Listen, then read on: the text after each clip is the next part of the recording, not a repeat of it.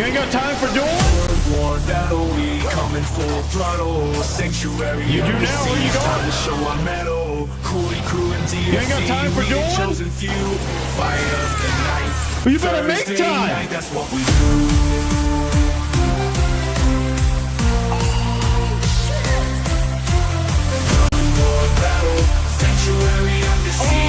Caution thrown to the wind from this guy. Back in town, together we rise, not gonna crown. Sanctuary under siege, Coolie crew and DFC, we bring it. Fire of the night, we back it down. Together we rise, not gonna crown. Plan in sight. And that's what these two guys are doing right here. Clicking and holding against one another and trying to whittle their opponent's life total down to 0. Jeep off to an... Oh my God! Huge comeback from 1!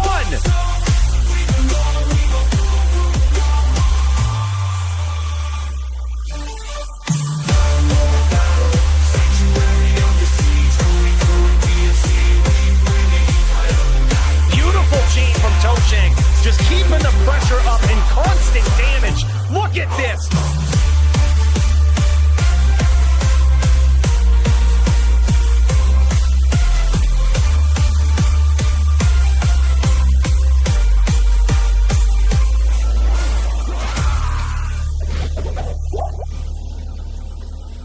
We got some more lates in to do, boys.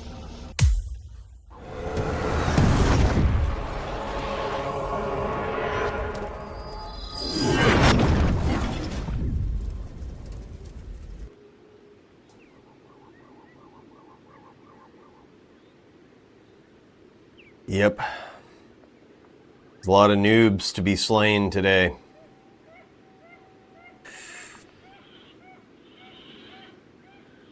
They're all waiting down there for us. We gotta get out there and start kicking some ass. Guess it is that time. It's Thursday night.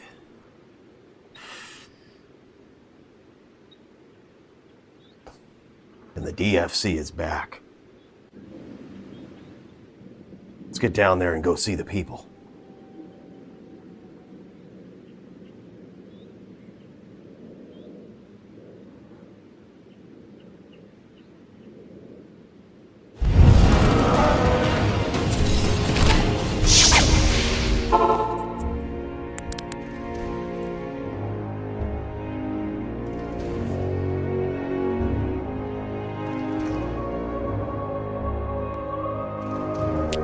Violence. It's that kind of thing that just gets you going.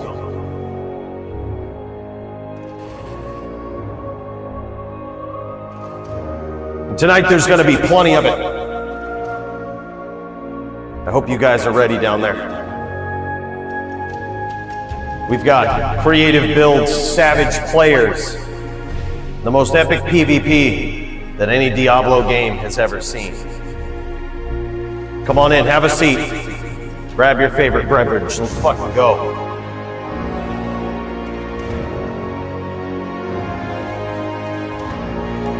You see, we've got multiple 99s now, even more after last week. And there's only one thing to do when you 99 a character. If you're on single player, you delete it. But if you're on the realm, you duel with it. And that's what we're going to do today. We've got ourselves a savage card. Let's go to the arena and check it out.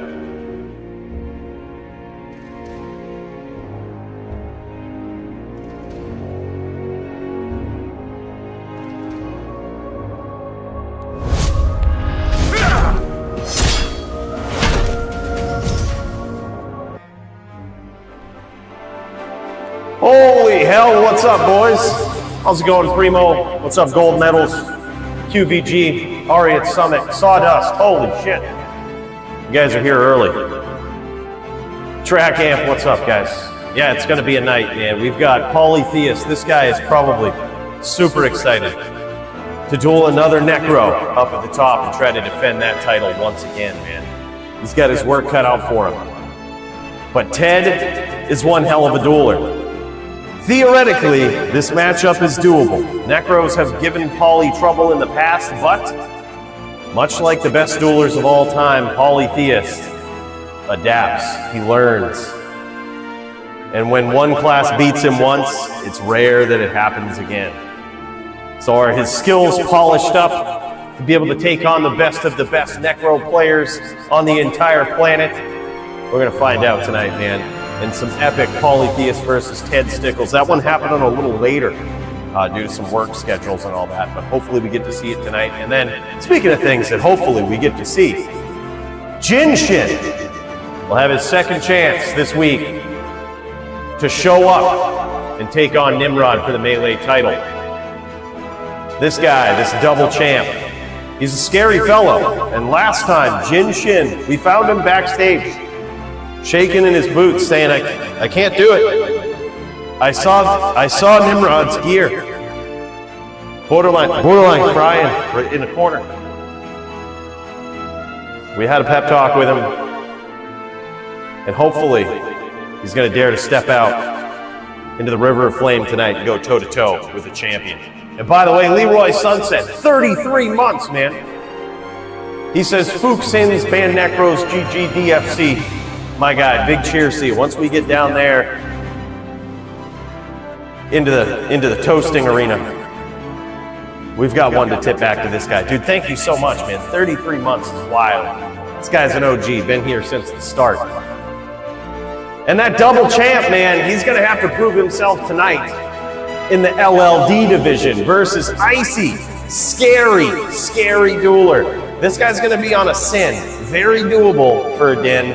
But Nim is going to be put right to the test in his first title defense in LLD. And man, this guy, Icy Dicey, AK the DD, he's just good on any class he uses, man. An absolute standout phenom in LLD. He's got all the builds, all the gear, and he's got all the skills. If Nim can take down DD in this epic matchup, that's going to be a huge feather in his cap. And I think he's going to silence all the doubters with that. But this guy, current double champ, we're going to see if he can hold on to both titles tonight. Looking forward to it, man. It's going to be epic. He's going Bladeson versus Charger. DD is a savage. He sure is, man. He sure is. Good luck with it, dude. I actually love that matchup, Bladeson versus Charger. I think it's very doable for Charger. Definitely both of those characters hitting very, very hard. So it could go either way. It's really going to come down to that mind game that so much LLD and so many duels in general boil down to. It's just a big mind game between you and your opponent. That's what it's going to come out to, man. Got to be patient. Got to look for those opportunities. And sometimes you got to kite. You got to kite a little bit. You know, you got to make your opponent play your game. And it's gonna be nuts, man. Can't wait to see that. Yeah. And then we've got Alpaca versus Stu in some neck or sword versus Drew or neck. Maybe these guys will just have a gentleman shootout. Bone Spear v Bone Spear and some neck v neck. Might see that. That could be actually pretty epic. So whatever these guys bring to the table, I think that matchup, no matter how they slice it, is just, it's got to cut out for an epic showdown. And then we've got a teams duel here tonight. I think we might have found a fill for the Ja Enigma team. I think we've got Trackamp up in there. So it's going to be Trackamp, Ja, and Enigma versus Dirty, Javito, and Nate Fizzle, who this guy, I think, usually signs up for the Din Derbies, but this time this guy says, anything, coach. Throw me in. We're down to throw down. And we're going to see, man. We're going to see how that one goes. It's going to be pretty sick. Both of these teams, hard telling who's going to win, man. They're pretty stacked with pretty savage players. Enigma being a newcomer to the DFC, and Nate being a newcomer to team duels in this way. So both sides have epic, proven duelers and a newcomer to that specific form of dueling. And we're gonna see how it shakes out, man. Then we've got GDA Master, the Ariat Summit himself, an absolute legend, going up against DFC newcomer Enigma. This guy, I believe, is going to be on a Din, maybe a Zon, who knows? And that's GDA Master, but he's going up against Enigma, who wants to make his debut. We heard him talking a lot about those sins, possibly those Dins. Who knows what he's going to bring to the arena, but he's going to get a true test tonight against an absolute OG legend in GDA Master. What a hell of a first bout. A welcome to the DFC, if you will. And then, of course, the return, GVN. Can't wait to see this guy in some NVN, bone spear, gentleman's shootout of the magic spells between him and Dirty One. This one, been a long time coming, right? GVN, a title prospect for sure, and Dirty One being a previous title holder. It's going to be a showdown, man. It's going to be a showdown, and this one, you don't want to blink for. It's going to be, these bone spears travel fast, right? Be prepared to take some notes. Let's get in there, throw some cheers, check out the rest of this card, because holy shit, boys. It's Thursday night. So happy to be back with DFC 180 after the degenerate run. And man, I'm looking forward to getting in there and kicking some ass. What about you? Let's fucking do this.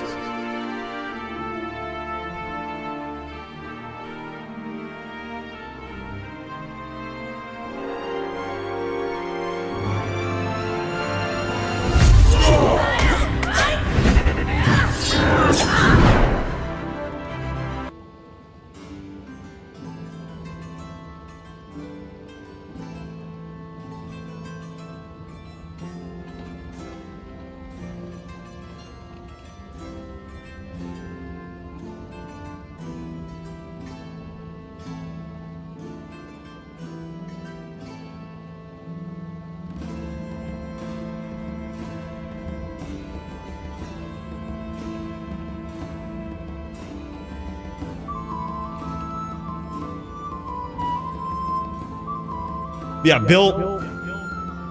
That was Bill's fault. It was Bill's fault. And Herb Dean's fault. He's still on Central Time over here. Anyhow, welcome to the bar. We got a big cheers to Leroy Sunset. Guys, come on in, grab yourselves a seat, sit wherever you'd like. See, the rules here were made by the founders of this here great tavern, and we're keeping them around. Some people get scared away by these rules and they think, wow, this tavern is not a very inclusive place. Well, you're right. And we reserve the right to kick people out at any time. Alright, so if you're in here, make sure you keep your pants on. Alright, because we don't want to have to deal with that situation again. But that being the case, big cheers. Let's tip one back to our boy Leroy. Thank you so much, man. 33 months ain't nothing to shake a stick at, man.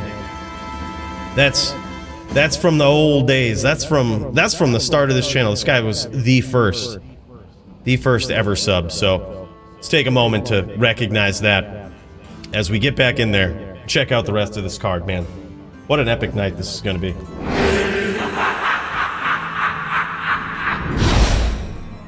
Hell yeah, man. Hell yeah.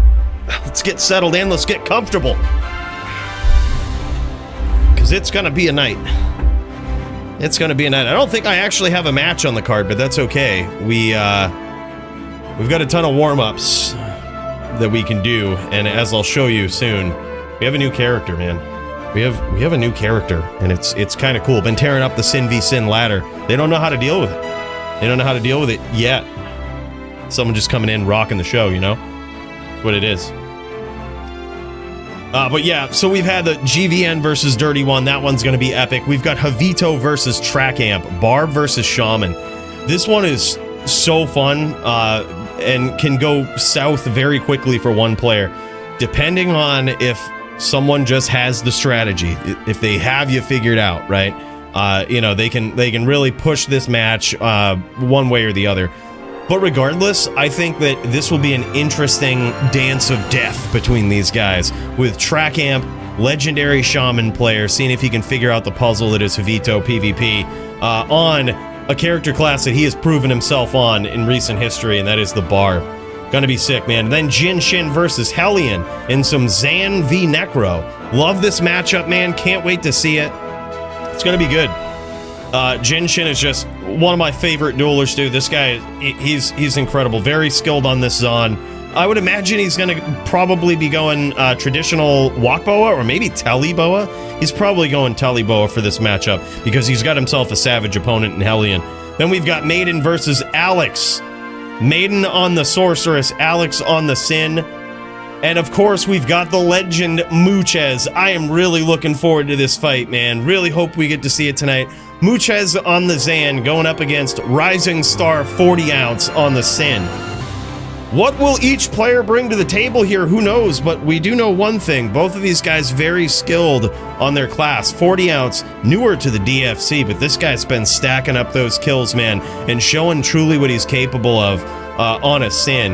And this guy's just maining one and bringing it up the charts. Tonight, he has himself a previous champion to take on.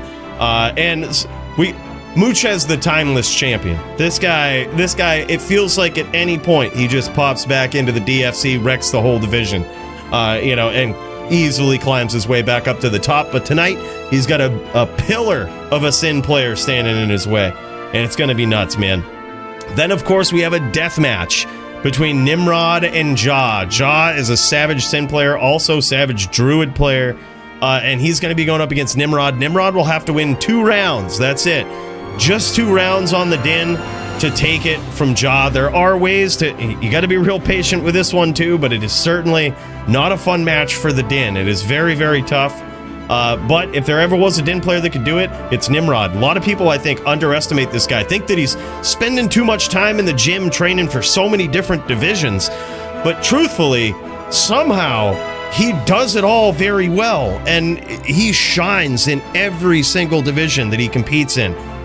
So, although it will be a tough match and could feel very bad for those Din players, if there ever was a Din that could do it, it's Nim. Gonna be sick, man. Then we've got Sogi also going up against Hellion. Hellion showing off his Necro skills tonight. Sogi coming back on that VT. This guy has put down quite a few Necro players. As soon as you make a mistake, you can't do it. You can't do that kind of thing against Sogi, man. He'll punish you for it no matter what build you're on. But man, it's so satisfying when he is able to do it to a Necro. But Hellion, for being a new guy, this guy is really an experienced player. And man, will he make a mistake tonight is the real question. We're gonna find out. And RH, my guy, big cheers to you, man. Thank you so much for the 27 months. He says DFC, baby. That's right, man. We ain't fecking around tonight. Big cheers, dude. Thank you so much, dude. Then we've got Squigs versus Serenity, also in some Neck v Din, or possibly Sin v Din. Either way, gonna be a hell of a test for Serenity right there. Epic showdown between these two. I think both of them are just very, they're very experienced and very skilled on the builds that they're bringing to the table. So I think we're gonna see a very textbook back and forth, high level gameplay from both of these guys. Looking forward to it. It's gonna be epic. In the LLD division, we've got AF50 versus King, newcomer to the DFC, but something tells me King LLD ain't no newbie. So this guy gonna be taking on AF50. AF50 can bring anything he wants to the table versus King on the Barb. Then we've got Open Scrow in the LLD division, another newcomer to the DFC going up against Green Lungs. Green Lungs on a Sin or a Din, Open Scrow on that Din. Should be an epic showdown, man. And the Melee division is just stacked tonight, dude. It's just stacked. Oh, and before we get there, also, Murder SC was looking for an LLD opponent, man. So if anybody is out there and they're like, you know what? I was late to the show, but I want to get one in versus an absolute legend, just let us know. We can get something set up. We got one for you right now, all right? Always wanted to try to get yourself into some LLD duels. Easy peasy lemon squeezy tonight, man. Murder SC just waiting in the wings. That's what he's doing. He's waiting for some fresh blood. And that could be epic to see, man. Melee division, like I said, is very stacked. We've got GDA Master going up against the return of Wolf Barb, man. So happy to see this guy back. And, man, GDA, another savage opponent, but these guys are going to throw down inside the digital arena. Can't wait to see it. Green Lungs versus Sinister on some Din v Druid action. It's one of my favorite matchups to see in Melee. Jagger Swagger versus My Cool. My Cool's been doing big things in the Melee division. and now he's got his toughest challenge to date. A win over Jagger Swagger here could be huge. That could be a big feather in the melee cap of my cool, but another top-tier druid player slain by Jagger Swagger is also a big statement. So who knows how that one's gonna go. We've got Nate Fizzle versus Alex, also in the melee division, and this Donger versus Darius. Two legends, two decked-out legends. And man, that should be an epic bout. Cannot wait to see it, boys. Welcome in. Yeah. Hell yeah. I'm ready for this, dude. Are you? Let's give a special shout out. Let's go to the VIP room, shall we?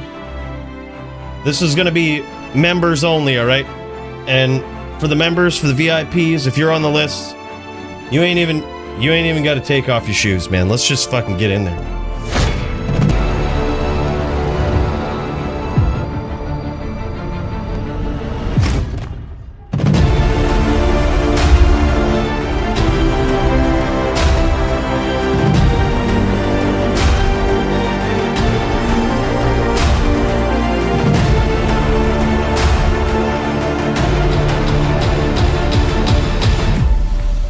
Welcome in. Yeah, come on in. If you're not a member or on the list, you need to stay out in the vestibule. Okay? Keep your fucking hands off of the Muchez gold desk, and especially off of his statue over there. But quite surprisingly, I see that more of you are actually going for this one. I don't know why, but we have to wash a lot of fingerprints off this every week. Okay, a lot of you have been fondling the statues out there. So, appreciate it if you wouldn't do that. And that being said, let's raise a cheers to everybody that makes it possible, man. Makes it possible to buy absolute fucking savage rooms like this, decked out in gold with golden staircases, the desk and everything. You guys are the best, man. Really appreciate it. Big cheers to you. Welcome back. Let's get in there. Let's get set up. Let's get ready for some violence, man. I gotta fire up the characters. We should also check the Discord, see if anybody's ready to duel. All right, in case this is your first time, by the way, and you're like, wow, man, I don't know what to do. All you got to do is pop into the Discord. You should already be there. And look for us in the Join the Stream channel, man. We're chilling there, waiting like a stocking butler. That's what we're doing. Robert Waldrop, a.k.a. the Murder SC. Dude, big cheers. Holy shit, man. Thank you so much. 100 bones. Right out the gate. Holy shit. You don't even, look, not only do you not even need to take off your shoes, but I think we've got some slippers for you. Right up those stairs up there and up back. They should be decked out in gold. Bro, thank you so much, man. Appreciate that. Huge! Alright, boys, let's get fired up. Holy fuck, man. Tip one back to this guy. Whatever y'all are sipping on. Because that is insane. Absolute Barb legend right there.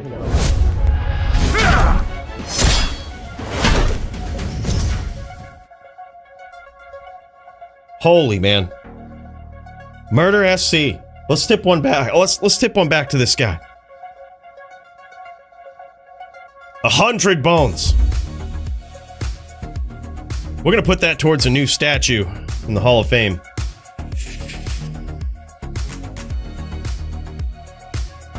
All right, we're getting this fired up, man. I've got this new ghost sin. I'll show it off, dude. It's literally just meant for sin be sin. We can show that off in a bit. I want to just, oh man, holy shit, look at this. We've actually got a ton of people in the Discord ready to jam, slam, and Alabama. So let's get in there first. We have a little bit of some notes that we take throughout this, all right? And one of those pieces of notes is the queue. And I try to put people in here in the order that I see them. So we're gonna go GDA Master, GDA and Nimrod, we're just, or yeah, we'll check in with Nim, and then we'll go Javito, PvP. Some of these names get truncated, so please excuse me. We've got, oh, Enigma is up in here. Hell yeah, man. Hell yeah, Enigma's ready to go. That is dope. Just putting a quick little queue together here, guys. I'll let you know what it looks like after I'm done throwing some names down. Then we've got, who else here? We've got Alex. All right, GG.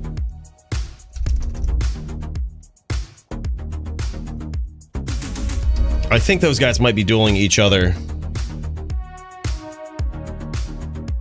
All right, so let's do this. Let's check in with GDA first. All right, then we're gonna check in with the champ, Nimrod, the double champ.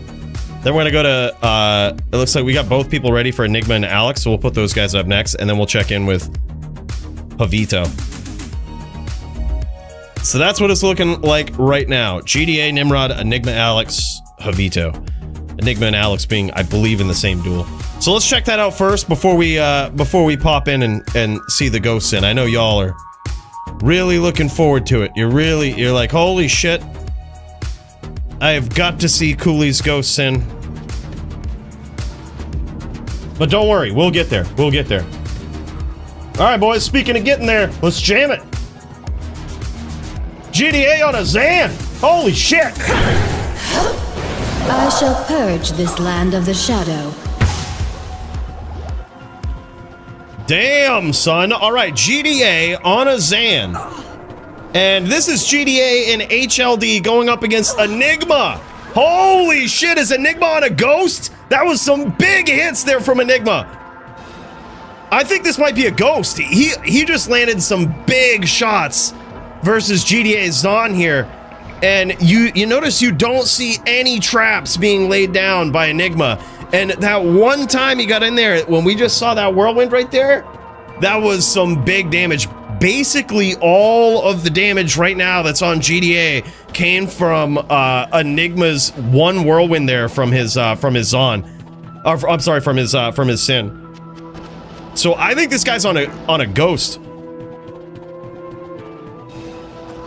Yeah, and it looks like GDA might be pure bow. He might be pure teleboa, which is sort of just inviting trouble, right? That is inviting trouble from a ghost Sin, right? You're practically never gonna have a shield up unless he's got one on the swap to protect himself.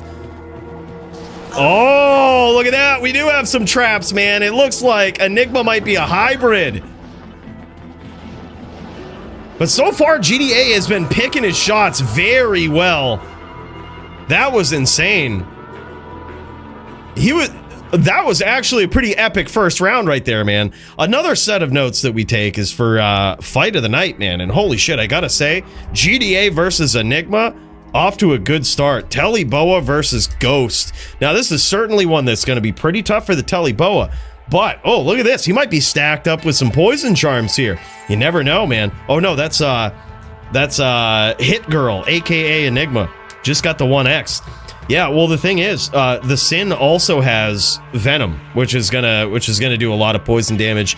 I don't know how much a poison charm actually matters in that calculation, but the poison from Venom alone is pretty savage and can do a lot in a very little amount of time. Rutro, unwinnable. Yeah, you went big poison. Okay, that's very interesting. Giving GDA basically a way to deal with it, essentially, right? And look at this. GDA does have the jabs on the swap. We just saw an SS over there. We just saw ourselves an SS. So that means he definitely has the ability when he gets in close to start swapping out, right?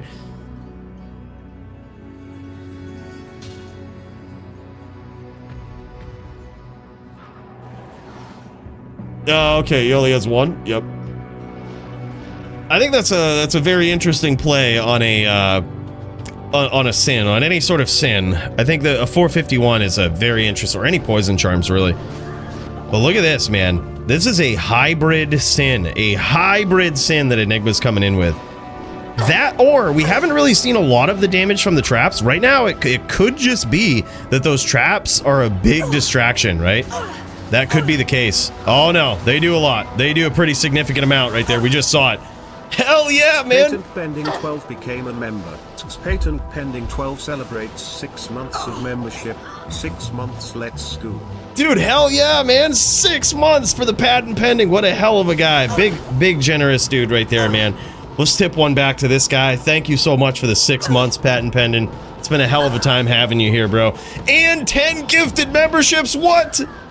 Holy shit, that's 10 new people in the Hall of Fame. Y'all better be fucking wiping off your feet before you come out of that vestibule. I saw what y'all are stepping in. Holy shit, bro, thank you so much, man. That's huge. Let's tip one back to this guy. That is wild. Thank you so much, man. Yeah, this is nuts. So far, oh my god, GDA got him. GDA got him, man. He was quick. I'm telling you, he learned a lot from that first round, man. He learned what he had to do. Now it's 1-1 in this epic hybrid sin versus, looks like hybrid boa. Possibly hybrid boa. Those looked like some pretty epic jabs, possibly, right? Those didn't look like your typical jabs that we saw in the swap over there from GDA. You see? Look at those jabs in the cube right there. Didn't look like your typical set of jabs. The other ones, those might have been Titans, right? But makes me wonder what this guy is up to. He might have some tricks up his sleeve. Did it really? No shit, man. No shit, Murder. That sucks. Bro, gotta get you a RTX 5090. I got one of those, dude. It's actually pretty sick. They might have gone down in price in recent history, too. Who knows? And by the way, another 5 gifted memberships. That's 15 from this guy. What? Patent pending. You're too kind, man. You ain't gotta do that, you know? Bro, thank you so much. You're too kind, my guy. Big cheers as we kick off the DFC, our return with this epic match between these two guys and some epic generosity from Patent Pending and Murder SC with those 100 bones, man. Big cheers to you guys. Playing on the wife's PC? No shit. I'll roll again next week. Soon, Nim, soon. Oh, man.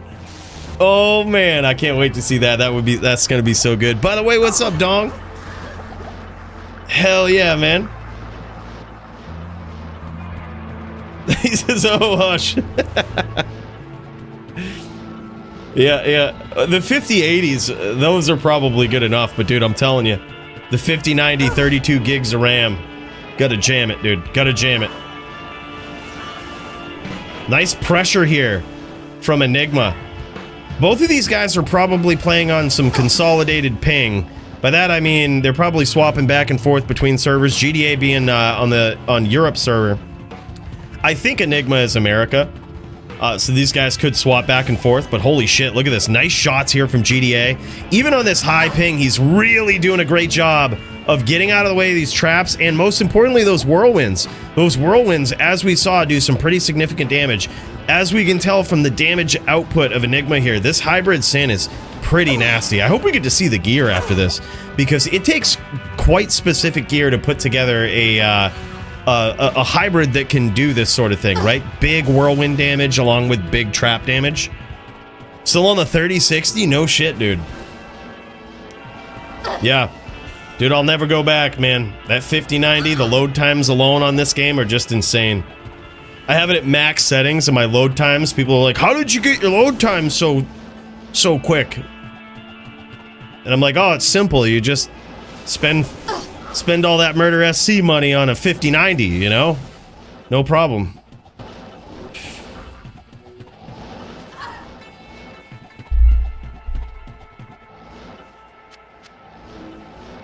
Oh shit! 350 Ti laptop, gang. Oh shit, 3050? No shit. Actually pretty good for a laptop though, man. Now GDA, his bow has run out, but the problem is Enigma probably isn't going to give him a lot of time to go and try to set back up and get it going again here. And GDA is doing a great job of leading him into these shots. Big hits there from Enigma. And now GDA might be Mind Blast PK. He's going to be spraying and praying, I think, with this bow. Because I think it appears as though Enigma might be very low, too. And he keeps clipping him, dude.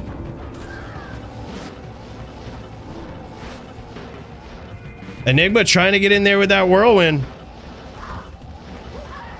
He's not mind blasting, which tells me that he probably doesn't have a lot of points invested into it.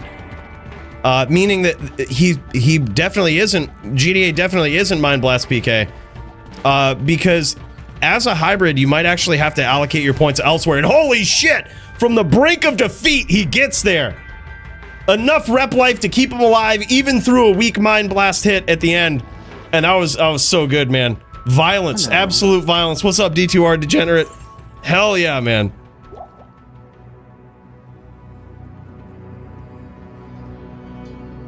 $16.60, Nim stuck in 2010, LOL.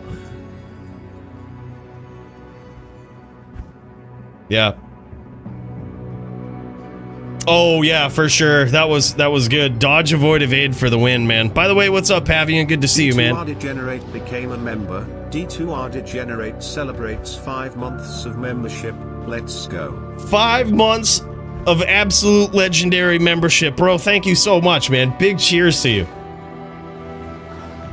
Welcome in, welcome in. Whatever y'all are sipping on, make sure to tip one back to Mr. D2R Degenerate himself, bro. Can't thank you enough.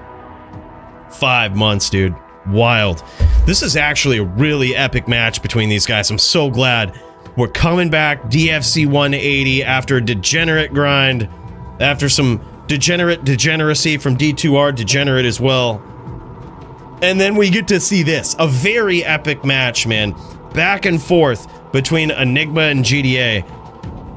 All of these rounds have been very, very close. Let's check in with let's see if we can get a view from the other side here of from Enigma's end and check and see how this looks from this hybrid sin angle. This thing is beautiful, but let's see how he's rocking with it. Looks like we might fail to connect over here. And all right, back over to GDA. And so far GDA has suffered some big damage.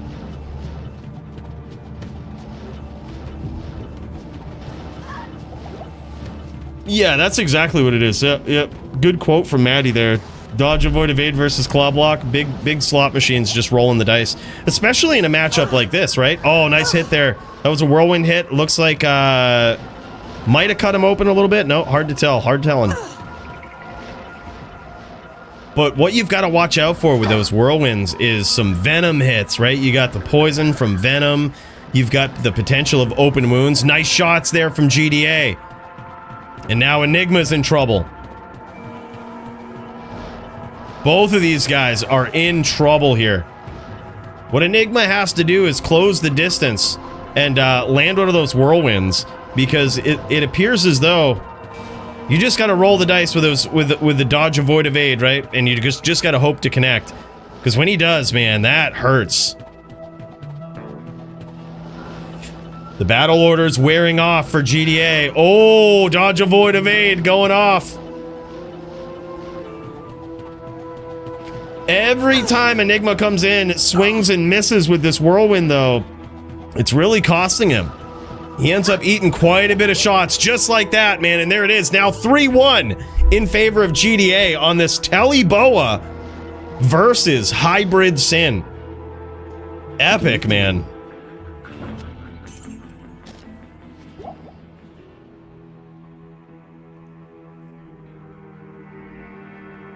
Epic bout to start the night, I gotta say.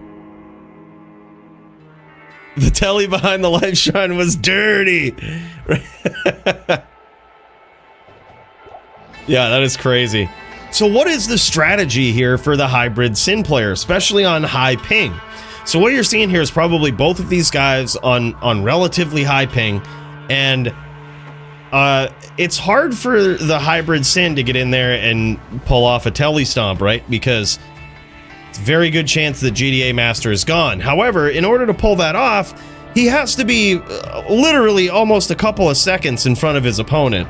You know, he's got to have that telly timed far ahead of time. He's got to be able to predict when his opponent's coming in, because he could get caught with both of these guys being on some pretty high ping. A little bit of sticky ping. You know what I mean? When you start teleporting around and it takes a few frames. It takes a few frames for you to actually teleport away.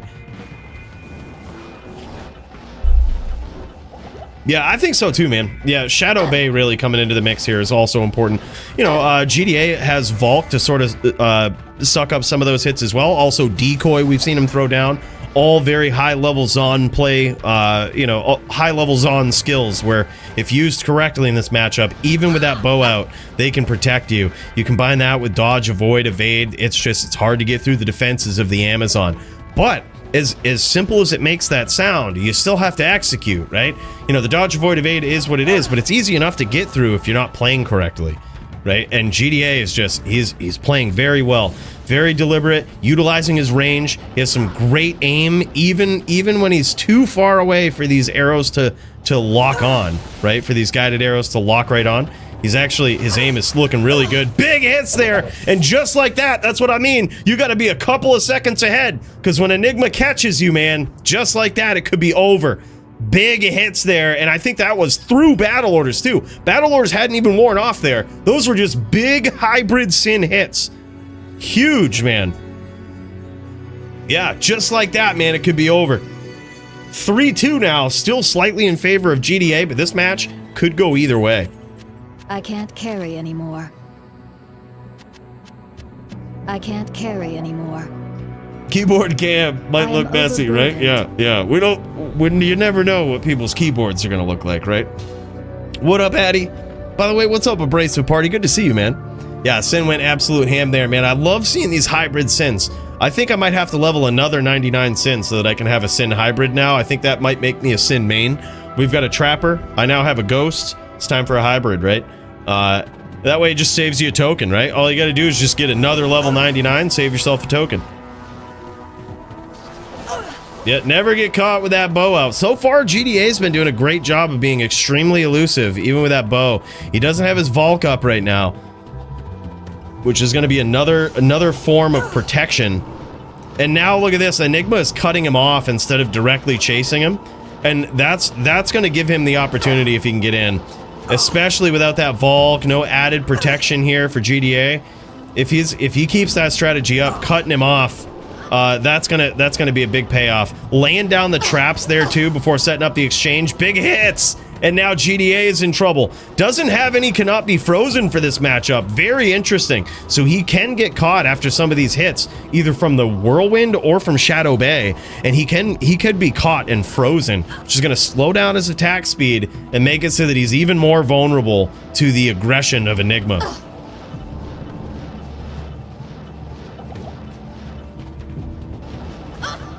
Big shots there from GDA. Hard telling if how many of those got through the claw block, but there was a lot of arrows flying on screen there.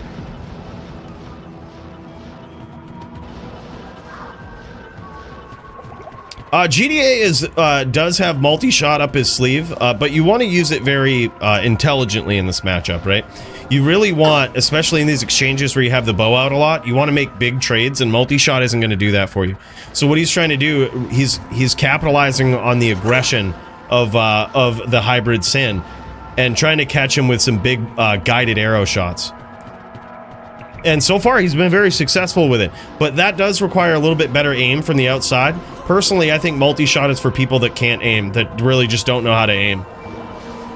Usually when you see really good Zon players, they'll either really dial in their multi-shot, right? Almost CT casting it sometimes, because they're so sure of where their opponent's going to be. Or you'll just see them use guided. It's some high-level play, man. It's better shots, better hits. Oh my god, big hits there. And good old Spanky, a.k.a. Enigma, was one. That guy was one. Yeah, it's also super mana hungry too, that's true. Yeah, usually when someone's using multi, it's oftentimes, with the way a lot of Zons do it, it's not a very intelligent use of their mana or of their time shooting arrows. It's usually just when you're playing guesswork as to where your opponent's going to be coming from. But if you have a good idea, you can probably hit him with either strafe or guided a lot easier.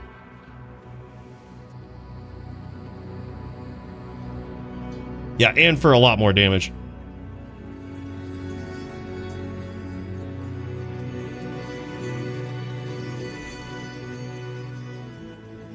Yep, the damage on those guideds versus the damage on multi-shot, man. It's a big difference. Yeah, see, and when your opponent's won, certainly you probably should just be multiing, right? Like, but the thing is, GDA might not have known that. I think he only got a real good life check at the end. So he might not have actually known that his opponent was so low, which is why he was kind of deferring to the guidance. He's going to be on the move. There's not a lot of time to get name locks and life checks if you're on the Zon here. That's what I'm thinking, Lego Mike. This is actually a pretty sick bout, man. Holy shit. This is really good. 3-3 between these guys. The next win is the winner of the bout. This is a really good duel between these two.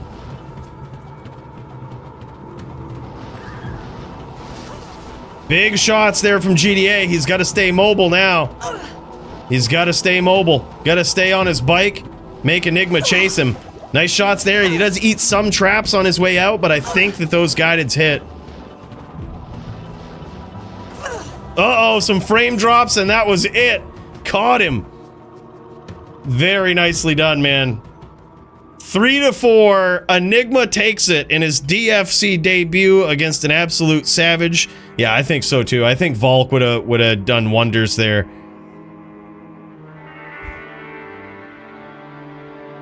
Yeah, ping was definitely a thing, I think, in this matchup, but I'm so glad these guys were able to get it done. It was actually still a very back and forth duel and really cool to see, man. Really epic. All right, GG. So what we'll do now is head over to GDA, then we'll go Nimrod, Alex, and then Javito. Or sorry, we just saw GDA. Let's see, Nimrod, and then Alex, Javito. Let's get this queue to poppin'. Nimrod, the double champ. Let's pop in and see how this guy is doing. Look at him sitting there. I think. Oh yeah, this is HLD, baby. HLD, baby. Can Nimrod get it done in his HLD matchup? His death match versus Jaw. This is a scary bout for a din. It looks like Nimrod is on a hammer din. And now you can do this, but you have to be super patient as a hammered in, right? You have to set up double hammer fields, and you have to wait for your opponent to come in, and you got to try to discourage them every time they do, right? Every time they're on screen, you have to just have constant double hammer fields up, so if they ever get froggy and they stomp, they just die, right? That's the game plan.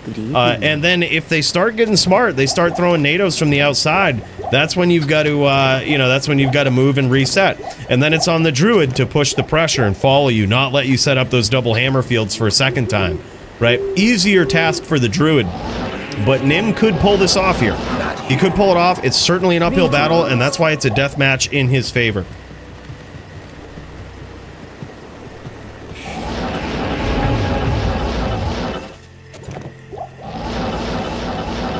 I wasn't able to dial into Enigma's stream to see his sin there, but yeah, I would have loved to have seen that gear. So usually I'll kind of describe what a hybrid sin would need to have, and I could bet it's probably close to what he has, especially when he was outputting that damage. Of course, like, you know, there's Enigma, there's the standard stuff, right? But he might have been, and this is what I would really want to know from his setup, is was he on 65 or 102? Right? What cast breakpoint was he at? Because if he went full hybrid, what he really could do is he could drop a breakpoint, go 65, and do some vicious ghost style damage. Nim is pushing the pressure here, and that could lead to his downfall if he's not careful. I think what he was doing there is he knew he blew up some pets, and he was going to try to push the pressure and land some hams against Jaw, which is pretty smart, right? Is a pretty smart move. Wow, so lucky he blocked that NATO when he stomped. That was insane. But what he wants to do, oh my god, he steps right into the blind spot there, trying to land some hams, but he ate some big NATOs. Nim is getting ballsy with this, man. He's throwing traditional tactics to the wind and is saying, you know what, I'm going to hit Jaw with a surprise. Oh! That was a big double hammer field right there. Nim didn't want to stay and roll the dice, but I think he might have landed one there. Hard to tell. There's a lot of pets that are in the way of those hams when he stomps in, but holy shit.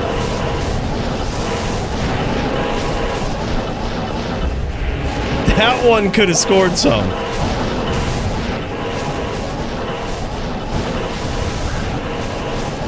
Yeah, very, very hard matchup for a Hammered In.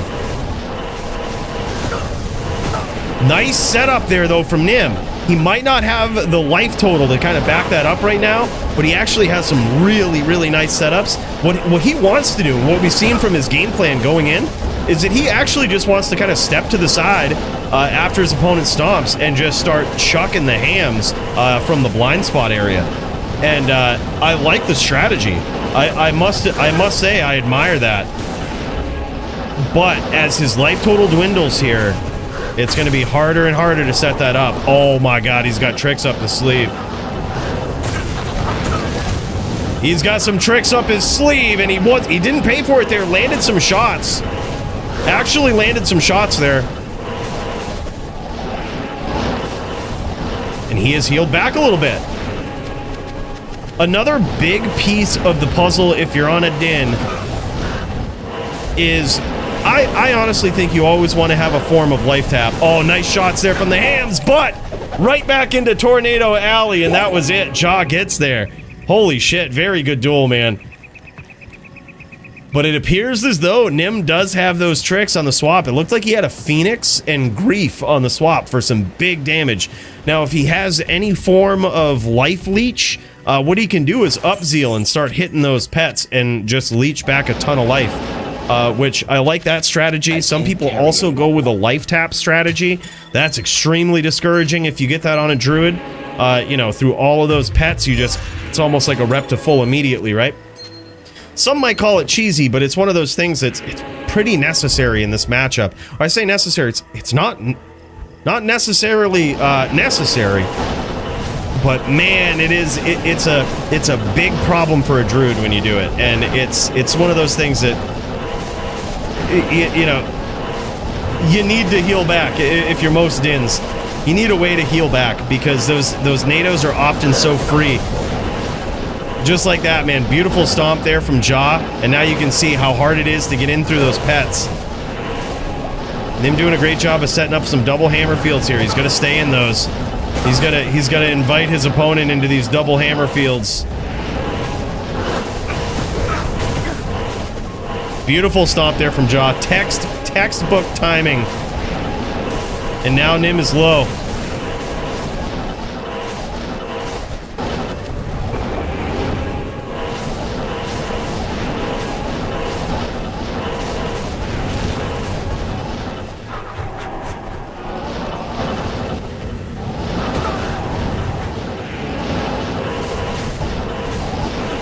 Nim's getting very tricky with his din play here. I like this. Oh, man, nice hits there from Jaw, and I'm surprised Nim got out of there alive. That was an incredible stomp. Oh, man. Jaw was actually very low. He caught some hams there. He caught some hams.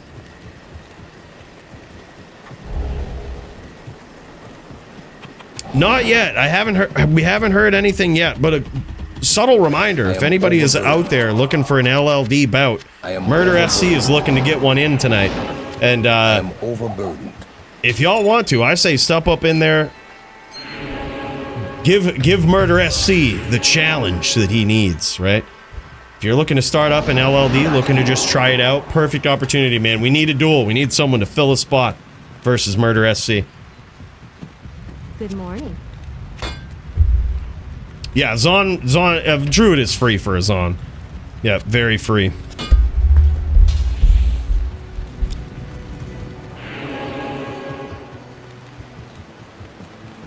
Yeah, so far, very good rounds. That one was extremely close. So Nim's strategy there of kind of going balls to the wall and, you know, baiting those stomps and kind of stepping to the side, throwing those hams, luring his opponent into those hammer fields, that actually worked. That was surprising. Like, I thought for sure Jaw's wolves were just going to eat up most of those hams, but that strategy was pretty good. That worked.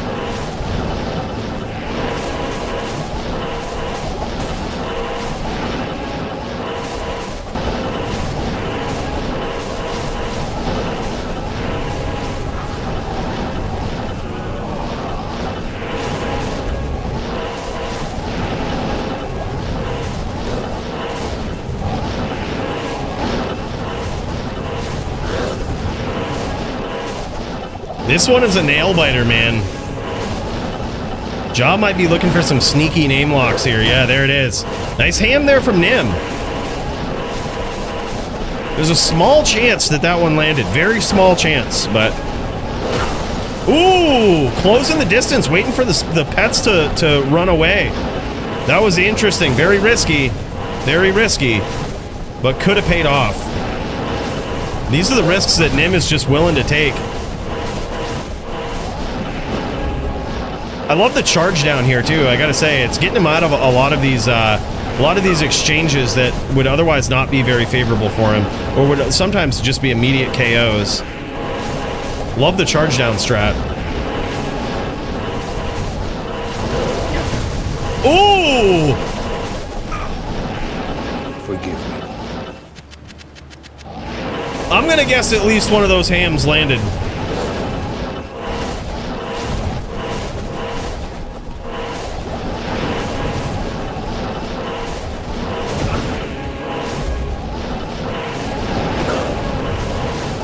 Nim is trying to flood this map with hammers and make it very difficult for Jaw to approach him. Oh my god, that ham might have hit right there.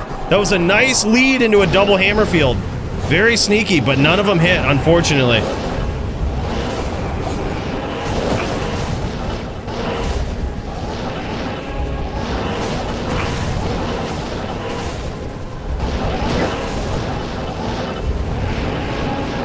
Jaw doing a good job keeping those pets up before these exchanges.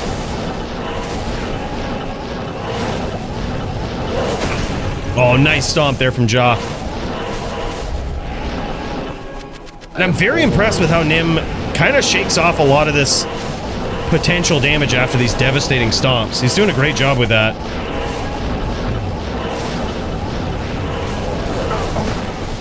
Ooh! He landed one there, and the oak might have been down.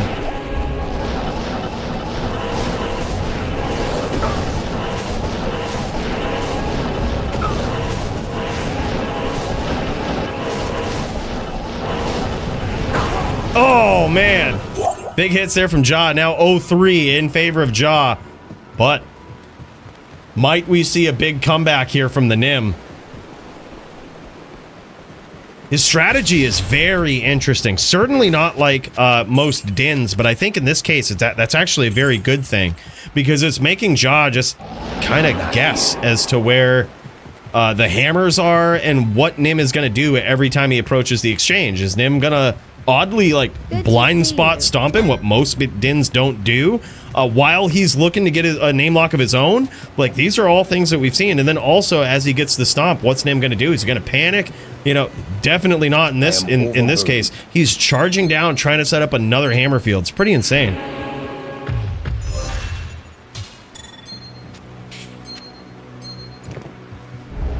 Dude, hell yeah, Murderous. See, I think that's awesome, man.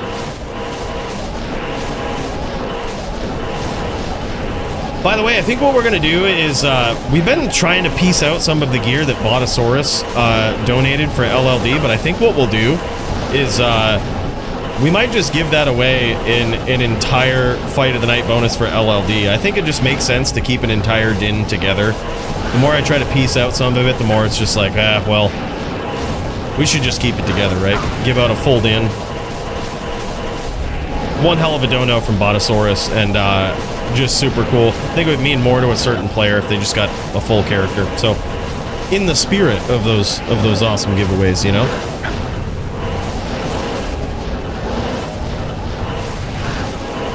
Charge desync is just not a thing in D2R. Not like it was in LOD.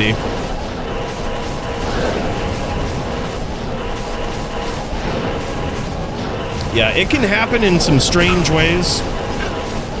It's not very predictable. Oh my god. Close call there. Nim stopped spinning. I think he thought he had it. Oh man, big win there. Big win for Jaw. Tough opponent for Nim, man. I feel you. It's tough for those Dins out there, man. Very, very tough matchup. This is why it's a death match right here. You know, people weren't sure how to feel about that at first, but now you see it, right? It's an extremely tough matchup for a Din. Very, very hard for him to get through that. And Nim did a great job. He actually played very, very well. Ja just had his number tonight, man.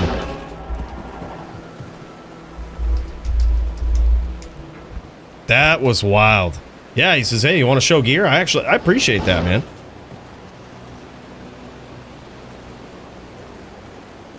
Always cool to see this.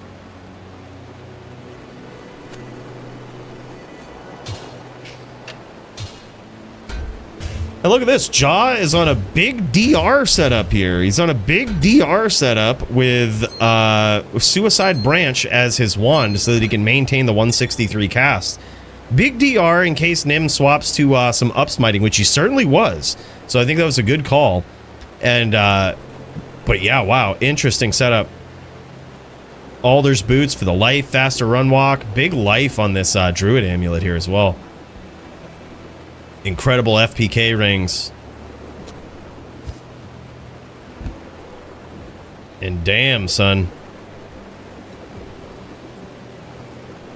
Some nice rings, some nice gear from Nim here too.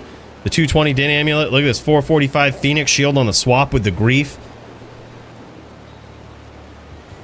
And hell yeah, man. Actually pretty sick. Big life bonus on the boots there. I think he was going for that. Try to max out the life as much as possible. And see what you can do. See if you can survive to land some of those hams. I think it was a great game plan. Nim played very well. But unfortunately, Ja had his number tonight.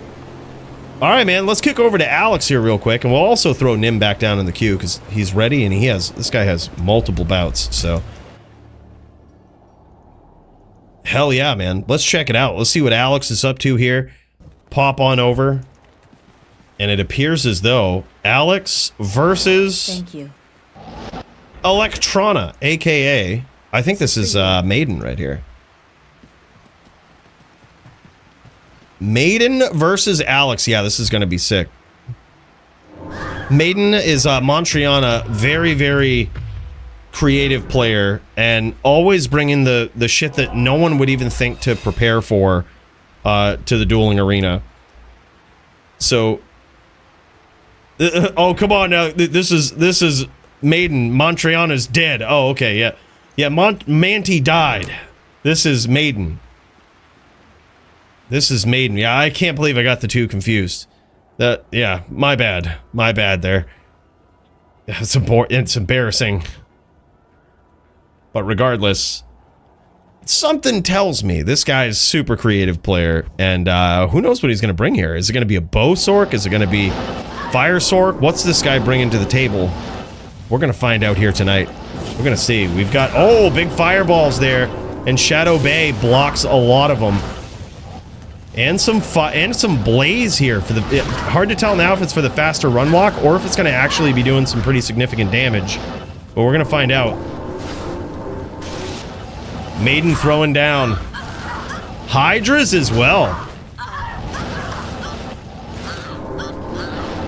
And it appears as though Alex is on a hybrid sin. I would assume. He might just be on a trapper going in with Dragon Talon. Or Dragon Claw. Because he's trying to get some claw hits in there too by the looks. Or D-Flight maybe? Yeah, that might be what it is. Hell yeah, tough hunter tactics. What's up, man? Good to see you, brother. Oh yeah, look at this. Big damage from both players here. So far, Alex is in trouble. He's at about half life. But so is Maiden. Maiden's been getting hit with some of that. Looks like possibly open wounds. Maybe some trap damage. Whereas Maiden is ES. The traps are pretty... There's a pretty good nerfing that happens depending on your ES percent. But it's very possible that if Alex has scored some of those hits directly, that could all just be big open wounds damage.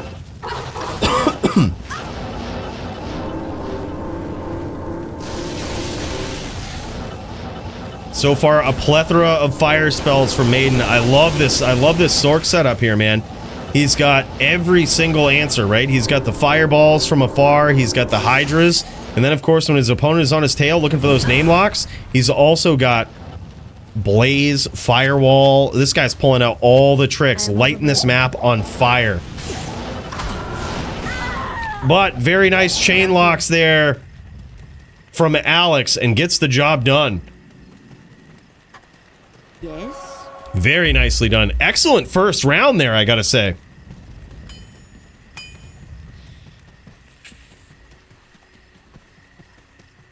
Yeah, that's what I think. That's certainly what he's going for. He's looking to close the distance, it appears, and proc some sort of open wounds versus Maiden. And that's going to be a challenge. Yeah, oh yeah, that's going to be, it looks like he's got dual plague up here just in case Maiden's busting out some trickery, right? Those are also just happen to be decent trap claws too, you know? Probably pretty decent hybrid claws, really.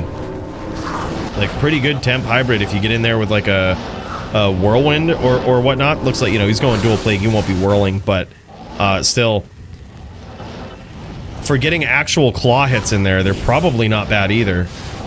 Both of them have open wounds. He's getting in there, man. He's making it happen. One day I'll PvP, even if I just got rid of what gear I had. Just not much time these days. Yeah, man, I hear you. I mean, that's the beauty about most of the times with pub PvP, so you can just kind of dial up and jam it whenever, right? You're kind of at the mercy of who's in pubs, though, a lot of times. I just joined up on a Sin Discord doing some Sin v Sin, though, dude. That's actually kind of cool. I think it was on Sin Nation, Assassin Nation, and they've got like little challenge brackets or whatnot. My first day, dude, we started up, we're already top 3, dude. We ain't fucking around. Nice traps there. Nice traps. It's all about just finding the duels, though, right? Like finding a community to duel with.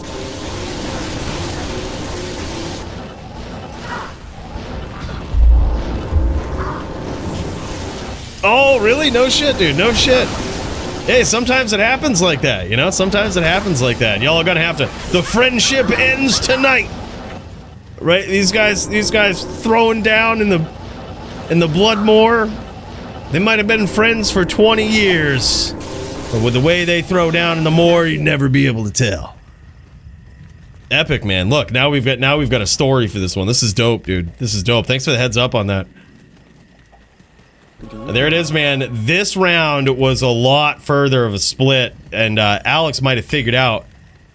He seems to be keeping his distance a little bit more and using those traps, because those traps are doing a pretty significant amount of damage. And it appears as though that might be the case because the ES percent on oh yeah, it got pretty decent trap damage there, 14k. That's gonna get right through some ES, right? But it also might suggest that the ES percent from Maiden isn't extremely high, right? It might not, depending on what those traps rolled, it might not even be 80.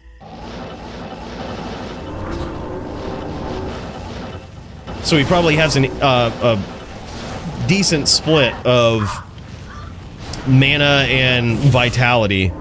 Probably more heavy into vitality, I would guess, with his setup. Which makes sense. It actually is a pretty good counter to this specific matchup. That, or, I don't know, man, some of those fireballs just connected and didn't do a shit ton. So it could actually be the opposite. Those traps just did all that damage. So either he blew up all of his mana there and those traps just connected, or that ES is pretty low. Decent life pool here, though, on the Sin. We've got 4,500 life for Alex on his Sin here. Can't carry anymore. Pretty insane.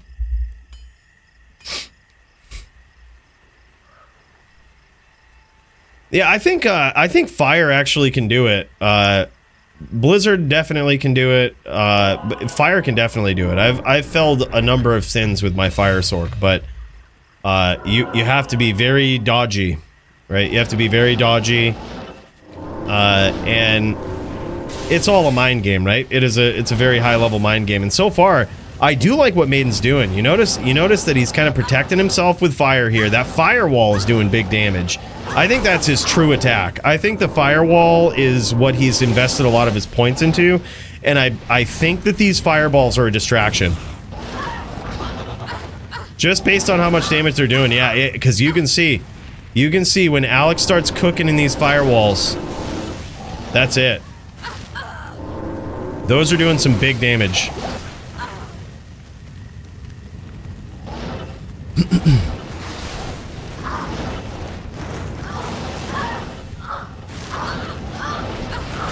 Oh, big hits there from the claws, and that might have cut him open. This could be the beginning of the end here for Maiden.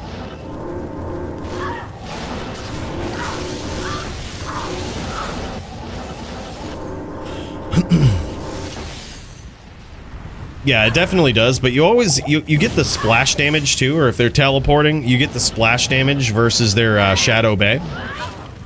So that's also very good. Yeah, usually I've had a lot more success, I think, with hybrids, with people that are willing to close the distance, because that's where you can hit them with Meteor. Now, granted, that can be claw blocked too, but it's pretty devastating still. There it is, man. Big hits. Alex taking him down with traps. GG's. 4-0, an absolute savage victory for this guy. He says, yeah, let's check it out. Let's show the gear. He's got himself 2 plagues. Got himself the Griffins, the 220 amulet. Very nice 220 amulet. Some beautiful rings here. I saw a 20 strength life rep, which is also very important on these sin rings, right? Always want to make sure you've got some life rep in there. It's one of the only spots that you can actually stack up replenish life.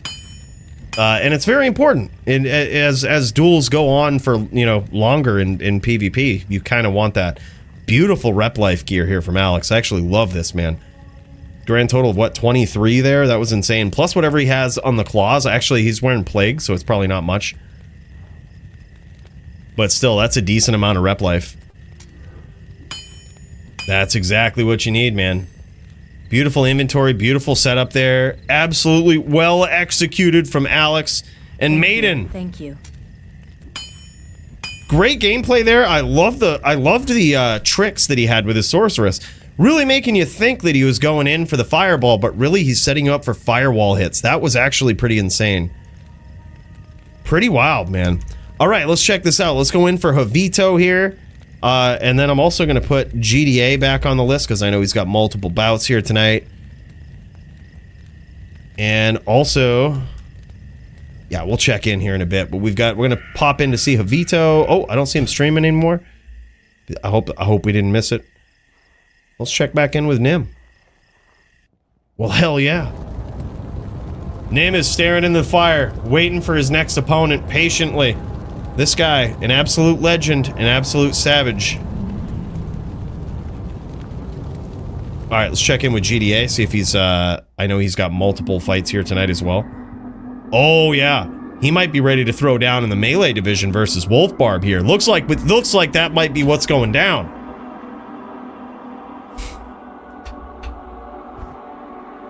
I'll be ready in 20 or 30-ish with Javito. Alright, good stuff. I'm just glad we didn't miss it, dude. Yeah, no worries. No worries, just glad we didn't miss it. Yeah, we'll keep him on the list. Hell yeah. Had to do a hard drive swap, reinstall D2R and update drivers. Damn. Make sure to reset those hotkeys, man. Make sure those hotkeys are working right. Set up in the place you expect them to be. Oh, he was using bolt, not ball? I didn't even see that. So not really any splash damage? Oh, no shit, yeah. I didn't even notice that. He was using fire bolt. But yeah, even more of a reason where I think him shooting from the outside like that was a distraction, right? It was more to get his opponent to come in, and he was trying to cook him with firewall. Yeah, so he had a firewall sork setup there. And damn, man, look at this. GDA coming in with the din. Look at this Pally Vizzo helm. This guy is ready. If you're gonna run the ham, you gotta have a Pally Vizzo. In my experience, you gotta have that Pally Vizzo. And damn, great gear here from GDA. Godly 210s with some dexterity. It looked like for his gloves. This is wild, and it looks like these guys are fighting in the catacombs or possibly in the jail. Man. Epic arena, dark, bloody, violent. A change of pace.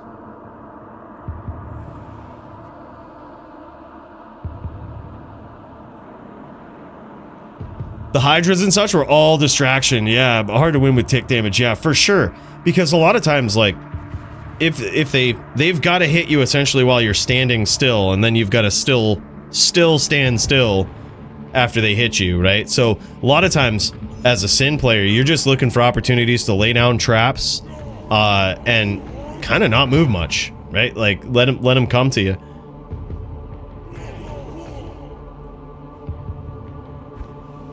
No way, dude. 60 of them? 60 classic characters for Imbue? Holy shit. That's crazy. Open wounds, indeed the bane of all ES Sorks, man. Alright, these guys are throwing down next to the wall in the jail. And here we go. GDA versus Wolf Barb. Welcoming him back to the DFC, man. An epic round so far. The hammer version of GDA's Paladin here coming out on top in the first round. Yes? A little bit of a, y'all see this? A little bit of graphical fuckery going on down the bottom part here. I gotta say, it's actually kind of adds a little bit of flavor.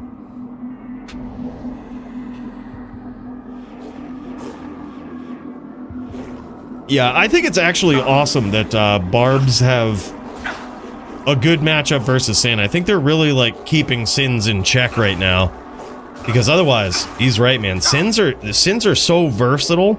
You know how like with Muchez, he has a setup for everything, right, on his on, and it seems like there's nothing he can't do. The same could be said for a good Sin player. Like they have the ability to morph between different versions and different tactics, strategies, and it gets pretty insane, man. It's pretty hard for really any one build to just pin him down. But here it is, man. Now 2-0 in favor of GDA. These guys going to the going to the jail. And here it is. Wolf Barb trying to get back on the board here. GDA off to a good start though. 2-0 in his favor.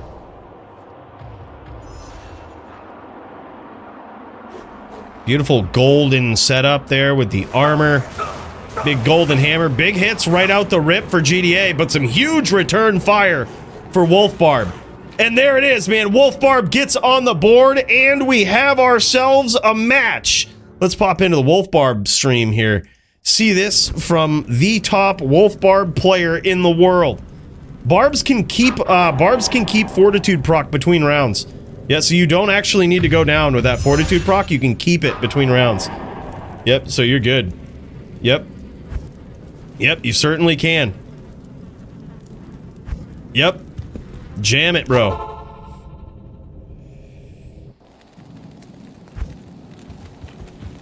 Good day.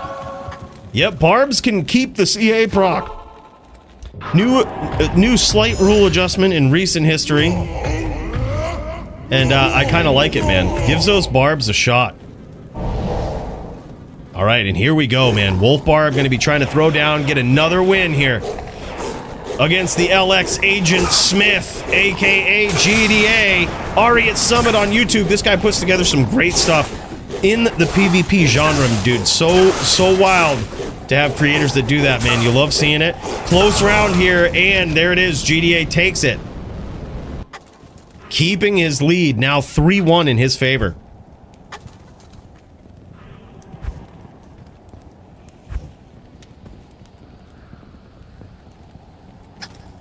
Dude, I do that same shit, Squigs. I keep those legendary mallets. I should start keeping the runics, though. I think that's actually the best way to do it.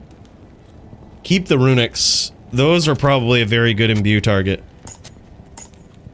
You don't like it? What do you mean? Barbs keeping CA between the rounds? Dude, Barbs are so slighted. Barbs are so slighted in melee, man. They need the advantage, I think. They need every reasonable advantage. Yeah, that's interesting, man. Rushing 60 characters through on Classic for the Imbue quest. Dude, seems like a good idea, though. Not only do you get an Imbue quest, but you also get, like, a ton of socket quests you could sell and shit, too. Be pretty insane.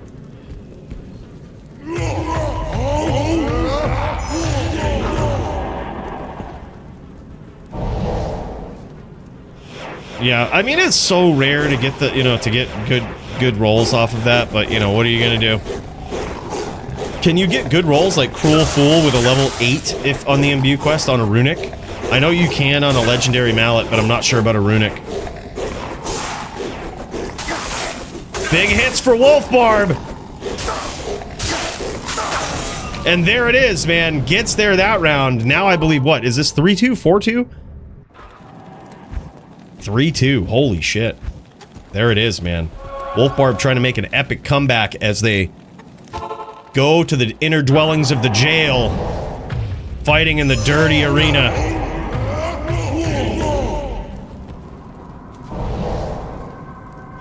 This area filled with violence. Blood on the floor. The waypoint right there.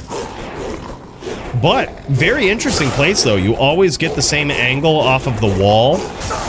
It's and you know, it's hard to sidestep, right? Hard to accidentally sidestep after that wall. That's an interesting place to duel. And there it is now, 4-2 in favor of GDA in his melee matchup.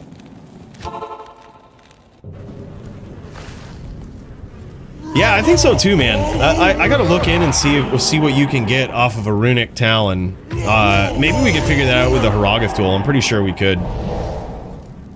Like, what the minimum level is for it or whatnot, and yeah. We'll have to figure it out. Because runics, I never really thought of that, but F runics would be a sick imbue. Damn, son! GDA advancing to 5-2 here. This is wild. This is getting wild, man.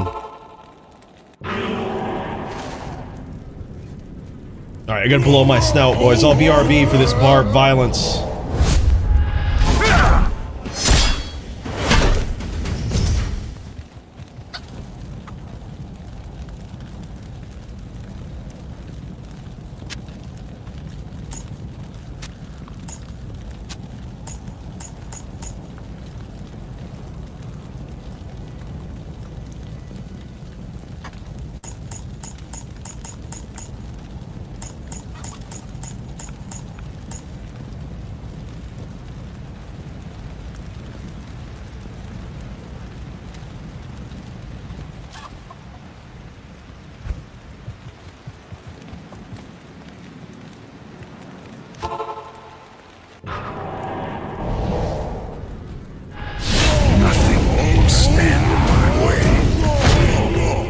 And we're back. The trans druid player, Wolf Barb. Looks like he had his final swap there, and he says he's going full send, sending in big damage, and he's gonna hope for the RNG to be in his favor and just land big hits. That's what he needs, but so far it looks like he might have given up defense. Holy shit, close round there. It looks like he might have given up some defense or something, because a lot of those hits from GDA were connecting.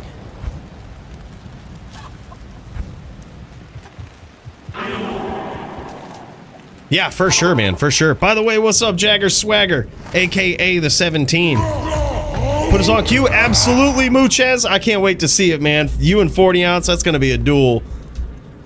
That is gonna be a duel, man. Thanks for the heads up, dude. Hell yeah.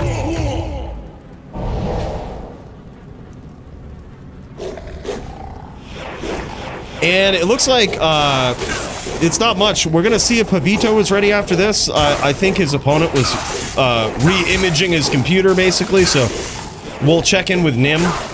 If he's still standing by the fire, we'll cut right over to you guys, so it probably won't be long, honestly. Yep, just Javito, Nimrod, and then Muchez versus 40 ounce.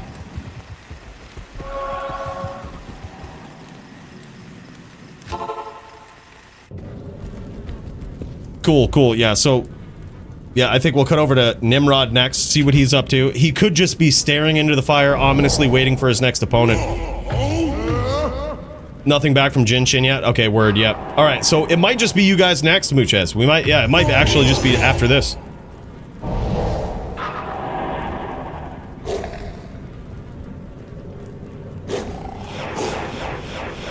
Alright, and here we go. GDA has pulled ahead quite substantially.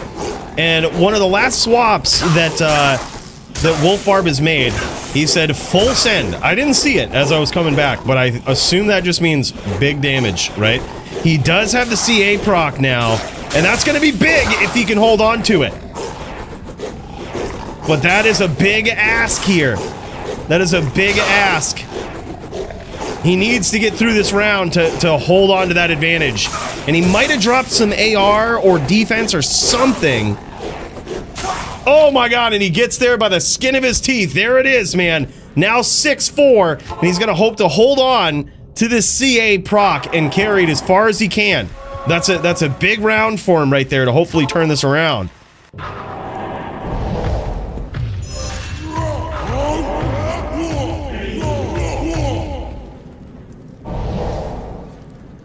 All right, here we go. 6-4 in favor of GDA. Oh, and there it is, man. This CA proc, I think, is really paying off for him now. If he can keep carrying this into some rounds, he could really turn this around, Wolf Barb. He's off to a hell of a start in this round, and he's keeping it going, man. 6-5 now in favor of GDA. Wolf Barb looking to pull ahead. Huge. That is exactly the turning of the tide that he needed there. I think his last swap, he might have given up on AR a little bit, maybe a little bit of defense, full send with the damage, and really just relying, hoping to win one round and bring the CA proc with him into the future. And so far, he's doing great with it. GDA trying to take it from him. Epic round back and forth for these guys so far. Big hits. Wolf Barb looking to tie it up. There it is. Even score from these guys. 6-6 now. Huge swap there at the end, man. This is big. That was all part of the plan. I think Wolf Barb was saying he just needs the CA to go off and he needs to carry it. Carry it as far as he can, because that's going to be the score evener between these guys. If he can get that very specific situation to happen, and he's got it, he's going to see how long he can keep it up now. That's right, man. He's back. It's so good to see Wolf Barb back in the arena, especially with all these high-level tricks, man. Close round to start things off. Wolf Barb appears to be pulling ahead, though. And for the first time in the bout, Wolf Barb pulls back ahead. 7-6 now in Wolf Barb's favor. Thank God for CA, he says. Hell yeah, man.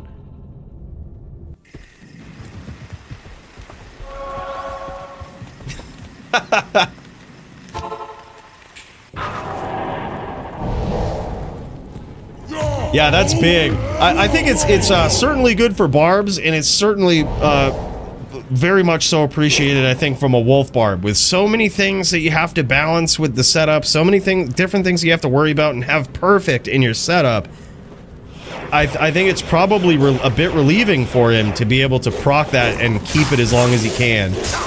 Big hits, though, for GDA. Starts the round off very strong and keeps it going. Oh, man. Looks like he might be in danger of losing it, and there it is. There goes the CA proc. And now Wolf Barb starts again. 7-7 tie score between these guys.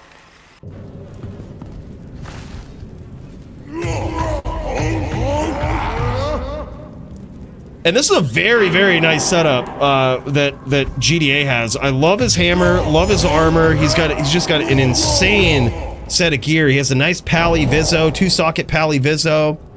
Man, this guy has got some good stuff, and he's really putting Wolf Barb to the test here. So for this to be this close already, it's really, really good. Big hits for Wolf Barb, but some big return fire from GDA.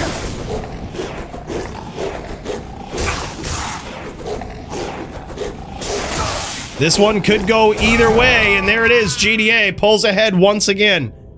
8-7 now in his favor. What up, Smallps? Good to see you, man. Yeah, I was just telling Llama he needs to get you in on those trivia things, bro. We need to get you up in there.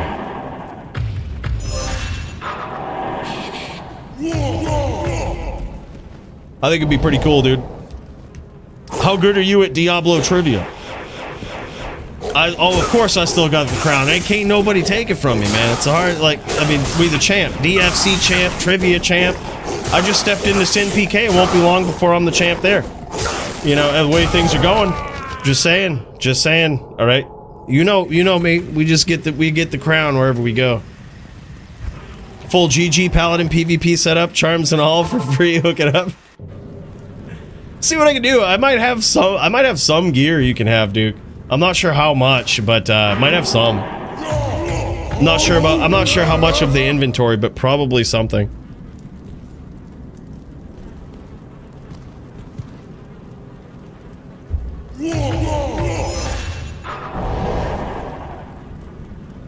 Yeah, man, for sure. I've actually done a few videos that outline that, Slim Dizzy. So if you look on the main channel, you might actually see a few of them.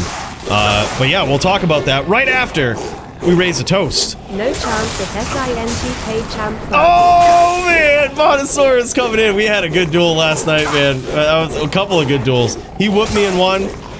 And then, you know, he saw the buoy strat. He saw me whip out the buoy strat, all right? Sometimes you just gotta lace it up a little bit, all right? Look, there ain't nothing wrong with that. Botosaurus is an absolute savage. The number 2 last season, I think just behind Alphasin, right? I'm coming for that ass, Botosaurus, alright? Coming for that ass. Bro, thank you so much. 100 bones from this guy. Absolutely super generous, man. That's right, why get good when you can get gay? Hey, look, I think I did alright, alright? I gotta say. I had a conversation with Alpha, and he said, he echoed something that we've often said on stream about the Coolie dueling style, alright? We'll tell you in a sec, because these guys gonna show off the gear. It looks like GDA did get there, did pull ahead after knocking down that CA.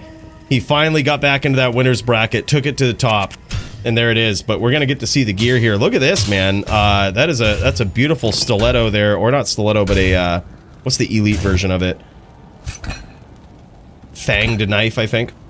No, I forget. But either way, you saw all of the IAS on that. That was insane. Yeah, legendary spike. That's what legend spike. Yep, that's it. There it is. Holy shit! Look at this. Looks like a 4014 in there, possible. Oh no, 4015. He's got IAS and damn, son. Yeah, that's some big damage from that legendary mallet. Love the E-Rep Sacred Armors here. Just a beautiful setup. The Pally Vizzo, and he's got 15 IS Maxer jewels in that. Very interesting. Really looking to roll the digital dice. 15 IS 99 AR jewel in there. 192 up to Gores. Those gloves are the most beautiful thing, dude. 210 Godleaves with 12 dex. Beautiful melee ring there as well. 40, 15, 13, 131 on the enhanced defense on that Dungos. Very nice. And here's that legend spike, man. The Shadow Spike, Legend Spike. That having a weapon like this is just so crucial to having a Wolf Barb, right? I remember him talking about just the specific weapons that you need. They need to have high inherent base IAS and just be, wow, oh my god, look at this. That Wolf Helm right there, Wolf Howl Helm, was 3% enhanced defense off from being 100% perfect. That is the best one I've ever seen. I think that's an upgrade since his last one. Is that an upgrade since your last one? Because I think that thing got better. That's a beauty, man. And then he's got some Gore Riders, some Steel Wrens, hitting all of those IAS breakpoints right in that Legend Spike. Yeah, bringing the Wolf Barb back, and look at this beautiful melee ring there as well. Holy shit! Absolutely incredible for a rare. That's like almost 100% perfect on a rare. That's wild. 1 AR off from perfect. Yeah, that is crazy. I'm so impressed to see an upgraded Wolf Howl Helm there. We thought his last one was good. We thought his last one was like the closest one we'd ever seen to perfect. Oh no. He says, I can do better than that. Literally 3% defense off from perfect. 100% perfect, which I can't stress. That is so rare to see.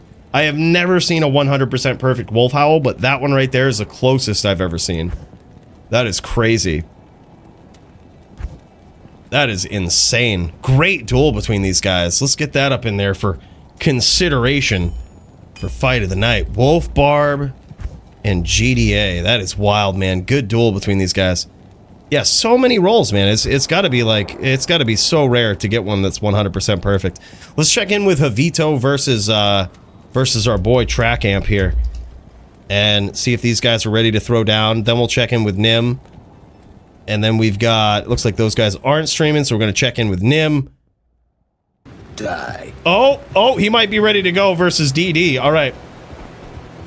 Might be. No, this is murder. Oh, this is murder. He's getting it in with murder.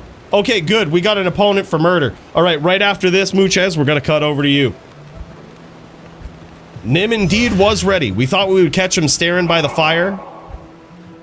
But nah, this guy is ready for the violence. He's ready to throw down, and he's got himself an opponent with murder. Murder coming in with flails. He's got flails or knouts.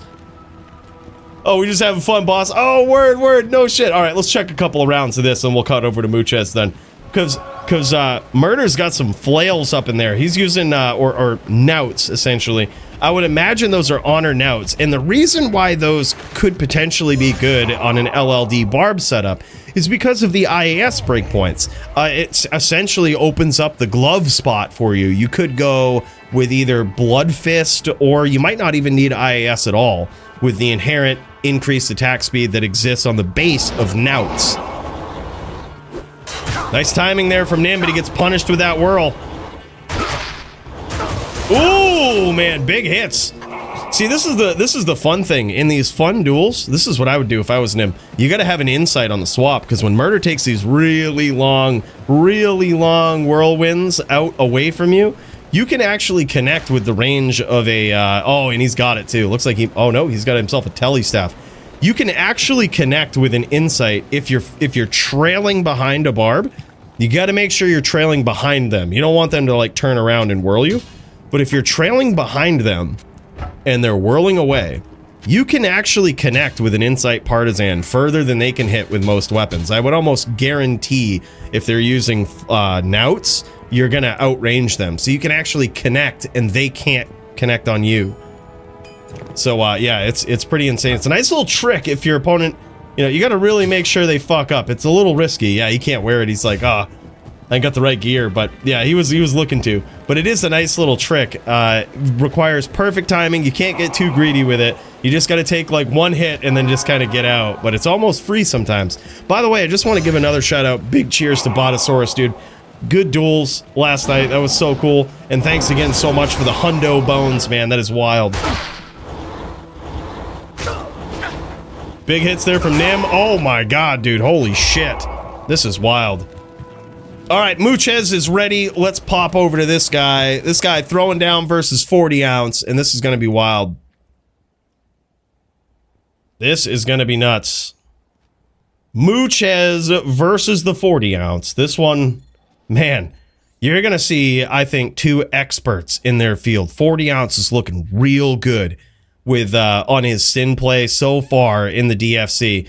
And we all know Muchez, one of the most savage Zon players that might have ever existed in this game, period. He's got all the setups, he's got all the gear. Oh my god, and look at this. Nice closing of the distance there from 40 ounce. Closes the distance, lands some shots, nothing too significant so far. Muchez landing some big shots at close range. But I gotta say, I absolutely love this setup, and this is the type of shit I was hoping to see, man. 40 ounce busting out the max block versus Muchez. Busting out max block with the SS. This is going to be a duel. Big shots here from Muchez. He is not afraid to stand and trade at close range. And instead of having an SS on his swap here, he has, oh my god, look at that, big hits. He's got himself a sword back hold, which is going to cut his opponent open. 50% chance of open wounds on that shield. So when he throws that lightning bolt, that is going to connect. It's very likely going to cut his opponent open, and it's going to make him think twice before he closes that distance all willy-nilly, right? He's got to get in there. 40 ounce has got to close the distance, and he's got to make it count, right? He's got to get his licks, get his kicks, and get out. He cannot kick around and wait for that Muchez jab or that Muchez lightning bolt, because those are going to likely connect and cut him open. Yeah, it's so crazy, though. That's some big hits. That open wounds really does some damage over time there, man. So what he's giving up is claw block here, essentially, you know, by 40 ounce going in and using the shield, which when you're going up against the Zon, that's not really a big deal, right? Big trap hits there from 40 ounce. Great setup. He capitalized on the aggression of Muchez there, setting up some nice traps, trying to punish Muchez for getting aggressive, closing the distance, and trying to jab him. And that time, Muchez was a lot more successful. Closed the distance, but he ate some big traps on his way out. This is insane, man. Back and forth battle between these guys. This is looking good. Let's cut over to 40 ounces perspective here. Check his sin out. Damn, man. This is wild. 40 ounce versus Muchez. I knew this was going to be fireworks, man. I saw these guys sign up and I was like, we have never seen this before, but something tells me this has all the makings of an epic fight. And look at that. He gets cut open with that lightning bolt thrown from Muchez. Muchez is very quick with it. As soon as you close that distance, you better be ready, man. Look at this. As soon as he gets on that screen, that lightning bolt's coming right at him. Nice trap set up there from 40 ounce. Eats a jab there for his troubles, but he did score some big trap damage. And 40 ounce was happy there. I think he had some traps set up and he was happy to just close the distance and see what happens. Let him cook. He was gonna eat those jabs, but it unfortunately didn't pan out for him. Muchez was also happy to stay right into those traps, literally taking all that trap damage and saying, fuck it, I'm just gonna sit here, throw jabs at you, and roll the dice. And I know that the longer this goes, the more it's gonna favor me. I'm gonna cut you open. I'm gonna get out of this exchange just on the RNG of your low trap rolls. But you're not gonna get out of it too well. We're gonna cut you open, and the next time we engage, you're gonna be way lower, and that's exactly what happened. That was a big gamble from Muchez there, because there was a lot of traps set up from 40 ounce. But he was like, look, we're going to roll the dice with dodge, avoid, evade, low trap rolls. We're just going to hope that all of that shit happens and take this opportunity while you're sitting there, staying on the screen, hoping these traps hit. We're going to take that opportunity to cut you open. And that's exactly what he did. Certainly paid off. Very good roll of the dice there. Now 2-0 in favor of Muchez. Big hits from Muchez right off the rip. Oh, and a chain, man. Big chain from Muchez. 40 ounce in trouble early.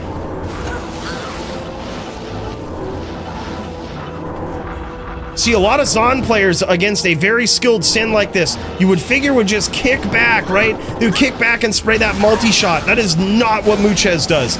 This guy's looking to close the distance on you. He has calculated all of the RNG possibilities, and he's happy to set these situations up and trade with you just like this. Closing the distance before you have traps up. And damn, son, big hits there from Muchez. Now 3-0 in his favor. This is epic. Great Zon play here from Muchez, but also incredible setup from 40 ounce, and I think he's doing a great job. The only thing is, I think he might be treating Muchez like any other Zon, right? And being like, all right, I'm going to close the distance, I'm going to set these traps, and you're going to have nothing to say about it. Difference is, Muchez does have something to say about it. He's so quick at grabbing those locks. You got to set these traps, you can't give him any time to lock on, right? Close the distance, set him up, make Muchez panic and run away. That's what he's going to do. When he sees Muchez reset, try to tally away, that's exactly what he's looking for. He's got to be careful not to get too flat-footed around Muchez. Please do not put my Sin versus Muchez. Oh, man. Beautiful Mind Blast there. As he set up the traps. Great job this round so far from 40 ounce. He's not giving Muchez any time to lock on. Connects on him there. Muchez cuts him open. That's what it is. That's how quick it happens, man. 40 ounce realizing that he was name locked there. Also, 40 is going, it appears as though he's going, he's using the DR from that Storm Shield Monarch to make it so that he can use burst of speed. But also, the sort of drawback here to going 75 is he might be running. So in these exchanges where he's kind of moving at close range, he's actually opening himself up, dropping his block to 25%.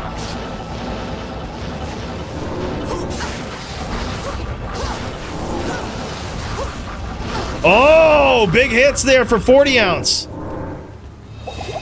He is cut though.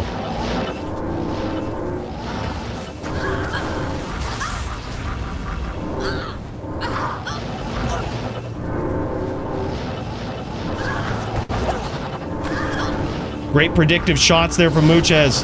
40 ounce still has a large hill to climb there. You notice the life pool of Muchez.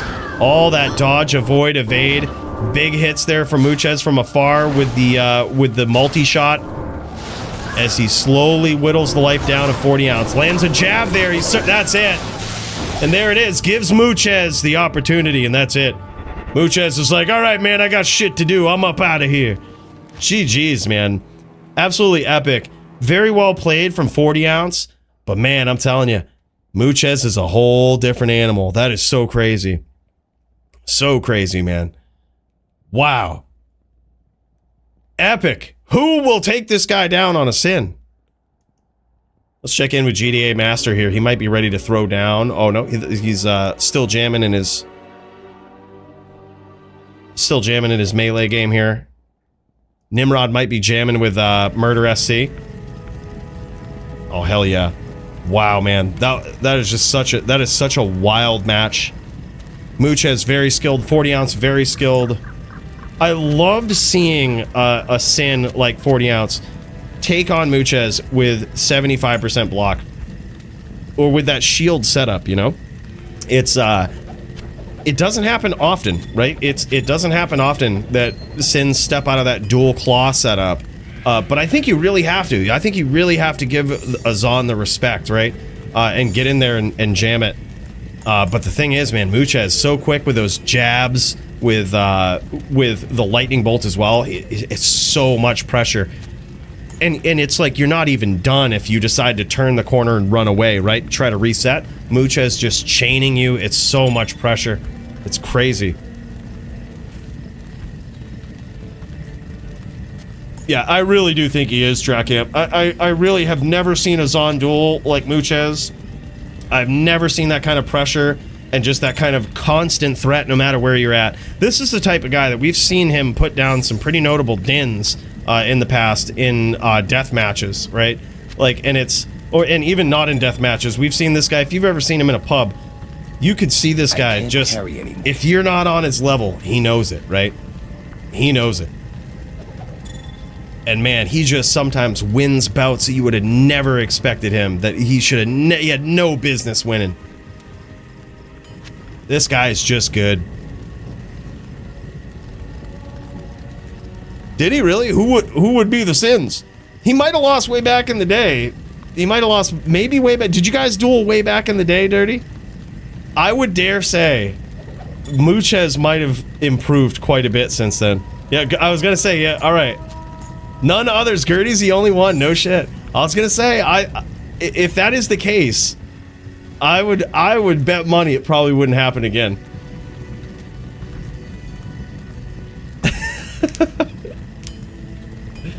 Yeah.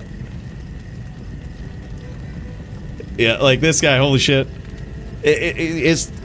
I think I remember those days now that you mention it. And it's just like, Muchez came in, and I think at that time, it was like you had a few good Zons, right? You had like GVN, you had Dazer, who was also jamming on the Zon, and it was like Muchez was just kind of another Zon in the mix at that point, right?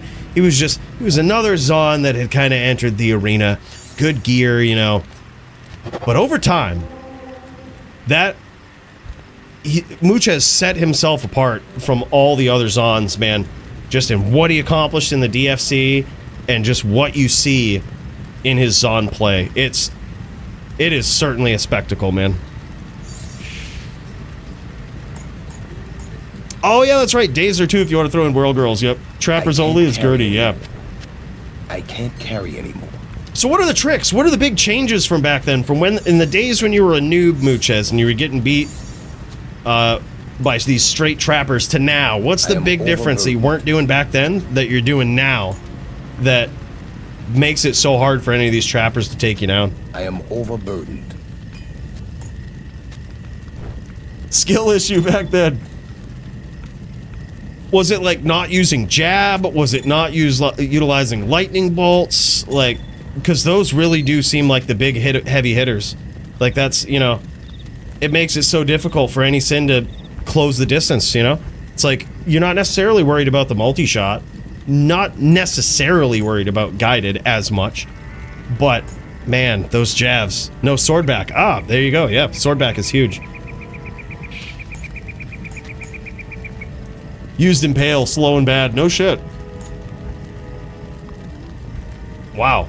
Interesting, dude. Yeah, so crazy. So crazy, man. Oh, how the tables have turned, you know? Alright, Nim is up in here. He goes, yeah, where's duels? That's what I say, man. That's what I say. Where's the duels at? You know, maybe we just gotta go make a challenge on Sin PK here real quick, you know? Maybe we gotta do that. Get in there and get violent with our ghost Sin. Man, oh man. Alright, let me show you what I did. I think this might tilt the Sin world just a little bit, but I'm okay with it, man. I pulled some dirty tricks up in here. I gotta show this to you, alright? This is my ghost Sin. We just put her together. This is the Sin that we climbed ladder with last season, right? She does okay for herself. Alpha Sin gave me this, dude. And look at this. This just started up so much. Alpha Sin gave me this. I didn't really have a ghost Sin claw before this. This thing is amazing. Right? Big damage, almost 400 on the one hand. But the problem was, we didn't have any AR, right? Like this doesn't have the Fool's mod. You know, no big. It does have some nice base AR. But we were like, man, how are we gonna get this AR? We hooked it up with some nice helms that I still might swap to. Look at this thing, dude, right? We got a couple of these. Might put some 4015s in here. Right? But then I remembered that time that I scammed Kawa and got him to trade me this helm for a low rune. And ever since then, we've been bringing this to some Sin v Sin. And people just don't know what to do. But you might be thinking, holy shit, well, those teleport charges are kind of whack. That should be something else, right? Well, as a Ghost Sin player, that's because we're also using Fortitude. We do such vicious damage with our whirlwinds, man.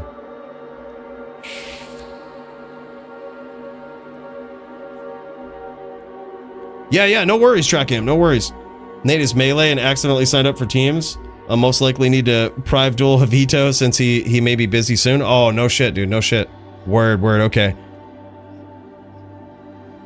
No charges on the Ami because I think we need the Deadly Strike from High Lords. I think it's very hard to get rid of your Deadly Strike. There's really no other place besides your Claw Mastery that you make up for it. And as you can see, it's not very high. So I think we really do need Deadly Strike from this, so it's hard to give up High Lords. It's also important for IAS. So we can't really get tele charges on the Ami. But you don't really need them in Sin v Sin. You know, you don't really need them. And then I also have this piece of tech that's really throwing off the Sin world right here. Just nature's piece, man. A lot of them don't use Verdungos. I use this so that I can, instead of using an inventory full of Shadow GCs, we can use 10 Maxers and do even more damage. So we try to make this Ghost Sin hit like an absolute truck. And I think we've succeeded. We try to hit the 65 cast. And we got, just inherently through Nature's Peace and through Fortitude, we have some inherent integer damage reduction. So like that's also pretty sick, right? Helps with the builds that don't max Mind Blasts. It practically negates everything. So this could be a little more perfect actually. We could have a better roll on this. I'll probably go hunt one down. But yeah, also not a dead ability on that. Kind of a cool setup, man. And then of course we've got the claw swaps for Venom. I need to get some with Fade. I think if I got some with Fade, I would actually do more damage. Because I could again take these out. I could, like, literally with Fade here. I might actually have some. I should probably hunt these down because that would just give us more opportunities to put Maxer Charms in there. We lose a little bit of claw block that way, I think, but that's fine. We just get in there and get violent, man. That's it. Yeah, let's see while we wait here if we can go into this. If we can go into the Assassination and challenge some players. Let's see if anybody's around. Sin Nation. Challenge a player. Actually, hold up. Let's cancel this out and check out the leaderboard here real quick. Look at this. Coolie, number 3 sin in the world. Botosaurus, alpha sin. These are the only guys that stand a chance against Cooley's new sin. Right? We get off to a little bit of a rough start there with 3 losses. Alright? But we're back on track now. We're back in the saddle. Oh, really? No shit, dude. Hold on. Well, hold the fucking phone. Let me make it. Oh, it's Jack 1, I think password 1. Dude, hell yeah, man. That would actually be sick. Look at this sin name, Sex Panther. Holy shit. Oh, hell yeah. What? What? And they're 2 sockets. Holy shit. Thanks, dude. That's huge. Now I gotta give me some more max charms up in here. Yeah, we got 1 right here. I'm gonna hunt down some better ones. We're gonna really commit to this. We're gonna climb this ladder. Bro, thank you so much. I appreciate that, Alex. That's huge, man. That's huge. I'm gonna have to token this girl now. Because she doesn't need as much. We might even be able to get rid of her dungos, which would be insane. But I don't know. We'll have to look into this. That changes so much, dude. Thanks so much for that. That's huge.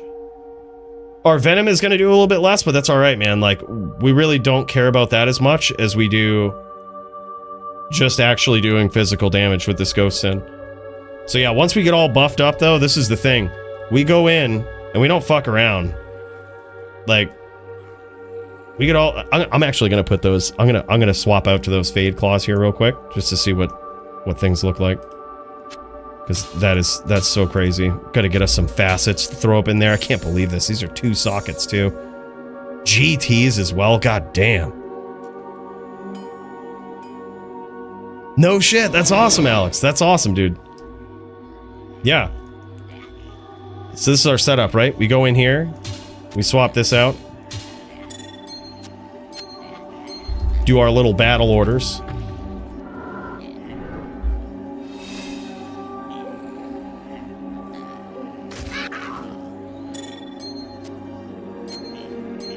Gotta get rid of these little demons here.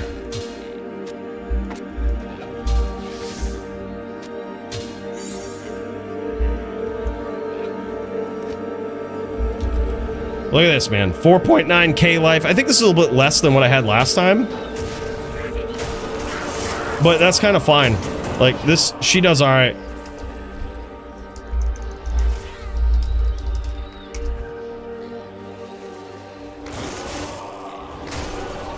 I think he might be a trapper. Alright, yeah, he's a trapper. Alright, this is actually very hard for a ghost sim, but let's jam it. Let's see what we can do here.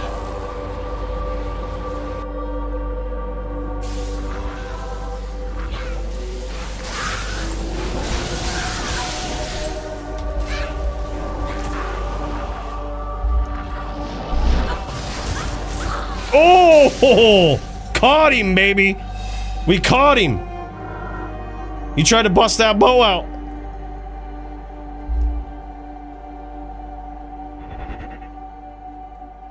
You tried to bust that bow out, we caught him. Greetings.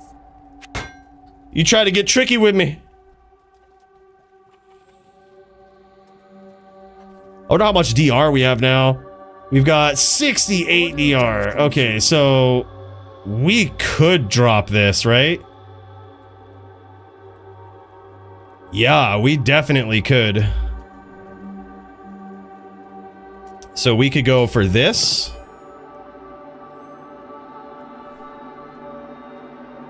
Or we could even do... Wow, there's so many options.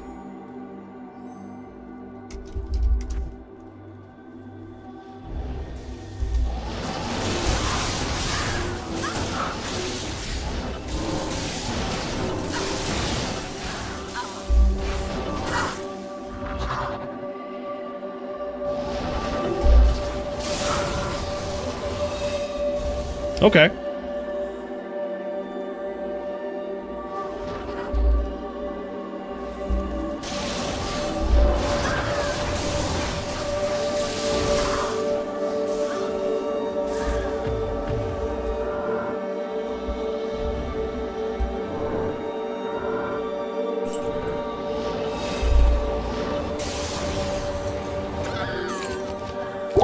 GG.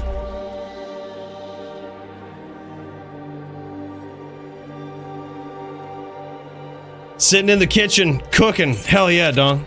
I can't carry anymore. What's that belt? This belt is just, an open wounds belt. Strength, life, open wounds. Could be better, could be worse. What you need? I now have to retoken this whole thing because I don't think we need, these charms. Yeah, we could, like, probably swap this out. I don't think we need those charms. We don't need dungos anymore. Yeah, those Fade Claws were huge.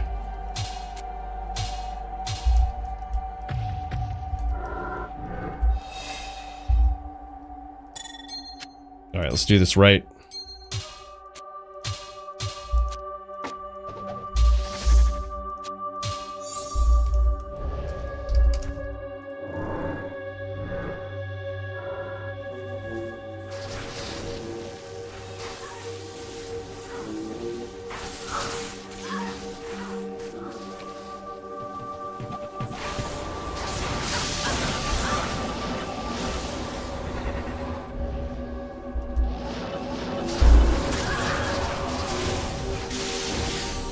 Okay, so we might have to stack light res, because I think that's why we're getting blown up so much. He's an elephant sin.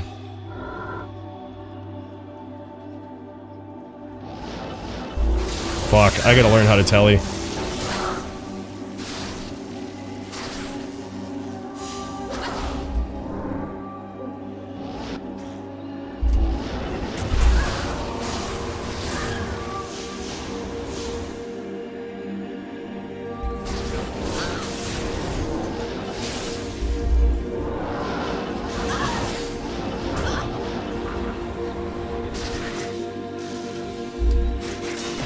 Oh, don't want to get quill ratted over here.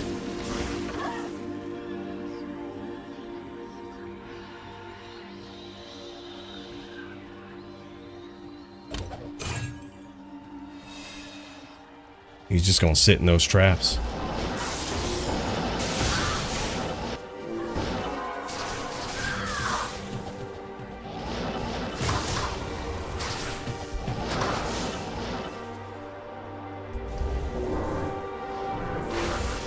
Oh, I thought we could have got him with Mind Blast.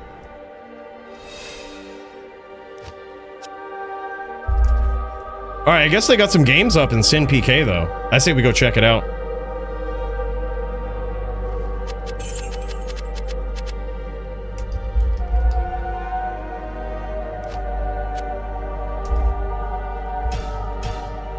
I say we check it out, dude. Is it 1x? Alright, Sin PK 1x. No, it's really hard to get duels last minute. It really is.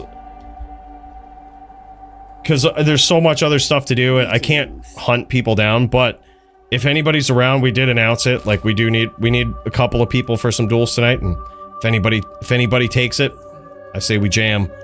But there may be an opening in teams, though. Because I think Track Amp might be a little late. So there is that. And let me check the Discord, make sure I'm not snubbing anybody here. You've been challenged by Riz? Oh man, Riz is challenging me? Oh shit. Alright, hold up. This is official on the official Sin PK ladder here. Look at this. I got a challenge from Riz.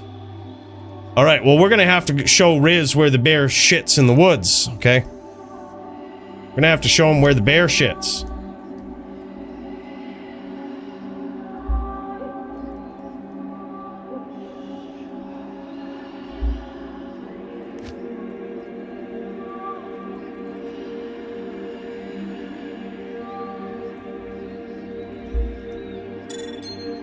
Yeah, I think with that last duel, I just didn't really know what he was a trapper, but he was really an elephant sin.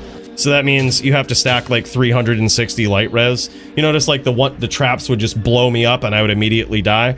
He was an elephant sin. So like we would just have to sacrifice 3 or 4 of these charms and just stack light res. I think we would have been okay in that. But we just couldn't get close.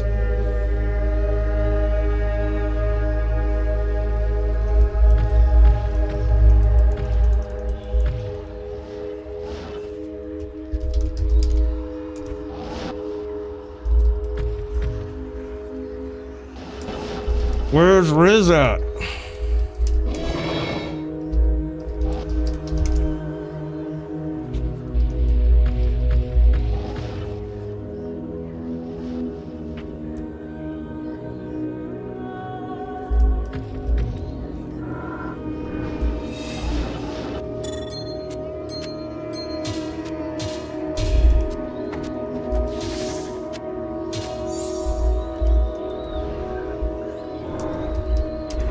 Alright, go someone. Let's do this.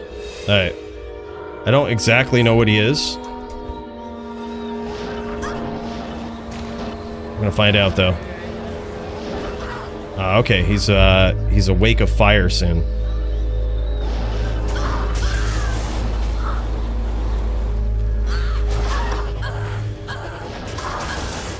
Ah, he had the name lock. Okay.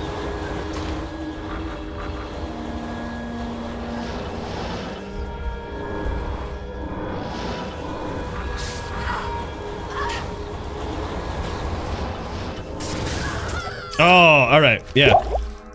I should have asked first. See, we just go in and assume people are going to be straight ghosts, but he's Wake of Fire. So we got to prepare for that. We got to mentally prepare.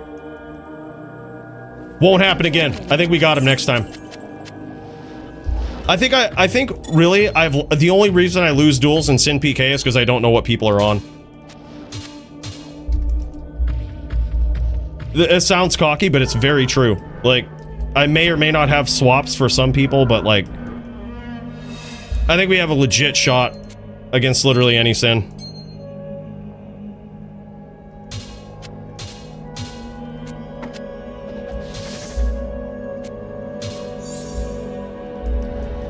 All right, go. Here we go. We got this. Now we know he's Wake of Fire Ghost.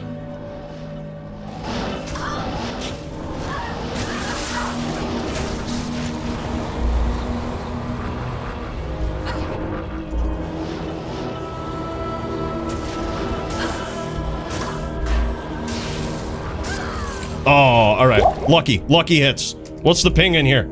Yeah, 94. Huge. Huge.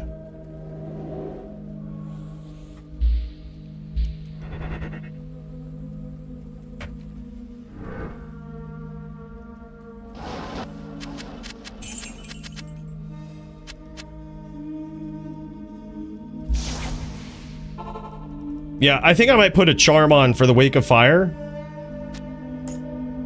Yeah, just because, again, just catching me without swaps. I've never dueled this type of sim before, but give it like a couple of duels, I'll never lose to it.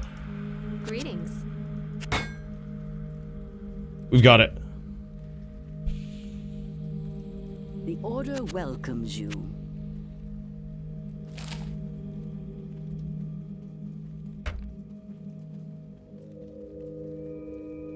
Using it for FHR and stun. Yeah, well, I still didn't have enough fire res. Now we've got it. Now we've got the adequate fire res. Shouldn't ever lose again.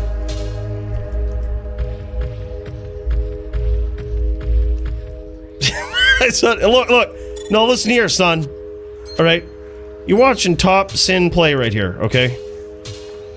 Watching top sin play. Actually, hold up. We gotta go. I might actually do this. I'm not confident in this quite yet. I'm gonna keep this belt up. I haven't done enough research to know what I need for DR yet to swap from that. I don't think it's smart to do that. Those claws require an entire redesign of my sin. Until we do that, I think we gotta still use these.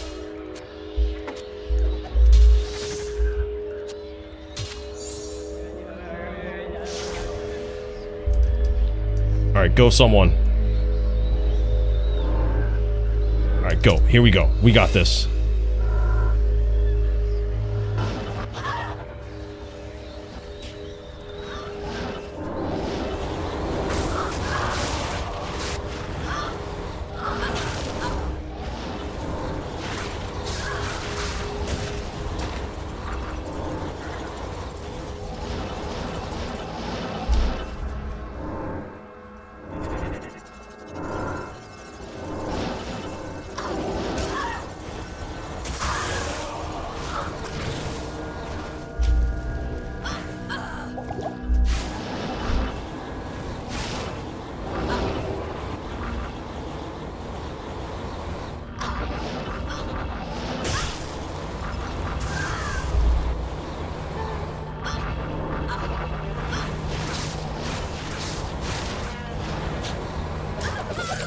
Alright, we got him. We took him out.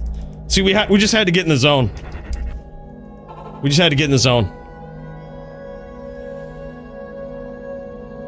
It does actually make you immune to emotional damage and crushing blow. I can't carry anymore. Yeah, so overstacking the DR, especially when you see Sin start busting out like G-face and shit, like overstacking the DR is not necessarily a bad idea.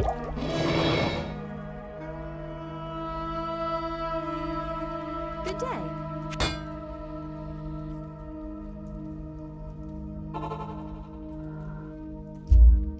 Alright, let's swap this up again here. Let's get ready. I'm now in the Sin v Sin mode. I wasn't even casting the little lower your defense curse there. Wasn't even casting that. Yeah, we weren't in the zone. We weren't in the zone like we are now. We're fucking locked in. Locked into the Sin v Sin.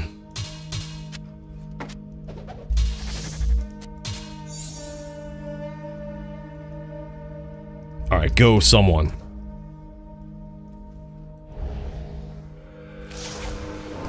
Alright, here we go.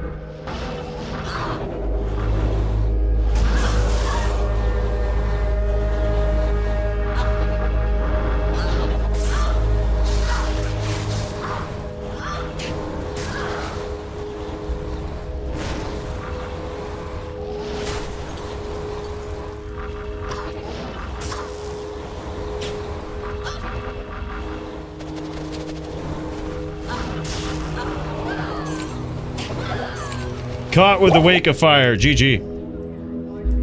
Yeah, see, I told you, those Wake of Fire actually do real damage. We gotta prepare for it, you know? I am overburdened. I can't carry anymore.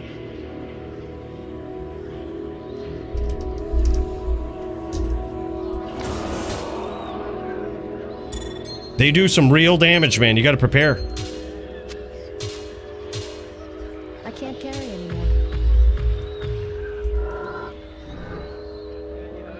2 hours? Oh, wow, okay. Alright. How you feeling about that, Nim? You gonna be ready to jam?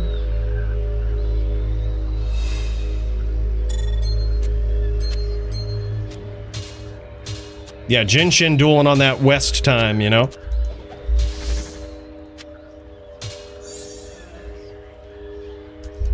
Alright, go someone. Let's jam this.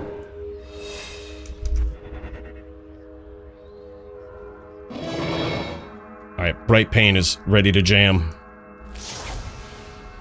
Go, Bright. I don't know what he is.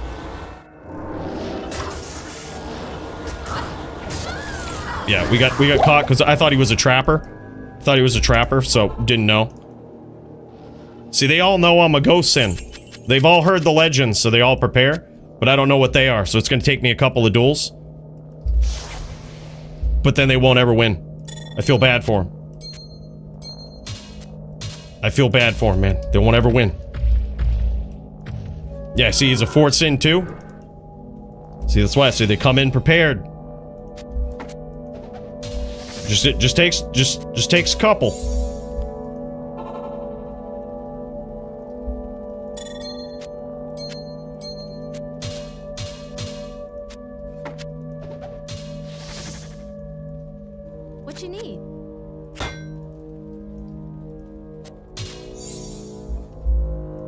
All right. Now we've got this.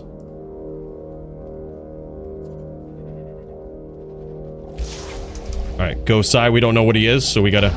All right, so he's...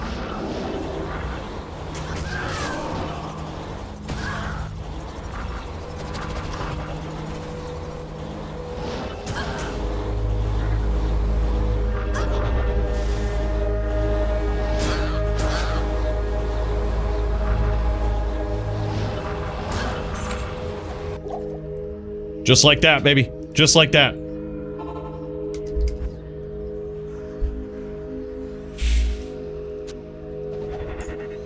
Greetings.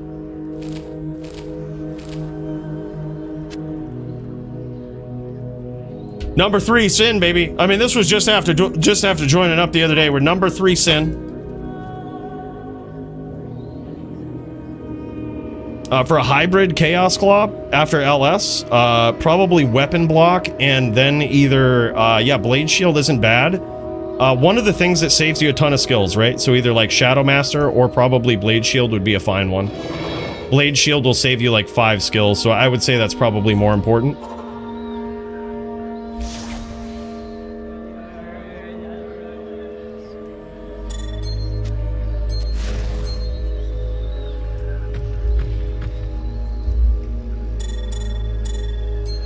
Alright. Time to embarrass these fools. Who's up? Top Sin checking in. Alright, Bill, give me something we can jam to. Give me my song, Bill. There we go. There we go. This is what we need. Alright, we're in the zone now. We're fucking plugging in. Alright, yeah, let me just rip one of these sins up, Nim. Riz and Coolie, let's go. Official match? Yeah, we could go east, man.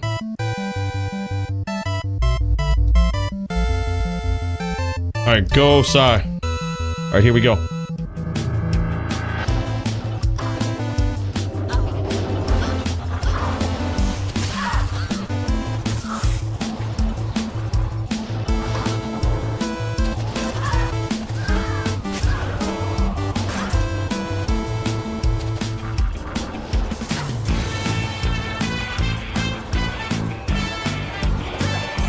Just like that, baby. Just like that.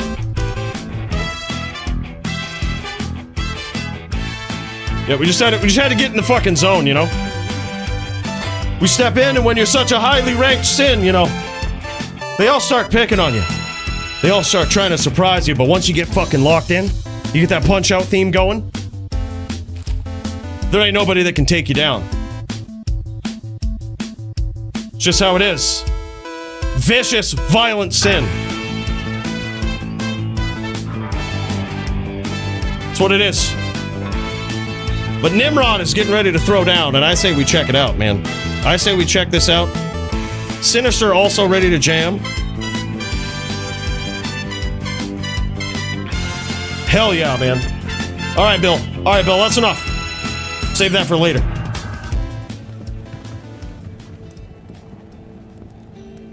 Hell yeah, man. So you just had to get in the fucking zone. And I just want to let all the Sin players out there know that that Punch-Out theme will indeed be playing every time I duel you. Alright, so I hope you're fucking ready. Alright, you ready for me to lock right the fuck in.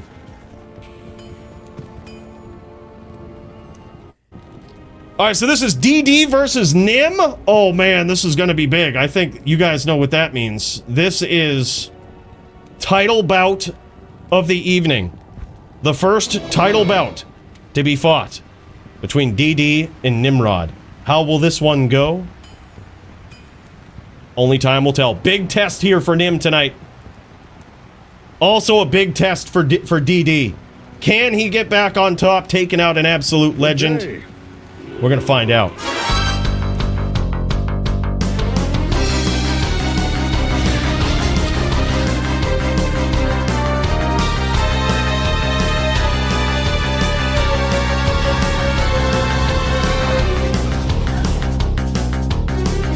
And in this corner, we've got Nimrod. as he gears up, gets ready to go up against DD, who's going to be on a Blade Sin, aka Fallen, right here. DD Icy Dicey might be one of the most skilled low-level duelers we've ever seen. And this guy can do it on any class. Doesn't really matter what he brings to the table, he's always bringing tricks, trickery, and juck fuckery that most duelers have never seen. Nim can do this, but he's gonna have to stay out of the way of that Blade Fury, right? Can't be standing right in the way of that. He's got to get tricky. He's got to wait and bait. He's got to get some up charges in there as DD tries to go and dragonflight him, right? That's another thing. Sometimes those sins get a little too ballsy. They sit there, they try to do that dragon flighting, right? You catch them with those up charges, fuck them. And sometimes you just gotta bait it, right? They sit there, they throw their blades, they don't hit you. If you make them miss enough, man, they're gonna dragon flight you. That's what I've noticed. Sometimes you just gotta play it out, man. You just gotta play that mind game. And when you catch them, you just take that cursor, you bring it to a 45-degree angle on the screen, and you fucking charge. That's gonna wreck them, dude. That's gonna fucking wreck them.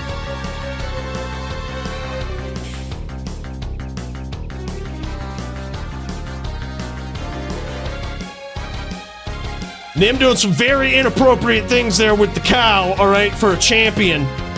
All right, gee, that was... Holy cow, I don't know if we could show that on TV.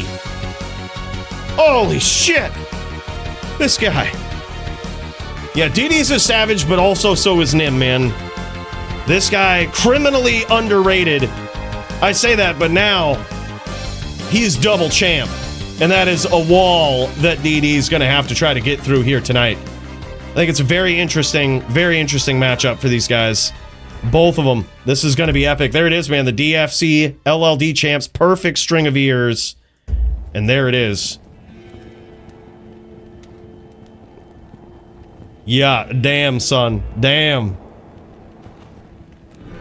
Good day. DD sitting there. He might be a little afraid here. He might be like, oh, shit. What do we do? Forgive me. Oh, hold up, I'm gonna mute this over here, save some frames. Save some audiological interference.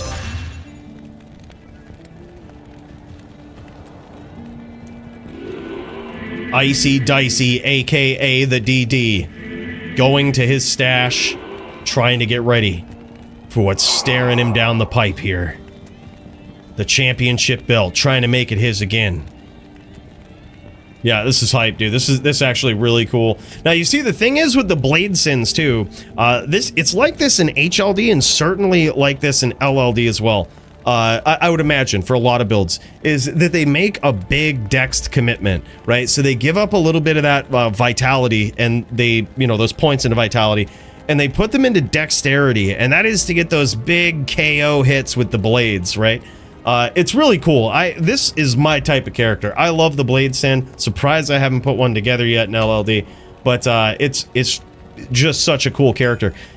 That dexterity gives you some big damage on ranged attacks, and that Blade Fury being a ranged attack certainly benefits from that. So it's one of those things that you can get caught, especially if you're a Din and you're in charge animation, you're charging at them or something, you can actually get clipped with that with those Blade Furies, and damn, son, they hurt. Blade Sentinels too, they ain't no joke. This is a family show, right? Yeah. Oh yeah, man. It's actually a tradition started by Nimrod. There's now actually championship belts that they pass back and forth. That's a 100% perfect SOE that Nim had named the DFC LLD champ, and that's what gets passed back and forth. It's really cool, man. We used to do those back in the days of LOD. At the end of each season, we would name a perfect Iraq DFC's, Arachnid Mesh, and you would get that as like the belt for being the champ. But ever since we've had this sort of rolling, rotating format for many years now, there hasn't really been an official belt passed back and forth. But Murder SC and Nimrod, I think, were kind of piloted that, and had really started up that tradition. And here it is, man. Like, they've got one for Melee that Nim is hanging on to. He's got one for LLD that he's currently hanging on to. It's crazy. 5k damage level 3. Yeah, that's low. That's low. Yeah, he can get a lot higher than that. I don't know if he's in. All right, yeah, no worries, no worries. I'll just go. Let me just go beat up on Riz real quick. Oh no, he's there. Oh, he's good. No, then he left. All right, let me just go beat up on Riz real quick. Riz is sitting in game, dodging, obviously. Freaking guy dodging me. All right, let's get this back up here. Riz, wanna start our match for Sin PK? Might have to jet for a duel, but we could get it started. At least. Hell yeah. Hell yeah. Which, you know what that means. I mean, we're gonna have to lock in with the fucking punch-out thing. Yeah, East, please, let's do it.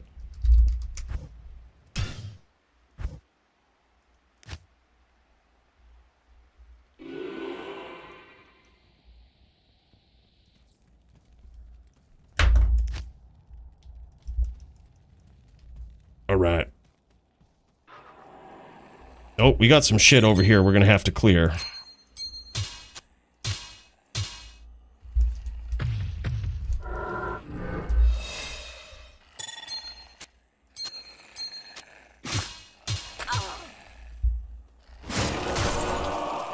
We're gonna have to clear some shit here.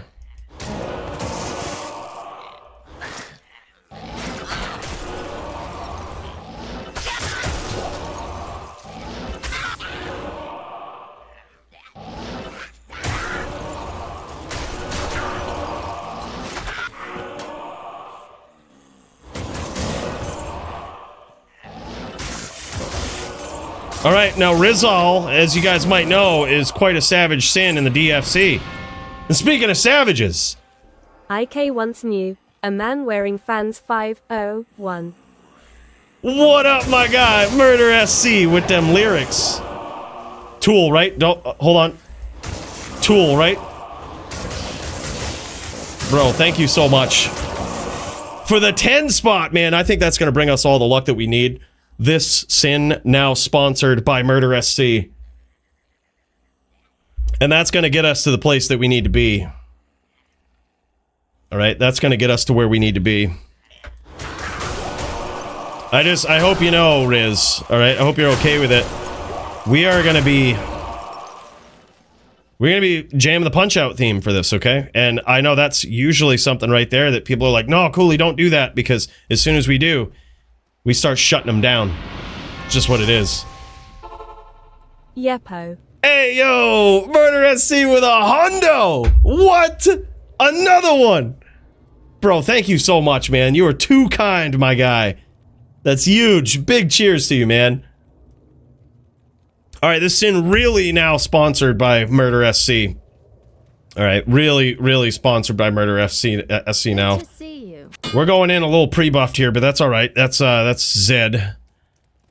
We'll just lose a little bit of life. That's fine. We'll call it even. Call it even. Bro, thank you so much. I can't even believe that. That's so wild.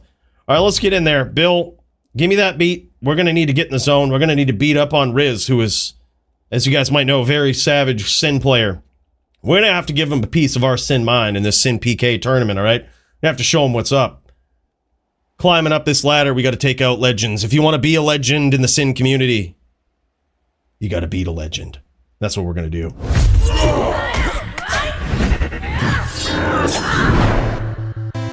Hell yeah, baby. Let's get all bowed up. Let's get ready to jam.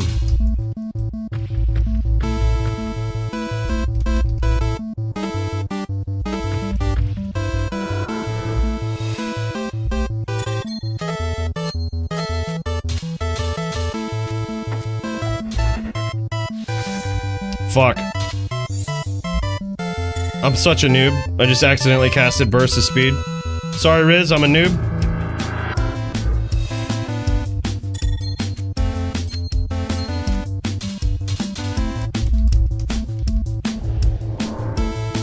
All right, here we go.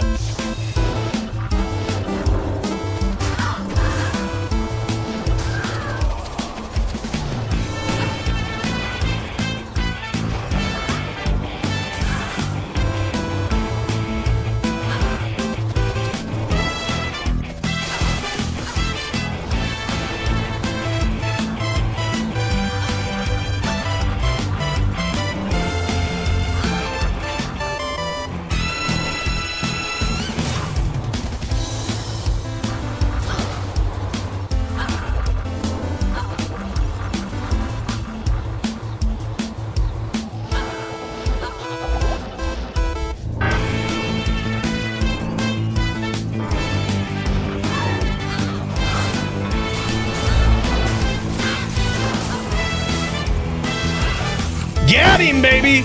Just like that! From the brink of defeat!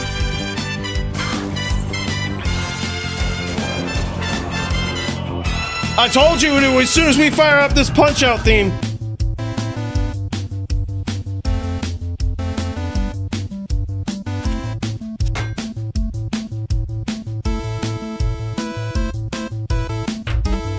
As soon as we get this Punch-Out theme going, guys, it's not even fair.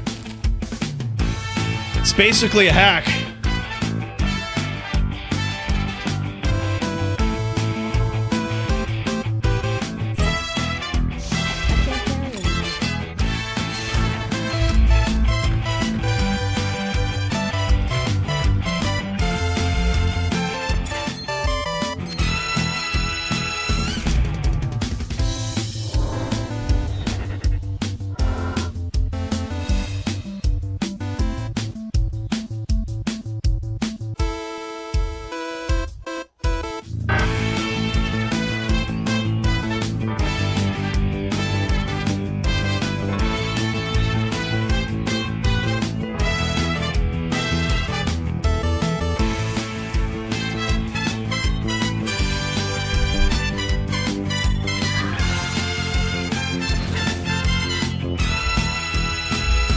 Yeah, we can take a peek after, dude.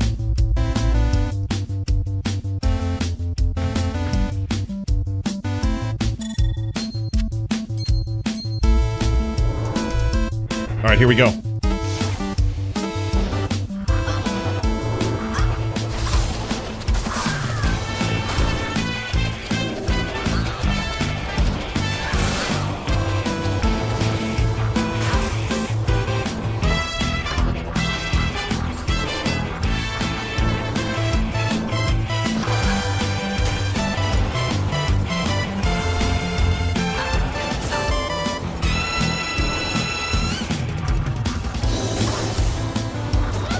Oh, all right.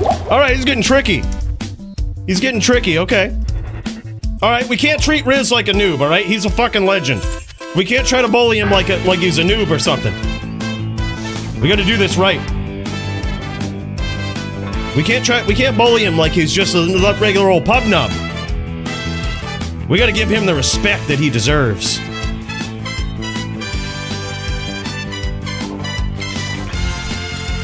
Gotta give him the sin respect that he deserves.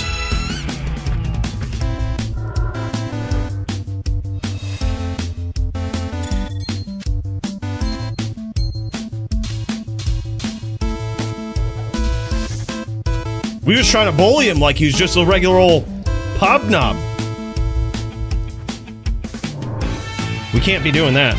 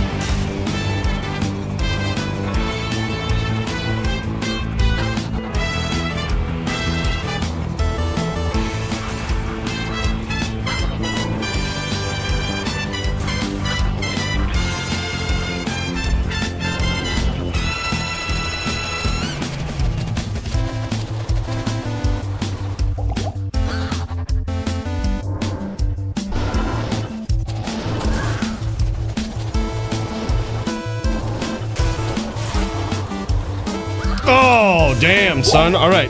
1-2. GG. All right. All right. It's time to turn on... It's trying to turn on the real sin skills here. All right, no more fucking around.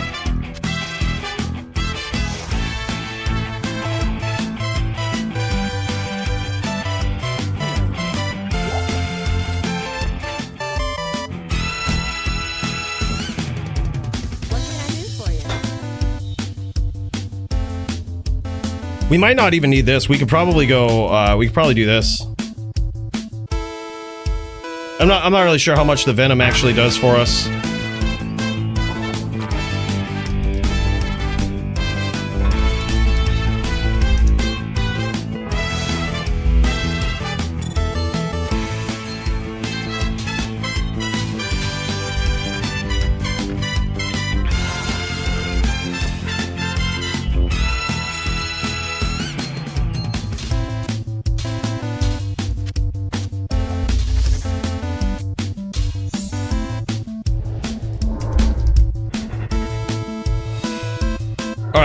We gotta give it to him straight.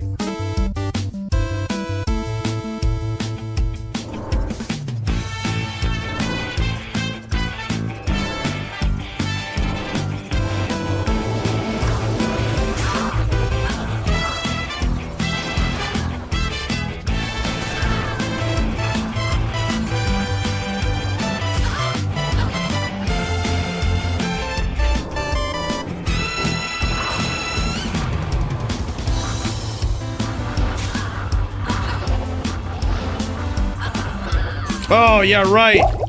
We had that. We so had that.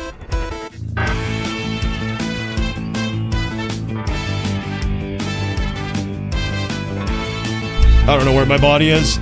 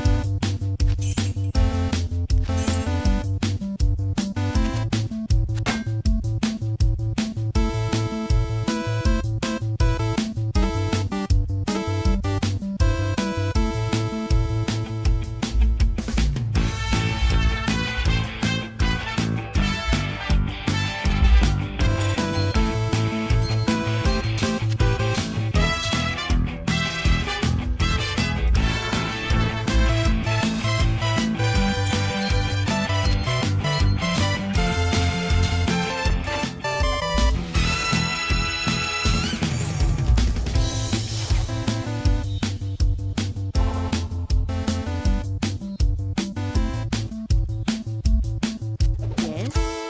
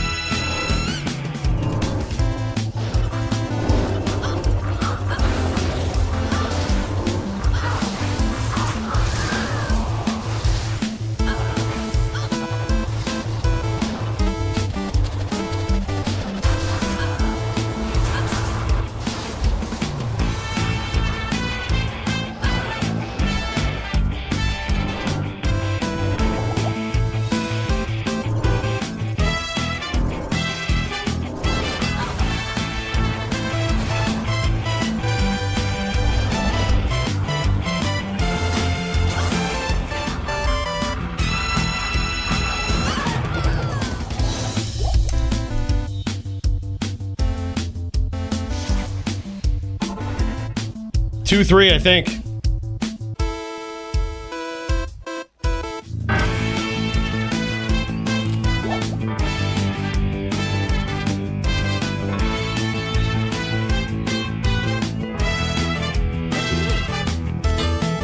Pinged into that pothole. I was pingy too there. I think I was stuck in the whirlwind animation for like an hour.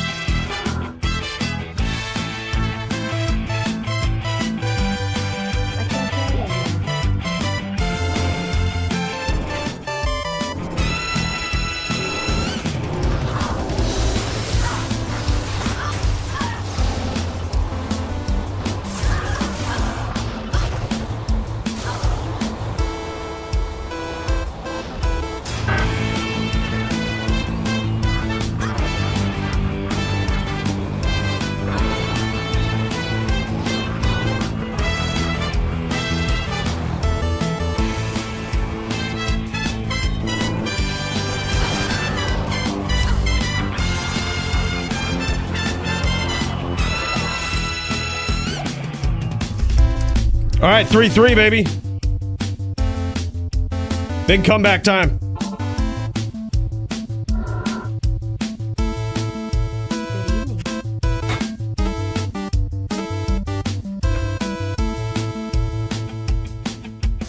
Alpha says we got a match on our hands. You're damn straight.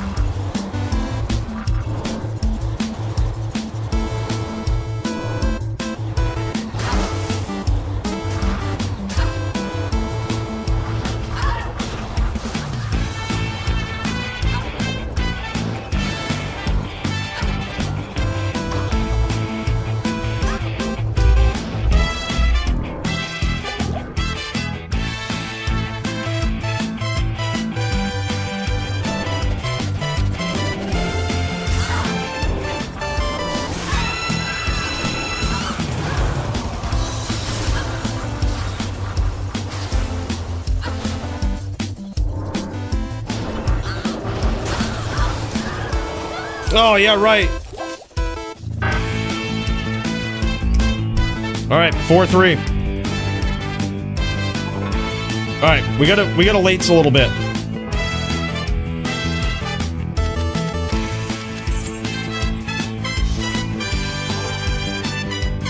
We gotta be ready to lates a little bit. We ain't got no Enigma. We're an Enigma-less sin over here. Good to see you.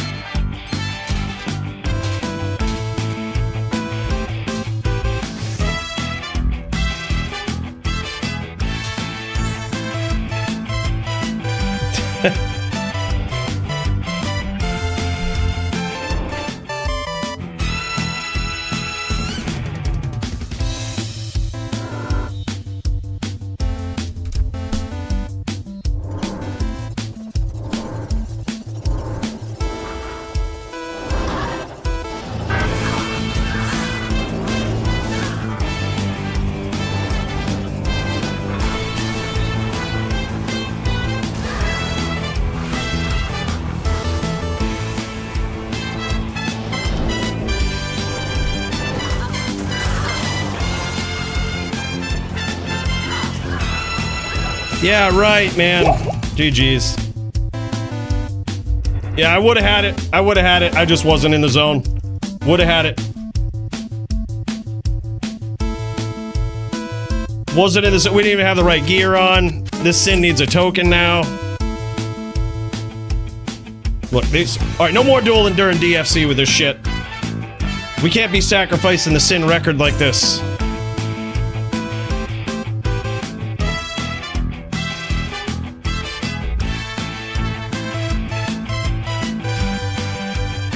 Yeah, we got too much going on now. Next time. Yeah, Bill, kill it. Kill it. I don't know what kind of hacks Riz is using, but he's not supposed to be able to win when we have the Punch-Out theme playing. So we're gonna need to review. We need someone to review the tapes there and see what kind of fucking shit was going on behind the scenes, because that's supposed to be the hack heard around the world, all right? That's supposed to be the secret sauce. So fucking... Yeah, I think that's little sus if you ask me. All right, that being said, we've got a lot of duels here finally. We had no duels earlier, but now we've got a billion. Let me start a list. Let me start up a queue here. We're just gonna nuke this queue and start a new one. We've got DD and Nim. I think we'll check in with that first. And then we've got who is this? Alex. Oh no, Alpaca. All right, we've got Alpaca.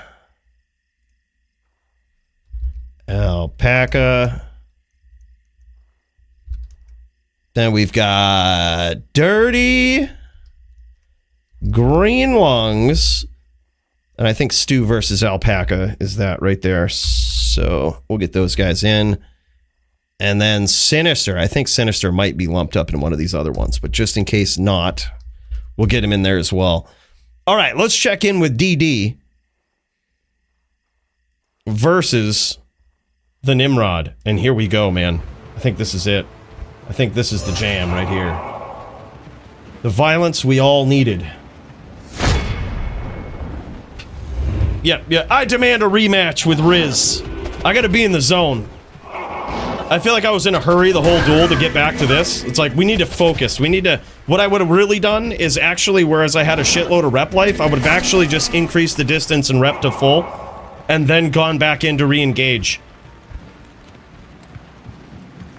Like, we would have just... Like, if it was a real duel, me and my partner Z, we would have just gone to a corner and rep to full. Then we would have gone back and taken on Riz 2v1 at full life.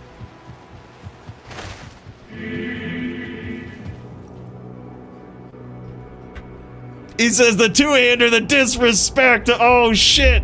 Dude, Nim busting out the two-hander here. That is very risky. The thing is, it's a calculated play. I mean, you could get the big one-hitter quitter with that. With the piece armor, it's very interesting, that's for sure. Because you're not gaining a lot more damage with the piece armor. You probably want a life maxer armor with that. You know, if you're gonna go the two-handed route, but he might have just thrown it down just to be like, all right, let's fucking do this.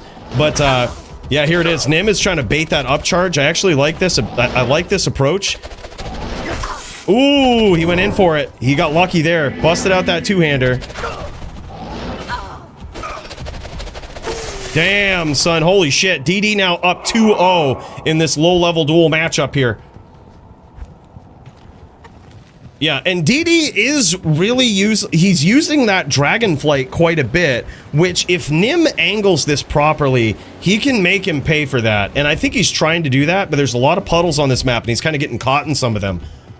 You know, but I think he's trying to angle it so that he does catch him on that upcharge and punish him for the deflight. I think that's a very intelligent way to play against a Blade Sin. You don't ever go looking for damage versus a Blade Sin. I really do like the use of FOH from the outside as well, even as a charger. It makes it puts the pressure on him. It says like, all right, you can't just sit there and throw blades and win. But Nim's trying to bait that upcharge, and I kind of like that.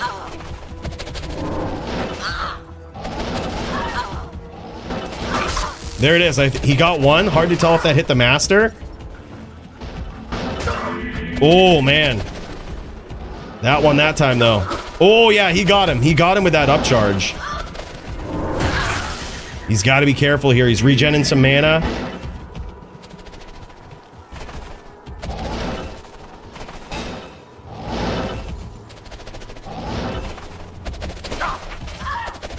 In and out.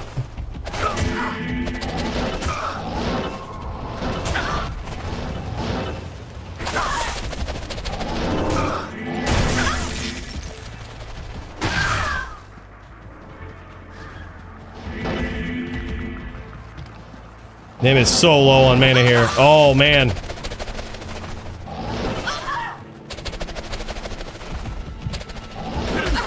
Nice angles there, though, from Nim. That was incredible patience from Nim. Incredible patience. Unfortunately, though, DD was just that constant pressure, not giving him any room to breathe. Damn, son. That's crazy. He's now down 3-0. The champion with his back against the ropes here.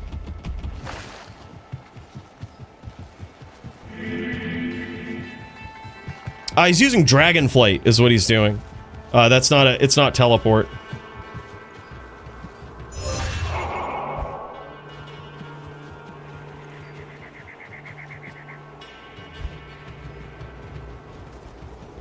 All right, and here we go. Nim needs to get out of these puddles. This is the place he does not want to be.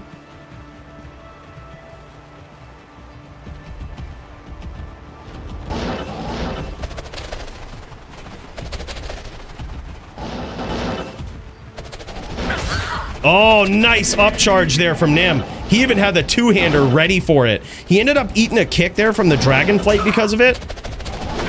Oh, that one might have connected. Hard telling how much damage it did.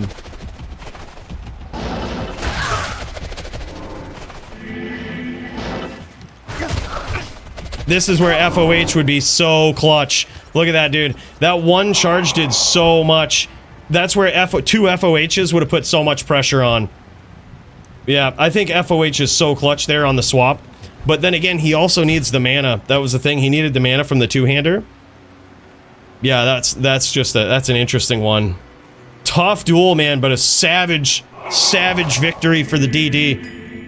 No Coolie Charger type luck. Well, Coolie would have just been FOHing from the outside and pissing him off. That's what Coolie would have been doing. FOH from the outside, piss him off. Get him trying to close the distance and make him eat an upcharge. Force that up to, you know, force him into that shit. But it's hard to do. There's a lot of shit to balance. You have to, like, you almost have to be super conservative with your charges when you do that. It's like, I think Nim's approach here with the insight on the swap is also very good because he had a more charge-heavy approach for this, which is good, but you got to keep the mana up too, right? Both of them equally as good. It's all about timing. DD's timing was just on point today.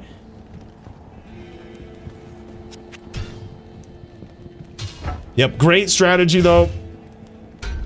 Those blade sins, they hit like trucks, man. Y'all see that big chunks of life coming out of Nim's life pool there. You could see it just, even with those little nicks, even from the dragon flights. Those were hurting, man. Those were big hits. Look at this, man. Strength with Blade Fury, Dragon Flight. I gotta get me a claw like that, man. And then just nasty sin setup. You've got a big dexterity. You see that big dex investment on the shield? Enhanced damage, dexterity. Even more dexterity from the gloves. That's what it's all about, man. Just getting big damage. Yeah, and there it is, the DFC belt. LLD championship belt. Yeah, hell yeah, man. Good duel between these guys. LLD often goes a lot quicker. And you got to make those split-second decisions in a duel that doesn't even last long. And props to both these guys. They did really well. Tough matchup for Nim. But great performance from the DD and new DFC LLD champion. New and once again, DD the Icy. Damn, son. He says, you the real champ. Give him mad love. What a hell of a guy Nim is, man. Great dueler. Hell of a dude. The only, I think, DFC double champ in recent history the first person ever to hold two belts at the same time, I believe. Pretty crazy, man. All right, let's move on down the list. We've got Alpaca versus Stu. Let's pop into this, man. I think this one's going to be epic. Yes. Alpaca versus Stu. These guys allegedly friends for 20 years. Now doing some NVD. And here on this date in the DFC, the friendship ends. And these guys throw down in the digital arena. I'm sure they were talking so much shit before this duel. And now this is where it all comes out, taking out all their friendly frustrations on each other. Murder triple crown. Yeah, dude, Murder is insane. Murder, much deserving of all the championship belts he's gotten. I believe he was the first person ever in DFC history to hold two title belts at the same time. He was the first ever real double champ, right? It's insane. I'll have to check because I think it's possible Toshank went for it, I think. But I was the champion at the time and he lost to me in LLD and he didn't win Melee. But he was close to it. He had 3 title bouts. Toshank is the first to get 3 title bouts in one night. But Nim, the first double champ. And what a hell of a reign it was. Murder is real, Dueler. Hell yeah, man. Hell yeah. Heads up, Ted probably won't be around 10:30ish, 11p. All right, yeah, no problem, man.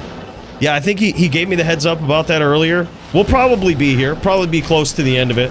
We might go FT2 if that's the case, because I think that's going to be a long duel. But we'll see how it goes. But I'd be open to FT2 if you guys are down for that, because it is super long duels.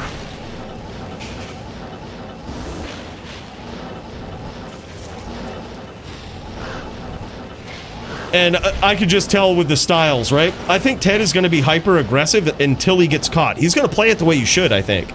And, you know, he's going to be hyper-aggressive till he gets caught, then he's going to rep to full, as you should, right? But they can often lead to some very long duels. Yep, Jess bias. Yep, yeah. I don't know, man. I think the only way he got, the only division he really got jumped up in that 3 title bout match was Melee, whereas he hadn't really dueled in Melee at all, and then got a title shot. But that was just to make for a good show, because he had really put on a good showing in LLD and was the champ in HLD. So it was like, it kind of, I was like, all right, we'll do it for the show, you know? But he certainly, if one could make an argument that he didn't deserve the title shot in, it was Melee. I think Jess played once in Melee, and it was for the title. He lost, and then that was it. I think it was Trees who was the champ at the time, possibly? Yeah, maybe Trees. I don't know, somebody, one of the OGs. Big stomps there. Alpaca in trouble early. Stu coming in saying the friendship is over. These guys friends for 20 years until tonight. These guys getting violent in the digital arena. Alpaca trying to hold on here. He's going to need to be doing some walk down strategies here. Really catch Stu off guard and throw those spears. Those spears are going to be the key to winning in this NVD matchup. But so far, Stu has just pulled off some great stomps, and they've really been unanswered by Alpaca. The other big thing sort of holding him back, I think, oh yeah, that's a name lock. I was going to say he's got a name lock handy. But the other thing holding him back here too, I think, might be the helm. He's wearing COA, and that could be why he's not doing a lot of walkdowns. Oh, he did actually score some big spears there. It could be why he's not doing a lot of walkdowns, because usually when Necros do that, they want like a faster run walk helm to make it so that when the Druid stomps, they're really nowhere close by the time they land. And then they can land a spear and engage in a close range battle like that with an adequate amount of faster run walk. So it could be a calculated decision here from Alpaca, and he's just saying, all right, well, I don't have that helm, or I'm don't have the ability for that setup, so in which case he might just be deferring to Telly. I still think, honestly, it might be worth trying a walk down, especially whereas we haven't seen a lot of double Tellys from Stu, right? So like oftentimes with a double Telly is you get your opponent locked and in anticipation of a walk down, they'll just hold down teleport on you, so that as you're walking down, they just re-sync to your location to throw a NATO, instead of just stomping and throwing a NATO. We're not seeing a lot of that from Stu as of yet, and granted, to be fair, he hasn't had to do it yet, but I still think in light of that, it could be useful to just implement a few walk-down strats here. Oh man, puddled him right there. That was an incredible stomp from Stu. Avito and I are starting now. All right, GG, man. We'll get you in the queue. I know you guys have been trying that for a while, so we'll throw you right up next, dude. We'll go Javito versus Track Amp. Vito v Track, then we'll go Dirty Green Lung Sinister. And then we got, yeah, so Dirty right after that. Or actually, you know, we got to put Dirty first. I think he was up in there. Then we'll head over to Javito Track Amp. Let's go Dirty first. These guys were ready. Dirty and GVN. That one's gonna be, it should actually be quick too. It's gonna be NVN, so it should actually be a pretty quick duel. Oh, okay, he can't wait any longer. All right, my bad. Holy shit. All right.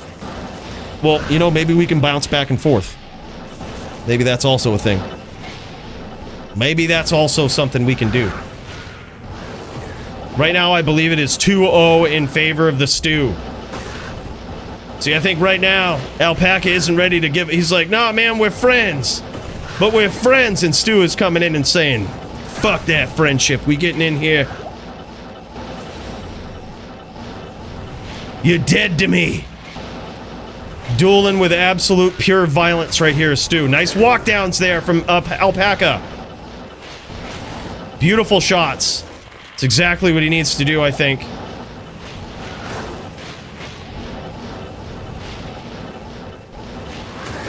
We don't see any spirit leads over here either, which could be a big thing for Alpaca. Leading with that spirit as well makes it so that when he does land those spears and blows up pets or bears or whatnot, especially if his opponent Stu continues to push, he could just get hit with spirits on his way down. But you got to angle those, you got to set them up, and so far Stu is just closing that distance, making it very hard to set it up.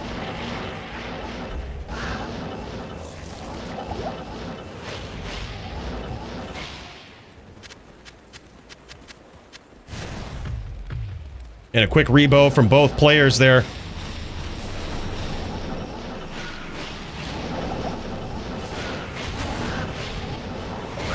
Oh, man. He was going for the spear, was Alpaca. He knew he was close, but Stu just gets in there. Damn. Nerdiest we've ever been. LOL. Let's pop over to Javito. He says he can't wait any longer. These guys are throwing down Barb v. Shaman in this matchup. Javito on the Barb and Track Amp on the Shaman. Can Javito get it done?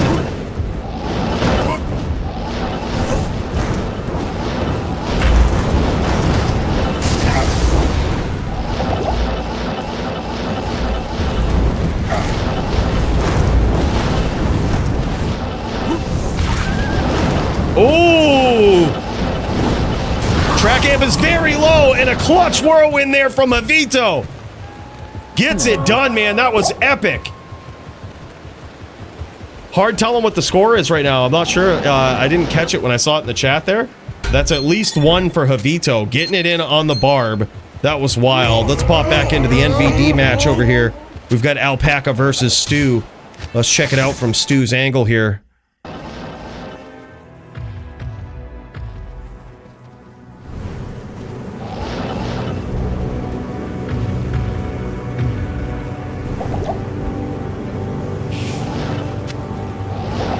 Yeah, by the way, what's up, Turbler? Welcome in, man. Oh, big hits from Alpaca right off the rip. He's got to be careful, though, not to push too much pressure here. You rarely ever want to go looking for trouble versus a druid because you are going to find it. And when you do, it's not going to be an even trade. He got some big damage early on. Nice walks there.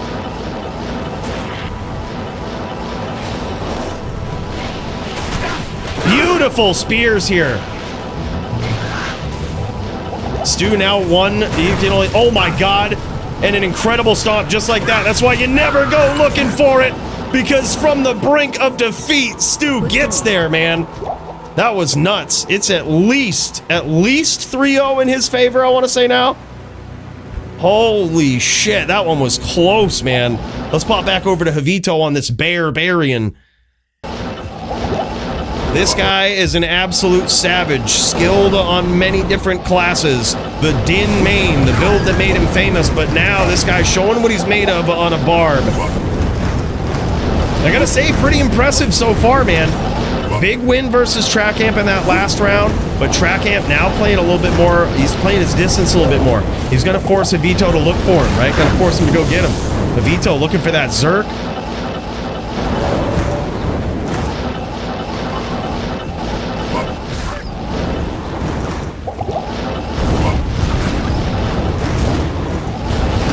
And you see these little bits of ping damage. Beautiful chain there from Javito.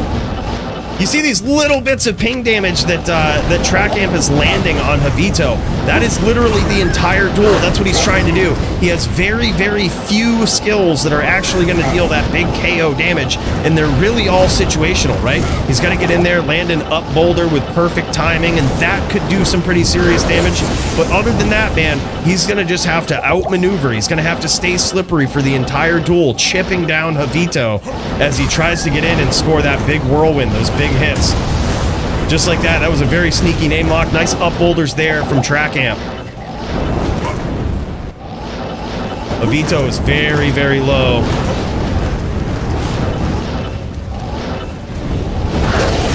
He's in the danger zone, but, oh man, he gained some life back there with the life leech on his weapons, but he immediately lost it. That was a very nice boulder.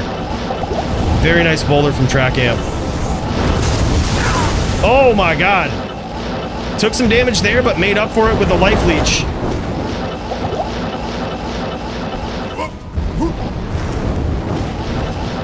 Vito showing some really good patience on this Barb. Patience, timing. That's what it's all about. A lot of people, when they see a Barb duel, they're like, oh, it's all aggression. It's all, you know, push the pressure. A lot of times, man, as we've seen from some of the best Barb players in the world, you know, a la Punch, a lot of times it's about patience. That's the most important thing. You gotta be patient. You gotta look for your openings. You gotta wait for your opponent to make a mistake sometimes. Just like that, telling in a little too close, and man, damn son, I was gonna say Javito hanging on by a thread. Healed back to 500 life for that whirlwind, but unfortunately the slew of shit just came down and took him out. That was wild. All right, let's pop back into this round. I'm pretty sure, oh man, I was gonna say I'm pretty sure it's 3-0 for Stu right now, and that might be it. 4-0 savage victory for Stu. And I wonder if these guys, oh no, 3-1? Oh, is that what it is? Oh shit, all right. All right. I thought that might have been the 4, but if he won the last round, it would have been 3-1. I don't know. Up to you guys. Y'all figure it out. Either way, we'll watch this all night, man. Friggin' NVD epic.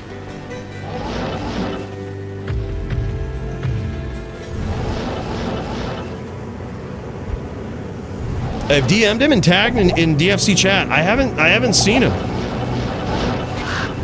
Maybe you scared him away, AF50. Big stomps there from Stu. Holds on to a sneaky name lock, and now Alpaca's in trouble very, very early. Another sneaky name lock. Great timing here, but beautiful spears. He went looking for trouble, and he found it. There it is, Stu with the 4-1 victory. That was epic, man, and I wonder if these guys can still be friends after 20-year friendship coming to a head in the Bloodmore of the DFC. Something tells me these guys are going to get some good duels in after this as well, but that was epic, man. Very, very nicely done. Let's pop back into Javito. This guy's on a time limit here. Stu is clean with it, man. Yeah, that was very, very clean. Nice hits there from Javito, utilizing that range of his Zerker axes. And his opponent is very low. Track Amp is practically won here.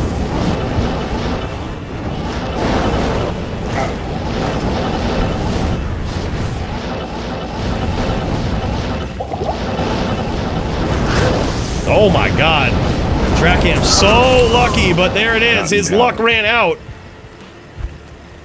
Now 2-1 in favor of Javito. This is an epic match, as I hoped it would be, man. It's so good to see this, because sometimes this can be quite a pull-away victory for one or the other. Like, if you ever see Polytheist with playing on a Shaman versus just about any Barb, you know, he will flatline him, and it will just look so unfair, right? But you put him up against a good Barb, and it's a really good duel. It's back and forth, right? And then sometimes you can have really good Barbs who are just on levels above a Shaman player who will just make it look easy, right? But these guys, I was hoping this was going to be a really good match. Both of these guys, Track Amp has focused on the Shaman Druid for such a long time. Javito is so good on whatever he plays. And these guys, man, it's coming to a head. Great duel between these two so far. Yeah, I think so too, Paulie. Good Barb is definitely a force to be reckoned with. It's very, very tough. I think with a Barb setup, the ideal setup in my experience is a 65 cast setup so that you're outcasting the Druid. You also need to balance a pretty adequate DR in there along with some fire resist. But another thing, sort of hidden ability that you want to stack up is massive life leech, right? Just get as much life leech as you can. A 220 amulet with 6 life leech is pretty good on the Barb. Stack up that life leech, stack up the cast. You want to be able to keep up with the Druid, certainly outcast them. And then the strategy usually is this until they catch on, right? It's leap to stun them, and then immediately, you got to do it frame perfectly, but it's leap for the stun, and then as soon as that leap is done, on the first available frame, you telestomp, and then on the first available frame, you whirlwind. And it's almost a guaranteed hit on the Druid. It might only be one tick of a whirl, but it's practically guaranteed. Big hits there for both players. Javito finally scoring some damage in this round.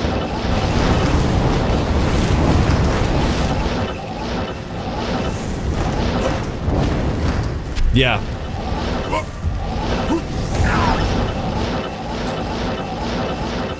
Yeah, but with some frame-perfect leap, telly, whirlwind combos, you almost always deal damage to the Druid. In just about every exchange. Nice predictive whirlwind there from Javito. Oh my god, almost clipped him there too. Track Amp doing a great job though, being patient, looking for his openings, constant damage over time.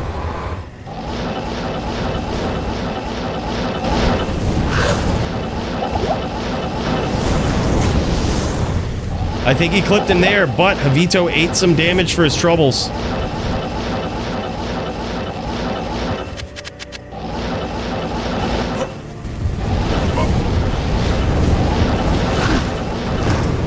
Javito dancing in the fire. Somehow unscathed from that last exchange. Oh man, beautiful. Armageddon RNG just coming down on his dome. Taking him out. Now I believe it's 2-2 between these guys. Epic bout. After this, just to give you a heads up on the queue, we'll cut over to Dirty versus GBN. And then we'll go Green Lungs and Sinister. I can't carry anymore. And let me see if there's anybody else we need to throw in the queue here. Also, Nim might... Oh yeah, we've got... Yeah, I think Nim has still got his title bout for Melee. So let's throw him in there. I think Jinshin will be available a little later. Yeah, I think he said around 10 p.m. So we'll put him at the bottom of the queue for now.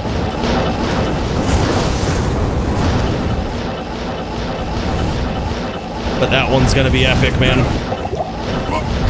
Hey yo, what's up, LB Pros? Big damage from Track Amp early on. That has got to be discouraging for Javito. But he can't let it get to him. He can't go looking for too much trouble. Sometimes you got to let it come to you a little bit. And when it does, you got to be ready. Push that pressure. Make that Druid run out of cooldowns, right?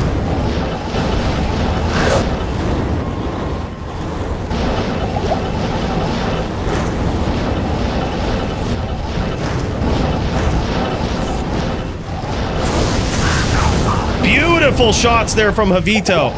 Great whirlwind. That whirlwind right there just took Track Amp from 100% to about 20. Now Javito's going to be looking to land another one. That's the other thing. The fight ain't over till it's over, man. That Druid can sit there and try to outrange you at one life, and it can be hard to catch. It'd be hard to catch a really good Druid. Javito going for some predictive whirlwinds and gets it! Just like that, man. 3-2 now in favor of Javito.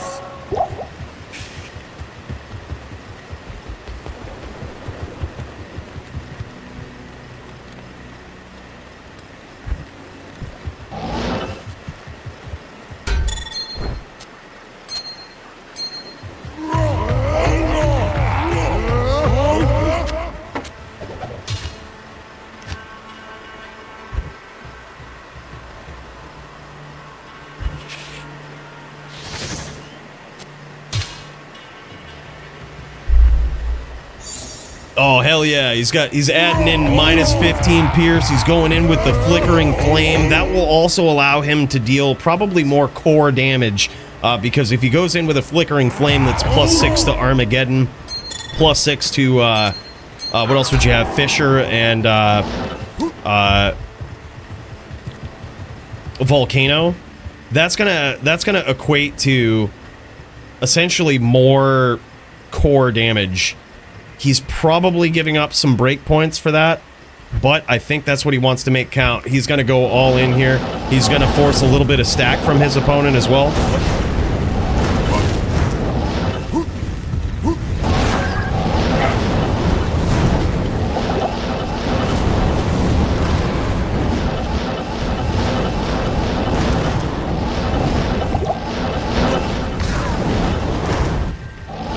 Oh, is that Javito's Barb's name? No shit.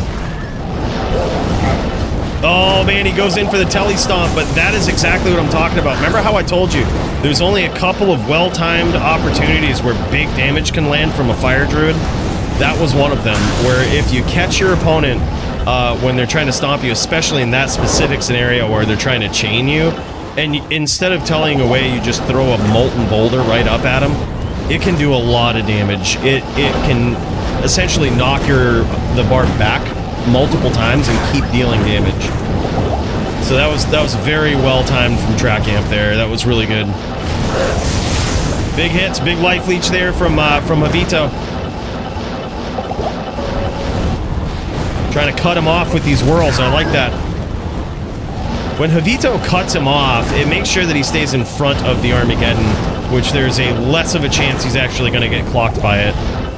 So that's really good.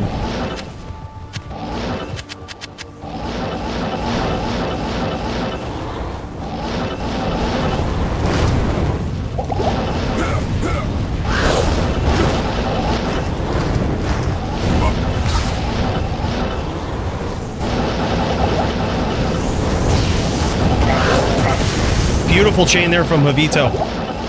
And it looks like TLD is up to their old tricks, which is a good thing, man. These guys pop the non-ladder declone on America every weeknight, usually at Thursdays at 9 p.m. Eastern, and here it is, man. The first pop right on the hour. Very signature move from the TLD, and there it is. Knowing them, they might pop it multiple times tonight, so if you missed this one, don't worry. Just get yourself up in a hell game, non-ladder, on America server, and it very well could happen again.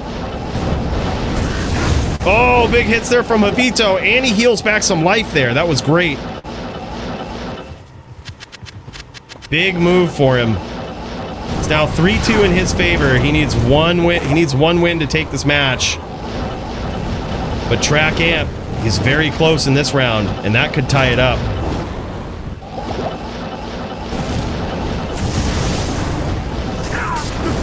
Beautiful chains there from Javito.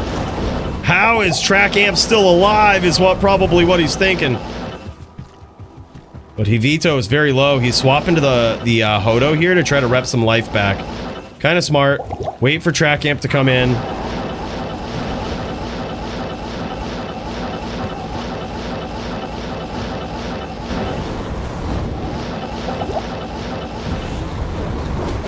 And that is it, man.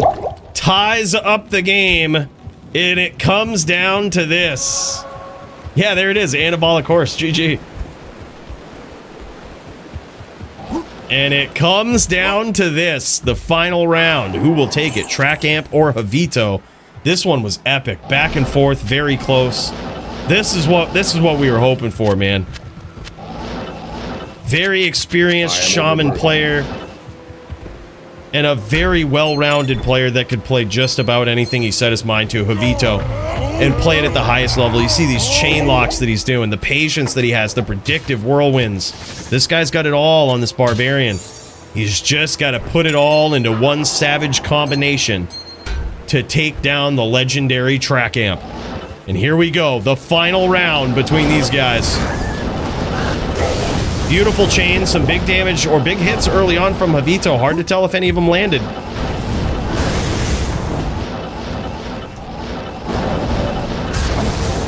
Big hits. Those ones did though. Whenever you see track amp turn green, it's a pretty good indication that he took some hits. He's trying to set up some up boulders here. Javito whirling on the side after the stomp. That's very smart.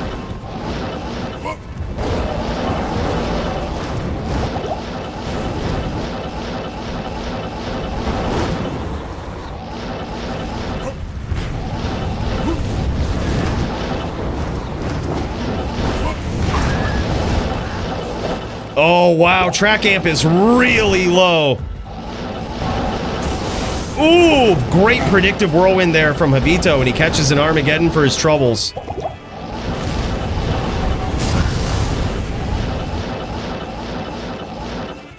I am overburdened.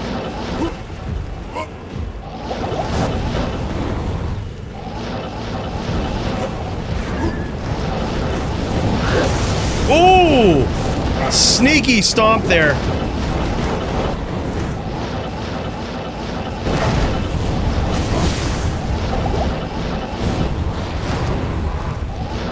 Ooh. He was holding that pet name lock too there, Javito. He was really going for it. He was hoping that track amp just decided to get a little too froggy and come back in. And it's a good thing he didn't. That would have been it. The eagle has landed, says the Jagger. What's up, man? We'll get you in the queue. We'll throw you in there, brother. Hell yeah. That's going to be an epic one, man. I can't wait for that. Mike Cool versus Jagger. Damn, son. All right, up next, we've got Dirty versus GVN. Then we've got Green Lungs, Sinister, Nimrod, then Jagger versus Mike Cool. Ooh!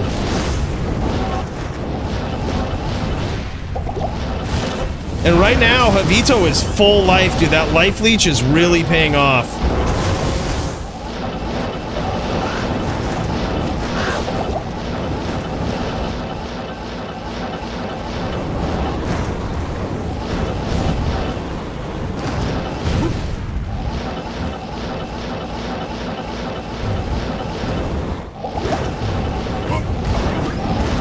Track amp trying to rebow here, but Javito says defend yourself at all times.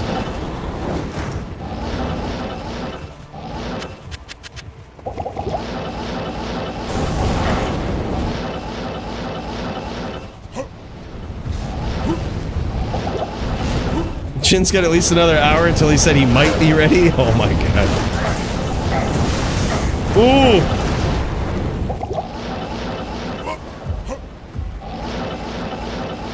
Vito slowly getting dwindled down here by the constant fire damage of track amp.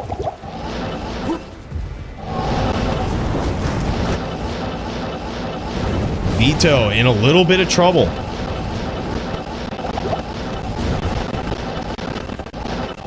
A little bit of audiological glitches. That's on our end, not yours. It's because there's so much violence in the Blood Moor. The game can't handle so much violence all at once.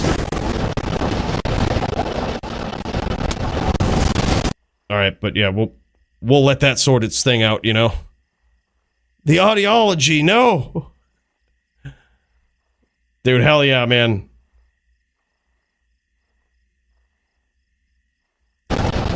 Oh yeah, she's still fragging right out over there. Now Javito's in a lot of trouble. His life total slowly dwindling down. He's got to be way more patient now. He got kind of aggro looking for that damage there, and man, track amp was just able to avoid it and just keep stacking up the chip damage over time. And now Javito trying to rep it back. Javito trying to rep it back. We have reached the rep to full phase. Sometimes you got to do it, man.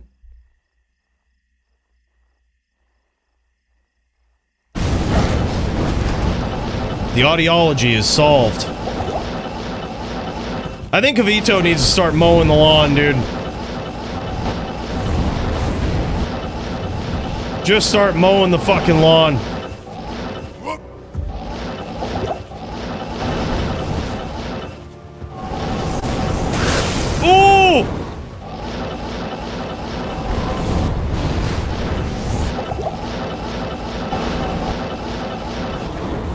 That was a nice turnaround right there.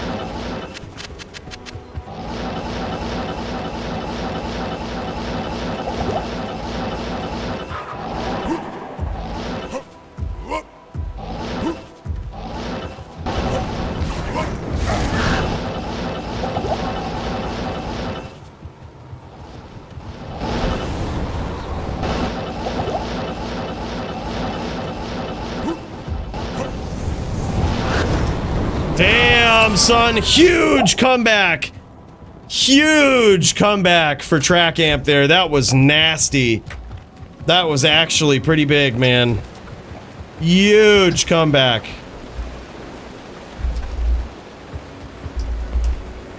That was nuts. I mean, it would have been easy to mentally give up in that duel right there if you were Track Amp, getting basically one right out the gate. Your opponent at 100% health and having to put on just a flawless execution for the rest of the duel. That was insane. That was an incredible comeback, man. Wow. All right, boys, let's pop into Dirty versus GVN, man. This one's gonna be savage. NVN, gentleman shootout of the century. Bone Spear v Bone Spear. Man, this one's gonna be good. Hell yeah, that was sick, Track Amp. Nicely done, man. That was good. Oh, I think these guys are they doing an NVD mirror? That might be what's going on here. They might be doing NVD mirrors.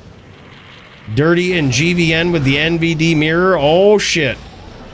It's good to see this, man. It's good to see this. Nice double telly there from GVN. We don't often get to see GVN on a druid. Ooh. See, I think the real key to this matchup, the real fuck you moment that the real fuck you skill that the Necro has is just an absolute train of bone spirits, right? Setting those up and then inviting the interaction is pretty insane. Because that can just really end a duel very quickly.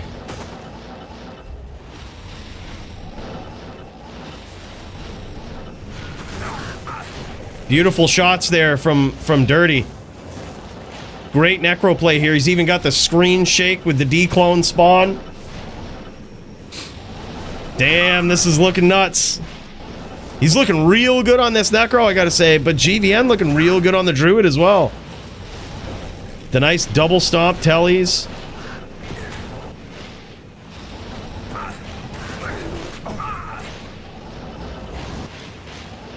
And a little bit of pressure there from Dirty. I like that. He didn't get too greedy with it. He noticed he knocked down the pets, scored some damage. His opponent was one spear and he pushed the pressure. But he doesn't go looking for trouble. He doesn't push too hard for it. That's really good. Just does it when appropriate. Oh man, walks right into Tornado Alley there and GVN almost stole it from him.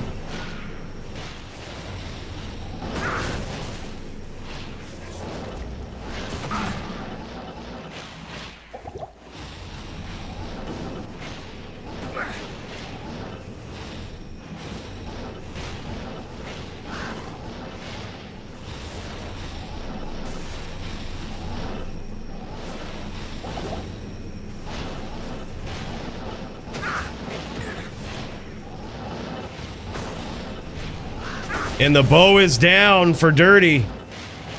Ooh! He almost caught him while GVN was telling him to bow. He almost caught him. It's almost like, nah, man, nah. We gonna do this.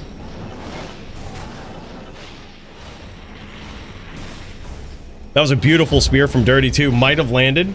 It's hard telling. I think GVN's low, but it's really hard to tell.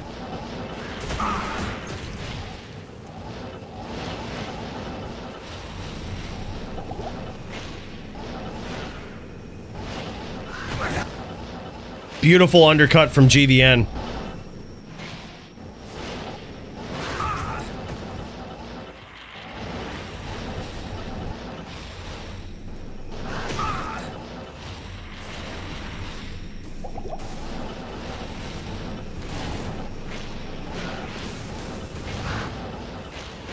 An incredible escape from Dirty there too. Very, very close. It was a great stomp from GVN, and then there's a CT escape from Dirty, but unfortunately GVN closes the distance, gets in there, makes it happen. There it is, man. Damn. Dude, Smalps, I heard that you might be joining up in some Sin PK, man. I was like, shit. Do you have the ability to duel on PC too? I would imagine so, but we always see like a lot of controller play, and I always assumed it was console, but it could be PC as well. I can't carry anymore. Yeah, that'd be sick, man. I can't do that here. Oh, nice, nice. I will use controller, but on PC. GG. Yeah, eventually they may pit you against the current top Sin. It may not necessarily reflect that in the rankings, and you might have seen me just lose to Riz, but obviously, you guys know that was the pressure of, you know, there was a lot of other shit going on. I wasn't even ready. The fucking sun was in my eyes and shit. And then, you know, also, we've got I guess we got a few people we have to officially beat on the ladder. But, you know, they're gonna be top Sin here real soon. So, point is, looking forward to dueling with you, dude.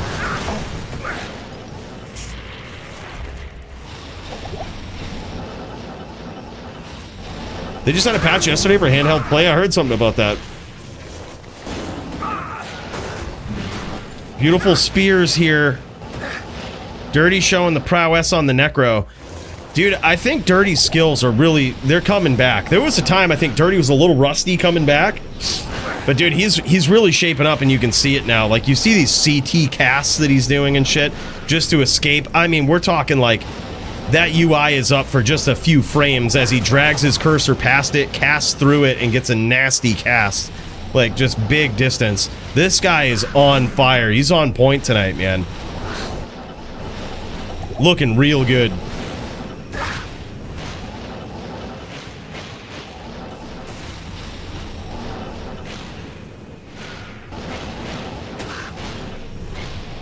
And it appears as though GVN might actually be low.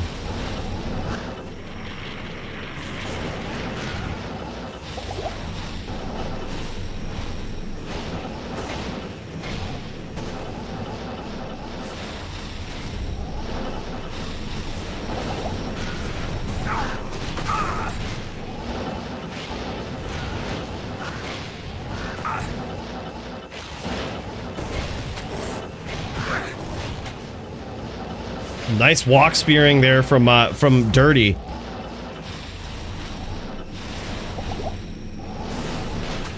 Oh, and there it is. Beautifully done. Nice setup there with the bone spears or bone spirits. That was really good. It's now, I believe, 1-1 for these guys. You know, I think in between rounds here, we might even be able to pop into the Green Lungs duel just to give you guys the heads up. I think Green Lungs might be ready to throw down. I think we might be able to bounce back and forth in between rounds here. Just to give you guys the heads up. After this round right here, we'll check in.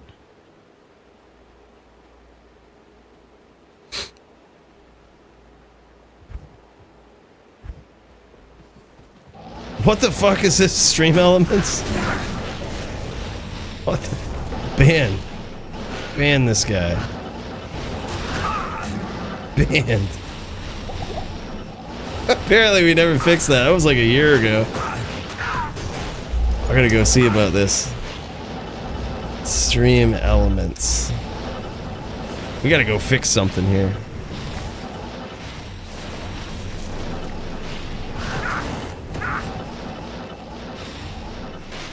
And we need to fix this nicotine. We can't be DFCing without nicotine, boys. I can't carry That's mistake number 1. Must fix.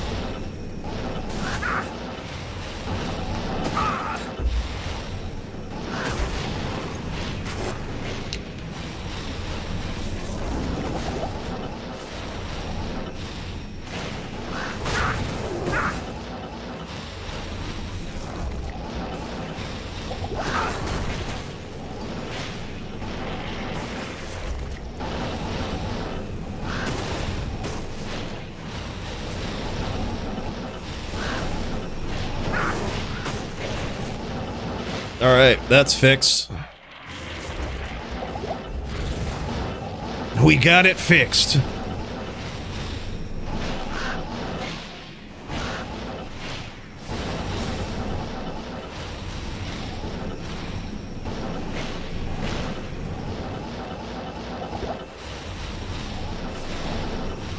I wonder how long that's been going on. That must have showed up in so many DFC streams. Pretty sure that was like a year ago. Maybe more, maybe 2. Holy shit. Shows you how much I pay attention to chat. God, I feel bad.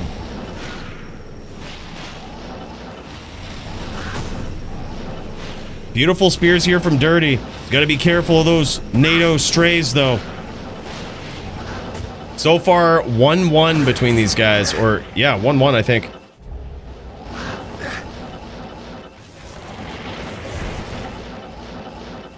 Not enough mana. Dirty looking to bow.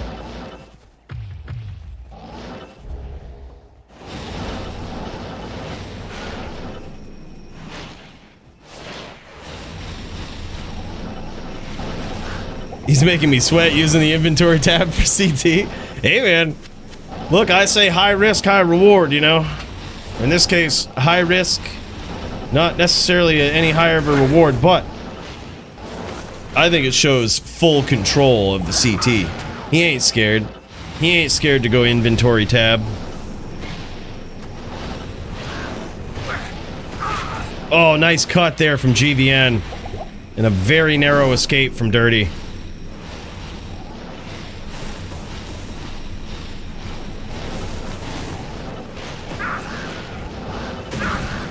Beautiful stomp. Nice hit there from GVN. Dirty's still alive.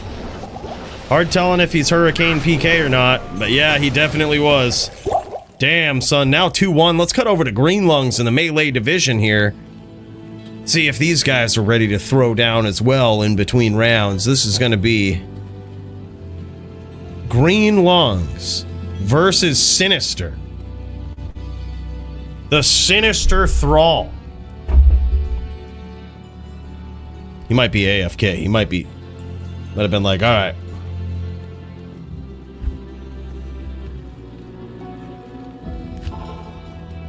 Hell yeah!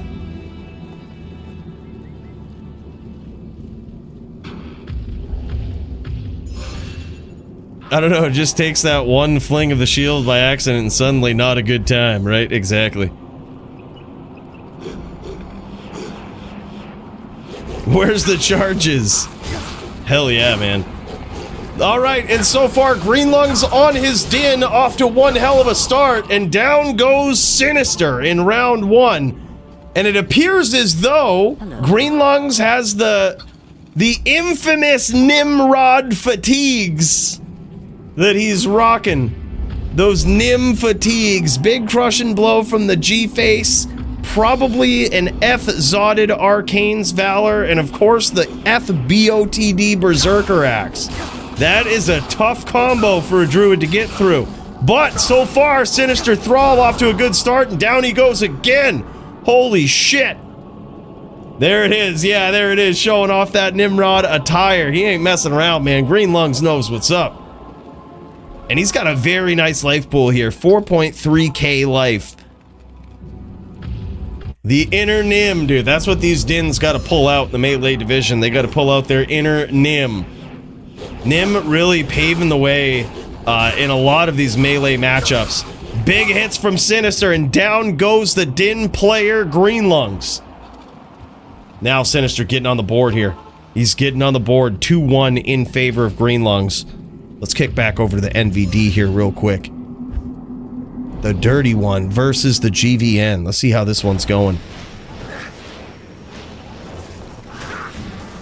So far, 2-1 in favor of GVN on the Druid, and Dirty off to a rough start in this round. He might be, though. I don't know. I think we just got a small life check there for GVN, and GVN might be hurting. He might be hurting.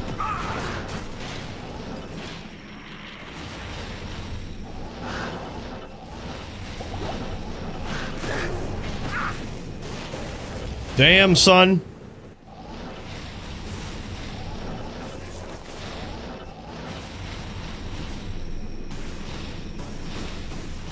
GVN might have crashed. I think he might have crashed.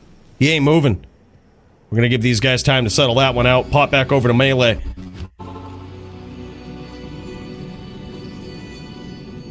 Good looks there, though, from Dirty. He noticed his opponent might have been crashing out. Hell yeah. Me and Track versus other team? Yeah, jam it, man. That'd actually be pretty cool to see. That'd be pretty cool to see, dude. All right, and here we go. I think it's at least 2-1 in favor of Green Lungs. This one off to a crazy start. Could go either way in this round. Sinister Thrall, man, coming back. Now 3-2, slight lead for Green Lungs.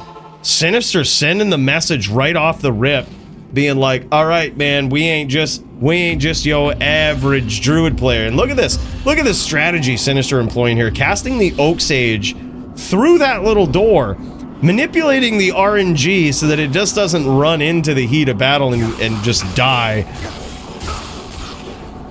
Really love that approach.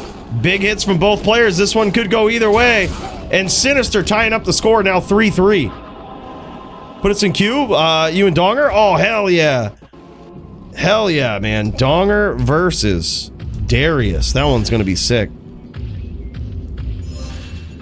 Jinshin might be ready in 10 minutes. Oh, man. Oh, man. Good. Y'all are up next, man. Y'all are up next. Nimrod v. the Jinshin. Yeah, during the Oak, very key. The Oak, as you might know, can have pretty stupid AI, man. I think the AI on Oak Sage is find the most dangerous spot in the dueling arena to be and go there. I think that's basically what its AI is, and it often gets itself killed. So by locking it behind that door, you just ensure that you never have to recast it. It's always up and doesn't make any stupid wanderings towards your opponent, you know? Oh, hell yeah, we'll get you in the queue. Squigs! Another good one right there, man. Squigs versus Serenity. We've got Dirty GVN and Sinister Green Lungs going all at the same time. Then after these bouts, we've got Nim versus the Jinshin, Jagger versus Mike Cool, Donger versus Darius, and Squigs versus Serenity. All gonna be epic. Let's pop back into the Dirty one versus GVN, see how this one's going, see if these guys got this figured out again. Looks like they did. Looks like they did. They might have restarted this round here. Popping right into the action. I think it's tied up between Sinister and Green Lungs. I think it's tied up. Beautiful spears there. Dirty showing his prowess on this Necro, the class that made him famous. I wonder if these guys went NVD mirror or if these guys just went straight NVD. Oh man, close range exchange that GVN is happy to engage in.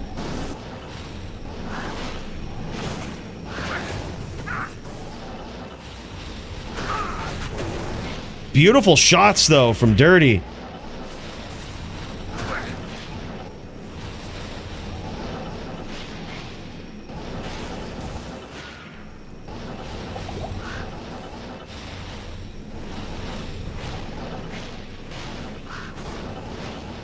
Dirty looking to set up a train here, but GVN not giving him a lot of options to.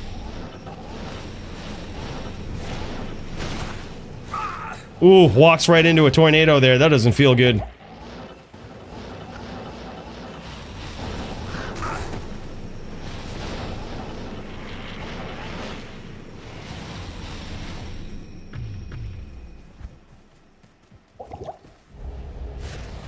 GVN giving his opponent the room to bow there. Little gentleman's agreement there. Just says, all right, you know, theoretically it's protect yourself at all times, but... Oh my god, huge spear from Dirty! And down goes GVN. That might be 2-2? Holy shit, that is epic, man. Let's pop back over to the Sinister versus Green Lungs. Let's pop into Sinister's point of view here on this Druid as he puts down Green Lungs. He might have pulled ahead in this. Oh no, it's 5-7. 5-7. Let's finish out this duel here. Sinister now down versus Green Lungs. Green Lungs leading by 2, but this is still anyone's game. Vito gave 0 fucks about me, but see, I don't either. I see one of them shamans out there in the moor, they can get fucked. All those shaman players, right? No mercy. Strike first, strike hard, no mercy. Anyone's game in this round, and Sinister pulls it out, now 6-7. Trying to even up the score here. Holy shit, that was a close one, man. Right down to the wire.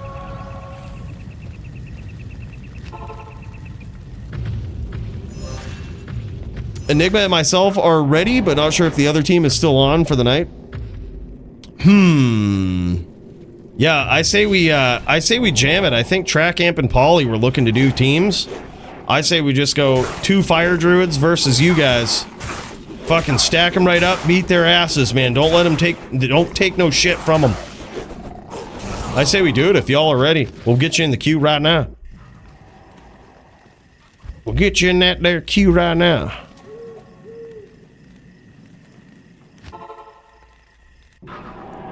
And now Green Lungs pulls ahead 6-8 in his favor. The Nimrod attire proving to be victorious here so far, but it's not over till it's over. It seems as though I haven't seen, we did swap away, but I haven't seen any swaps from these guys. So it could be that both of these guys have full confidence in their setup versus what their opponent is bringing to the table. No way! That one was so close. I'm sure Sinister right there. That's some insult to injury right there because he was so close. And those are the rounds that you certainly want to win against the Din player with the Nim attire, you know? Robbed. Yeah, absolutely robbed in that one. Big jamble on my gear versus Jin. Not really sure if it's the right thing to do. Dude, we don't see many Zans coming in and jamming, you know what I mean? We don't see many Zans that are coming in that want to jab in the DFC. We've seen a couple of Bear Zans. We have seen Alex jump in on a Zan, and he did pretty well. But it's been a while since we've seen the high level play of someone like, what is this? He's strength bugged. Green Lungs is strength bugged, and they said it didn't exist. Y'all see that? Green Lungs was strength bugged. Holy shit! And then his gear just randomly appeared again. That was crazy. Greetings. I wonder how that happened. We're gonna see how I do versus the judge, right? Yeah, man, that's gonna be sick. Nate Fizzle versus the Alex. That one's gonna be sick.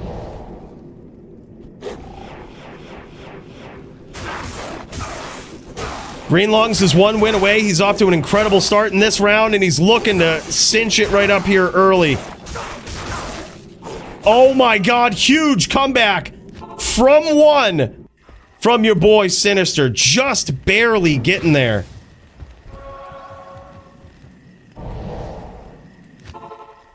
That was insane. Literal 1 life.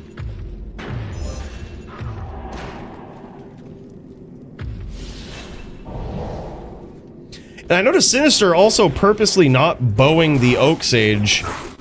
I wonder if that's something that in other formats you can't do. Oh my god, and is he gonna tie it up just like that? Is Sinister gonna tie it up just like that? 9s, non-title fight. This is FT10, no win by 2. This is where this is what it all comes down to, this round right here. This is insane. Match point, man. Let's pop back over to the Green Lungs on this Din. Looks like he's making some subtle swaps here. Going over to the IAS on the shield. He's going to be trying to crush it. He's going to be trying to do a shit ton of damage here. No mercy.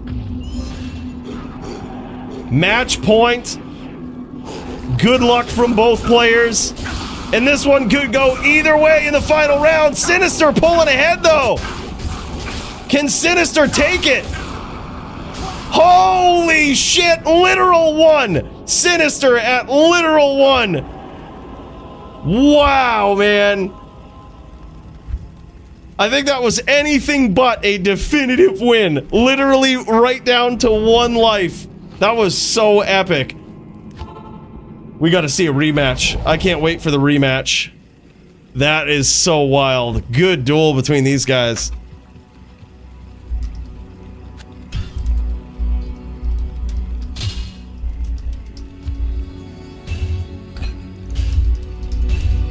Crazy, man.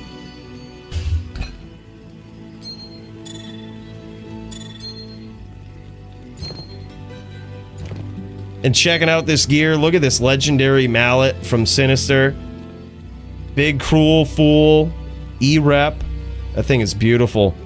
And some 20, 10, 15 strength, 10 dex. Beautiful gloves. 213 gores, an insane melee ring. Look at that big life roll, dual stat, big AR. Love the rare armor here too. E-Rep, Godly, 2 sockets that he's put 2 40-15s in. It even has faster hit recovery on it too. That's a beautiful one. Perfect up Jalal's main. I don't actually know the perfect upped defense there, but it's perfect on the 200%. And yeah, just a beautiful setup on that druid. And he got there, man. It's that armor. Must be that armor. That is insane. Great melee gear, an epic melee match between these guys. Wow. So close, literally right down to 1 life. I thought they were going to annihilate each other in that last one. I thought we were going to get a draw. I thought, especially with that Hellfire proc from the torch, I thought that was it. I thought we were going into round 20. Crazy, man. All right, let's pop back over to Dirty 1 versus GVN. Looks like these guys are still NVDing. I think this is an FT4 NVD match right here. I think these guys just chose straight NVD, no mirror. And, you know, I gotta say, I respect that, man. I feel like mirror matches are often, like, whenever people mirror, I feel like the matchup is lopsided usually. It's like a big suggestion that it's lopsided. So I love seeing these guys, like, stick to it and jam it. It could be 2-2 with this round. They might still be doing a mirror. This could still be 2-2, I'm not sure.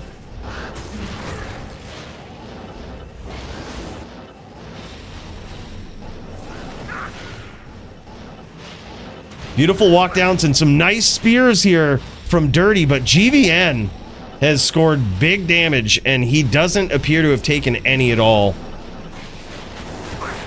Those are some nice spears, though. That might have landed.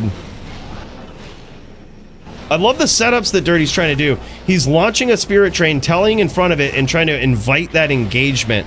And the trick is, though, the trade-off is he has to immediately land a spear, right? He's going to immediately look for that spear, land it, blow up some of the pets, blow up the bear, the oak, and that way, if he can get GVN to telly in front of that train, it's practically GG. Ooh. I don't know how... I seriously don't know how Dirty didn't take any damage from that, but I'm sure he's happy he didn't.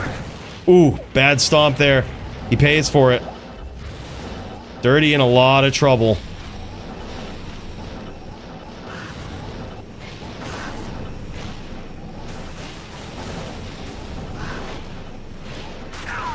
Beautiful spear.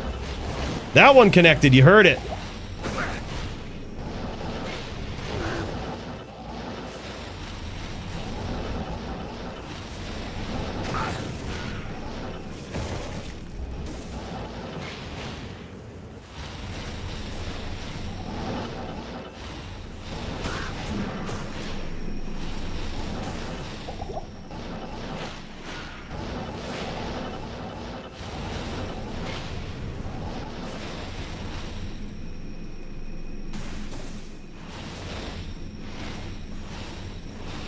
Dirty trying to set up some nasty trains. I actually like this, especially whereas he's low. He's gonna need those big hits to get back in the game here. He's landed 1 spear versus GVN that we know of, right? He's gonna need some big damage, and right now he's not quite Hurricane PK, but the more he keeps taking the hits from at close range like that, the closer he gets to it. And GVN knows that. He knows if he keeps that pressure on, it's gonna be an easy night for him.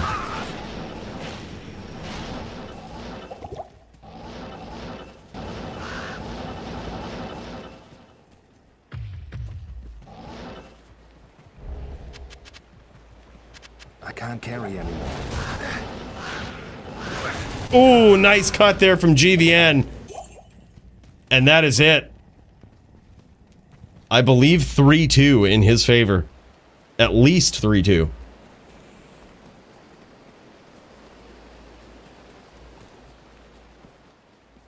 Nate just got home, throws in the queue. GG, man. I can't carry anymore. Alex v. Nate. carry anymore. That one's gonna be sick. I am Hell yeah, dude. Jin and I are ready? Alright, bro. We're gonna cut over right after this to the epic melee title bout. These guys are pulling. You know what? I say we get over there right now, man. I say we jam it. I gotta take a note for these guys. Dirty versus GVN NVD is looking pretty good for fight of the night, man. This is looking really good. Yeah, I say we pop over. The Nimrod. Man, oh man, here they are in the River of Flame. Let's friggin' get this, man. This one is gonna be wild. Jin Shin making his return, trying for the melee belt. Mam Zan is back. We dial into the first round, and here we go. Cinematic zoom in from Nim. He's got the ATD set up. He's got ATD going on, baby. But Jin Shin getting some big hits, and Nimrod getting the first win. Let's fucking go.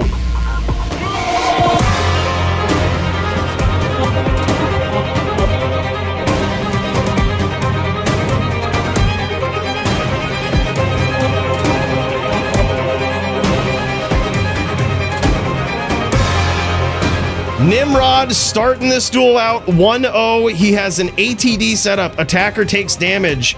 And that appears to be paying some dividends here, but he also had some big hits that he's delivering to Jin Shin here.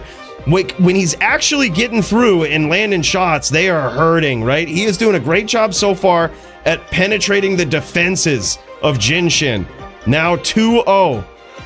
Oh, it's not ATT, it's just Tooth. Oh, okay, wow, look at that. Yeah, you notice it. You notice that white armor he's got there? He's got Tooth Throw for the, what is it, open wounds on that? Oh man, that is crazy. That just ensures that when he does finally land a hit, he is very likely going to cut him open.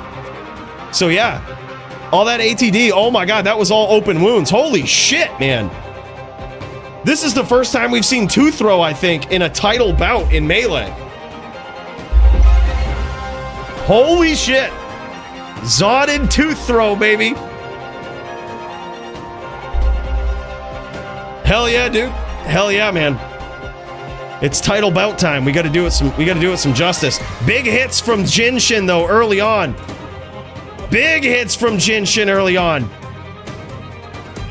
And Jin Shin gets on the board now 3-1. Still in favor of the champion, Nimrod.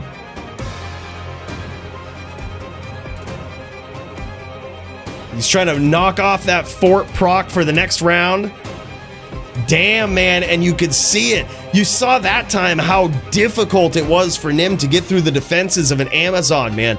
The DR, the max block, the dodge, it's all so ridiculous, right? Just rolling. And you can definitely tell it's not ATD because look at this. Every time he gets hit, the game thinks he takes damage from ATD, but it quickly heals him back because he actually didn't really take anything significant.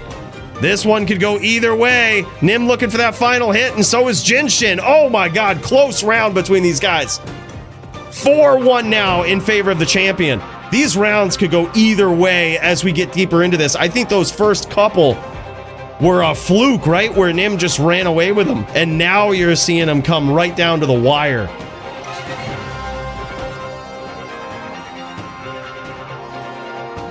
Oh yeah, more than any other class. Nim's starting up with a big hit though. And he's cut Jin Shin open. So that's what that Tooth Throw is for, man. Just damage over time, but not necessarily in the way that we thought. It's through open wounds.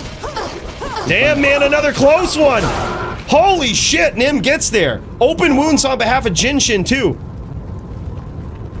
5-1, holy shit.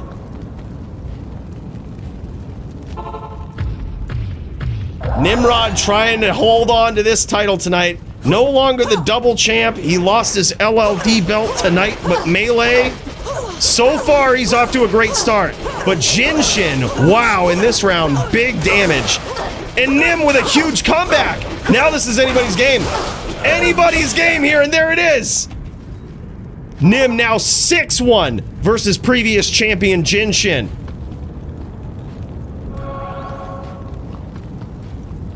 This is an epic one, man.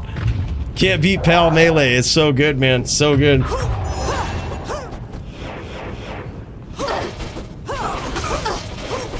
Jinshin drawing first blood in this round and some big follow-up hits.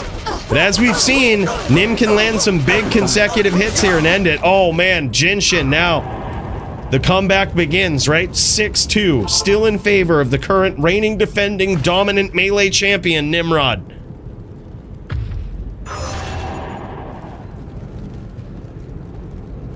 That is crazy. I absolutely love this white look of this armor here.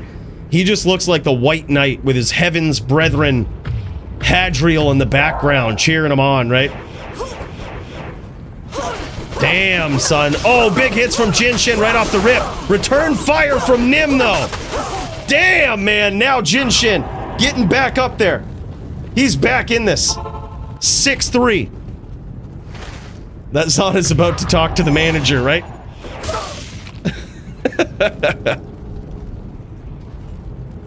And he approaches Hadriel. Look at that, calling out to his heavenly brethren Hadriel for some help. Very, very curious to see Nim set up here. It looks like he's using some sort of berserker axe too. I would doubt it's EDC. I think it might be BOTD. Bye. It could possibly be. It might be EDC though. The only thing is the the reason I'm thinking it's probably not EDC is because he has a helm that looks like G-Face on, which is going to give him a lot of deadly strike. Versus a Zon, you don't need a ton of attack rating, so he probably has a High Lords. On top of Gore's, his deadly strike is probably pretty close to 100%, if not over. So he may not need the deadly strike from something like EDC. But then again, it does have minus defense on it and some pretty good hits in and of itself. So who knows? But that one literally came right down to the wire. It's 8-3 now. Nim was at 1 life in that round and very close to it in the last. Oh, okay, so it definitely did have Poison Novas before. I was paying attention at the end of the last rounds. But yeah, I was gonna say there's a pretty good chance it's EBOTD. There it is, EBOTD, yep. There it is, Poison Novas. Jagger says, put me in the title match. 9-3. Can Jinshin pull off the most epic, most savage comeback? He's gonna need to start coming online right here. He draws first blood. He draws second blood. He's landing the shots, and so far Nim, oh man. But when Nim lands, man, it hurts. Oh my god, from the brink of defeat in that last round, Nim gets there. That was incredible, man. Very, very good duels. Let's check out the gear from these guys. Jinshin has an incredible Zan. Let's see what he's rocking here. He's got himself...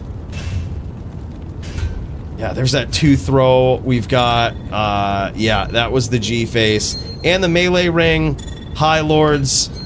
Yep, that's the setup right there. And there it is. Look at those jabs, man. Not E-Rep, but 384, 40 IAS. And, yep, he's got the Storm Shield, the Fortitude, as he's allowed to as a Zan. Look at these passives gloves.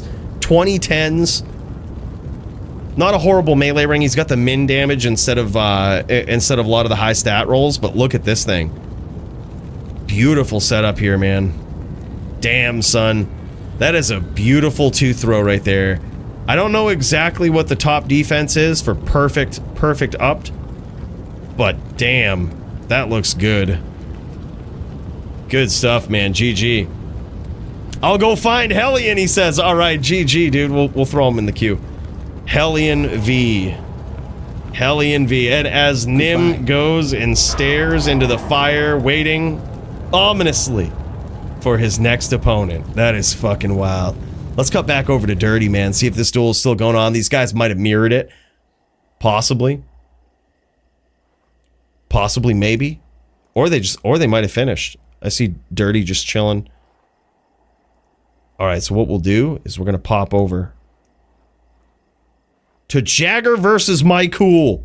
I think this one's going on. Jagger versus Cool. Another melee match, a melee bout this evening. This one's going to be savage. Cool on the Druid, Jagger on the Din. Jagger Swagger says, put me in for the title match. Put me in, coach. I'll take on that Nimrod. So far, those guys have had some trio matches. I believe 3 between them. All of them have been close, but Nimrod's taken 2, Jagger's taken 1. Jagger says it's time. It's time to get back in there. The odds are going to go in my favor this time. And you know what? With the setup of both of those Dins, I could see it happening, man. I could definitely see it happening. And this one right here, 17 off to a great start, and Cool still swinging even though he morphed back. This one's getting wild, boys. This is where it is. The melee match we've all been waiting for. Jagger Swagger, aka 17. You might see him in the Zeal PK games. You might see him in some pubs. And when you do, he'll probably put you down. This guy is an absolute melee legend. But Cool on this Druid has been really stacking up the wins, really showing and proving. And look at this. I absolutely love seeing this. It's hard to even state how much Nim has changed the game with this particular matchup here. Even 17, aka the Jagger Swagger, busting out the F-Zotted Arcane's Valor with the G-Face. Man, that is the Nim suit right there. You got to get that patented, Nim. You got to get it patented. Start charging these Dins for using it. It's damn, man. Big hits from Jagger early and big return fire for... Oh my god! Cool could come back here. He was still swinging when he went down to 1. That would have been the first time we would have ever seen a Druid morphed back, not in wolf form, score a kill. That would have been so wild. It's not Valor? Oh, no shit. All right. It just looks like it. Okay. All right. Damn, man. All right, Jagger's streaming now. Let's pop over to Jagger's stream. Jagger using his normal armor and Lolo axe. No shit. Oh, man. Cool getting on the board. Look, if you would have been using the Nim suit, maybe that wouldn't have happened, Jagger, all right? But now he takes it. It's 3-1 so far. 3-1. Not even close to being over. Oh, there it is. Look at that thing, man. Brimstone Pelt. That thing's a beauty. 10 strength on the base, 41 life on the base. Godly 2 socket. E-rep, of course. Damn, son. Now 3-2. F Shadowplay? Yeah, that thing is beautiful, man. You know, it ain't no Arcane's Valor, but I mean, it's pretty. It's pretty. He would have at least 400 more HP, but he deals more average damage like this? No shit.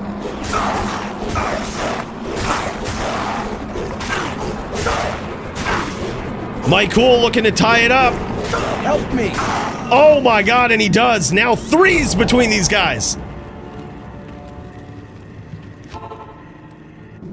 11, 11, 9, 12, 13, 6, 13, 7, 6, 17, 6. Damn. Yeah, I've gotten dog shit annies for like the last several weeks. Months even.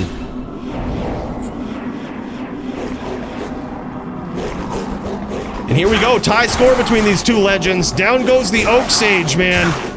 That ain't good for Cool. Damn, son. You should have put it in the door. You should have put it in the door.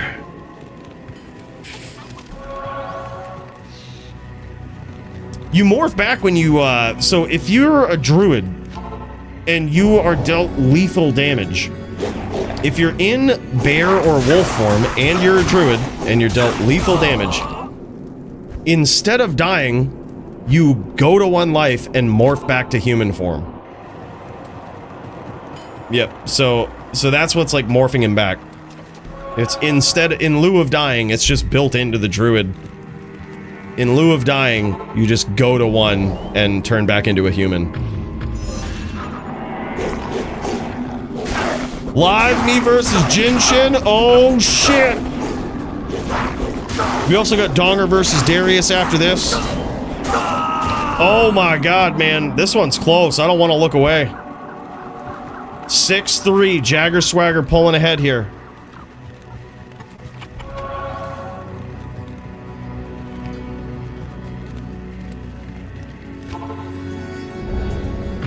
The Hellion versus Jinshin is going to be a Necro v Zan match, man.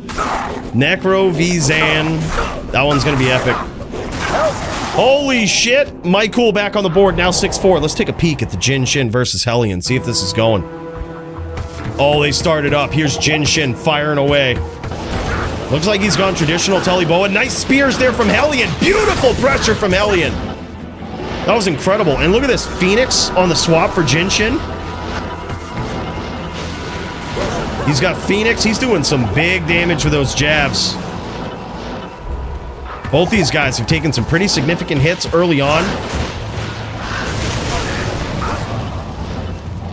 Holy shit. Hellion, the new guy. Tough opponent for somebody who's so new, but something tells me, man, it could go either way. Beautifully done from Hellion. Holy shit. This is crazy, man. All right, let's get back in there for Jagger Swagger.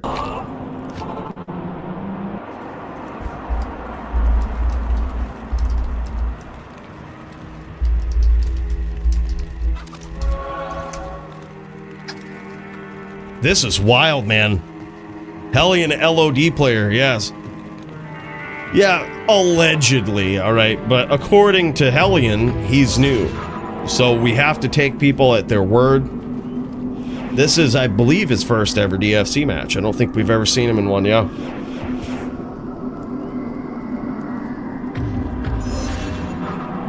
Oh, it must have been someone else. That must have been someone else. Hellion's new. Yeah, yeah. Wow, look at that, man. It's not even a low, that's a low Zod. That's a low Zod small crescent that he's got there.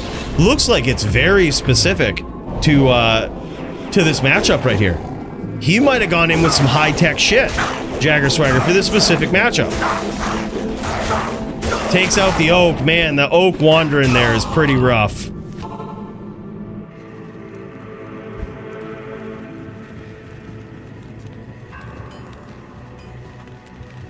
Greetings. I don't think so, Doom, unless someone else wants to step in for the 3s. I think right now it's 2s.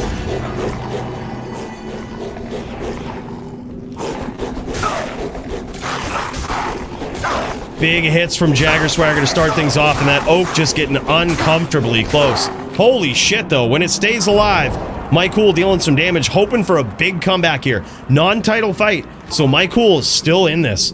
He just needs to get 5 back-to-back here, which might seem crazy, but we've seen crazier in the DFC Melee division. This could happen. Jagger Swagger looking to get in there, looking to get it over with. Big hits from Mike Cool right out the rip. Down goes the Oak stage. That ain't good, man. That ain't good, and GG, there it is. 10-5 in favor of the Jagger Swagger, taking the win and jockeying his way likely into the next title shot. This guy, he's been asking for it for weeks. He says, give me that title. Put me in for the title bout, coach. And I think this guy's just undeniable at this point. Few players have what it takes to take down the Jagger Swagger, and with this setup here, he's proven that there might even be something that looks very similar to the Nim suit, but isn't quite it. That G-face, though, it's hard to beat it. Hard to beat it in this matchup, man. A lot of people use it. Big crushing blow, big deadly strike. Yeah, nice setup here from Mike Cool, too. 2 socket, 5 Fury Helm there. I think that was Vizzo too.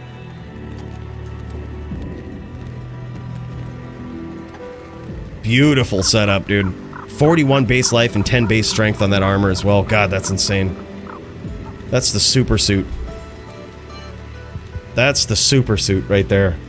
100% perfect string, too. Very interesting. I wonder why with the string. String throwing me for a loop here. Throwing me for a loop. Alright, let's just peek back into the Jin Shin versus Hellion. New guy. See how he's doing. He got his first round win versus Jin Shin there ever.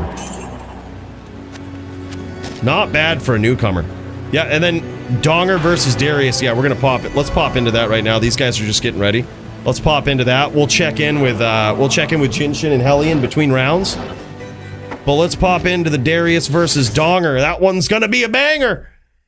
That one is gonna be a banger, folks. And look at this, Darius also dooring that oak. Also dooring the oak. Donger going in with what appears to be the Nim suit, but now it could also be a slight Jagger variation. We never really know, man. All we know is that these Dins start looking the same versus these Druids, and down he goes. Look at that, man. That was crazy. Darius loses round 1 to Donger in that Nim suit looking setup right there. Yeah, GG's, man. That was an epic bout. Very, very epic bout. The Donger versus Darius.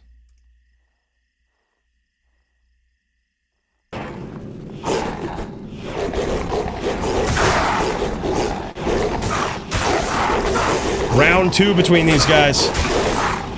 Donger got round 1, and it looks like he's about to get round 2. There it is.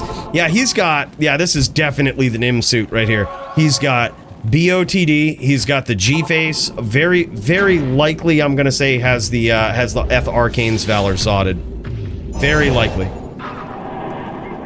Yeah, Donger underrated, I think. Donger very underrated in the melee division. Y'all be sleeping on Donger these days. This guy's insane. Big hits, though. Darius making a comeback here in this round. Now 2-1. All right, let's check in with new guy, see if he's doing okay. See if he has any questions about the rules.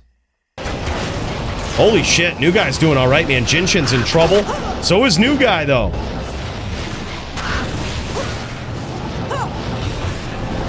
Oh my god, man. Hellion. Hellion taking it to him. This is crazy. This is wild. Back to Donger versus Darius now in the melee division. Donger landing some big hits versus Darius. Darius needing a big comeback. Doesn't get it there, though. Yeah, he's a natural, dude. He ought to duel more. We ought to get him in the duel. We get him in the blood more, see if we can teach him a few things, you know? Sharpen his game up a little bit. Looks like he's got some promise. Beginner's luck.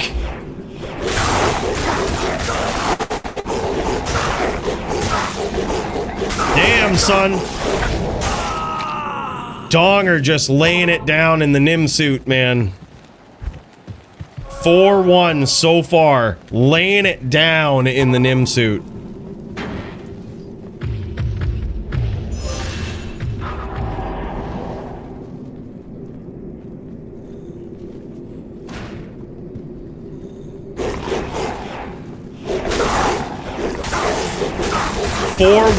But Darius trying to make a big comeback. He's off to a great start this round, but robbed by the Donger. That's insane, man.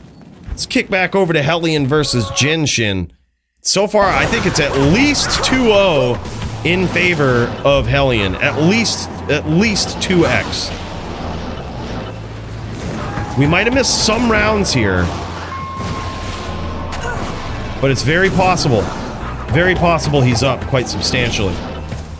But Jin Shin is an incredible Zon player, man. One of those OG Zon players that paved the way for what the DFC is today.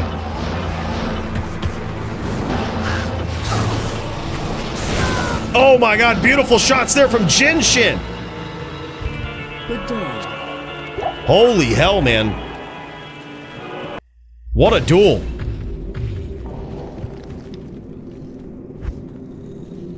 Donger has some real clutch moments around duels, not gonna lie. Yeah, dude, I think this guy, it ain't gonna be long before this guy's knocking at the door of the title, too.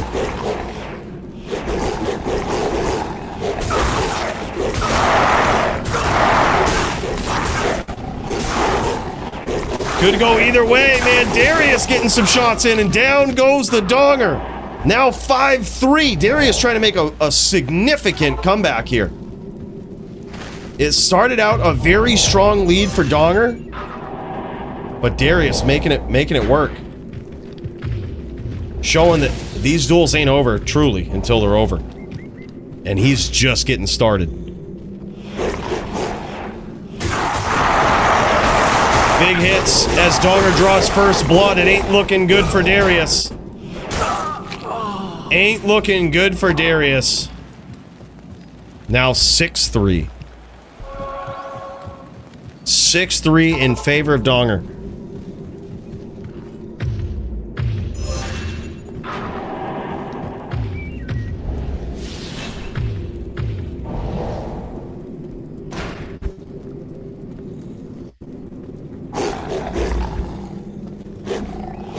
All right, here we go. He says, can't ever count you out. You're a legend. Uh-oh, that oak decided to pop on the other side of the fence.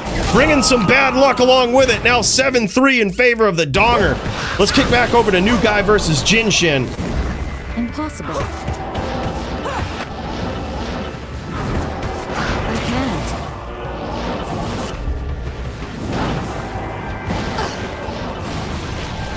Jinshin having trouble setting up his decoys here, because just Hellions right on top of him. He's not fooled by him because literally, a lot of times Jinshin's still casting him right as he shows up on the screen. So it's like, wow, there's no confusing him. Beautiful pressure there from Hellion. Beautiful setup from Hellion.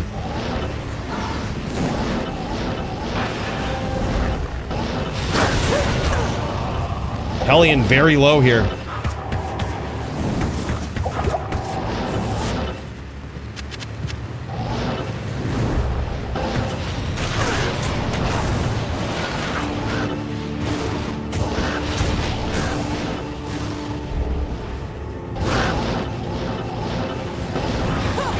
And you can see all of these pets that Jinshin's trying to keep up to sort of divert those bone spirits, sort of get in the way of those bone spirits so that he has less to worry about. So he can sort of work his way around in this close range exchange, do a little bit of walking, walk down a bit, try to get an angle on Hellion, and just gum the screen up with all of these pets. He's doing a great job of keeping him up this round. Hellion very, very low.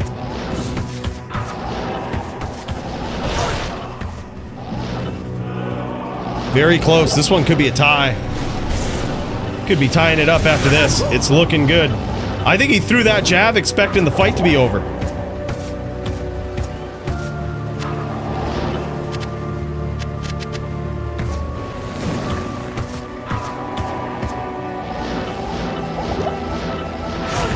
Pop back over to the Donger here. These guys going back in. Is it over? Oh, it might be over.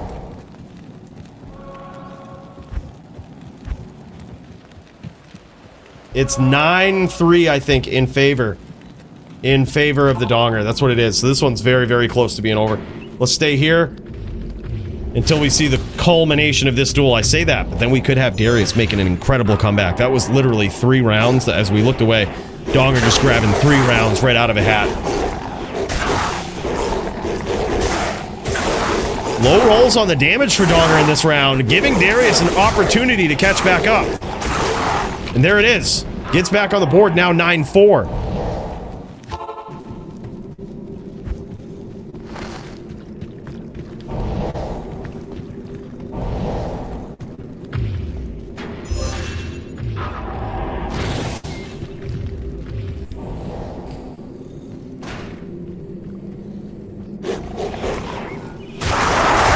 First blood drawn from the Donger, but low rolls in the damage, and again, This could be the start of a big comeback here. Darius cannot be counted out. 9-5. Still in favor of Donger. As he said earlier, you can't count him out, dude. Darius is a legend. That's right, ain't over till it's over. He says, no way I come back from this. It would be pretty epic. It might be immediate fight of the night. First blood, yet again from Donger. Bigger damage this time. And there it is. GG's. Donger gets their dominant lead. But man, Darius was looking strong in the last sets there. That was crazy. Almost.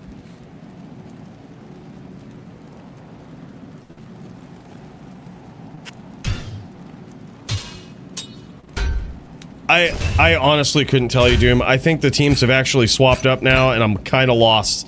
I would just say whenever y'all are ready for teams, just friggin' stream it, and we'll jam it. Just let me know, we'll jam it.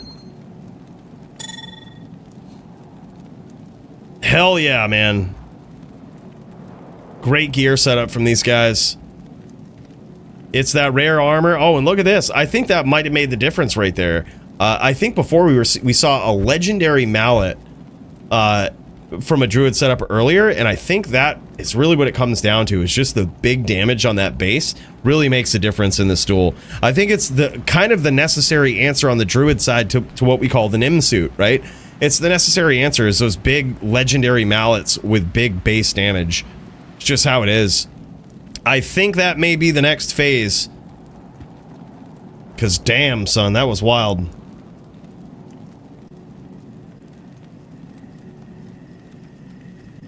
Wow, man. Epic match. I think is Jin Shin versus the Hellion still going? Let's pop over and check it out.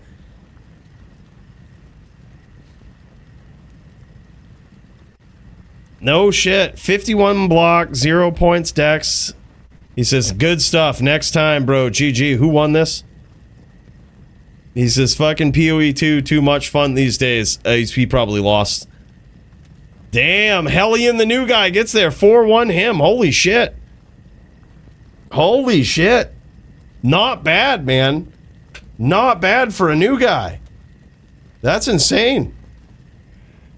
That is insane. All right, let's check the queue here real quick. Donger versus Darius was an epic one. We got Squigs versus Serenity next.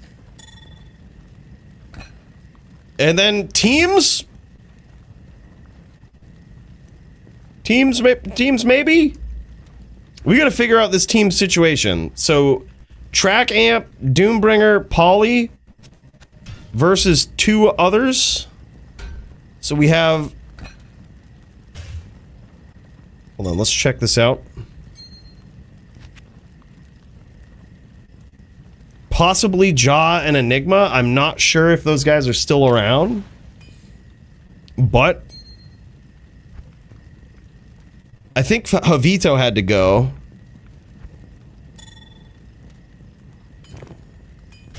Yeah, it's hard to get so many people to it's me and Ja. Okay, yeah, I see you, Enigma. Alright, so y'all are definitely ready to jam then. Okay. Yeah, we need a third. Alright. So these guys need a third for teams. Alright, GG. In search of a third. I think with a third we can get this teams thing going.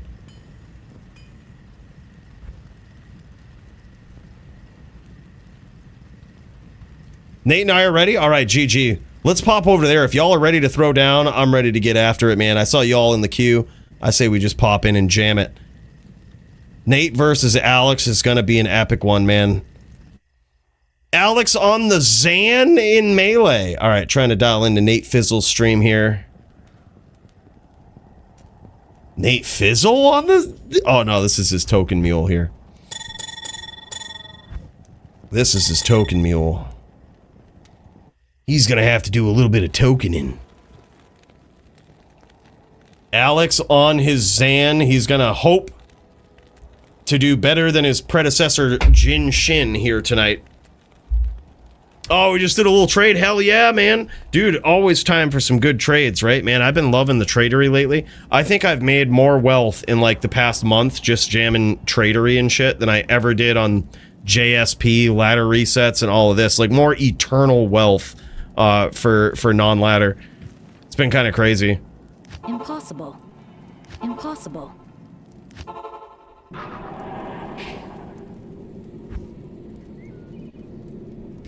Doom is on a cold sore, I can tell you that right now. That's going to be a tough team, man. I think they got 2 fire doo-doos and a cold sork. So what you got to do is sin the shit out of them, alright? Pull out that sin, Enigma. And fucking give it right to them. There is no limit on cold stack in teams. Just want to let you know that, just in case. That's one of the big differences. There is no limit. You can stack to Kingdom Come if you want, alright? No one's gonna yell at you.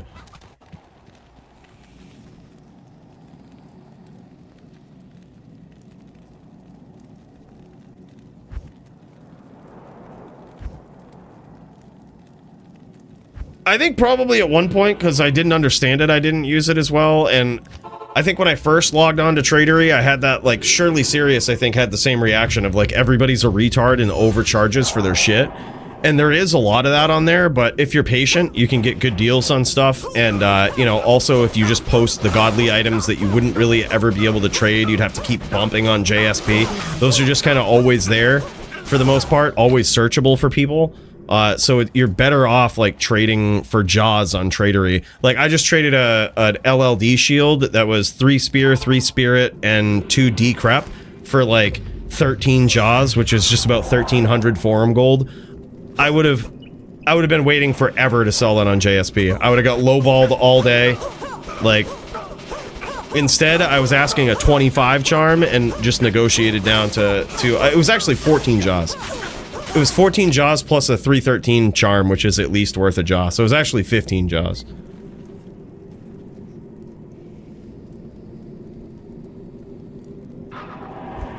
And holy shit, man, Alex off to an incredible start here. Gets his first win. Still early in this match, but the judge fizzle now 2-1 in his favor. Alex trying to get rid of that CA proc.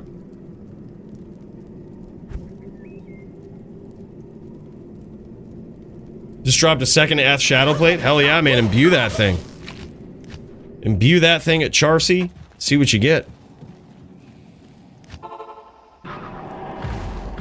But yeah, I think Tradery is actually just better for trading away your very obscure items that, like, for example, I was sitting on these Javs that I bought for 4K forum gold, no, 2K forum gold way back in the day, like maybe a year or so ago, and they wouldn't have sold on JSP. There's just so many sellers selling a ton of Javs, they would have got lost in the mix. I would have been waiting forever.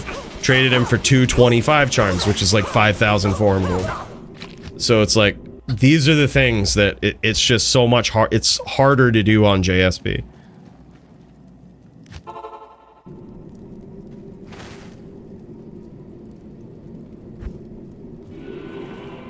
And then if you want, you could just go convert that to forum gold. It's easier to sell those 25s for forum gold, I think, than it would be to sell those Javs.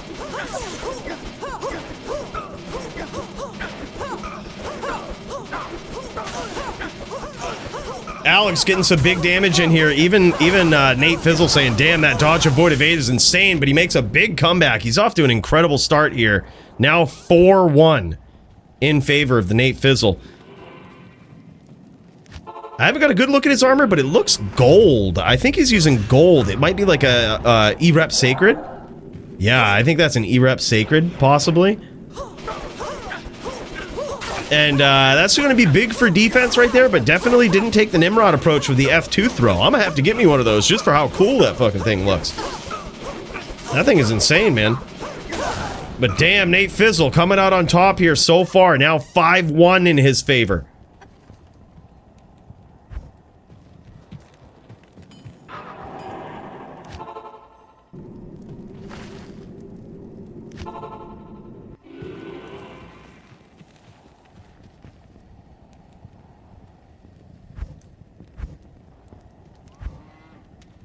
No shit, dude. No shit.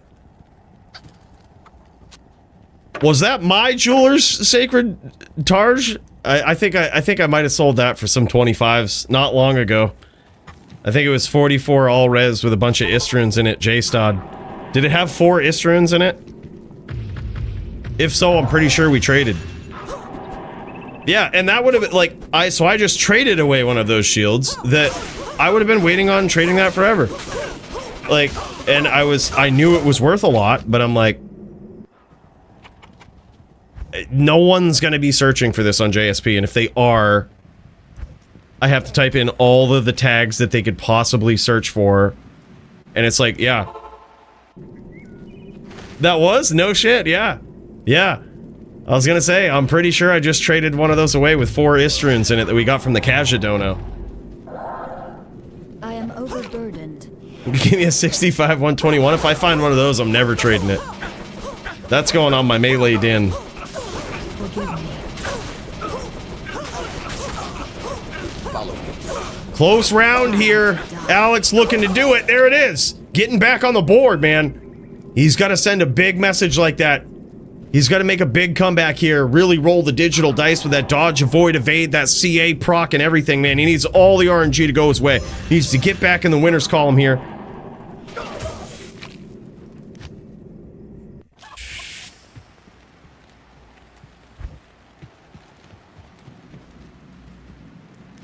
Yeah, and then after Alex versus Nate, we've got Squigs versus Serenity, and then just teams. We're not necessarily waiting on anybody, so I think if by chance y'all don't find a replacement then, I'll jump on John Enigma's team, and just ace the shit out of these fucking shaman druids.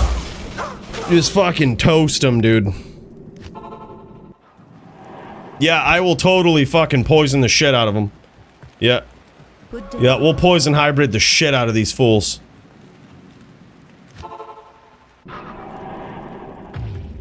Sogi MIA. Alright, we'll throw you in the queue just in case.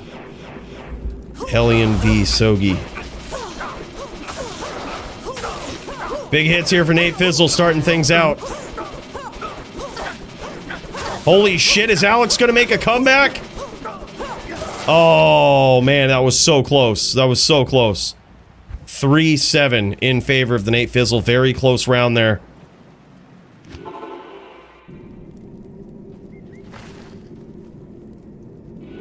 I wonder if it's possible to put some ATD on a Zan, man. Or if that might be a little much.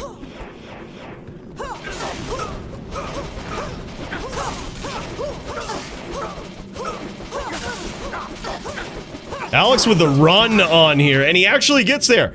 No walking required. Just going right in with the run. He just runs in violently and got there.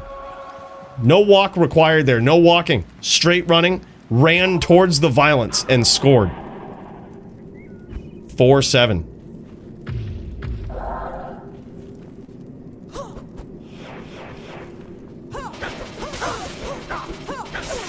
Alex drawing first blood and making it count. Nate Fizzle half-lifed already, but big comeback there from Nate. Just consecutive hits back to back. That shit was wild. 4-8. In favor of the judge, Nate Fizzle. I would assume usually they only go for about an hour, Luke. Usually TLD only pops them like every 10 minutes from 9 to 10 p.m. Eastern. And it's currently 10:21 Eastern, so I would assume they're probably done. Sometimes they go a little over that, but it's rare. Alex getting back on the board now, clawing his way back up. 5-8. Throw us in the queue for LLD as well? Oh, hell yeah. I'll put you in front of Hellion and Sogi. We haven't actually heard from Sogi, so we'll go Green Lungs. Green Lungs versus Open Scrow, man. Open Scrow. That is going to be sick. Open Scrow's DFC debut. And he's got himself a zinger. Get your bets in.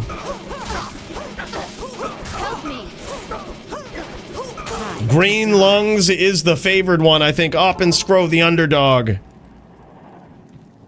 Damn, now 6-8. Alex making a big comeback here. Can he do it?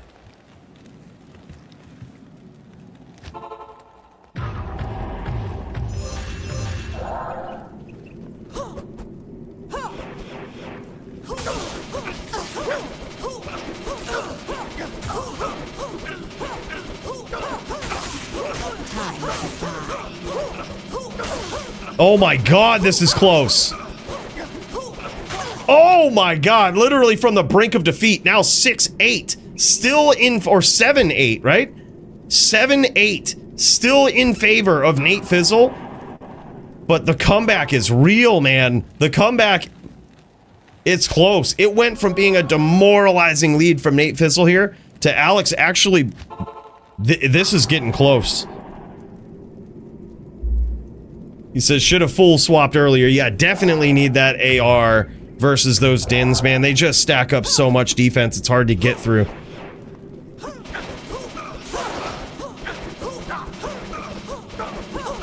Yeah, no worries, Hellion. If you can't get a hold of them, feel free to jam it at some point, either, you know, this weekend or whatnot, or hell, even make it up next week.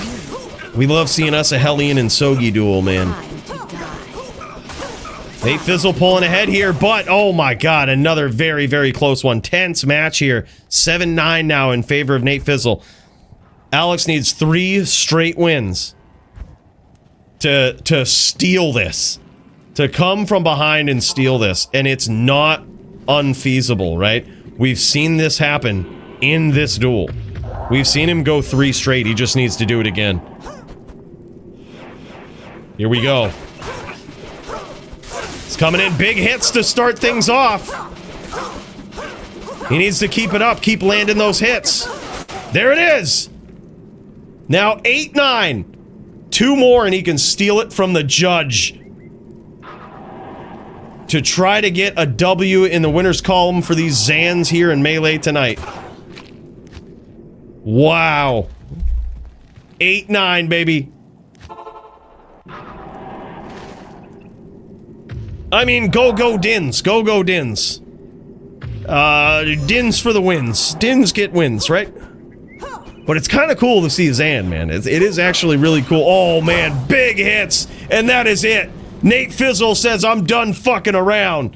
Gets in there, 2 big hits, and just 2 shots him.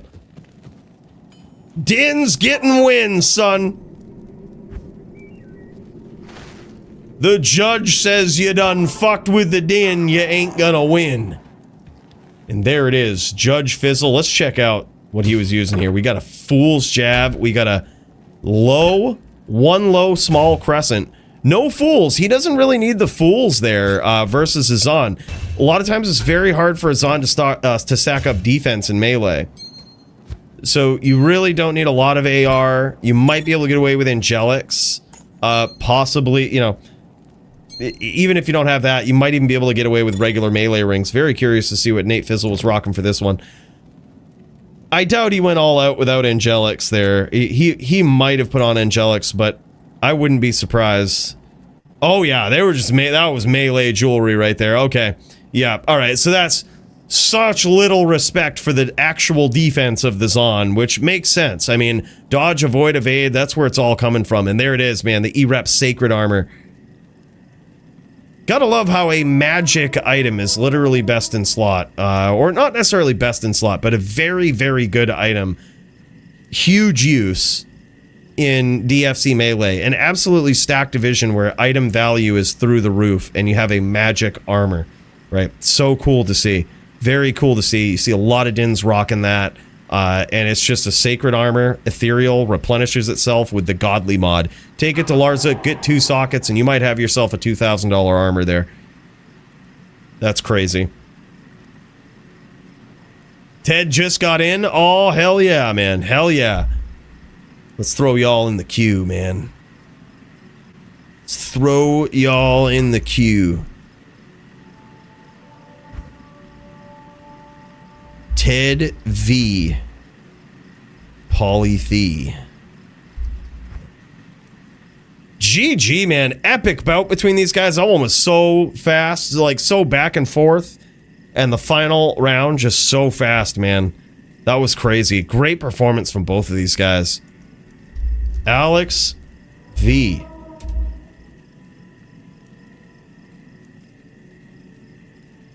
The Nate Fizzle. And we've got... I think Squigs and Serenity are up next. I do see Sogi up in there.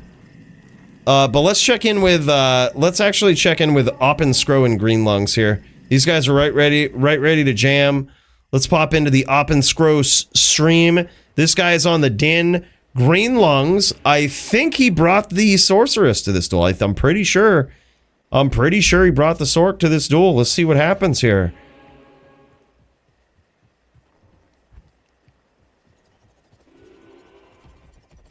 Or it could be... Oh, no, he brought the Sin. My bad. My bad. He brought the Sin. He's going Blade Sin here. Look at this FOH from the outside from Oppenscrow. Trying to... Oh, he's... I love it. He's on an H-Den, which it's going to be very crucial for him to close the distance and deliver some damage, but he's so happy staying on the outside, dropping down that FOH, which is actually doing a lot of damage to Green Lungs. And those blades still hitting like absolute trucks, man. That FOH gets the name lock, keeps dropping it down. Big damage from Oppenscrow. That is the harassment right there.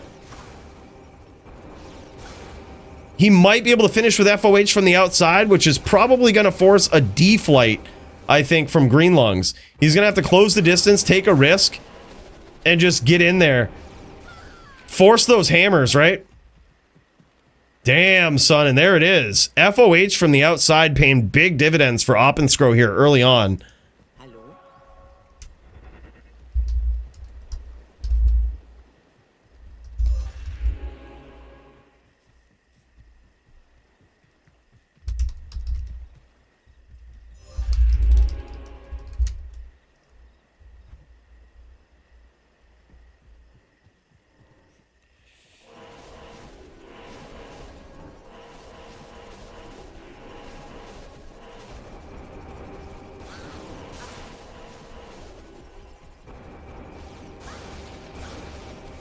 Yeah, and he has now noticed the power of the FOH from the outside. This is going to be real bad for Green Lungs. He's going to have to risk it for the biscuit, I think. He's going to have to close the distance and get super annoying. That's what FOH forces. It forces you to kind of just close that distance, get in there, deal some damage, right? But it appears as though either Green Lungs has sworn off Dragonflight and has said, I'm not doing it in this duel, or he hasn't statted it.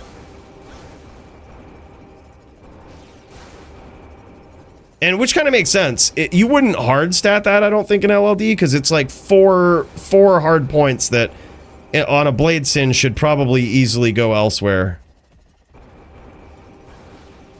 That FOH, man, wearing him down. This could be it, and there it is.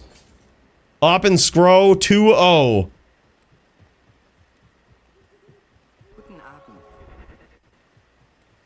Love to see the Pally going hard. Hell yeah, man. And this is LLD, so this is level 30 duels right here. And Oppenscrow is on an H-Den, so it's very likely that his FOH is only coming from his Scepter. He probably just has an FOH Scepter here with a simple +3 to FOH. Hasn't really statted it himself. And he's going to try to punish Green Lungs from the outside. And now that he notices how much that's doing, it's really just paying big dividends. And here's why it's doing so much. Usually you would figure that it wouldn't in LLD, right? With, 1,000 to 1,200 life on average in the life pool, right? You would figure that it wouldn't do that much. But with a Blade Sin in particular, oftentimes they make a big point investment, a big core point investment into dexterity. And that's to do some big KO-like damage, but it does come at the cost of a lower life pool. Now, in LLD, that's often made up for more easily with charms. A lot of duelers are using 15 life charms and they're just decking their inventory out with it. So, you don't really need to put a lot of points into vitality, right? But still, it's points that would otherwise give 3 core life on the Sin and they're going into dexterity. So that's why it's huge. Yeah, and Greenlung staying on the outside here, trying to break this lock. He certainly has no teleport here. No teleport, no dragon flight. And now Op and Scro is just closing the distance, charging in, getting those hams. All of this damage here from FOH. That's big, man. Holy shit. Big harassment and a demoralizing approach there. Op and Scro gets it, and Greenlung says, damn, GG's, man. I feel ya. That was a very good strategy there. That FOH from the outside, it's actually coming from a magic scepter. This is insane. It's got +2 to combat skills and +3 to FOH on it. Took it to Larzuk, and it got 2 sockets. It might even have 10 cast on it. I didn't quite see. But let's pop over to Greenlung so we can actually check some gear and see it here. And for our English-speaking people. Our English-speaking peeps. Oh, hell yeah. It doesn't have cast on it, but it's got 2 to combat skills, 2 to Fist of Heavens. That's what it is. So that's just a simple... Oh, and it's got Concentration Blessed Hammer on it. Holy shit. It's a 5 hammer with FO... That is an insane scepter.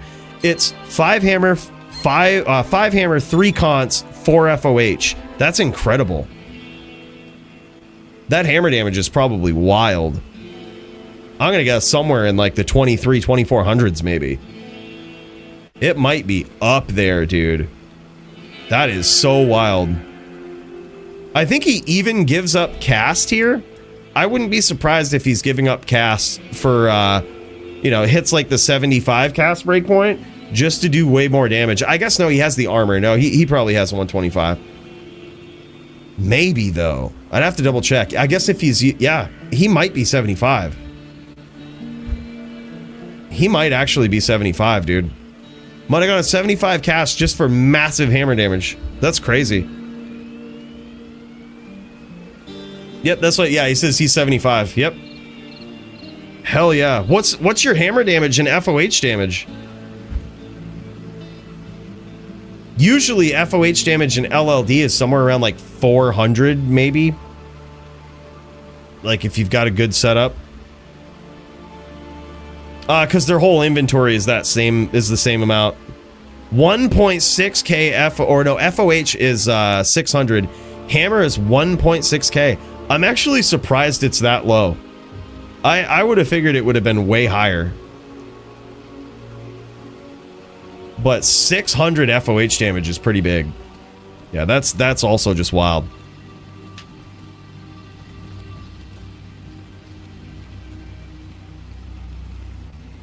Wow, man. Very nice. That's the first time I've ever seen a scepter like that. That's a beautiful scepter. Incredible, man. Great duel between these guys. Holy shit. All right, I think we've got Hellion versus Sogi live, jamming, slamming, ready to go. I say we just jam it. I say we just get up in there. Great duel between those guys. We do have Squigs versus Serenity, but I don't see any of those guys streaming. But that was also a pretty epic one on the card. And then it's just teams and Ted v. the Polytheist. Ted v. Polytheist. Yeah, all the same charm, very likely. You know, so usually with a caster din like that, you'll probably have a bunch of 15-12s. 15 life, 12 to mana. Sometimes dins will swap up and do like a half and half inventory, but there's really only 2 charms in LLD. There's really 2 charms. You have your 320-15 and you have your 15-12. I'm gonna say a good 99% of characters are rocking those 2 charms. It's very rare to swap between to anything else. Possibly a res charm if you need it, like a 15-5, but there's 2 charms in LLD. 320-15s and 15-12s. I can't carry anymore. Oh, yep, sorry. 3 320s, you're right. Yep, there's 3 320s with the faster run walk. 3 charms in LLD. So far, down goes Hellion. Sogi gets there on the VT in this versus Necro matchup. Let's pop over to the Sogi point of view here from the violent din side of things here. And he's even got that holy shock aura to try to blow up the pets of his opponent. Get in there, harass with the FOH. Putting points into holy shock here also increases the damage of your FOH. Beautiful setup there, and escapes rather unscathed, does Sogi. And he's got the bow, so that means obviously this guy is top din material. You only see the bow from the toppest of the top din players in all of the realm. It's only from the smartest and thinnest dins. The smartest and thinnest.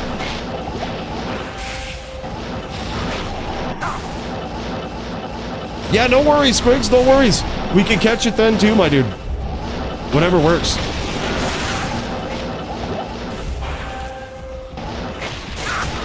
It's very true. It's very true. I'm very surprised that his hammer damage is that low. Like, I was thinking the same thing. Like, possibly a bad statting of hammer, because it should be. Those hammers should be like 2,300. No shot they shouldn't at least be 2,300 with 2 SOJs and a +2 ammy. No shot. That's an easy 23, maybe 2,400. That's like big KO hammer damage, man. Oh my god, big damage there from Sogi. Now 2-0 in his favor, I think. Or no, that's it. It might be 4-0. It might be 4. That's it. The new guy getting a big competitor here for his first duel ever. Literally hasn't ever dueled ever. Hellion. Not even on this card earlier. Different, totally different guy. Wasn't Hellion. Dude is a new guy. Completely new. Every time. Yeah, Sogi is disgusting, though. He is an insane, insane VT player. I thought he would have a struggle versus Hellion. I thought it was going to be a very big struggle versus Hellion. I thought it was going to be his first necro where he was going to run into some trouble, but apparently not. This guy is just a savage.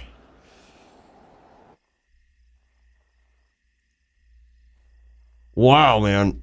Sogi v. the Hellion. Holy shit. And it's over quick, just like that, man. Puts him out. Puts him under. That was wild. All right, man. This is what we've got. We might have Ted v. the Polytheist. Or it might be teams. Who knows what's going on here? I think it might be... I see Ted up in here. So it might be Ted v. Polytheist. I say we jam that. See what happens. Yeah, Ted v. Poly. All right, let's jam it. Ted v. the Polytheist for the title, man. This is the third and final title bout of the evening. Do you guys want to go FT2 or FT3? Think about it. Let me know. This is typically a longer match, but I'm down for whatever. I'm here for it either way. FT2, yeah, all right, he's asking. Rose, let's do the introduction. This thing is gonna be fucking savage. It's gonna be feckin' wild, boys. Don't you blink. It's gonna be wild. We're talking possibly even rep to full shit going on. This is gonna be a real duel, and I hope you're ready for it.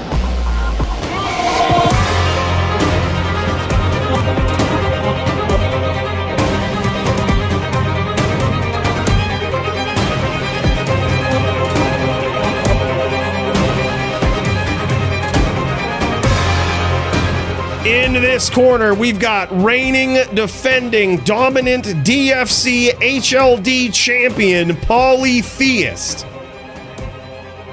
Looking to defend his title.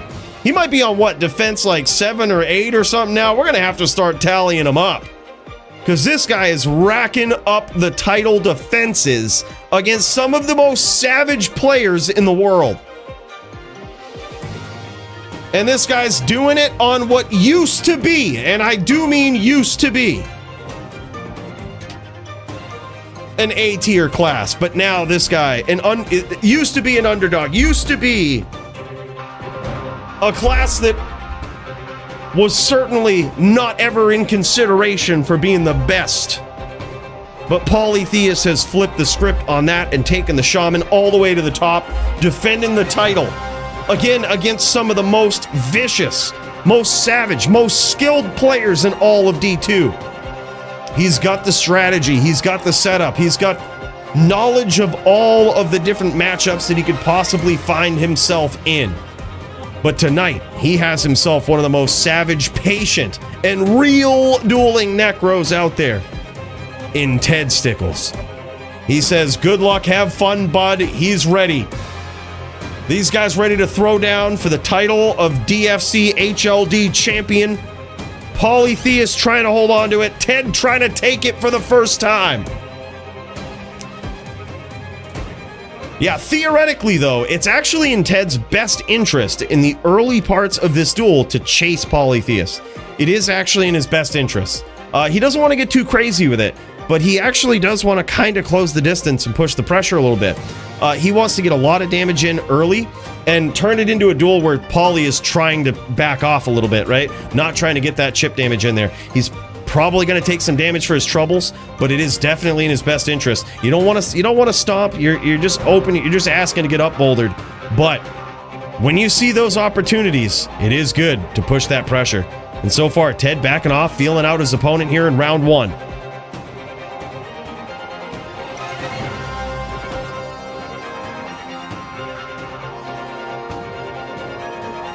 You would think, Punch. You would think. But there's been plenty of Necros that have been fallen by this guy right here. Polytheist. The man, the myth, the DFC HLD dominant defending champion. Yeah, exactly. If you push that pressure too much early on and start doing it with chains and stomps and all of this shit, you're gonna get up bouldered. That's just how it is. That's how it shakes out, man. You got to be careful with that. You got to push the pressure in a way that, you know, just like that. You see what Ted did right there? Throwing that spear, which makes Poly think, hey, I got time, right? I could get out of here. I could change positions. He sees it coming from way off the map. And then right as he throws that spear, Ted's stomping, looking to throw another one. That would have been epic if it would have connected, because the one that Ted threw second would have connected first, stunning Polytheist, and opening up the shot for the second one. That was a great setup. Ted very, very skilled on this Necro.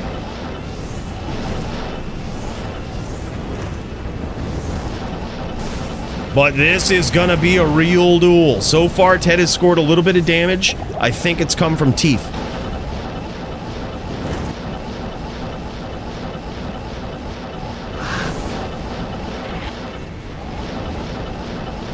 I hope so, Chris. I hope he joins up in DFC. That'd be sick, man. This is gonna sound cocky, all right? But I would love to do it. Maybe this could be the challenge. I think I could beat Dr. Ice Deck on every single class. I got confidence. All right? I think I could do it on every single class. I would take him seriously, though, because allegedly, he was a legend back in the day, all right? I think if he joins up in the DFC, I think we do it. We'll do... He picks whatever build he wants. I think I could beat him on every single class. I think I could do it.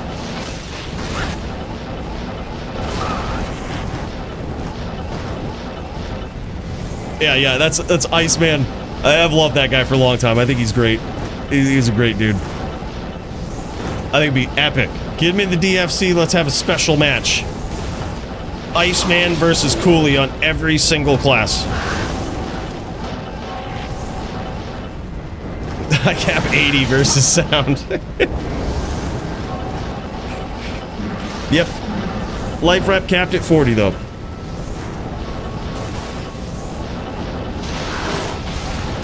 But in these duels, these are real duels, and life rep will certainly come into play. It will certainly be a thing. Both of these guys are going to take damage, and when they're low, both of them are incentivized to kind of back off a little bit. Ted looking to get that damage in there, scoring some spears, getting Polytheist down to about 80%, a little under 80% health.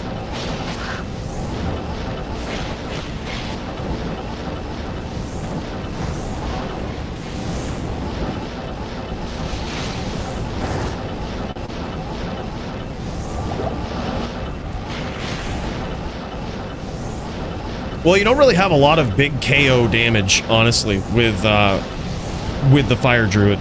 You have to deal chip damage over time. That's really what the build is about, which is an interesting challenge, making it a lot harder than many, many other builds.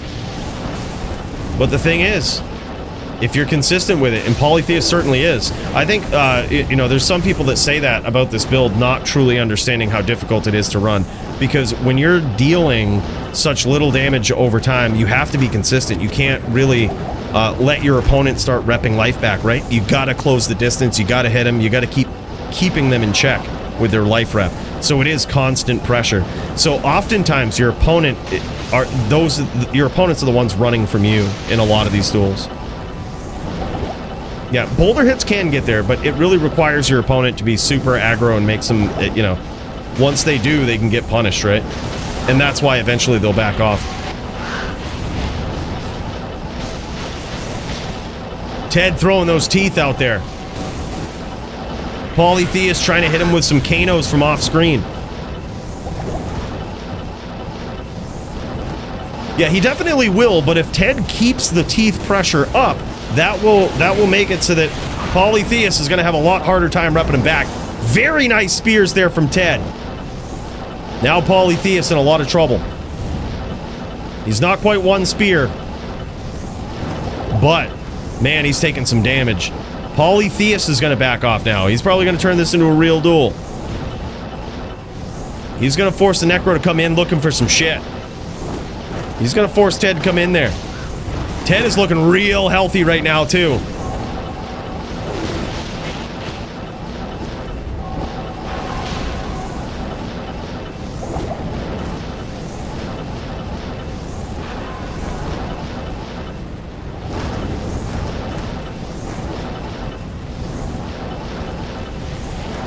Yeah, I would say so, absolutely. That is the best start. That is exactly what Ted is hoping for. But you notice Ted is still not getting, like, overly crazy about chasing Poly. He knows it's like fishing, right? You catch them, they notice they're hooked, and they start ripping, right? They start ripping. Sometimes you just gotta let them run a little bit, right? And I think that's what Ted's doing. Instead of going and hunting down Poly, he's trying to get him to run a little bit, right? He's letting him run. He's hooked him. He's gonna let him run. He knows that he's up in the duel. And Poly's going to be panicking a little bit. He's going to be trying to get Ted to run into these Armageddons, these boulders, fissures. He's going to litter the map with fire here. So Ted's letting him run a little bit. And then I think he's going to turn up the pressure. Because he definitely has the advantage. There it is. Nice teeth there. Working down that life rep. Poly has essentially not healed anything since the big collision because of those teeth now. And some more teeth.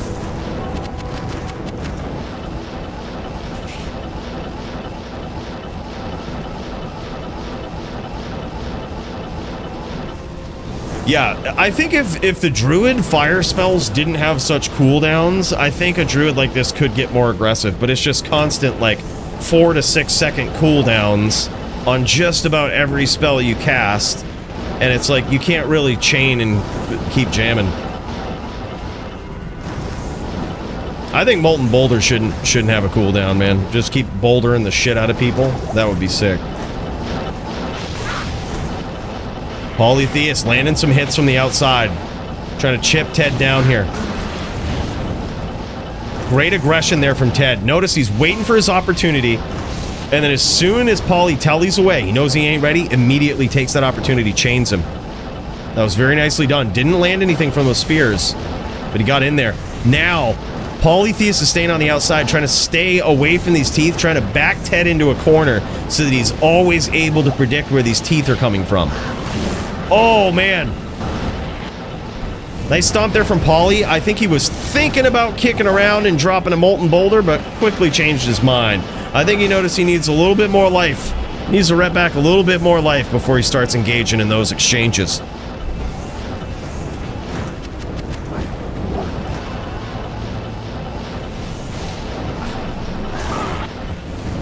Oh yeah, man, yeah. Boulder is theoretically the hardest hitting skill of all of the, skills that the Fire Druid has at his disposal. Theoretically the hardest hitting. So if you can land him, if you can trap him, if you can up boulder him, man, it's totally worth it. It hits hard. Yeah, it looks clean, Stu. Looks clean, man.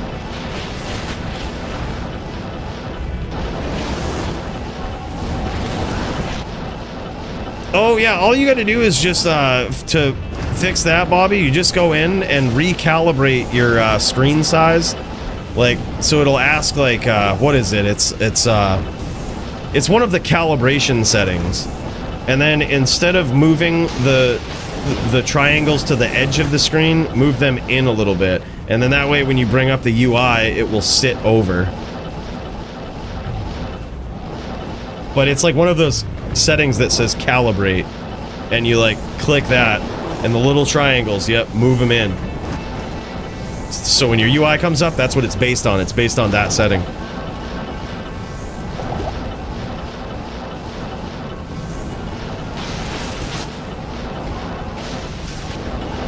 I think you also have to have large font on, maybe? I think possibly large font might also force that. I think they both have to go in tandem. It could be. You might be able to get one without the other, but Primo says you can't.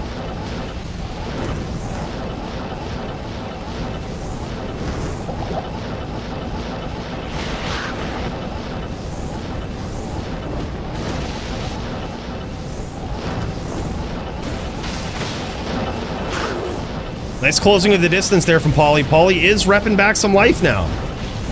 He's keeping the distance, keeping the pressure on Ted. This is... I feel like Poly is locked in here.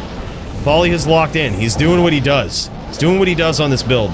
You notice he's down, the chips are down a little bit, but he's still reaching from the outside, dealing those, you know, with those CT-casted Kanos, and just keeping that pressure up on Ted. Let's see if we can get a look at Ted's screen here, see what he's at for life.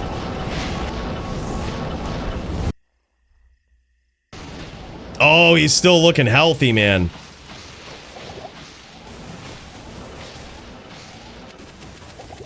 Still looking pretty damn healthy. This is wild.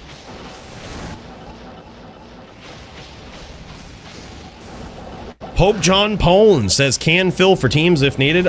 I think we need you, bro. I think we need you.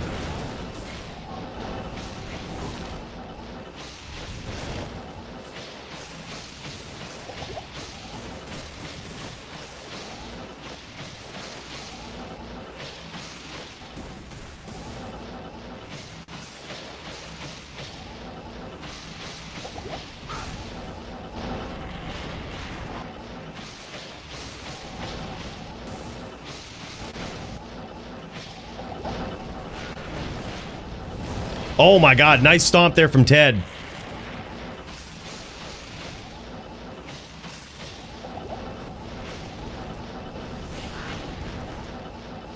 Ted is doing a great job of avoiding a lot of this, a lot of the fuckery that's on screen from Polytheist. He is pushing the pressure beautifully here.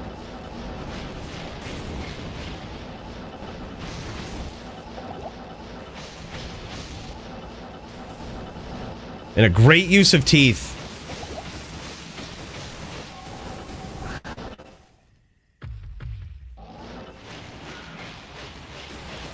Trying to do a little bit of wall banging there instead. Yeah, score is zeros. Ted repping to full here.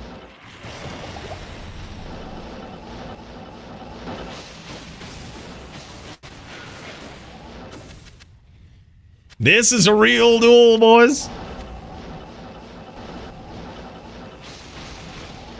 This is a real duel.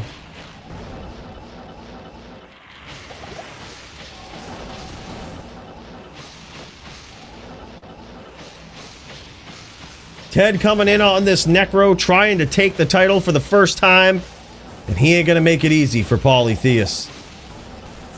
This guy's off to an incredible lead early on. Polytheist in trouble, but now Polytheist is locked in. It's getting pretty crazy, man.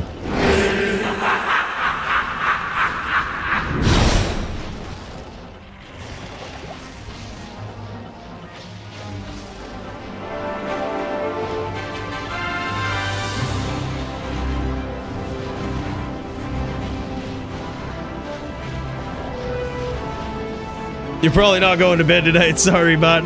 LOL. Yeah, I wonder if... Did these guys agree on FT2 before this as well? Or did they say FT3? We gave them the option FT2 or FT3, whatever they want to do, because this is usually a long goal. Yeah, they said FT3. All right.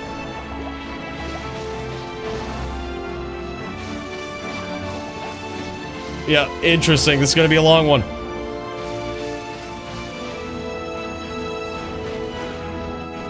Hell yeah, man, we here for it. Sometimes at the highest level of competition, you get the real duels. You get the people like Ted that are undeniable. They just keep beating down everyone, rising up the ranks, and then you have the polytheists of the world, the absolute savages on this shaman druid, and sometimes that leads to some very real duels, if you know what I mean. Very, very real duels. And that's where they're gonna go the distance. But as much as the Alex duels where you get, you know, you get the judge coming in with those 2 shots and the round is over, that is just as much a part of PvP as the real long duels are. The rep to full, the RTF crew duels.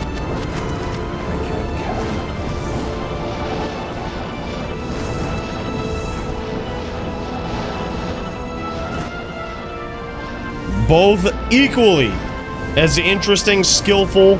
These become duels of attrition, and so far it looks like Ted has actually landed some more damage on Poly here as well. This is likely, how this round is progressing is likely going to affect how Poly approaches the future rounds, even if he wins this one. It's looking like his back is against the ropes, but now he's finding his range versus Ted. He's trying to kite Ted into playing in a certain way, right? And sometimes it can take a while. You got to kind of punish your opponent for certain things. You got to make him think twice before ever doing it. And that's exactly what Polytheist is trying to set up in this first round, even if he's down, even if he falls in the first round here. That is his long-term goal. He wants to try to discourage Ted from turning on the aggro when he should, right? He always wants to keep him guessing. Make him fearful.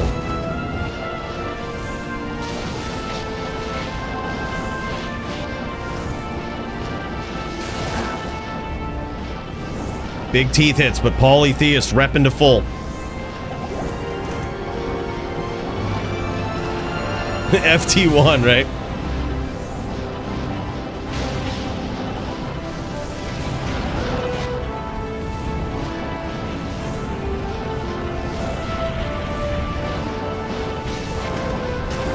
Oh, nice pressure there from Ted, but he catches an up boulder from Polytheist. Curious to see if that actually netted him some damage. That is exactly what Polytheist wants to do here.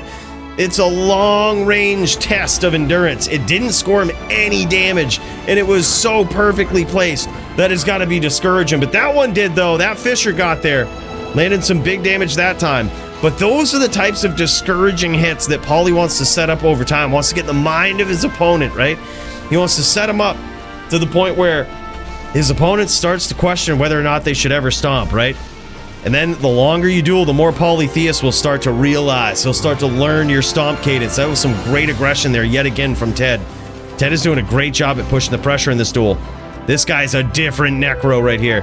Very patient and can turn on the pressure when he needs to. Absolutely insane, though. Dropping some frames there. Polytheist escaped.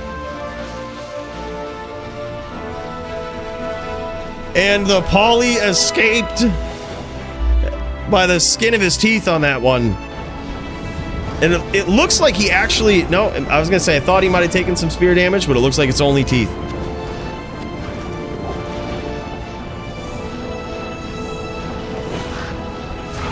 Yeah, exactly. That's why he's essentially trying to trick Ted into that mindset. He's trying to punish him every time he does pull aggro a little bit, because he wants Ted to back off and not do exactly what Ted is doing right now. These stomps, this pressure, these sneaky name locks, this is all the bane of Polytheist's existence on this build, right?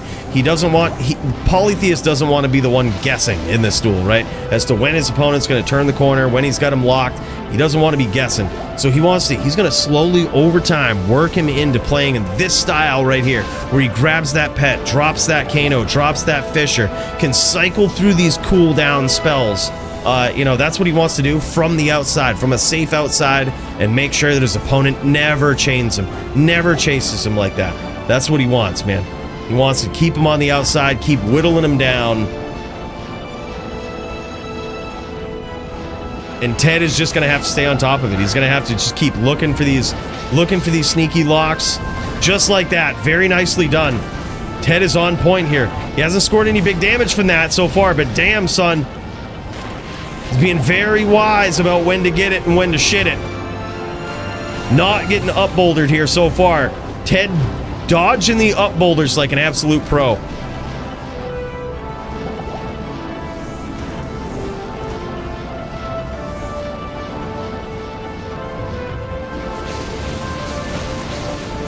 Polytheist looking for the lock from the outside. Damn, man. Nice hit there from Polytheist again.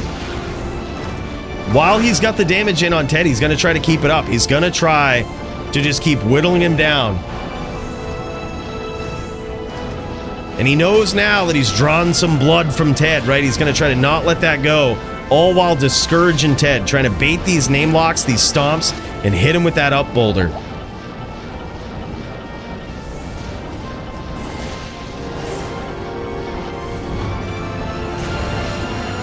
It's not necessarily as simple as that, Stu. It would seem like it is, but it's not. You still have to be very patient because Polly is looking for you to do that. He's looking for you to get a little too froggy so he can up boulder you, right? He's looking to trap you. So you kind of have to play the mental game. It's all a mind game, right? You have to play and be ready so that when your opponent doesn't expect it, just like this, you start with it, you get to doing those stomps, right? But you got to wait for it. You got to wait for the opportunity.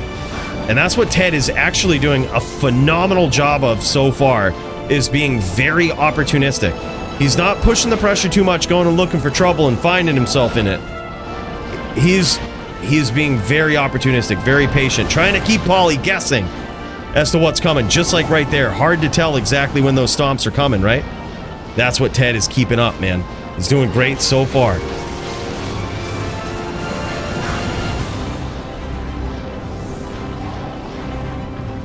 True, but I mean, you can also rep back from those Geddons if they're just random.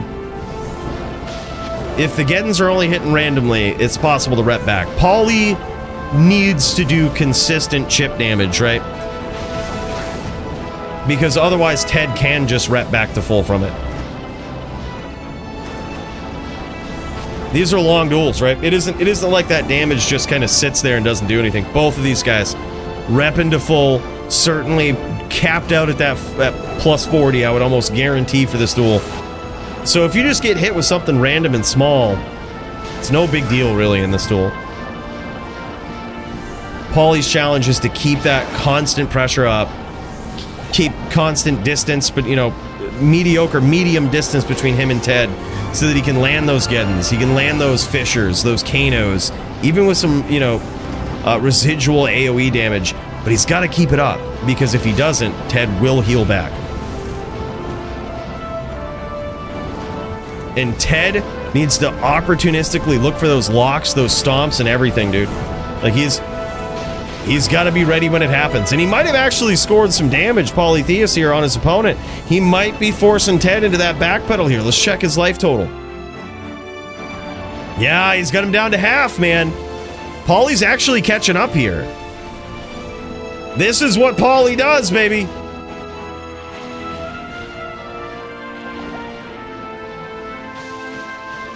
Ted's going to try to rep to full. He's going to try to back off, use the teeth, rep to full. Or at least rep to a better life total so that he cannot be afraid of these stomps and chasing, pulling some aggro with Polytheist.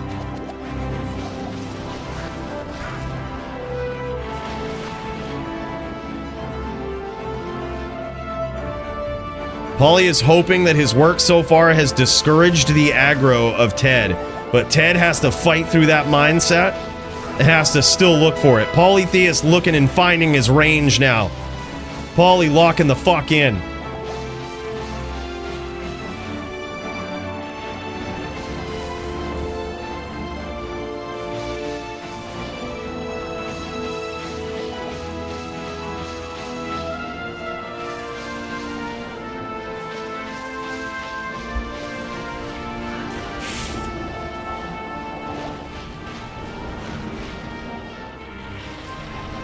No, it's always been plus 40.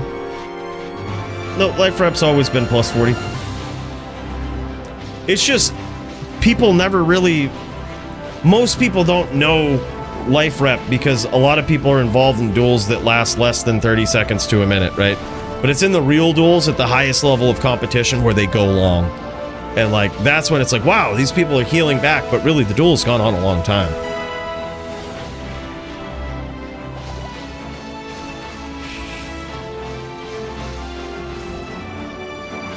Not true, Duke. We've seen a lot of people try to run the shaman and no one does it like Polytheist, man. There is a lot of skill involved in it. You have to keep the pressure up. It's not just a spray and pray. Like you have to keep the pressure up because they will heal back. It's pretty hard to do.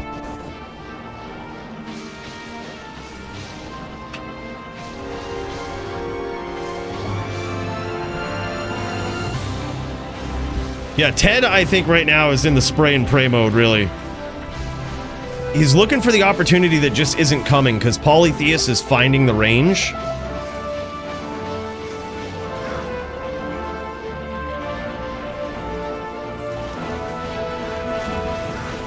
Damn, man, and there it is, punished for the stomp. Those are exactly the exchanges right there that Polytheist is looking for. He wants to try to discourage Ted from doing that. And the longer he does this, the more he will certainly do that. And then the duel is almost... It's guaranteed will be his. If he can force Ted into that mindset, where Ted is scared to push the pressure. But so far, Ted hasn't broken.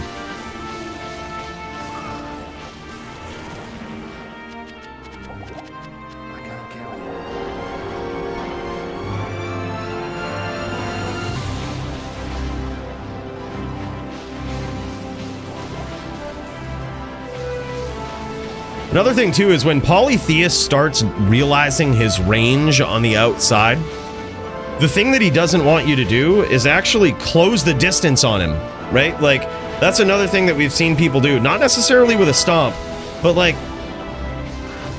So when he's on the outside, you see him posting up. He's getting ready to cast his skills, right? He tries to get you in this pattern where you don't close the distance in that moment, right? You kind of stay on the outside, you hope that he comes in, but he doesn't. Right? Instead, we've seen sometimes where people just take one telly in, right? And suddenly, sure, Polytheist could land a name lock against you, but those spears are a lot harder to dodge at that distance, right? So now he's rolling the dice. Nice up boulder there from Poly, sensing the name lock.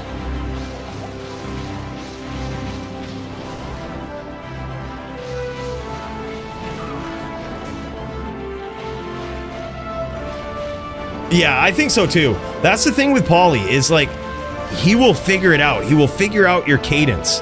And that's his biggest superpower here, I think, in PvP, is that, I mean, even me, I've caught him with some new fringe builds, you know, that nobody runs, different strategies. I sometimes play a lot differently than most people. And I'll get him a few times. And I'm like, all right, man, this is big, right? I got Polytheist. But then the longer you duel him, he'll figure it out. He'll figure out your patterns, your strategies, your angles, and that's how he gets you.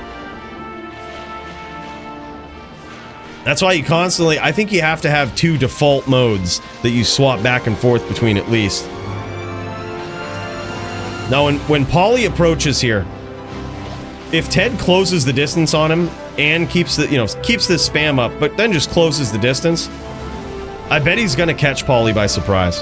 These are the things that Jess's cousin, we saw him do. And holy shit, it just changed the game a little bit. Taking one telly inward, right? Instead of staying on the outside there. Polytheist is now in a pattern, right? That Ted could certainly figure out and abuse. It's this pattern where he's staying on the outside, figuring out his range, and dropping those Kanos. Literally one telly inward, right? Doesn't take a stomp. Just telly in the exact opposite direction you're thinking about. And that's enough to fuck with Poly's range.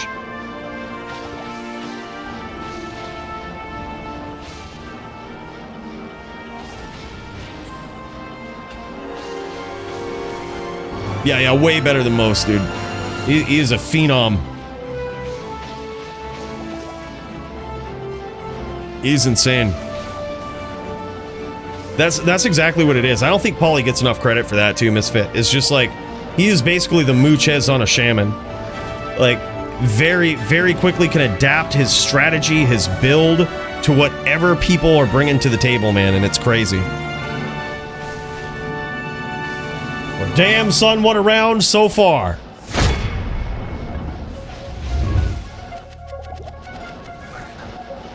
Polytheist trying to defend his title versus Ted. He's done a great job at wearing Ted down here. Ted was very healthy. Scored some big damage versus Poly. But now Poly's back in this. He smells blood. And yeah, that's exactly what it is. And you notice now how Poly's playing this now. Keeping his range, always doing that constant damage. Oh man, and he gets in there with a sneaky stomp.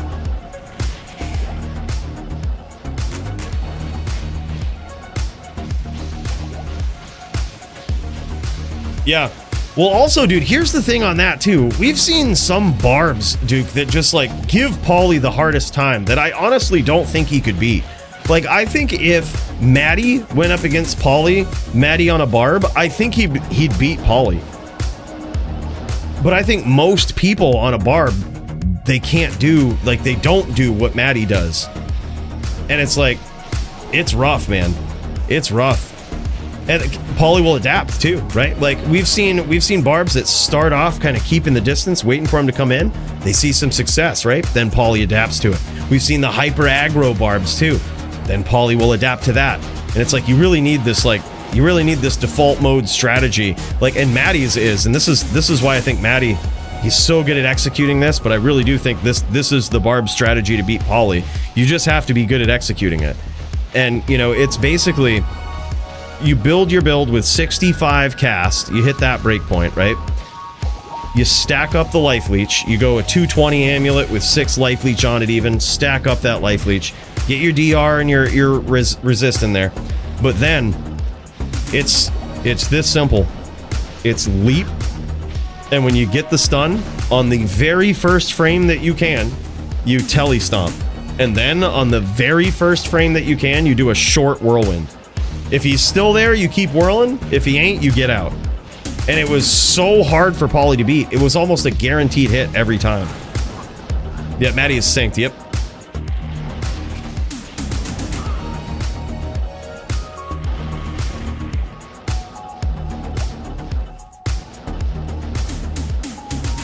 And every time Poly comes in, catches that leap, he just catches some nominal amount of damage, right?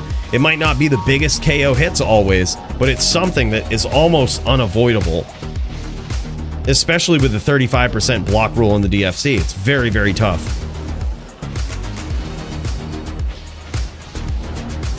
But most Barbs can't execute it. It's literally a frame-perfect trick that Maddie just has down pat, dude. It's like it's second nature. But it is frame perfect. Big hits there from Poly. Closes the distance, gets a nice stomp in there. This has been so far an incredible comeback from Poly. Not to be understated. This guy got blown up in the early part of this round and he's back in it right now. This could feasibly be his duel.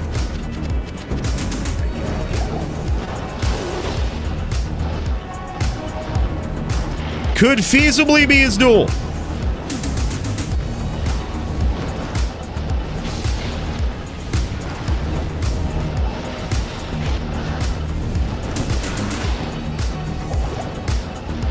And only the second round will tell how much he's in the head of Ted already, right? How much he's in Ted's head with how much Ted is willing to aggro. Look at this, now Poly stomping. Poly no longer respecting the distance of Ted. No respect for the distance. And when he does that, he knows he's broken you. He knows he's got you low enough. You're not gonna push it. You're not gonna push it.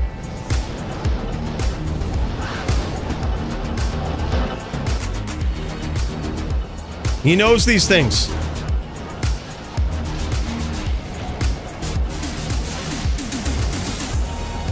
And that is what gives Polytheist the opportunity to rep back to full, right? He's already back to about 3.5k, eaten some teeth here, but now he's able to close the distance, push the pressure a little bit. And that's even better for him in this situation because now Ted is low. Ted can't put up with that pressure. He can't. He is looking for that distance, right? Definitely a war of attrition, that's for sure.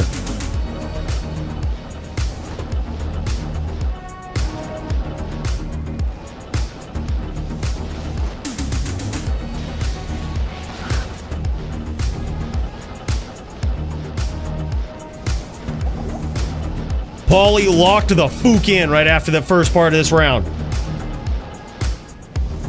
Yeah, he is top doo-doo for a reason, that's for sure. Ooh, nice close into the distance there from Ted, and he lands a spear. That's exactly what he's got to do. Even at low life, I think that you really can't be afraid. You got to honestly roll the dice of the Geddons there sometimes. Once you get a good lock on Paulie, especially when you know he doesn't expect it. There it is, man. Ted turning the tides now.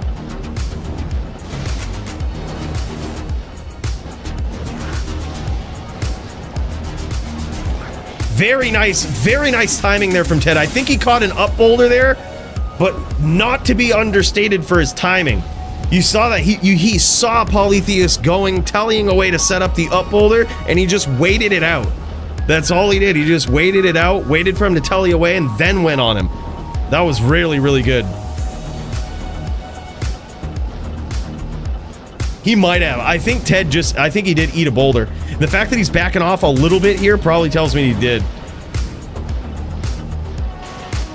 He might be very low. Oh, he's still looking for it, though. He's still looking for it.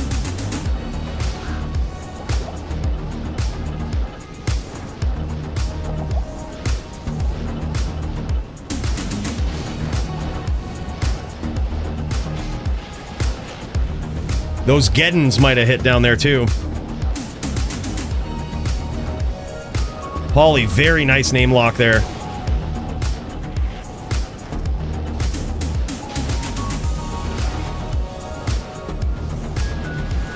And look at this, Paulie just grabbing the pet names from way on the outside, dropping those Kanos, dropping those Fishers, keeping that damage up so Ted can't rep back.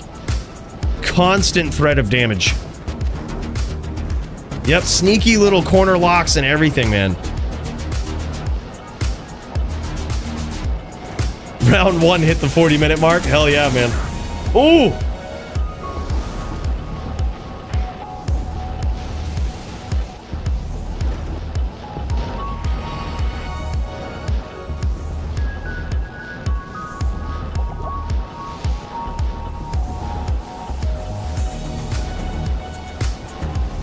That's all right. Duels can always go to decision, too. That's a thing that can happen in the DFC. Doesn't happen often, but it can happen. Duels can go to decision. We just have to see enough where we know who would win, right? That's it. We see how it goes, and we know who would win. Right now, that's actually pretty hard to tell.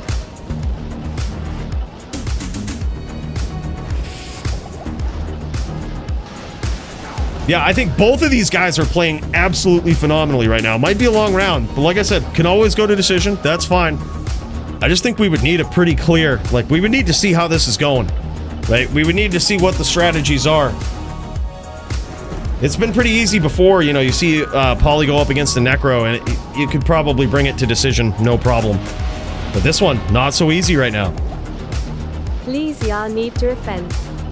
Hell yeah, Turbo, big cheers, man. Thank you so much for the 7 Canadian coin tip, man. Big cheers, brother. No, both of these guys pretty low. Take it, but I mean, Paulie is basically on all offense right now, and Ted is opportunistic offense. Both these guys are doing great. There's no one that's late in here. This is just the nature of a longer duel. This is the nature of a real duel. They can go long, man. They can go the distance. Paulie needs to keep that pressure up, stop Ted from repping, and Ted still looking. He's still looking for those locks. He's still looking for that aggro. Still not afraid of Paulie. And he's got Paulie back down to a reasonable life total here. A finishable life total.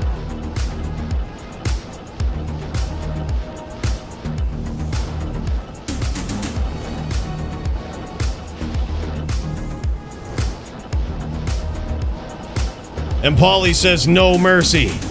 No mercy at all. Protect yourself at all times. You want to cast that battle orders, you best be getting it. God, what a round, man.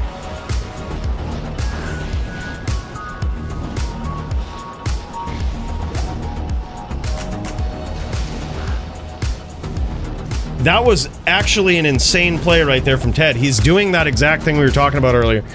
Pauly's coming in, and he just takes that one telly in and just is at a way closer and awkward distance for Poly. That was beautifully done. And the true beauty in that is he's keeping Poly guessing now, which is exactly what he has to do, because as soon as Poly figures you out, that's it. As soon as he gets you in that pattern where he wants you, where he can predict you, that's what he's striving for. This whole duel, this chip damage, backing you into a corner.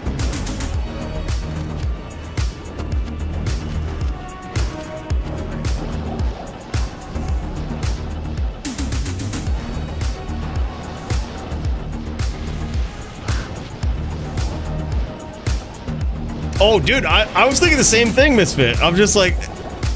Dude, Poly in title defense mode is way different than pub Poly, right? You drop into pub Poly and it's a nice fun duel. So like he's the type that will duel at your level in the pubs.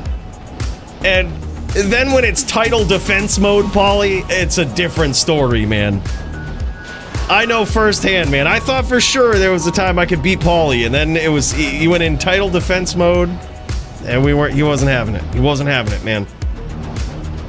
It's like the old school Punch-Out, you know what I mean? When you beat, or not old school, but the Wii version of Punch-Out, you beat all the dudes and you go into title defense mode. They're a souped up version, and when you lose 3 times, it's over. Well, very similar to what's going on here. LOL, you guys are too much, man. Big cheers to y'all. No, man, it's exciting. I mean, as I'm sure you guys feel, PvP is exciting, man.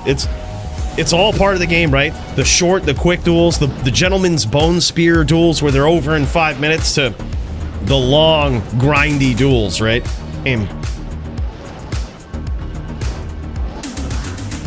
Nice close into the distance there from Ted. Ted's still trying to keep Poly guessing.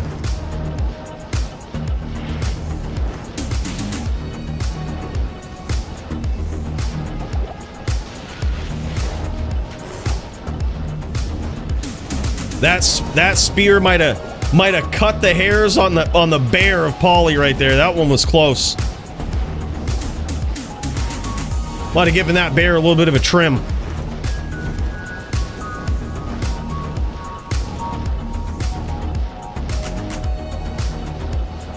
And now, as Ted keeps Poly guessing here, you notice that Poly is unable to keep scoring this damage on Ted, this constant damage. He's kind of fallen behind in that. Ted is keeping him guessing, not knowing when he's going to turn the corners, push the pressure, take a telly in. He doesn't know still, and that's giving Ted the opportunity to rep back some life here. It's really crazy. Both these guys playing so high level, man, so top tier. Nice up boulder there from Poly. Ted's still in this, though.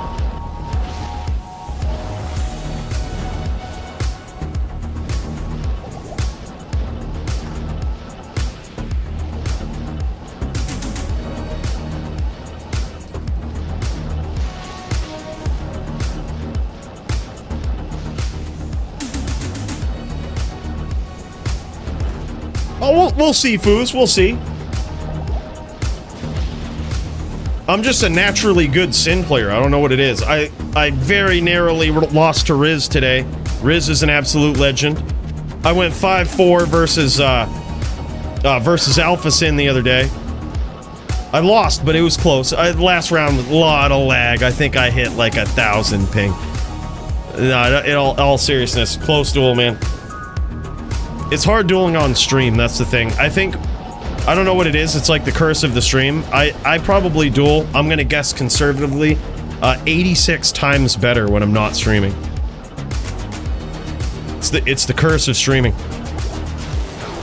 I used the ones that Alpha Sin gave me. He gave me like a set of claws. Nice Chaos Sawaya, and pretty sick Cruel Master's Claw with an rune in it. E-Rep. Scissors Sawaya. Yeah, you know what it is. I mean, we're dueling from out in the boony wax out here, so we get a lot of lag. You know, it's obviously that. Obviously.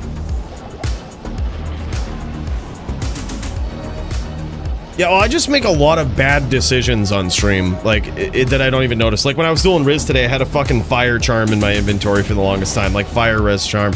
Fucking stupid. No need for that to be in there. I probably made the wrong choice with the glove swap and belt swap and shit. Like, just bad decisions that I probably wouldn't have made otherwise.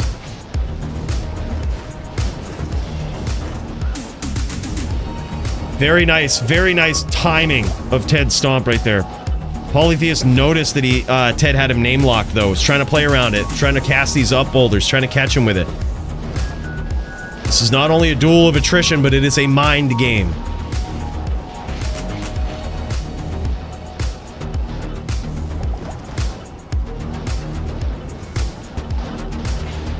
I did indeed have the punch-out music on and lost, so I think obviously Riz was hacking, because it's the only way.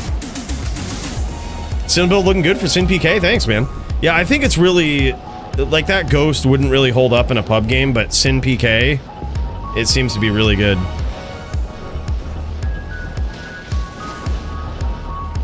Like, I couldn't beat a Necro with that version. I would need to swap to Enigma. Then I would have to rethink my entire Ghost Sin build. Right now, I've just dialed in for Sin PK.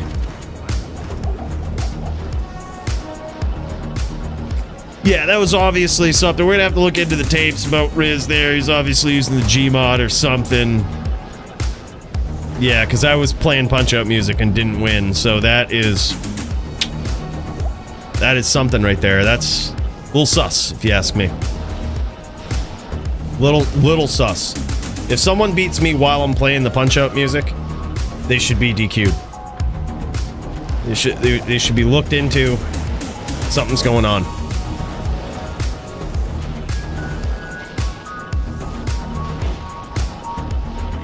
We've started a full-scale investigation to Riz. Full scale. I faced a pretty good number. I went up against Alpha, was very close. I went 1-for-1 with Bada. But I think if he was playing me competitively, he probably would have won. He was on Spider. Or it might have been Hybrid. Yeah, I think he was Hybrid, because he was not scared of the Whirlwind battles. Usually Spiders are scared of the Whirlwind battles.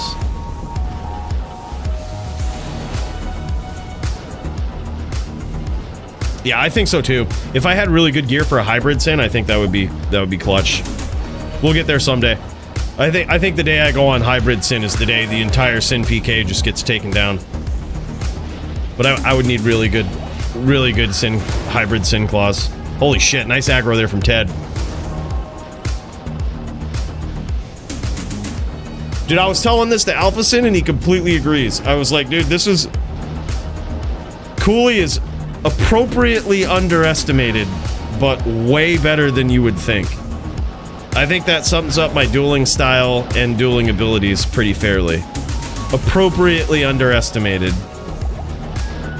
But, like, if you underestimate too much, you're gonna get fucking slapped. Like, way better than you thought, but you're probably right about he's not the best, you know?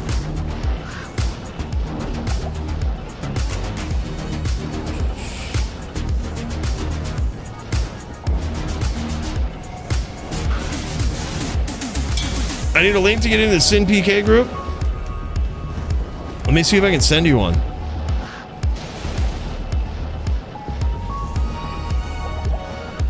See if it allows me. Invite people. Enigma. Alright, I think I just sent you one.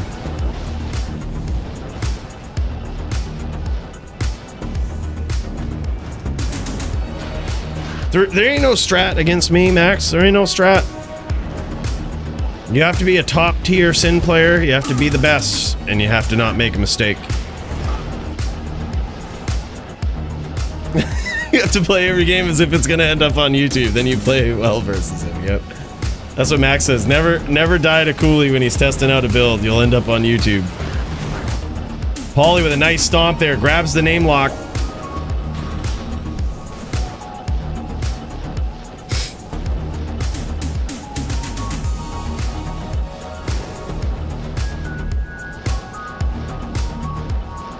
Oh my god, and there it is. Huge comeback in round one there for Polytheist. That shit was wild, man.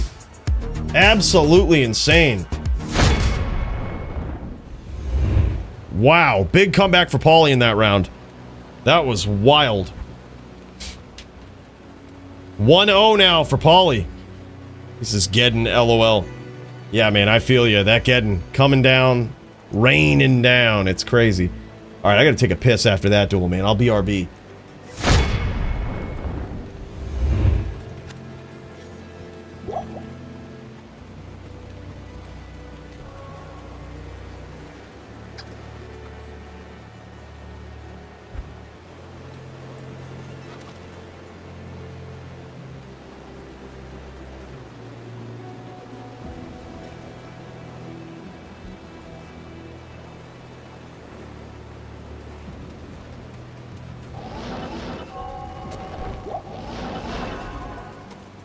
Good day.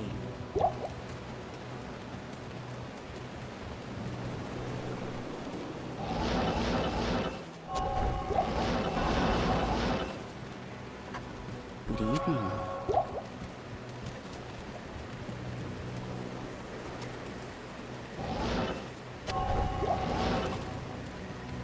Yes?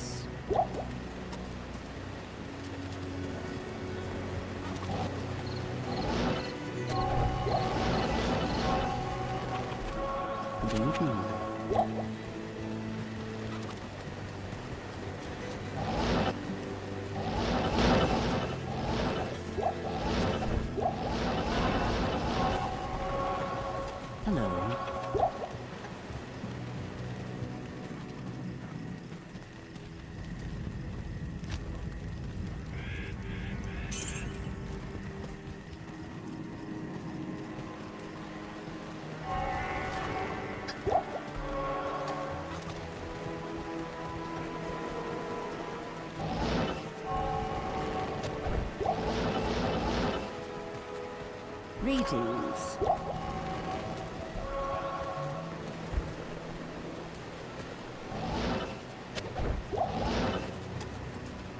Hello.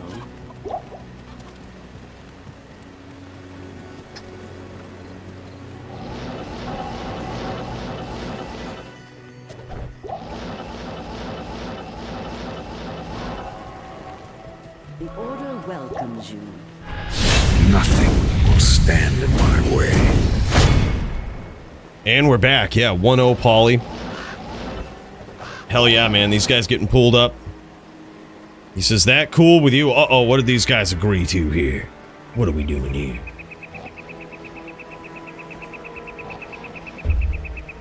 Were they like, you sure you don't want to do FT2? It's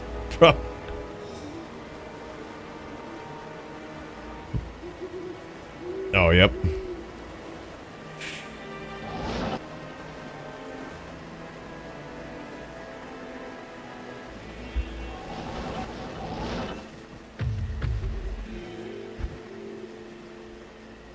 Yeah, he says, yeah, FT2 is fine. All right, boys, we've got FT2 in the works.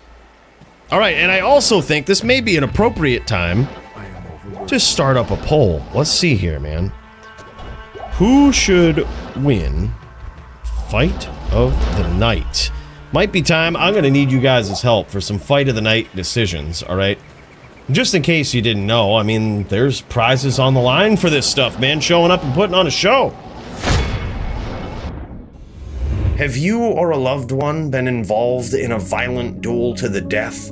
Then you could be entitled to a Fight of the Night bonus. Show up and put on a show, and one of these pricey prizes could be yours. Brought to you by Muchez, Hall of Fame phenom and timeless champion of the DFC. Show up, show out, but most importantly, show off those PvP skills.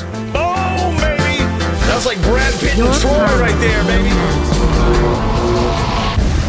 Hell yeah, man. Hell yeah. That's what's up. You know, you never know. Showing up, putting on a show could get you some shit.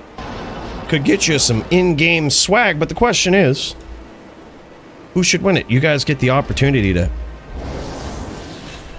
help me decide here. And I think, Paulie v. Ted, the winner of this match.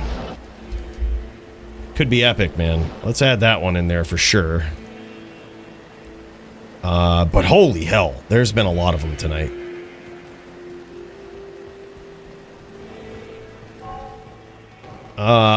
Let's see. Wow. Dude, I think GDA fucking showed up today. That was the first fight that we saw. GDA versus Enigma. And he was on Teleboa. And that guy showed up, put on a show, man.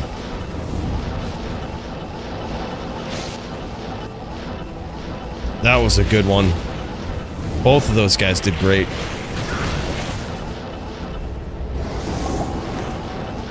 Man, I loved the 40 ounce versus Muchez fight here tonight too. I think that was epic. I think Hellion did a hell of a job. That was crazy.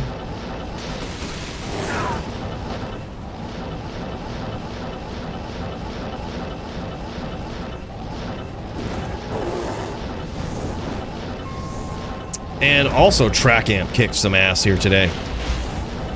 Track Amp versus Javito. Versus Javito. God, there's so many options, man. There's so many options.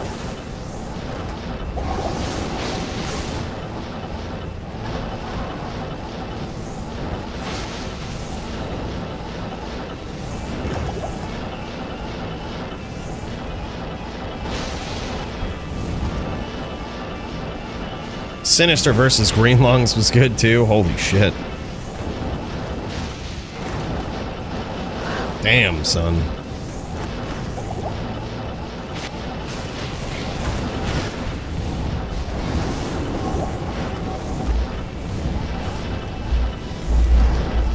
That was Melee.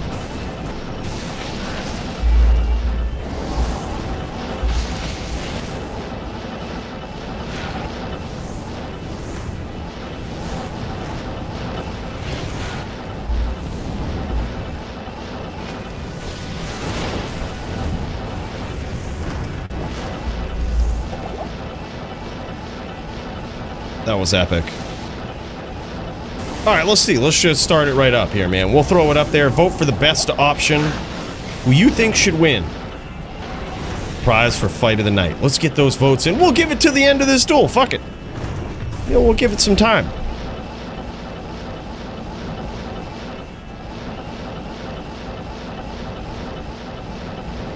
This is a pretty epic bout. And now Paulie has kind of figured it out. He says, okay, I got my range here. The question is Ted gonna keep him guessing here? Is he gonna get that strong lead that he did before? Oh my god, Paulie, no respect for the distance with Ted. No respect. Trying to get in there, stomp, and land an up boulder. He's literally looking to push it now. He's looking to push it. He's using his life total as a resource here.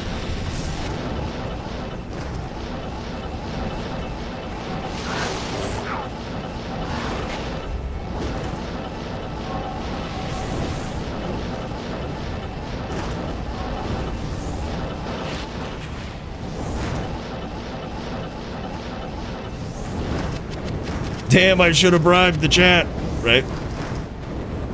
A jaw rune per vote.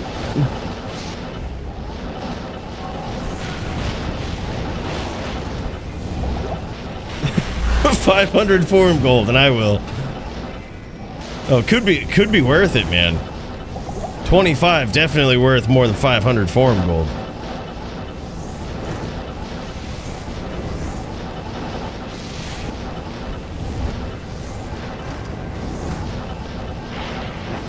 Chat bribes, lol.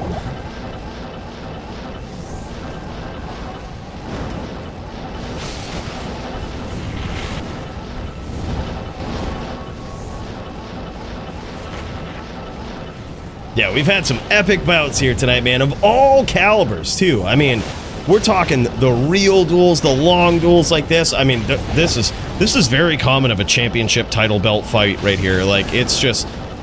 this is where you see the real duels, right? It's almost like, you know, people don't take it seriously till the finals, right? And that's kind of what this is. All the title bout fights, man, that's it. Title belt on the line, that's when you see the real duels.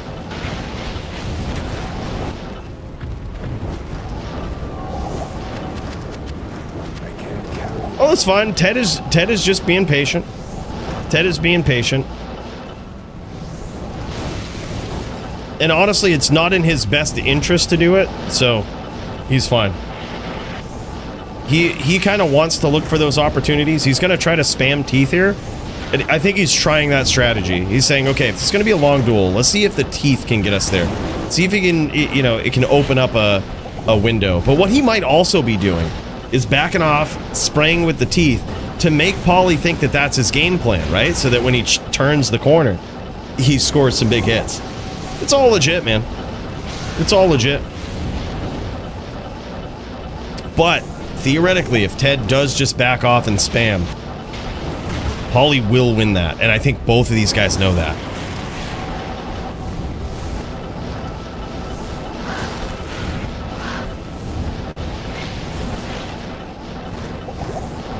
The perfect time for Ted to push the pressure and stomp is right after he sees Poly or suspects that Poly already threw a boulder, right? So like when Poly throws the boulder, after that, there's a cooldown on that boulder.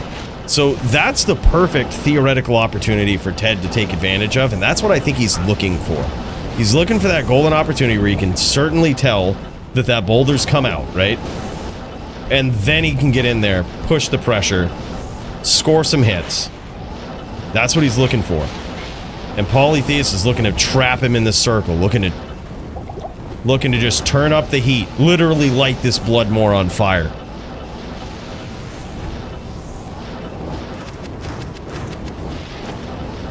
Yeah, Necro is way more range. Oh, big hits there! Ted getting some big spears in, half-lifing Polytheist with just 2 big hits like that. The patience pays off. He's sort of lulling Poly to sleep with those teeth, right? Getting him thinking that Poly's gonna do all the chasing, turning the corner, scoring those spears, not getting too greedy with it. That is gonna force Poly to back off a little more. Poly had no respect for the range of Ted there, and Ted just smartened him right up with that. There it is, nice teeth hits there from Ted.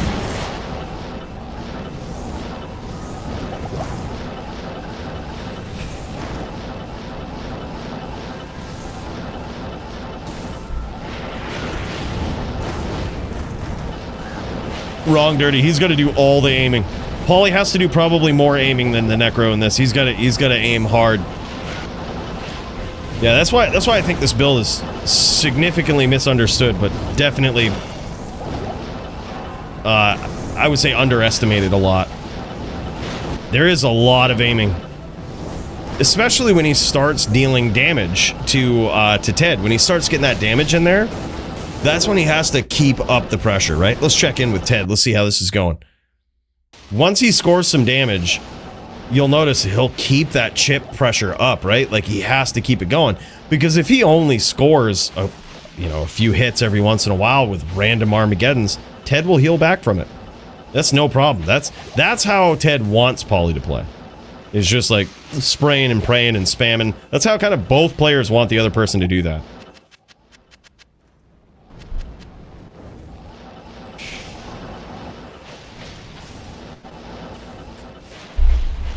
Yeah, he can, but they rarely will hit.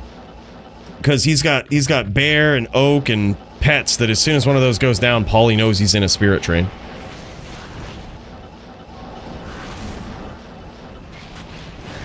It's actually incredible there from Ted. He did catch some Armageddon hits there, but that was actually incredible. He's really switching it up and making it hard for Poly to guess here. Nice Kano from Poly. Poly having a bit more respect for the range of Ted. Nice spears there from Ted. Those ones might have cut the hair on the chinny chin of Polytheist. That are actually connected. It was hard to tell there, but those were so well placed. Very good aim there. Thank you. A lot of times you can catch Poly, especially when you get him in these patterns. You can catch him instead of with teeth. You can actually catch him with spear, and it's, you know, if you aim him to the side, especially when you're running up the side like that, he'll catch onto it eventually. But holy shit. Just random spears flying can cut through the pets. Ted's doing a great job of keeping the bone armor up here. That's another big thing that with Polytheist, a lot of his damage is coming from, you know, you would think fire, right? But there's some skills that are hybrid and that also do physical damage.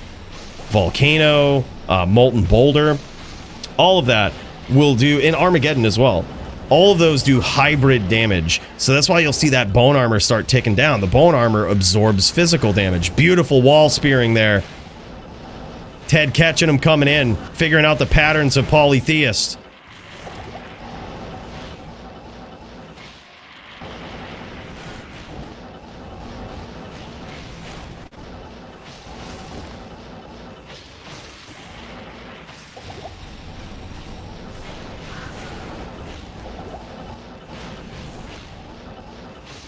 Ted not getting too greedy there. I like that. He's realizing that Poly is very sneaky and kind of knows when you have him name locked. He's got a sixth sense for it. Ted knows that. He's picked up on it and he's playing around it.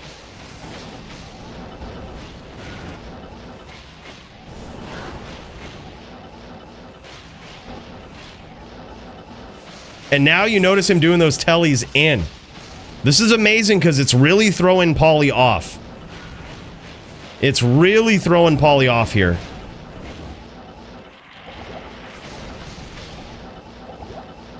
And what I mean by that is when Poly starts closing the distance, you'll see Ted every once in a while kind of meet him halfway, right? You don't necessarily have to get the stomp, but just meet him halfway. You're suddenly like way outside of the range that he's starting to get used to, or way inside of the range that he's starting to get used to. Opening up spears for you, but certainly making Poly panic a little bit. Not really look for that lock. And that gives Ted time to rep life.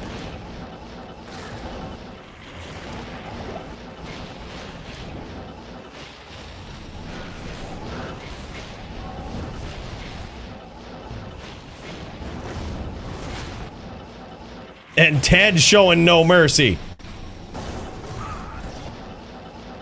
Polytheist showing no mercy. You want to cast that battle orders, these guys say, you best be protecting yourself at all times. I am overburdened. So walking north is a blind spot in Geddon? You might be right. Yeah, Geddon hits in some weird places, definitely in all of the opposite places that you would think. But walking up might just do it, man.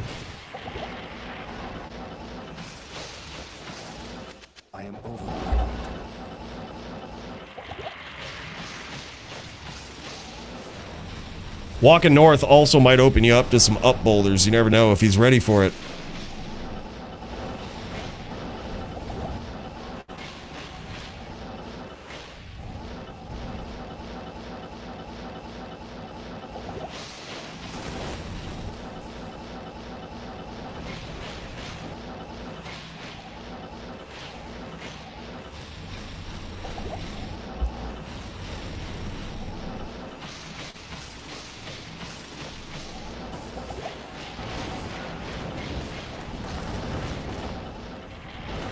Yeah, right? That's the only one? No shit.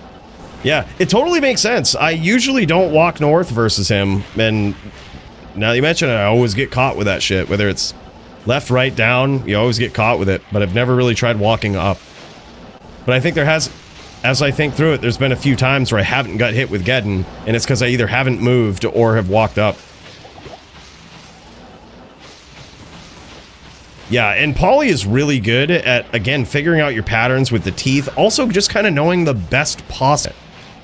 So far, he's doing a great job of just landing that chip damage versus Ted. Ted narrowly escaped that one right there. can't carry anymore. Taking advantage of this time to get his mana up. And to rebow. Gotta do it, man. Ooh.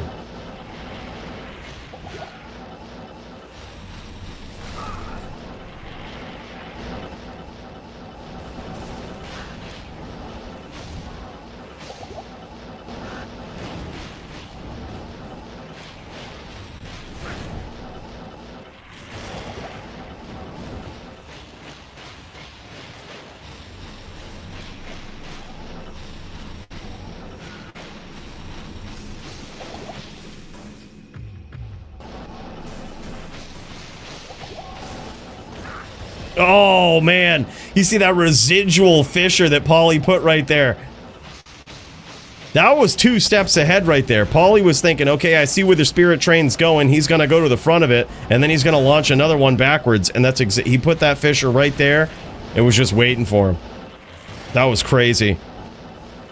That's the 2 steps ahead Polytheist shit right there. He starts figuring out those patterns. He starts figuring it out, man. He'll get in front of you. Sometimes 2 steps in front of you. That was sick. But Ted says, all right, I got you now. Ted has actually done some pretty serious damage here, though. Polytheist at about 20% health. This is kind of wild. When you think about it, it's kind of wild. Polytheist very low. Well, that's the thing, man. If you go into robot mode, it better be some good, like, you know, default mode, because Polytheist is used to that. His default mode is figuring you out, you know what I mean?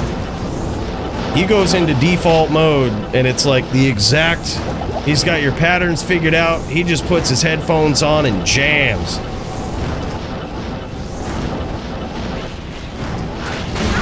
Oh my god, and down goes Poly! Ted evens up the score! 1-1 between these guys. Very nicely done. Holy shit, man. That was a duel right there.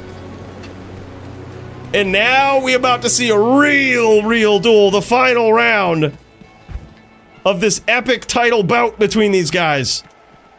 FT2. The round to end all rounds. And to claim or defend the DFC HLD belt. Alright, we're gonna end this one right here. This poll, Sinister is the people's champ, man. That's awesome. Yeah, much deserved. I think that was really good. People's champ. That was epic, man. Good day. We got some new champs tonight. Icy Dicey, aka the DD, comes back to crown himself the DFC LLD champ. Nim held on to the DFC Melee title.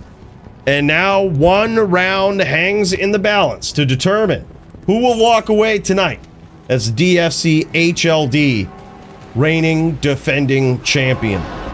Will it be Paulie? Will it be Ted on the Necro? Only time will tell, but it's time for some straight violence, boys.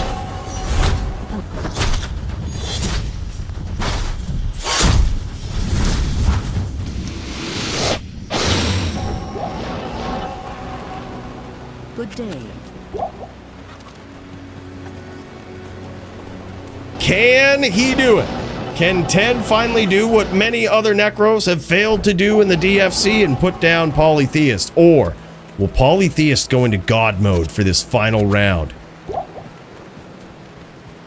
It could go either way. Both of these guys are playing at the top of their game, man.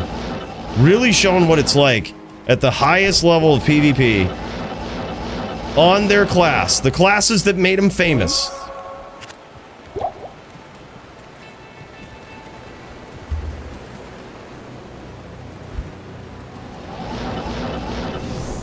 Dirty is 3-0 in the last 3 weeks. Damn, son. Dirty moving up. Yeah, I see that, man. I see Dirty stacking up some wins there. When we was matching them up tonight, it was like, holy shit. That boy needs a big challenge, man.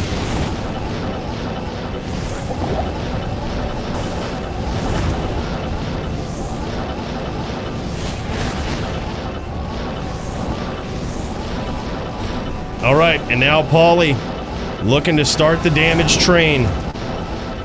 Ted looking to start the spirit train. And Ted draws first blood by the looks, scoring some hits with some teeth. That will very likely be repped back. Oh man, nice spears there from Ted. Gets blocked by the pets, but damn, son.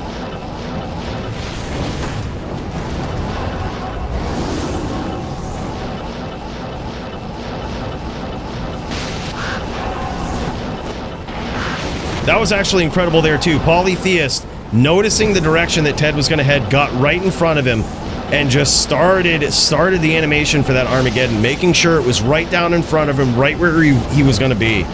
Polytheist is in predicting she mode. He's going to be predicting she. And man, it is a magical thing to see. Ted now claiming the center of the map. This is very interesting. Ted claiming the center of the map, it makes his spirit trains a bit harder to set up. However, it also makes it difficult for Paulie to know where to come in.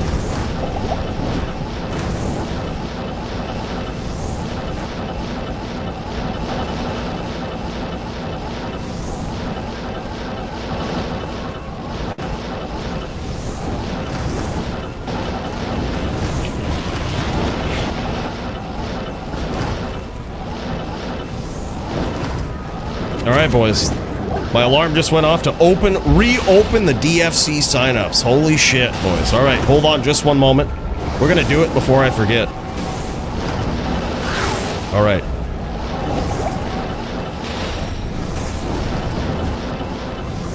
They are opened once again. Now we just gotta post it.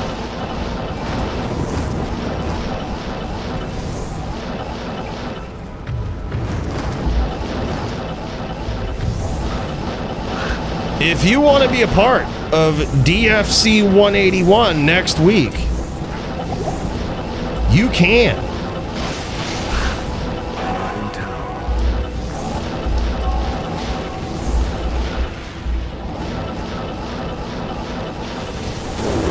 Bam, and there it is. Now officially posted. All you gotta do is click the link in the Discord there, follow the steps, and just to sign right up.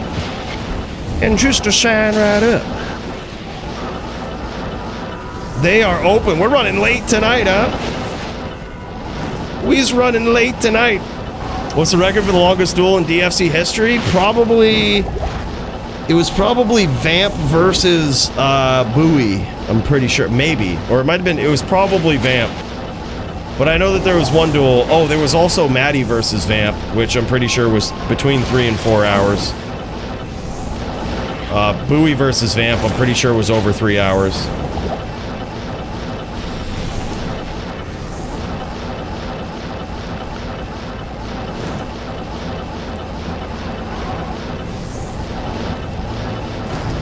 Oh yeah, for sure. Well, yeah, that's the thing, is like, Paulie will certainly start pressuring when the Necro is low, or even, it doesn't really even have to be low. He just has to kind of lull you into the game plan that he wants, like the way that he wants you to play. He has to get you to play that way first. And then he has to stack up some damage on you.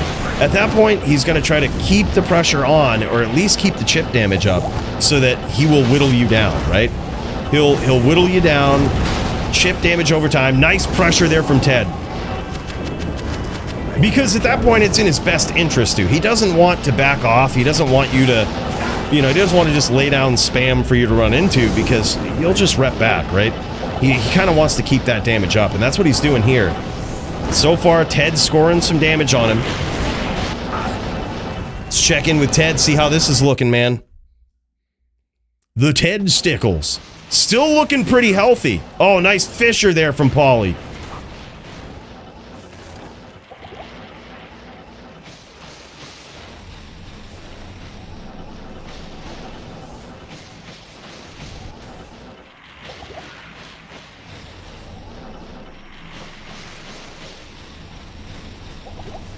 Ted's spraying, painting the map white with these bone spirits and teeth. But he catches an Armageddon for his troubles here. It's a rough life for those Necros out there.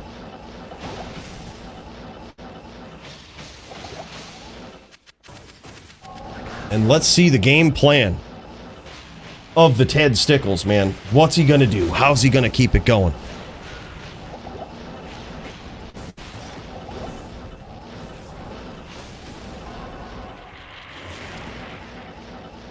It's the final round, boys. The winner of this round is the DFC HLD champ.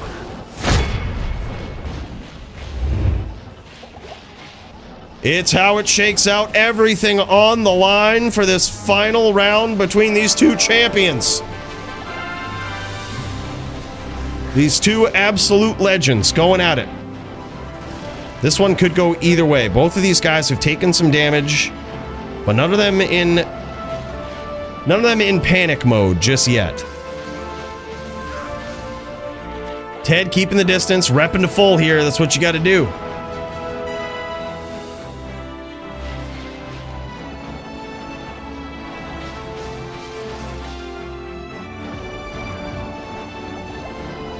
Yeah, that's true. Yep, Dirty knows, dude. Dirty remembers those old school matches. Yeah, it was 5 Wolves, NVD, and I'm pretty sure Maddie won that one. Yep, 5 Wolves, Maddie won. That was quite a long duel. I want to say between 3 and 4 hours.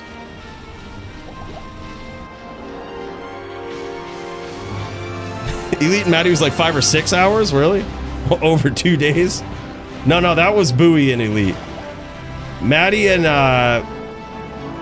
Elite definitely finished in one DFC, but it was a long ass duel.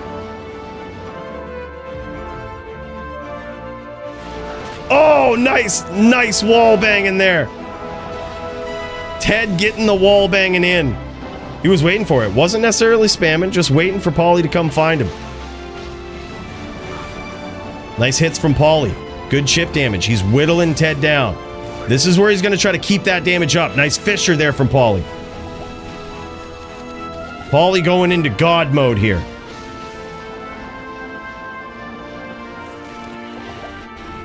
Now, those pets might not look like much, but every once in a while, they can eat up just a random hit from Fisher or Armageddon or something that will actually eat it for the player, and it won't connect.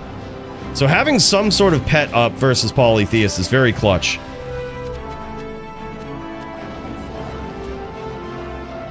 Polytheist never too far behind. Always looking to keep getting that chip damage in.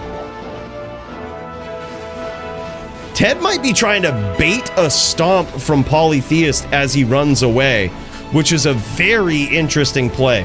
He'll see that he'll wait for Poly to come in, and then he doesn't CT away. He's almost asking to get chained, right? And when, I can almost promise you when that happens, he's going to immediately swap to up spearing. That's a very interesting play, to sort of play the red herring there a little bit. Because Paulie is known to start turning the corner and even stomping when he notices, when he's kited you into playing into that play style that he wants, right? Which is kind of running from him, being a little bit scared, right? And I think that's what Ted's trying to do. He's trying to kite that pressure, bait that stomp, right? That's why he's not CTing away sometimes. He'll go one very predictable direction, always be out of the range of the Armageddon and all of the skills, but he's just asking Paulie to start chaining him. It's very, very interesting strategy there.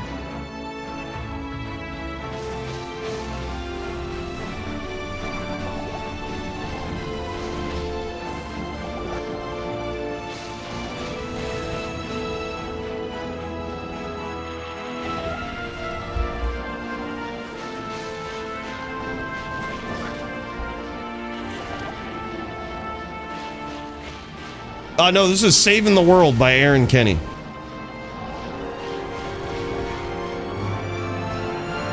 Dude, he was Sweaty Betty was playing a bow sork. That was his big class, the class that made him famous. It was like a holy shock bow sork. An aura bow sork.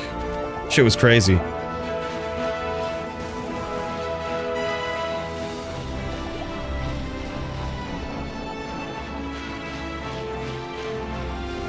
And Ted has done a great job of avoiding a lot of damage here. And he's repping to full. But how much damage has he scored on Polytheist? That is the question. Has he been able to stop Polytheist from repping to full? And he certainly has. He's got Polytheist at about half life here. And it's not looking good for Poly. But as we've seen, it's not over till it's over. Poly can certainly come back from this. This is a duel of attrition, and he's doing great. He's doing great at keeping the damage up.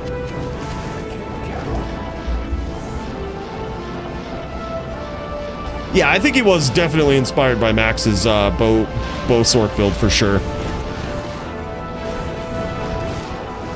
Lamp the Champ randomly popped in, man. We were talking, we were shooting the shit after a stream once, and he popped in.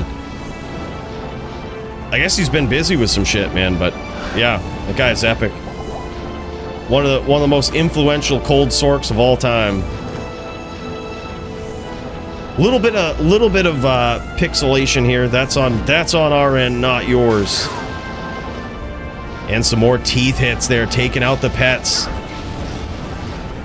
Ted remaining unpredictable here. Doing a great job at repping back the life, frustrating Poly a bit. Poly's having a hard time keeping the damage consistent now. That's the big thing. He's now looking for a wall bang of his own. And I love that Ted just doesn't go tellying around looking for trouble. He's kind of forcing Poly to do what he needs to do, right? Which is keep the pressure up. If he isn't, Ted will just sit there. He'll just sit there and spam. It's very smart. It's like Elite used to say. One of the best Necro players, I think, of all time, if not the best. He said, "What do you mean?" When I asked him about, why do you spam so much sometimes? He's like, "What do you mean?" The Necro is a spam class. That's what they do. That is their default mode, right? Is spam that Bone Spear. And especially in a situation where your opponent kind of needs to keep that pressure up a little bit, kind of needs to tick you down a bit, In those situations, why not? Why go looking for trouble? Why go tellying around when you can just stay in one spot and spam? That's going to force Poly to close the distance and do exactly what he just did right there. Get those sneaky Kanos in there.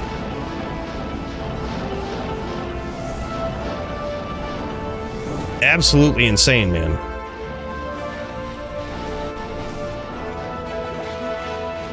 Ted looking good. He's maintained himself at about 80% health here, a little over that. He's doing good. Poly is low, but Poly ain't going to come looking for trouble now. Ted's going to have to go, oh, look at that. Ted knows. Ted knows that boulder's coming. Poly's checking. He knows he's name locked. Poly might be going in for a stomp, and there it is. I knew it was coming. Duel to this guy enough. I know he's looking for it. He gets beyond that corner. He's looking for it.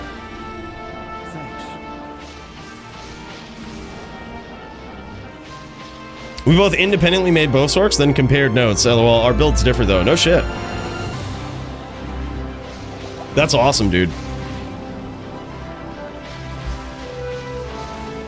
Yeah, we really do need to get the guided gang going, Max.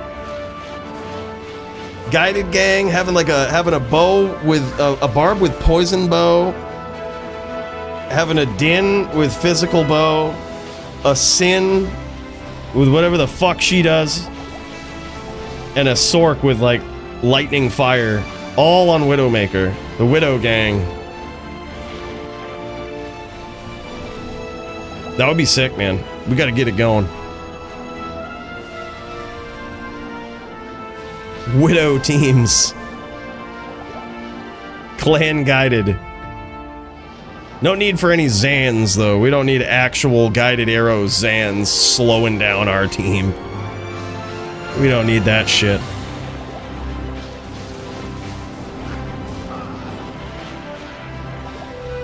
Ted rep back to about 90% health. But has he kept Poly's back against the ropes? Poly also repping back. A real duel we have on the line, boys. Poly definitely down on the life total here, but he's kind of happy to keep the distance at this point. I think probably Poly is in the state where he's like, okay, Ted has repped back to a pretty healthy life total. At this point, there's no point to really push the pressure, right? I can kind of sit back. I can take opportunistic shots. I don't really need to get in too close. Like, he's 90%. I'm like 60%. So all the rep life now really favors Poly. And it certainly is more in the interest of Ted to kind of keep that down a little bit, right? Poly totally making the right call here.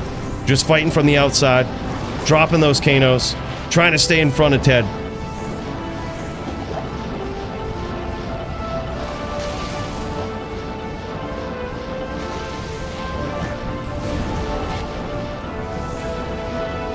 Absolutely wild bout, man.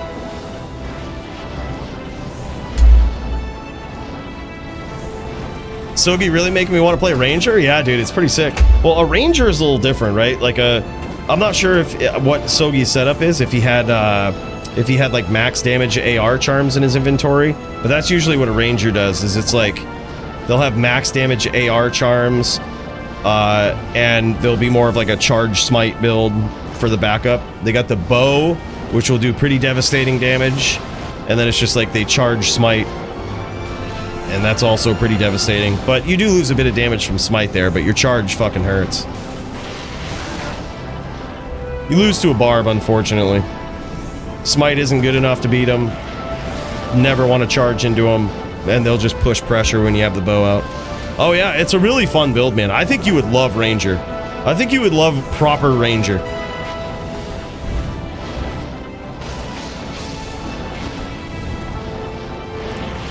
As opposed to a Murdered In, which kind of tries to do the same thing. A proper Murdered In is max damage AR charms as well, with a couple of pally combat skillers.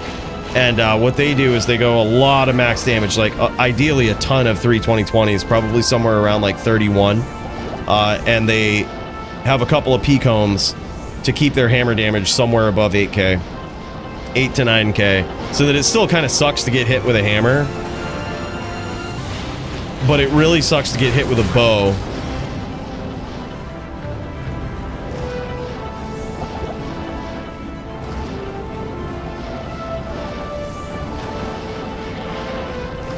Ted's done a great job so far of keeping Polytheist's life total manageable, but he hasn't done any significant damage to really push him to a lower point yet.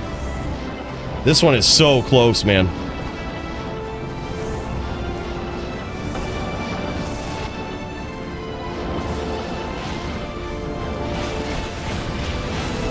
Poly looking for that up boulder. Oh, look at that. Look at that double direction boulder right there. Throws one up, tellies to it, throws one down.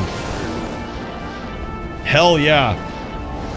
He's all about those mind games. And so far, he didn't take any damage from that. Dealt some nice damage to Ted there. Now ticking Ted down a little bit.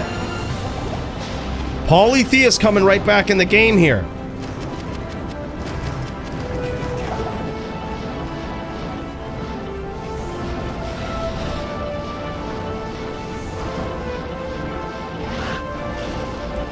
Oh yeah, dude, it's a real duel, man. We've got a real duel going on here.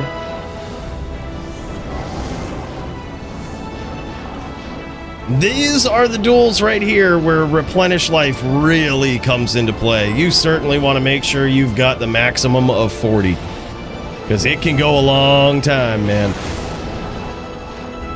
When you're measuring the different tides and how they turn during a round based on how much life people have repped back, you know you're in a real duel.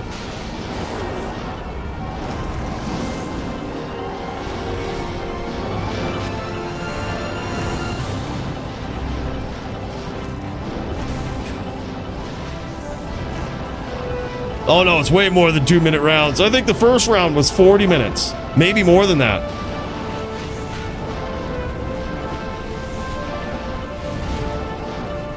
And we are now in, these guys are 1-1. Winner of this round takes home the crown.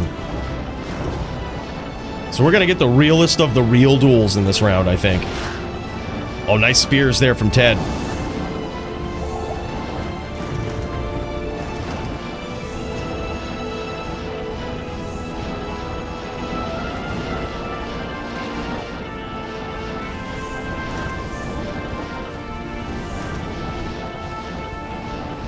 Polytheist painting that corner red with fire, man. Backing Ted right into it.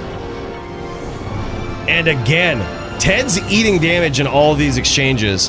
Backing himself into these corners is kind of risky. He's limiting the different directions that Poly can approach him from, but he also is just kind of putting his head against the wall, right? And Poly can CT cast in there, drop a Kano, drop a Fisher, all while kind of staying on the outside and let that Armageddon come down, right? So that if Ted tries to escape, there's always that. Nice spears there from Ted.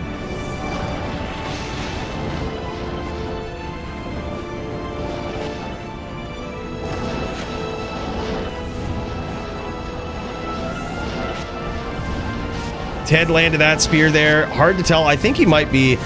sometimes people dial back their spear and spirit damage, and I don't know why. But I think that spear connected, and it did probably a total of 700 damage to the real life total of Polytheist there. Which tells me Ted might be on 13 spirit. I'm not sure, though. I think in this duel, you want to do the maximum amount of damage possible with your bone skills. Like, you want to be punishing with it.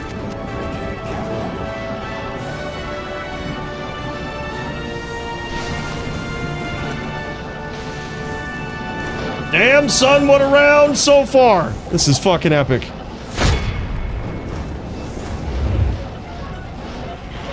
And we're getting into those championship rounds, the championship minutes. The time where the real duels take over. The duels of attrition. How much your attrition meter is stacked up over time is really mattering here. Have you dealt the mental damage to your opponent? Have you caused them some serious emotional damage in this duel? Enough to really wear them down to the point where they don't play correctly. That's the X factor in the championship rounds here.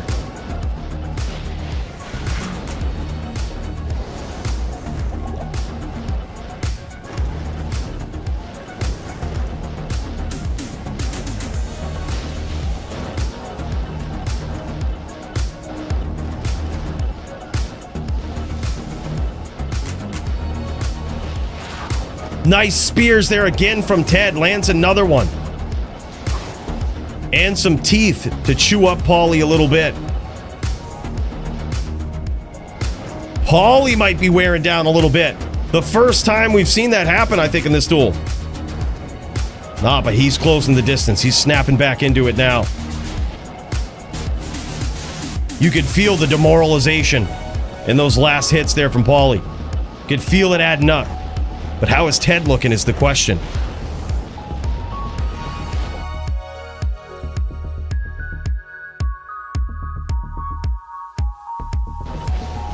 Ted almost rep back to full here. Ted at a little under 90%.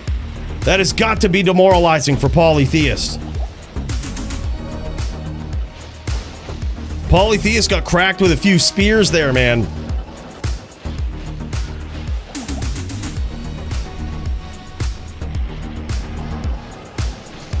Some of those spirits hit, and it's hard to tell if it just connected on a pet. I would bet that's what it did. But still, those are adding up.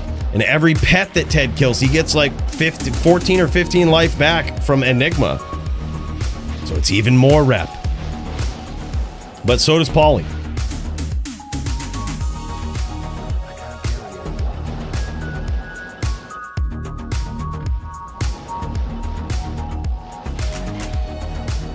Paulie's Barb bear looks like it's been burnt. Yeah, if you play with on certain graphical settings, you can actually affect how pets appear. Like, you might notice that it'll appear differently on Ted's screen.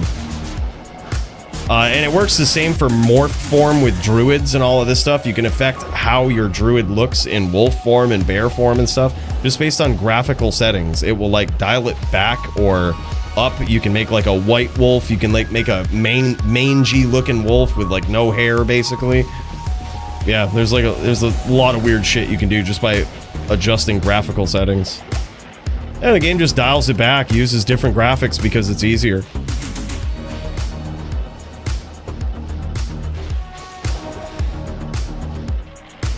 Have seen Paulie play Barb in H-Den. No shit. Yeah, I heard that he had a secret H-Den up his sleeve, man. I heard he was working on some H-Den secrets. If he ever wants to learn how to be the top din, oh, no problem, man. Also, the top sin, easy. I got him. Could write a playbook, you know?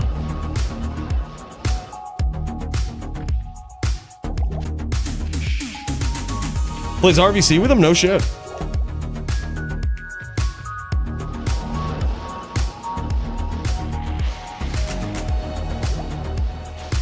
Yeah, well, essentially Ted here with teleporting, you'll see him sometimes set up what's called a bone spirit train.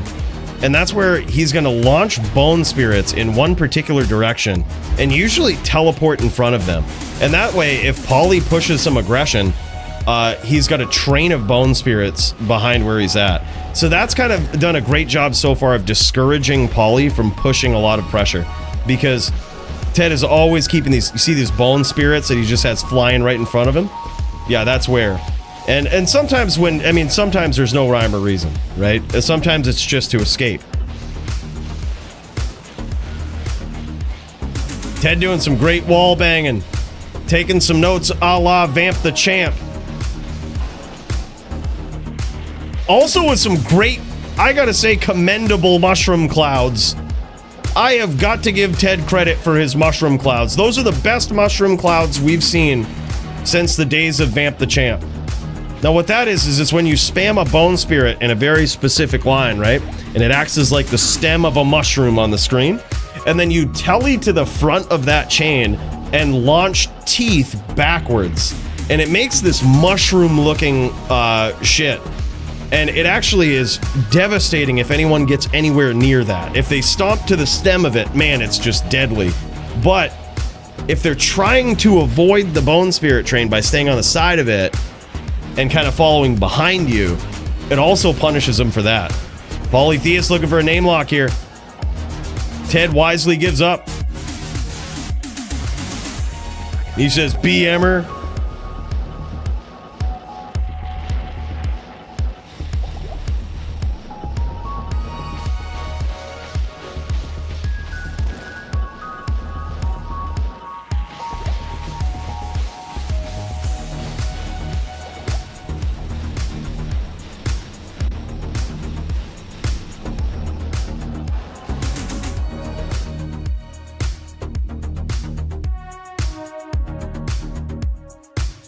Yeah, just keep it going. Keep it going. That's all right. If we need a next game after, we need a next game. That's fine. Just keep it going.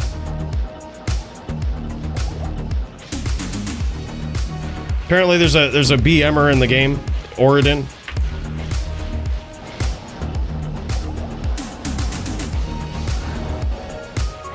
We'll get a healthy check on people's life totals just in case.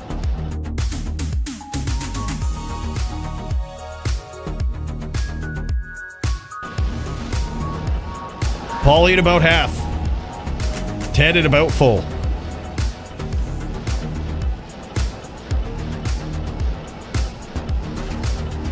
Comeback King, greatest din to grace TFC here, AFK 6 hours.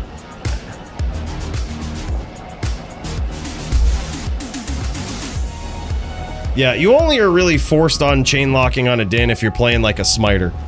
Then I think you're kind of forced to learn chain locking. If you play a hammer din, you can kind of learn it a little late. But it is still a very important skill to get with whatever build you run. But then, I mean, it all depends on your opponent too. There's some opponents that can escape your chain locking pretty well. And then that's pretty frustrating if you're just like learning it, trying to master it, and then you go up against those guys that just know how to escape it. I knew how to escape chain locks far before I ever knew how to do them.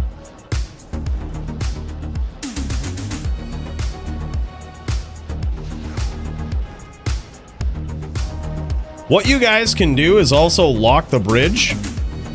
Whereas it's a bridge map, you can stand in a very specific spot with your characters and just make it so nobody can leave. Yeah. I do that all the time to grief pubs. I'll just go into pub duel games and load up 2 other dudes and then sit on the bridge and plug the bridge up so nobody can leave. Especially if there's BMers.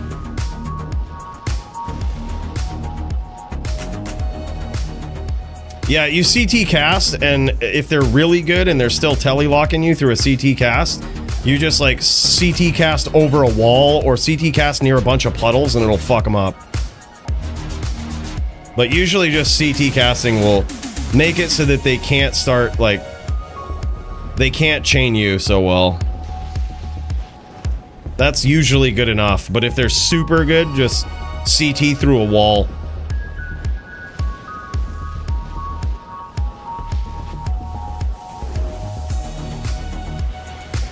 Well, someone's probably not going to be chaining you through a leap. They're going to be chaining you through tellying. If you're leaping, then other shit's going on.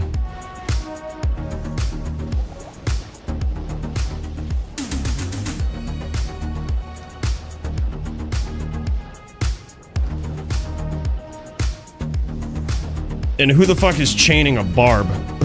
Right? Like, for real. Who is chaining a Barb? That's the situation doesn't make sense. Like, let me chain lock this Barb and hope he doesn't fucking whirlwind. Like, you should, if someone's chaining you and you're a Barb, don't leap, just whirlwind. That is exactly what you want. That's, you want them to try to chain lock you. Let them do it. You don't break it at all. You have some fun with it. They have made a crucial mistake.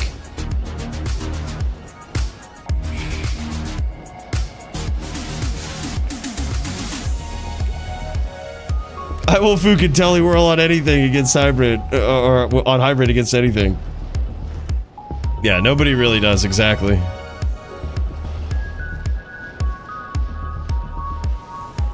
Like, if someone's chaining your Barb, and you're like, how do I get out of this chain? You're doing the wrong thing. You want in on that chain. You're like, yep. I mean, hell, even if it's a smiter, right? You're just whirlwinding down. You just want it. Nice shots there from Ted.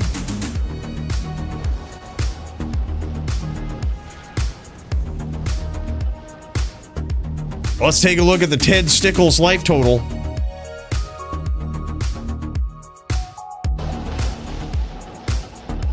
Ted at about 90%. Yeah, I think Poly is getting predictable, but so is Ted. Ted might be letting his guard down a little bit here too. I think both of these guys are like, the duel of attrition is real. Poly's having trouble landing that consistent damage on Ted, which I think over time is really going to add up. Oh, nice up boulder there from Poly. And now the guard is down. Poly trying to recast these pets. He's got him. But Ted was pushing the pressure there. Oh my god. Goes in for the stomp. Gets blown up there by the fire spells. That's why it's dangerous, man. Even pushing when Poly's low. It's very dangerous. Now Poly's got some big damage on him. Nice Kano there from Poly. Poly has dealt pretty significant damage here in the last few seconds.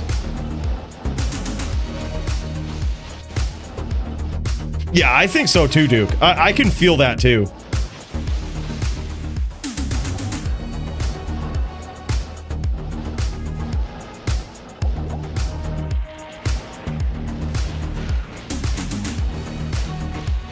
I think they both assumed, like, okay, they both clearly have respect for the movements and the power and the skill of the other player. Both of them do.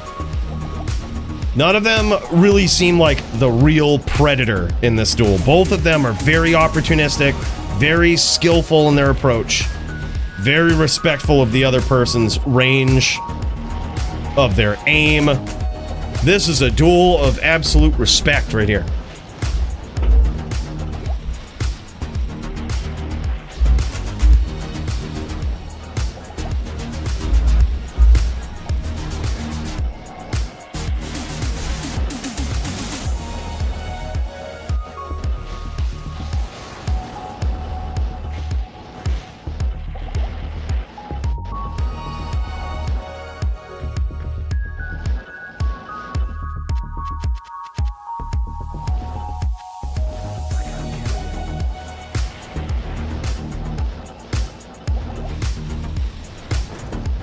Poly now utilizing that range. Poly coming back for his second win. CT casting these fissures, these Kanos. Looking for some great angles.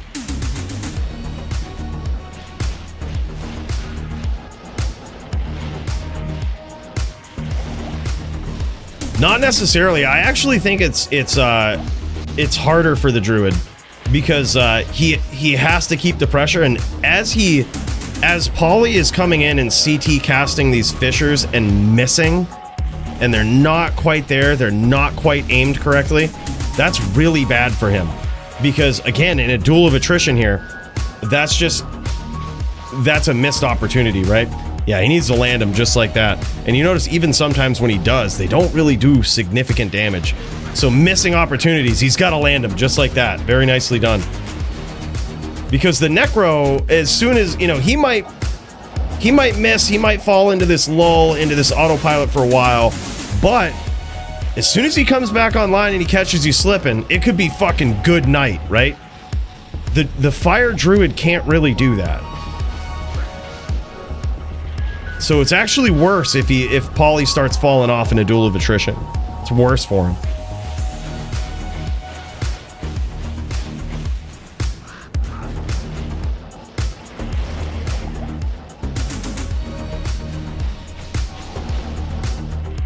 Yeah, that's what I say too, man. It's hard. Yeah, but Poly there's no way he's probably stomping right now. There's zero chance he's gonna go looking for it unless it's completely free. Which it probably won't be with Ted.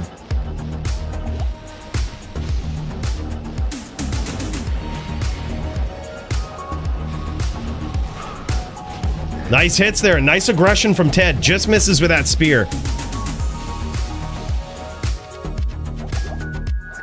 By the way, true MVPs keeping this more flooded with mana potions for these guys. That's awesome, man. Huge. Ted going in looking for that name lock, catching some Armageddons for his troubles. Yeah, I see Track Amp up in here. Doombringer. Hell yeah, you guys MVPs, let me tell you.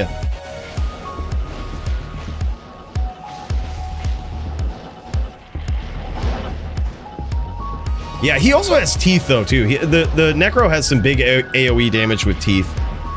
So like he can kind of spray and pray a little bit.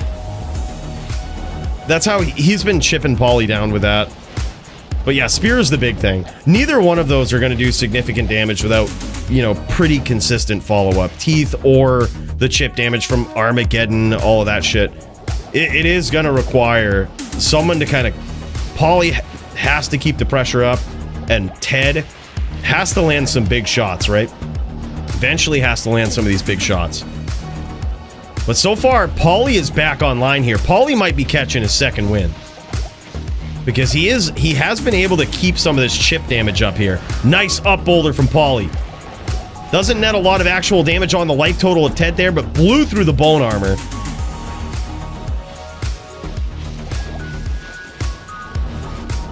Oh, yeah. Oh, yeah, that's it. Yeah, that's if he's really focused on teeth, too.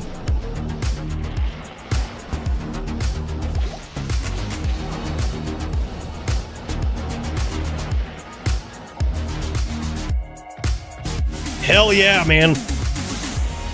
An epic duel of the most epic duel of DFC in a long time right here. Lots on the line. Real duelers. Poly repping back to half. He got hit there with a few spears.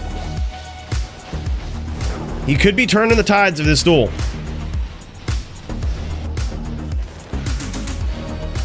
Ted going in with those side spears. I actually really like that. Poly definitely has a lock there. Great angle chosen from Ted.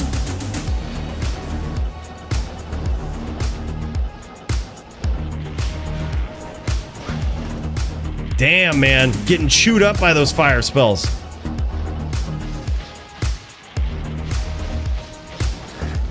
Poly might have caught that second win, man. He's going into God mode now. Constant pressure on Ted. Forcing Ted away from him here.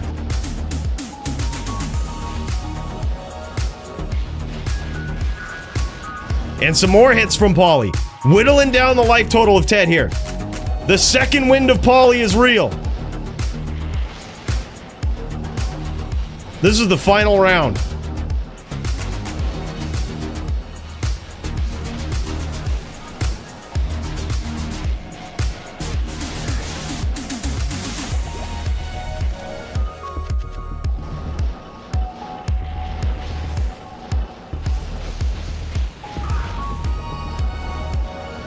Man, Poly is really staying consistent with his fire damage in the later round here.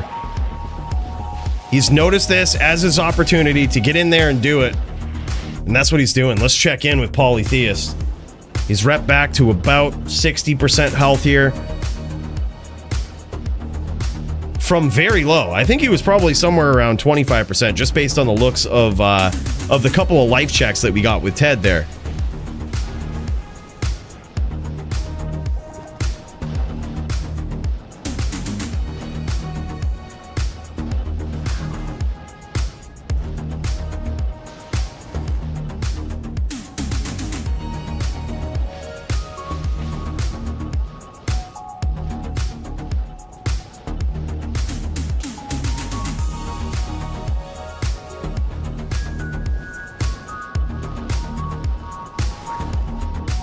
Nice job staying in front of Ted.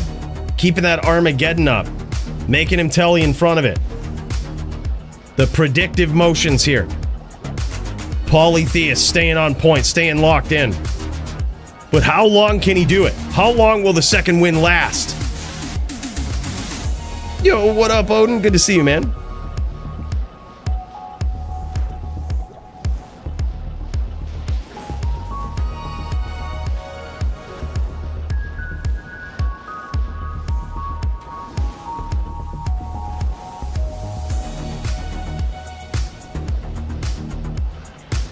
Lot of respect.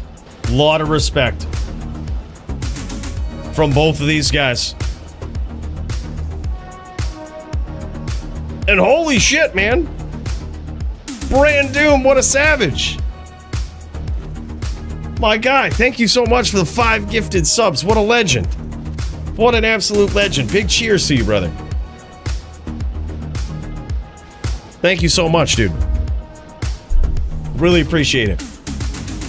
Hell yeah. Dude, that's sick. Brand Doom, the Heavens Light King. This guy bringing... It's the first time I've ever seen that weapon in melee, man, and I gotta say, that was a... That'll ring your bell. That thing is sick.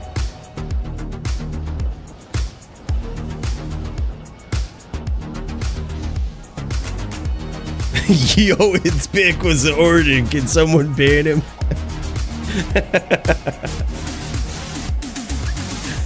No, I think it was Joby. I think we need to get...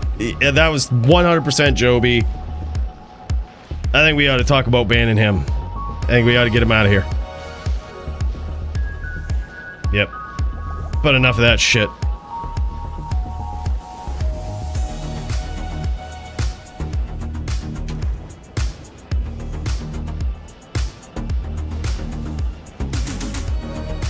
Oh yeah, man, it's a real duel at the top, man. It is a long but real duel. Yeah, this is what I say, man. There's a whole bunch of different duels you can have in D2, and that's the beauty of it, right? That's the beauty of it. You get everything from melee duels, which is the stand toe-to-toe, click and hold, and let's do this. You've got the LLD duels. You've got duels like Bone Spear v Bone Spear that last, probably less than 5 minutes for a whole set. But you've also got very, very long duels, and all of them have different skill sets, different things that must be done in that duel that are all skillful in their own right. It's all part of the game, man. All part of the game. And this is what I say too. What a blessing that we have a venue like this where we can see the real duels. Because a lot of times in pubs or whatnot, the duels just won't go this long. People will get sick of them. They'll go do something else, right? But it's very rare to actually have an opportunity to see these very long duels and how they go. because it is a very rare thing. Pooler of the night goes to track. Runner-up Doom, worthy of some 25s. Yeah, I think that's savage, man. I was just jamming level 18 duels. I was Throw Barb, Zeal, Charge Pally versus Bladesin. Dude, love them. Yeah, level 18 can be super fun. I put together a little Charge Zeal Pally. That shit is fun, man. Not a lot of people duel in level 18, though. Not as much as there used to be back in the golden age, I would say. Same with level 9 duels. They're practically non-existent in D2R.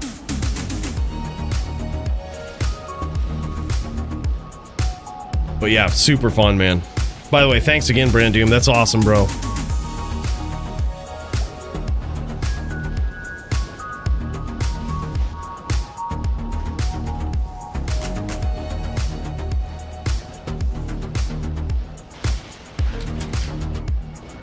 This is such an epic round, man. And Polytheist now repping back to about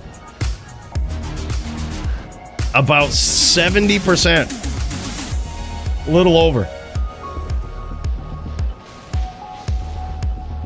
This is crazy. Polytheist making a big comeback here. And I'm pretty sure he's kept up the damage in this duel. He's kept up that constant damage, which is so hard to do. Let's check it out with Ted's life total here. He's done a great job of keeping it up, keeping the pressure, landing these Armageddons, staying in front of Ted. Ted is kind of maintaining with his life total. He's maintaining with it. But he certainly ain't gaining much.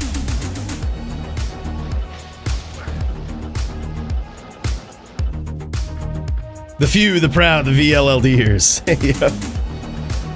Hell yeah, man. I haven't seen any proof of it, Pavian. To me, it always seemed like a myth. It never made any sense, because, dude, here's how you could prove or debunk it. I just have never gone out of my way to do it. So, unplug your internet, right? So, like, while you're in a game, and this would be the first step. See if your run-walk toggle still works. If it still works like it did in LOD, it's debunked. It's client-side. It has nothing to do with any server-side calculations. That would be the first step that I would do if I ever really went out and tested it. I just assumed people were testing it on their own and figuring that out, but like, basically, you want to have some time in-game where the game is crashing or you're disconnected from the server, and see how your run-walk is toggled. If it toggles on and off, it's debunked. It's all client side.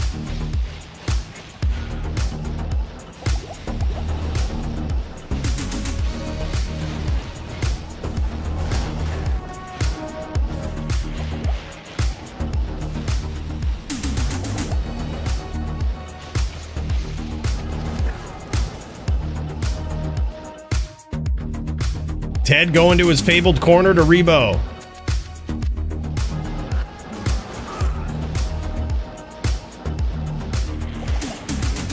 Popping back into Polytheist. Has he repped back a critical amount?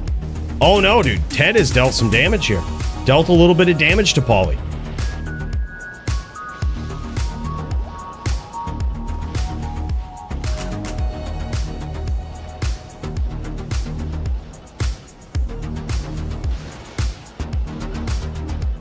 Poly's still keeping the pressure up. Ted, very slippery. But Poly's got him in a corner now. He's going to approach cautiously as Ted escapes. Look at that.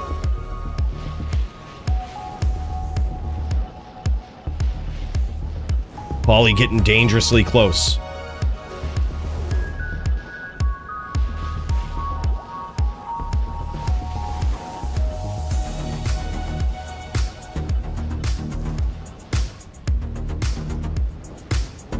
Yep, Ted, you gotta stay up in the H map, bro. Try to stay up in the H map. We're not cutting it, but we don't need to go to the cold plains, for Christ's sake. We don't need to bring this duel to Stony Field, you know?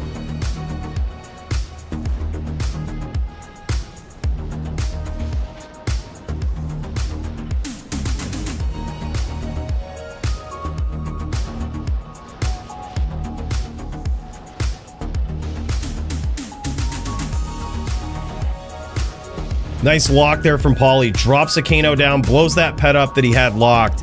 And you know that there's a pretty good chance that that also connected on Ted. Ted doing some wall banging here. Poly seeing it, getting in front of it. There it is. Now Ted turning up. Ted might be hitting a second wind of his own here.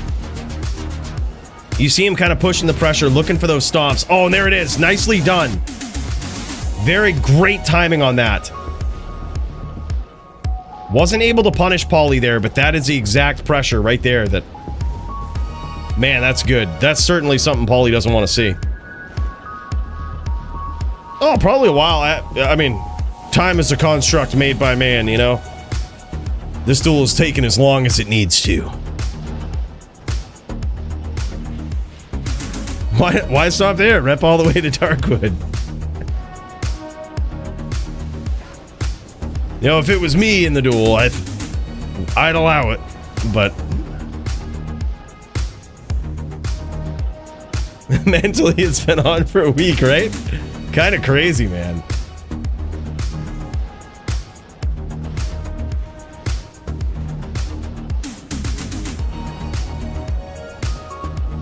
Yeah, exactly. Like, damage is being done, man. It's kind of wild. Both of these guys just whittling each other down. Poly's doing a great job at just keeping that tick damage up versus Ted. And Ted is actually doing a great job at being very opportunistic. He's missed some opportunities here as the duel goes on, as you would expect, right? In these long duels of attrition, sometimes you miss opportunities. But in the ones that he capitalizes on, he is working Poly down, keeping Poly kind of at a consistent life total here. Nicely done there from Ted, lands some big shots. Just like that, very opportunistic. Ted hitting his second wind here, I think. Poly with a nice corner cast there.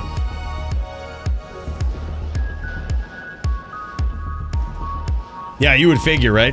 One of these guys going to be developing carpal tunnel at the end of this.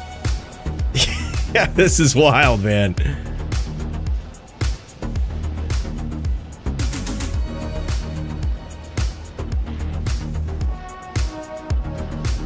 Absolutely savage. Let's kick back over to Ted. See how he's looking over here. Ted repping back. Slowly gaining.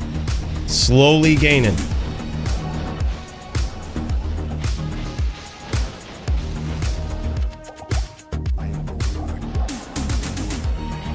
And I love how Ted is finding a way to stay just on the outside of these otherwise, to most other players, just deadly casts that Polytheist does. Right on the corner of his screen, just perfect placement right down on top of you as you're trying to keep the distance. And I love that Ted is just finding a way to stay just on the outside of that. And that's how he's able to rep back some of this life here.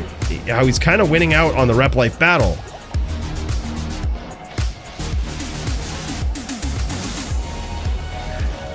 Damn, nice hits there from Poly, though.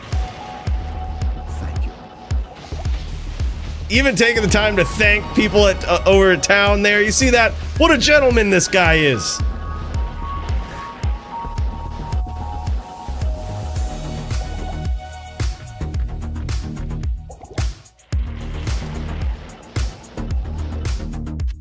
Damn, man.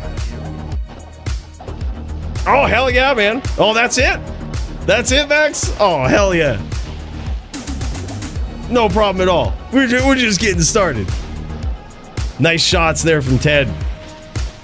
I don't think one of those connected, but that one certainly singed the nose hairs of Poly. Oh, that one might have, though. Nice chain from Poly. No respect for the distance now. That was actually a beautiful chain from Poly there. He was able to capitalize on the time that he saw that Ted was not ready. And capitalizing on an up boulder there, baiting that chain. Polytheist. His second wind is lasting here. But now I think Ted has gotten in the zone. This is probably the most difficult duel that both of these guys have had in a very long time. Certainly the most arduous one.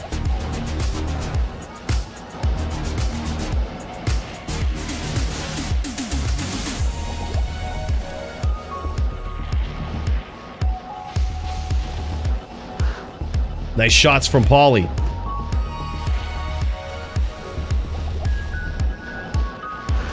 Right? Exactly.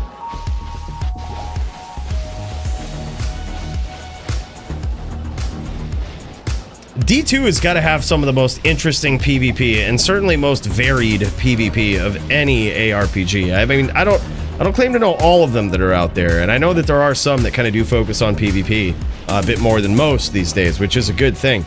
But God, man, it's just, there's so many different ways, all community created, you know, and really community regulated ways of dueling against your opponent. It's just, it's really cool, man. What a time it is to be alive. And what a game it really is to just have this be as a part of its true end game, you know? Nice shots there from Poly.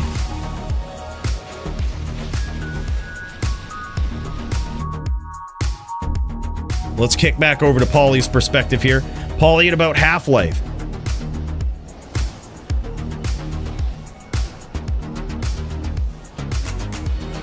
And Poly is so good at just wearing you down over time, man. Nice shots there again from Ted. Lands another one.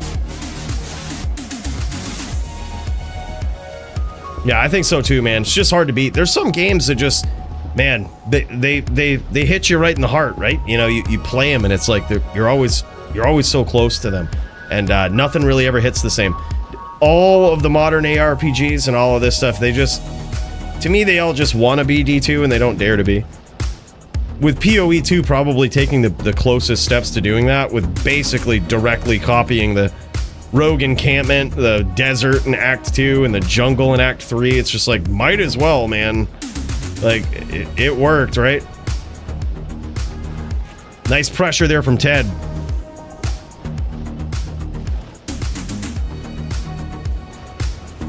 D2 GOAT, 100%.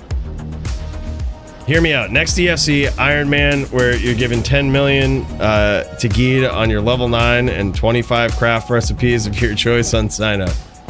Yeah, hey, dude, if we had enough interest, I'd air it. Seems good. PoE 1 had some potential with the LLD, but an HLD PoE just gets too nutty with off-screen PK. Yeah. That's really the problem with a lot of ARPGs, I think, is just the absolutely nutty damage that you get at higher levels. It's, as we saw in D4, impossible to balance eventually. They kind of paid attention to it in Season 0, Season 1, maybe one could argue some of Season 2, but after that it was just all downhill and they didn't give a fuck about it, which is really too bad. But you can see, even with a, what is it, like a 98% damage nerf in PvP in D4, it's still just complete ass with the amount of damage. You can still just one-shot people. The damage over time is all fucked up, where like you can die from poison and damage over time effects, which is anti-Diablo in my opinion.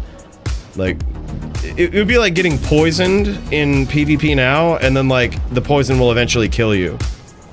Like, almost like rabies, where it just kind of feels like really cheesy and stupid. Except the damage over time happens really fast in D4. It's really stupid.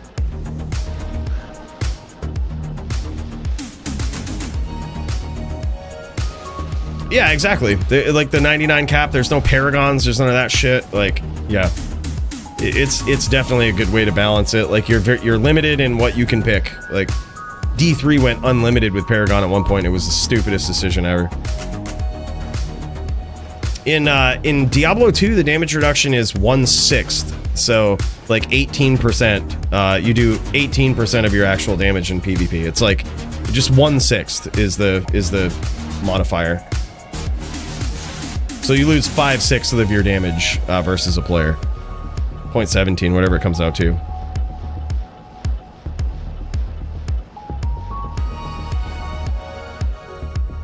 So like if you do 600 damage on your character screen, magic damage, let's say, that can't be resisted, you would do 100 damage in PvP.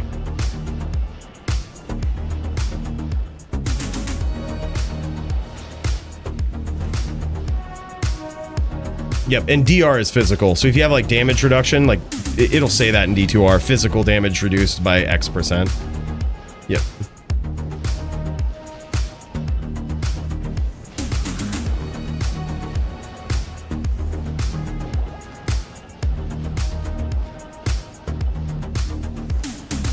Yeah, exactly. Exactly. I'm not your friend guy. Sums it up perfectly. Like, the life totals just are not balanced in those games versus the damage output. It's like when you're doing infinite damage, you can't ever nerf enough to make it adequate for PvP. But like, how crazy is it in, you know, a game like Diablo 2, where we get excited, like a build is broken if it does like 30k damage. Holy shit. You know what I mean? Like, that is busted. Hammers doing 14,000 damage? That's so broken. That's so busted. 14,000 damage. You know, like, holy shit. Let's write the devs. We gotta fix this. Yeah, Poly getting whittled down now. It's 1-1. We're in the final round, Sound. But look at this. So is Ted. Ted getting whittled down as well.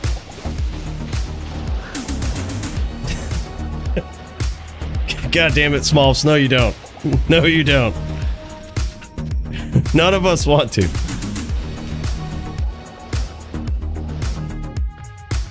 Yeah, exactly. It's probably billions. It's probably billions. Maybe trillions of a tier 150, pit 150 boss. It might actually be trillions. I love that for current devs, that's not a sign that damage needs like some sort of balancing. It's just like, oh, just increase the life total. We don't need to balance the damage. Just give them more life.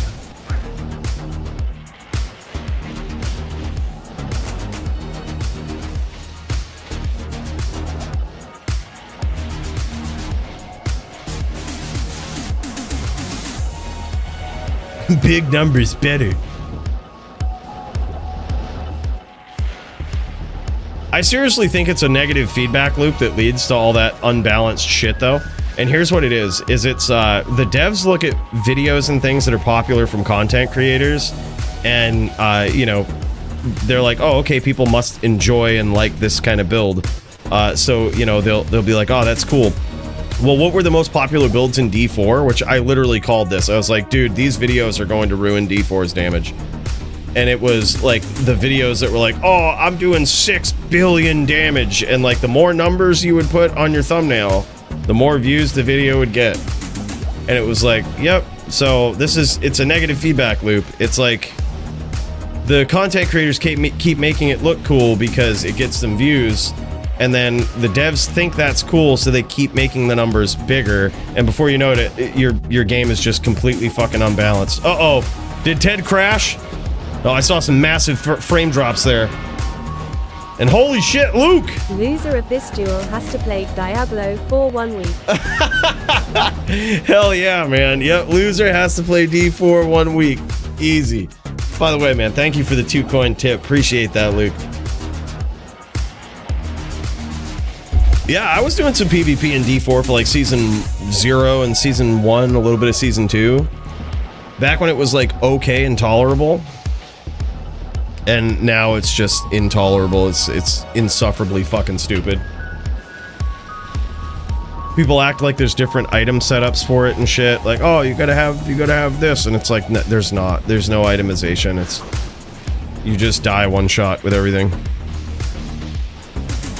Yeah, I ran a ES Sork, a unkillable immortal Sork back in that season. Yeah, why wouldn't you? You were running the wrong build if you weren't running that.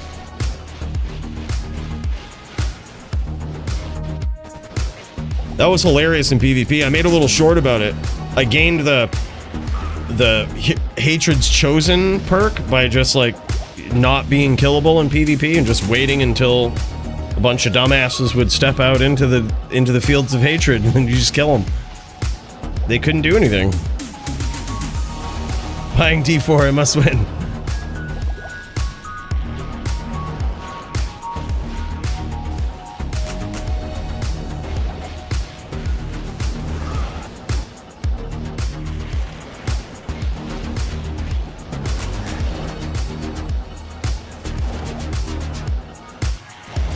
Yeah, true, actually. That's a good point, Max. Yeah, it's not like auto-aim shit. It's like real-time hitboxes. Really cool, man. Kind of rare to see that. Uh-oh, more frame drops from Ted. Let's kick over to Polytheist here. See how Poly's looking. Ted is at probably about 30% health. Polytheist repping back here just under half.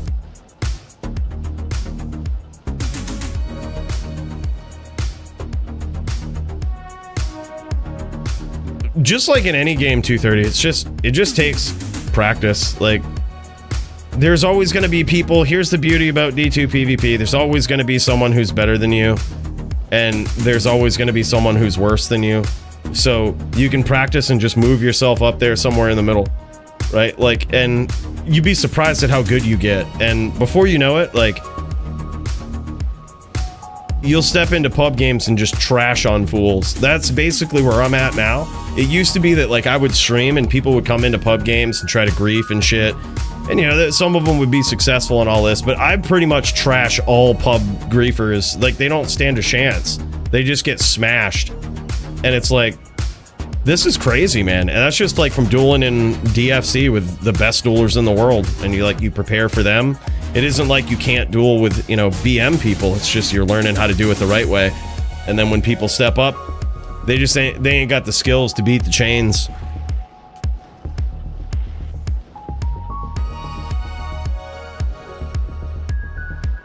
Oh yeah, then there's always retards like that. This is what I do too. The squelch button is very powerful.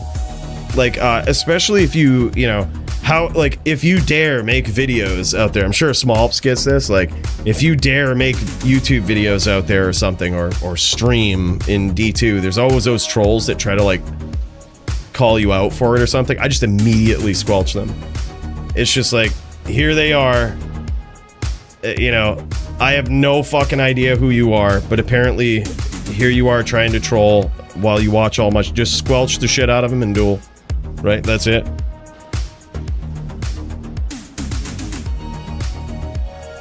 That's it. Simple as that. Squelch button is powerful, dude. Then you never have to hear him again. I'm not your friend, guy.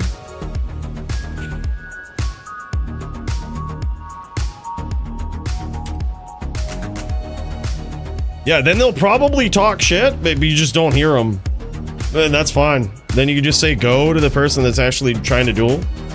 A lot of times they don't step out in the moor.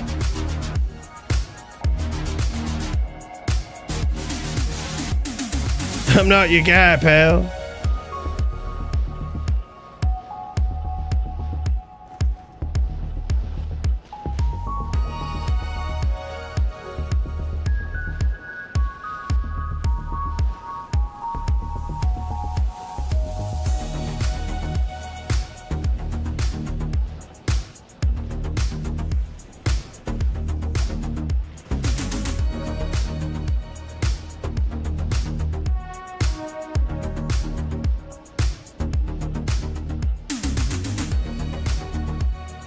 Dude, epic here so far, man. This has been wild.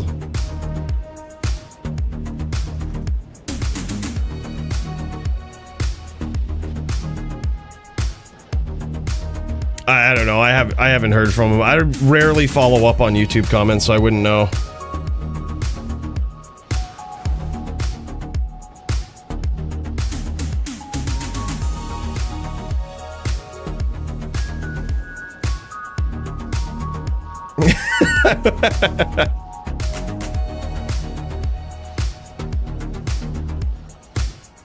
I mean, I still think it's coming within a year, Odin. The bet is before June, so I still think I got to, right? I'm invested now. That or I owe someone 1K CMD. We got 1K forum gold on the line. It's looking like I might lose now, though. I thought the last one was going to be some big updates. I thought that was going to be where they did it, and they didn't.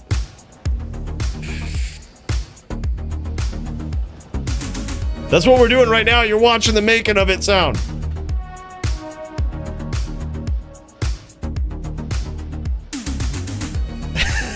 Hell yeah, man. And ones with lamp, yeah, they're all up. They're all up, dude. This is so crazy, though.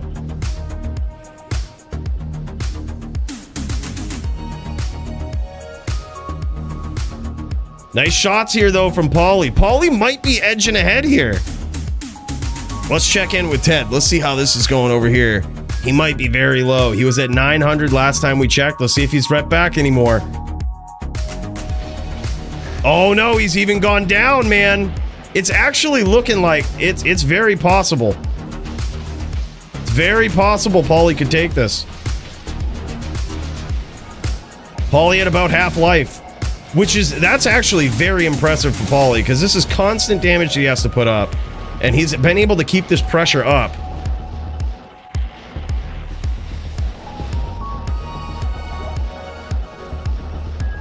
This is incredible, yeah. It's very rare to see a duel this long. But, I mean, it's part of the game too, man. It's part of the beauty of it. Is that sometimes they can go long.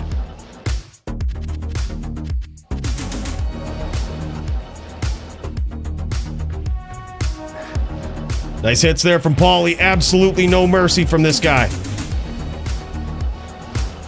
Absolutely no mercy from him.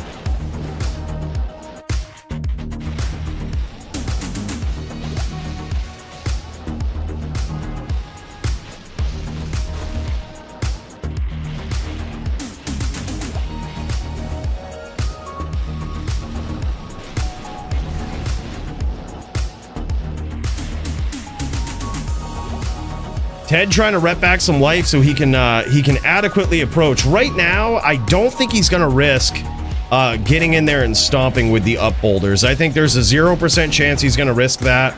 Right now, he's trying to hit with those teeth, trying to stay alive. As Poly slowly just tries to whittle down that rep life.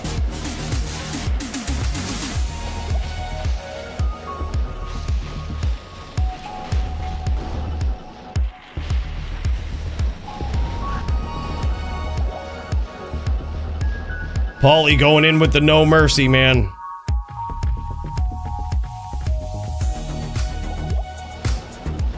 And it appears as though Ted is using a white wand here to really maximize his damage.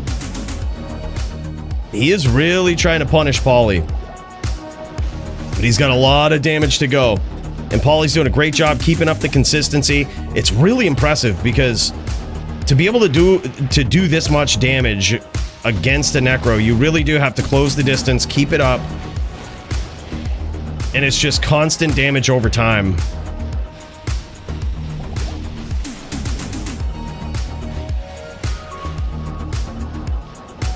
Narrowly missing with these CT casted fissures, molten boulders.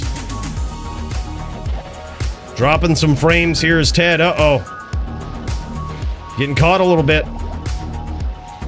Getting caught a little bit in the frame drops.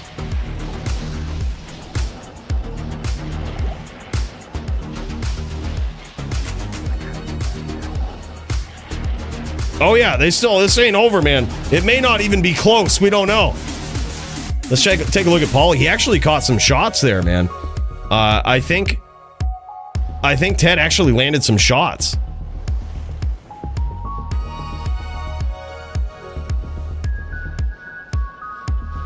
He's still looking pretty healthy. But Ted is actually, for being how low he is on life, he's actually, this is kind of crazy.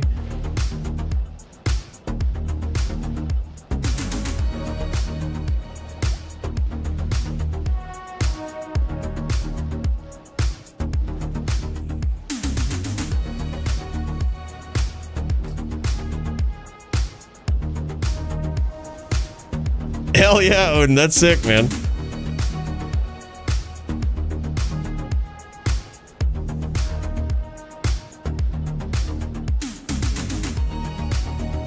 Uh-oh, Poly dropping frames.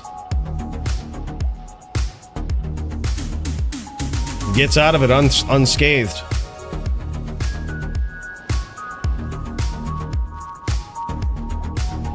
There it is, finally re-upping on the mana. Poly gonna go in, try to keep this damage up here. It is a very tough uphill battle, that's for sure. Just keeping that chip damage in there, it is certainly something very commendable. Because you don't do a lot. I mean, if you're on the outside, you land a Fisher, you land a Kano, any of that stuff, it's not a lot of damage. You know, if you don't hit them clean, if they don't just sit there and stay in the Kano, it's not a lot. Nice hits there from Poly.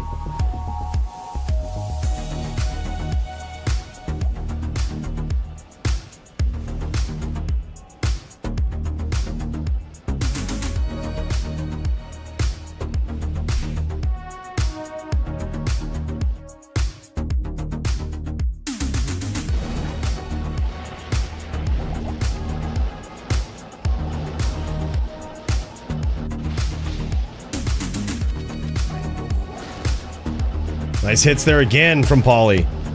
Ted now at 300 life.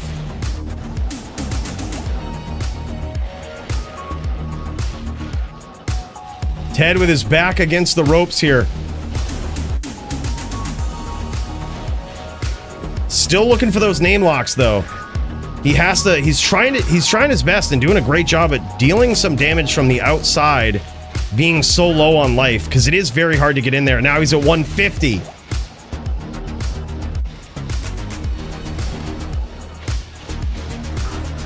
Now he's at 18.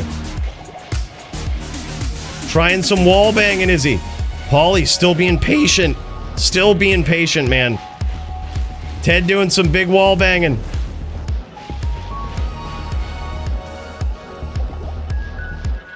This is insane, boys.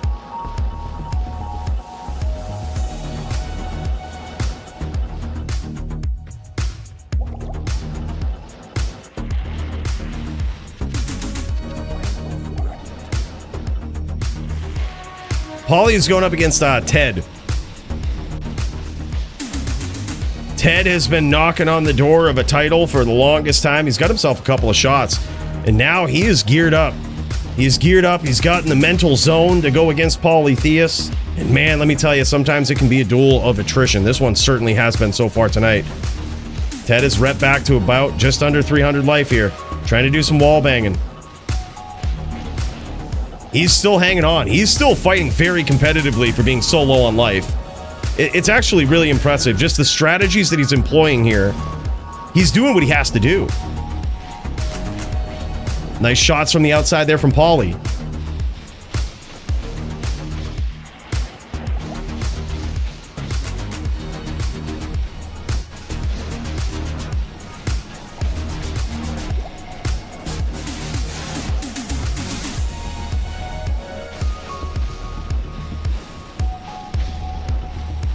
Yeah, I mean, it's actually incredibly impressive. Like how the Necro gameplay here from Ted is just phenomenal. Like his ability to stay a threat even at such a low life total here.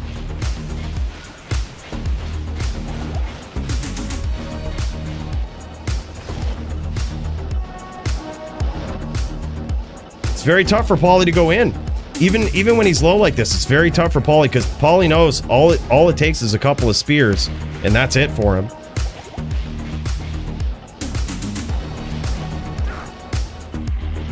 And another hit from Paulie, whittling Ted down.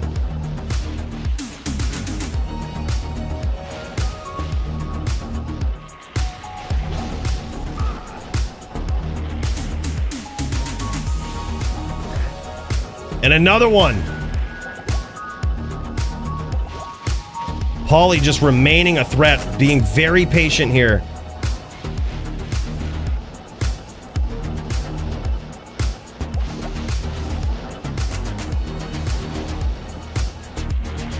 This is just nuts, man.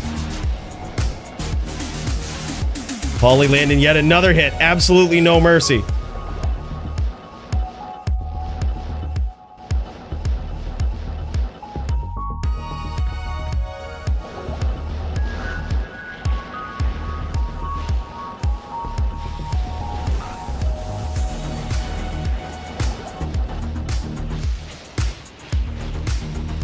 Ted's staying alive, man.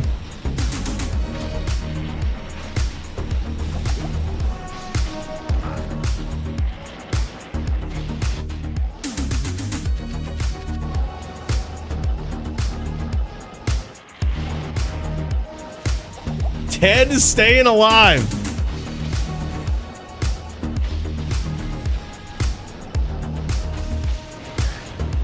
Nice shots from Polytheist from the outside. Working down that life rep, but Ted is doing a great job of staying right around that 200 health mark. I mean, he's gone right down to 18 life. And still is just doing a great job of staying at around 200-300 now. Let's see how much damage he's actually done to Poly while Poly has been closing the distance here. Or has Poly rep back even more?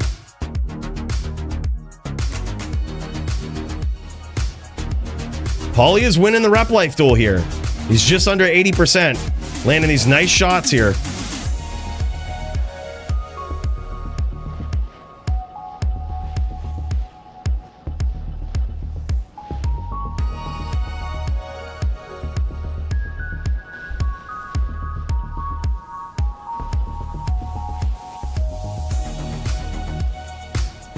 Hey, epic duels, Nim.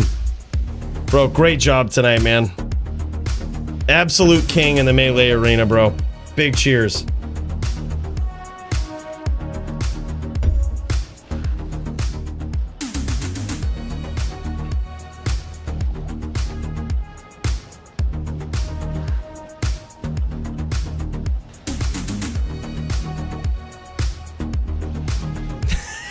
Right? If he comes back from being 18 life and wins, he gets all the prizes. No one gets anything.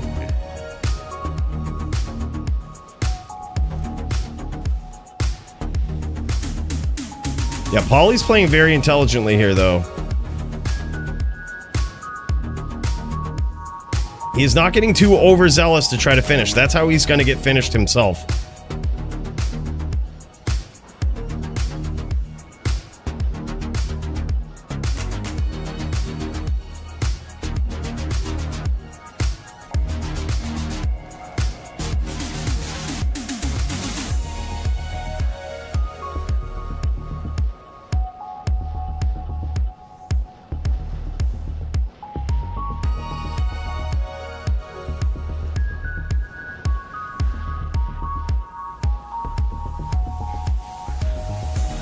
Oh man, big shots there from Ted.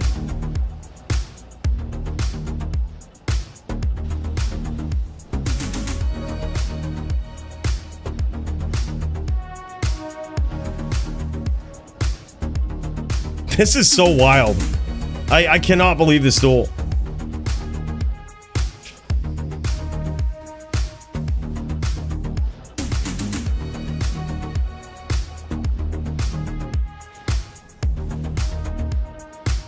Hey, I appreciate that, Nim.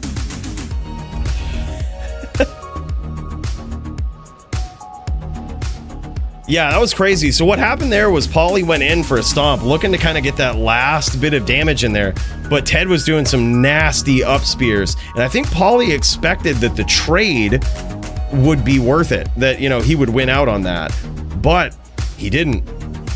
Ted did some big damage, and that is a prime example right there as to why Poly has to, he kind of has to play from the outside. It's tough life out there, man. He's now trying to set up some traps for Ted as he runs away.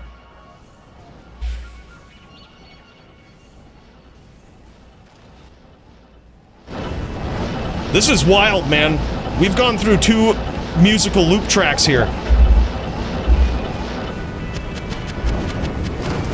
These are real duels, boys. These are some real duels. Gotta say, it's pretty epic, man. This has been pretty epic so far. And it ain't over till it's over.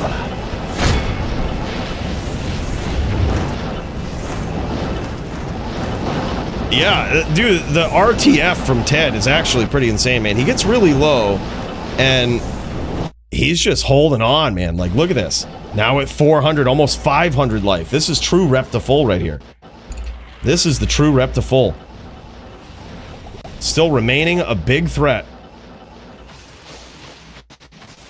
Staying a threat at such a low life total.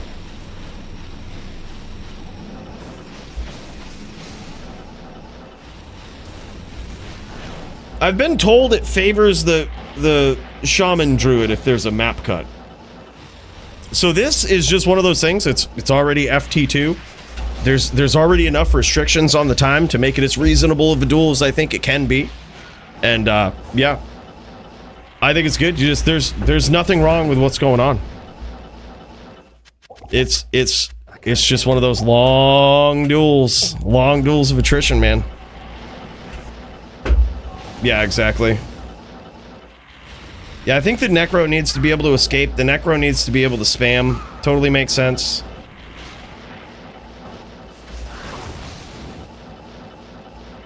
Nice hits there from Ted. And now Ted is in that zone where he's not afraid to stomp. He's rep back enough here where he's been at like 200 life for so long that now 700 life feels like, okay, we can dance, we can get in close, we can stomp. That's literally where Ted's at with this. Kind of crazy, man.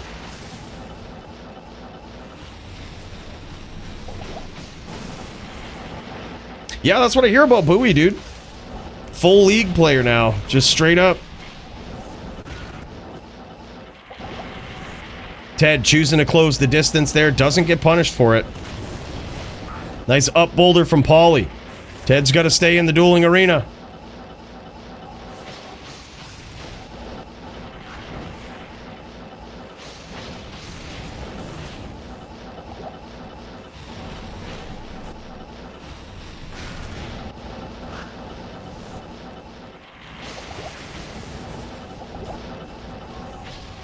Damn, son. I hope none of these guys had to piss at the top of this duel. Can you imagine? Nice shots there again. Ted trying to make a comeback.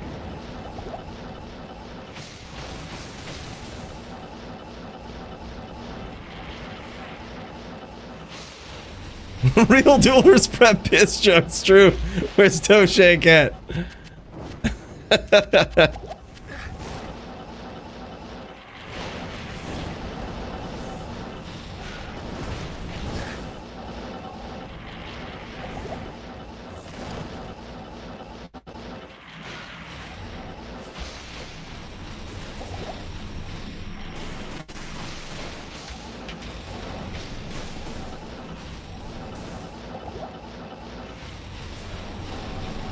Right, that would be the thing. Force them to drink a gallon of water before each round.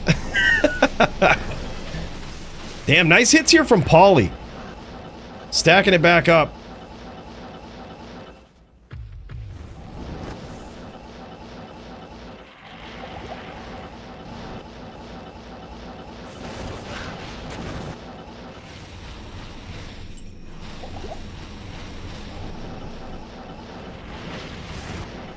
Damn, son. I don't think you've been... this is what I say, man. You ain't been a real D2 dueler until you've engaged in one of these duels right here. Damn, son. Big hits again. Ted just landing those teeth. He was ready as Polytheist came over the wall there. Not with spears this time, but an interesting... This is an adaptation to Poly's chasing style as he goes over the wall. He was shooting downwards with teeth, knowing that Poly would overshoot the wall going below him. That was an interesting call right there, landing him some damage.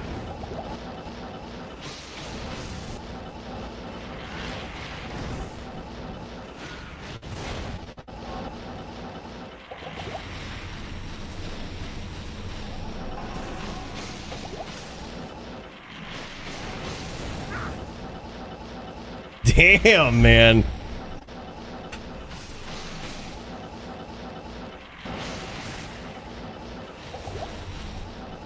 It's kind of epic to see that, you know, at this point, like, just how Ted is just staying alive here. He's now just below 800 life, still maintaining to be a threat. He won't necessarily stomp when he's at 200 life, but we've seen at this point, like, he's not afraid of it at 700.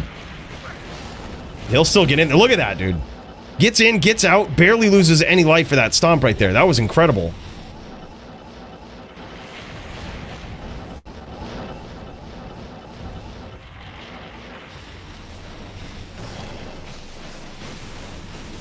That's a good question, Odin. I'm not sure.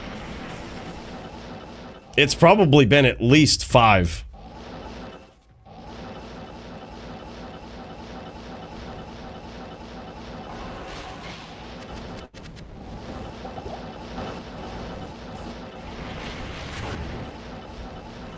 Damn, another one. That might have actually been a spear there that connected from Ted.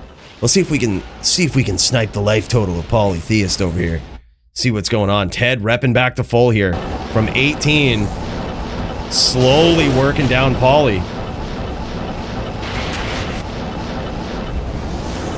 Poly now at about a little less than 40% health. Yeah, and that's the thing. He's got the challenge for Poly here is that, you're right, like a good, well-timed, perfectly hit right down on top of him Kano that they stay in might do like 500 damage to him. You know, depending on how long they want to stay in it. But now it's just like he's got the challenge for him is keeping that damage up, right? And not catching a couple of bone spears to the dome. It's a tough challenge.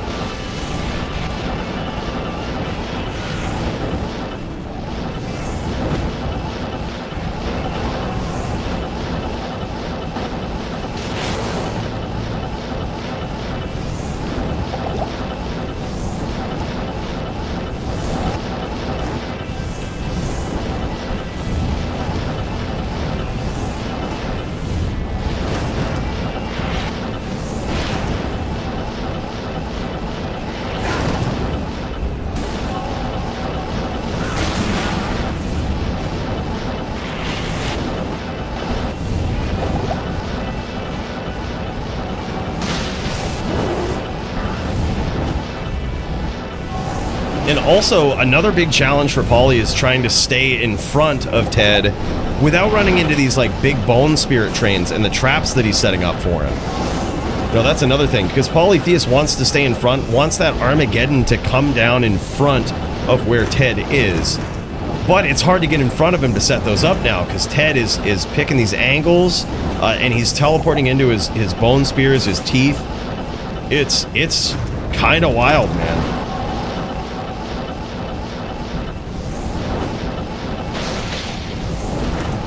Ted now has rep back quite a bit.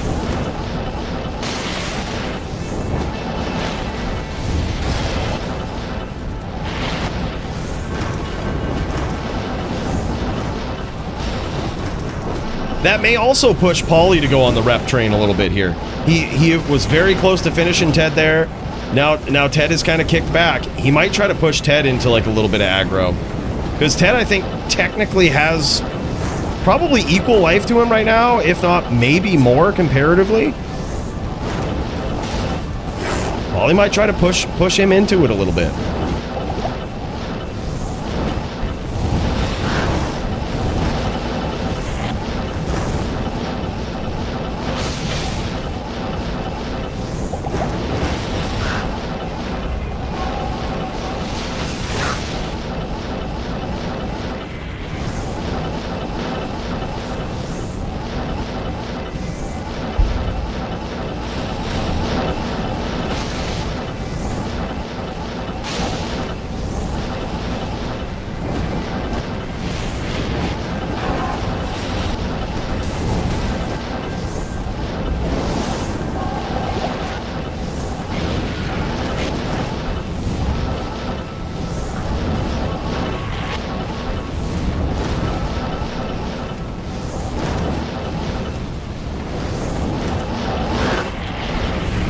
It's so crazy to see, man.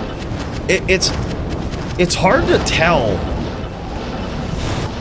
how this, like, what the strategy is here for finishing Ted when he's low, right? Like, especially when you don't have an optimal life total yourself. It's a very interesting puzzle for Poly to solve.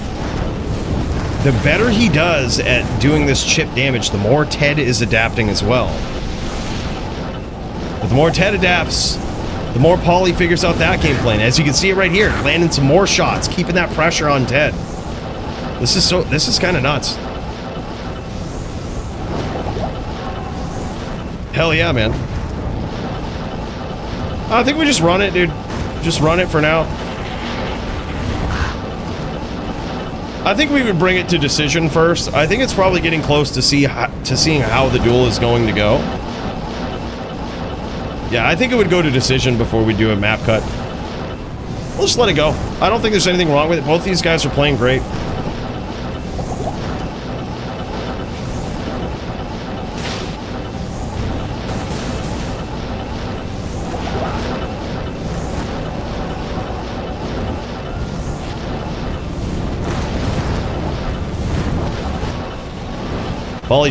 Thea's trying to light the map on fire and cut out all the escape routes for Ted, but Ted being very patient, waiting out those fire skills.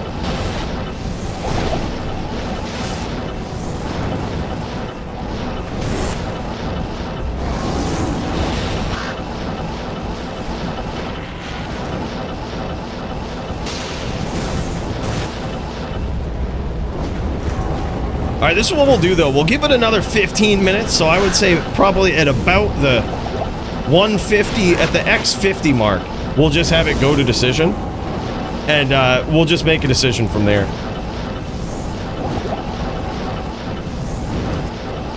Because, I mean, what we can see here is it's very great gameplay on behalf of both of these guys.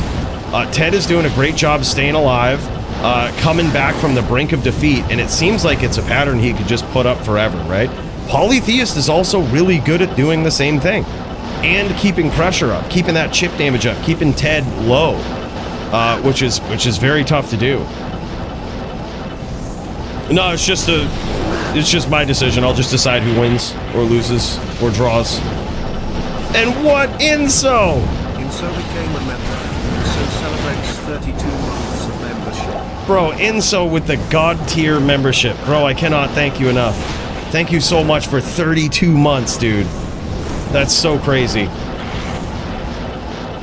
Big cheers to this guy. Good to see you, my guy. Wild.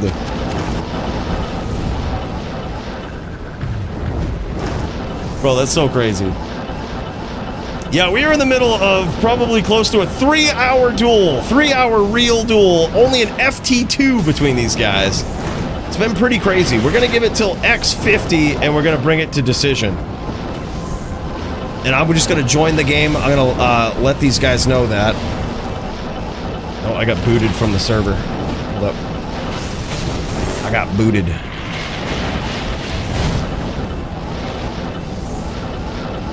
Cannot connect. Let's try again. Oh, we just get straight booted. Got banned.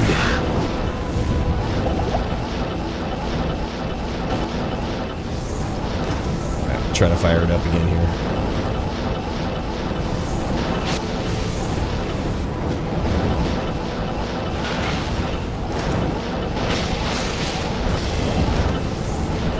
Alright, here we go.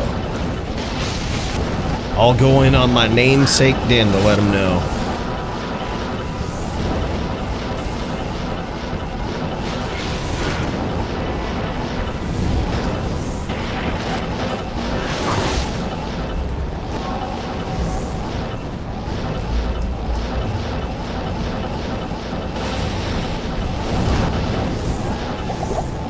Alright, there it is. I see it pop up in game. Polytheist sees it.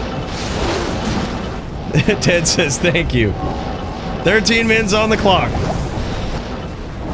And just to explain what a decision is, basically, it's the ref makes the ref and judge and referee here makes the call as to who won the duel. Right? It's based on a lot of factors. A lot of times you just say, if this duel would go on forever, who would win? Right? But also just, you look at other factors. Whose job was tougher, and who did their job way better in the duel. Maybe not way better, just who did it even slightly better. It's a tough call to make. I really don't even know which direction it could go right now. It's literally, it's a tough one. Goes to the scorecards, right? Bill decides. This is something that I can't do. 3-hour duels, I prefer to smack my head against the wall instead of this. Number of chain locks completed, right? Yeah, I think both of these guys have just done incredibly well. It's both of these guys are just insane. Yeah, I mean, there's a lot of factors. Looking at damage dealt, but, you know, that's hard to keep track of. Both of these guys have actually dealt a lot of damage. I think Ted pulled off a game plan like no other Necro could.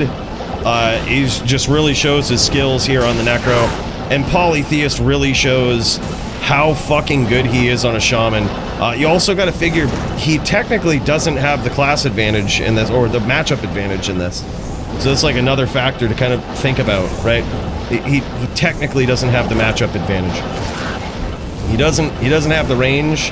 If the duel stays at range and he can't effectively close the distance, he will lose.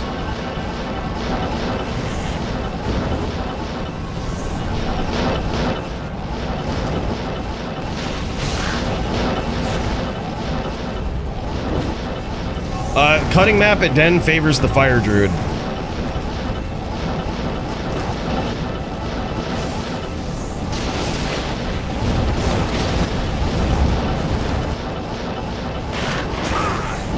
Nice hits there from Poly.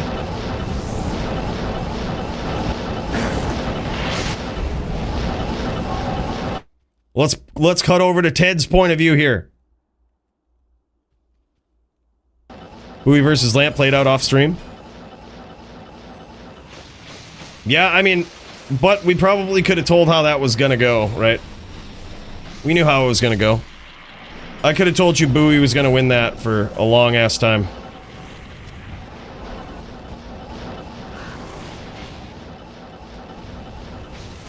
Oh no, we'll get it. We're gonna end it at X50. It's gonna end at X50. There's no it's gonna end. It will go to decision at X50.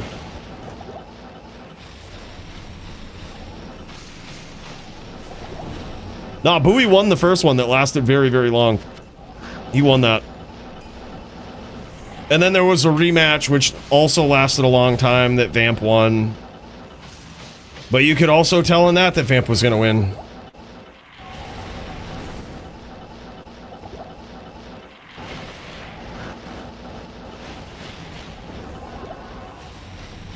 Crazy, man.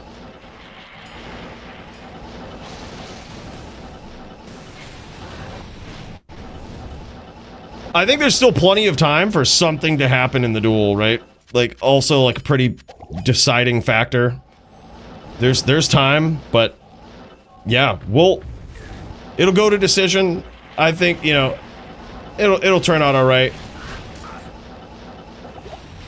This duel is still live, man. It's still going. But in a little less than 9 minutes now, it'll go to decision. Something that very rarely happens, but it can happen, man.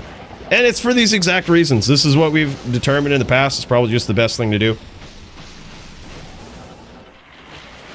They could or they could not. You know, it doesn't matter. Like, truly, if you believe you've done enough to win a decision, you probably don't have to crank up the, you know, you probably don't have to crank up the aggro either, you know? Like, they just continue on till X50, then we'll call it. It's no worries. It's another way a duel can end. It's another way a duel can end.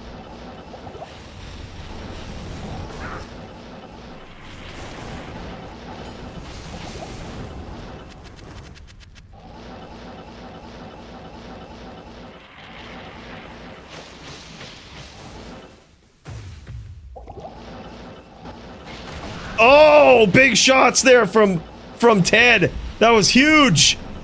That was almost a finish right there, I think. That was crazy. Holy shit, let's get a look at Polytheist's life total. Oh my god, he's low. He is very low.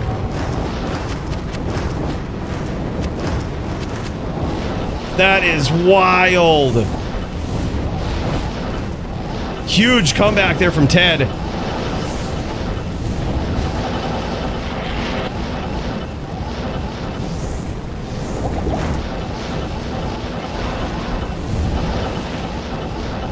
Dang old teeth right to the mouth. It surely isn't around with scorecards though, right? This will be a very interesting, like, final 6.5 minutes here, because how is Poly going to deal with his back being against the ropes now in this duel? Right? Like, what does he do? Can he stay out of danger? Right? Can he rep back? Or is Ted going to be able to actually finish?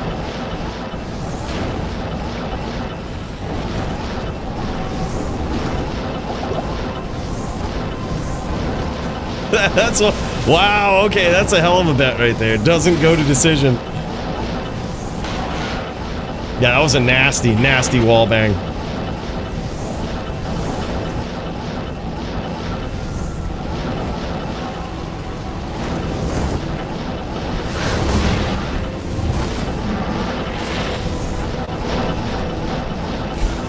Oh shit. We got some bets in place.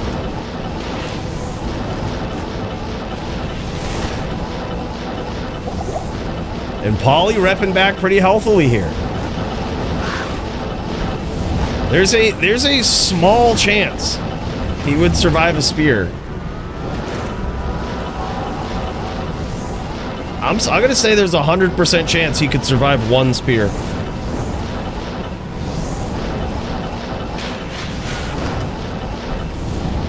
That is so crazy.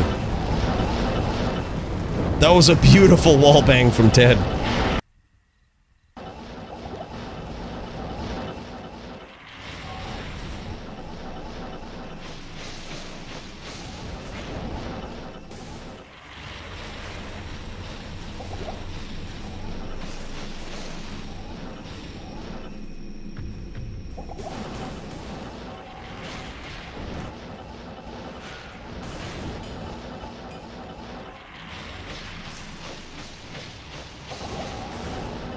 Odin and Levram have agreed to a gold fine bet.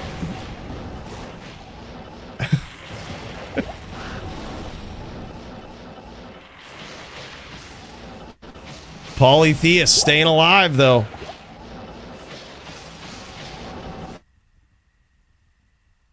That is crazy. It is back and forth between these two, man. Polytheist back to 1K, back to 20% from basically 2%. 1% maybe. Less than 1% actually, I think. No, it would have been... Yeah, he's probably around 5% actually, but still. Low. Nice shots there from Poly. Poly kiting the aggro pretty well.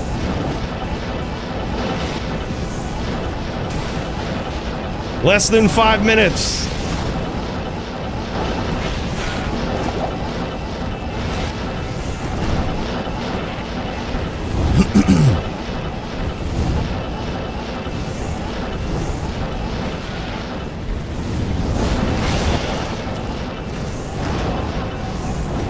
Oh shit! Polly is rep back 1300. Ted ate a boulder. Check his HP. Yeah, let's check it out. I mean, it doesn't matter. This guy survives at 200, right? This guy is at home at 200. Yeah, he's now at about 1300 as well. Repping back. He ate a boulder, but I don't think it did a ton. He might have ate a boulder that bashed off of a puddle, which, like, kills its trajectory. It just, like, stops it.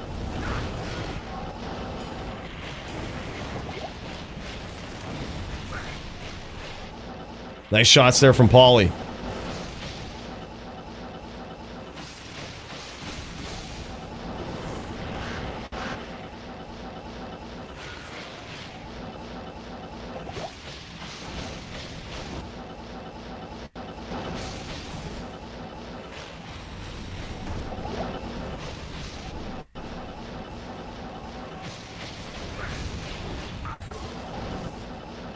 More great shots from Polly.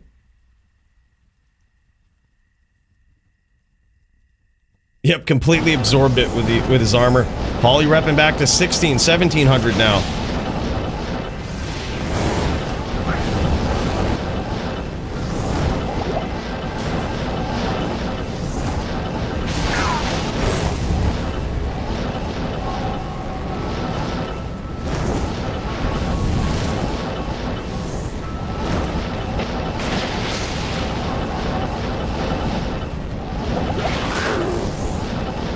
Damn, son.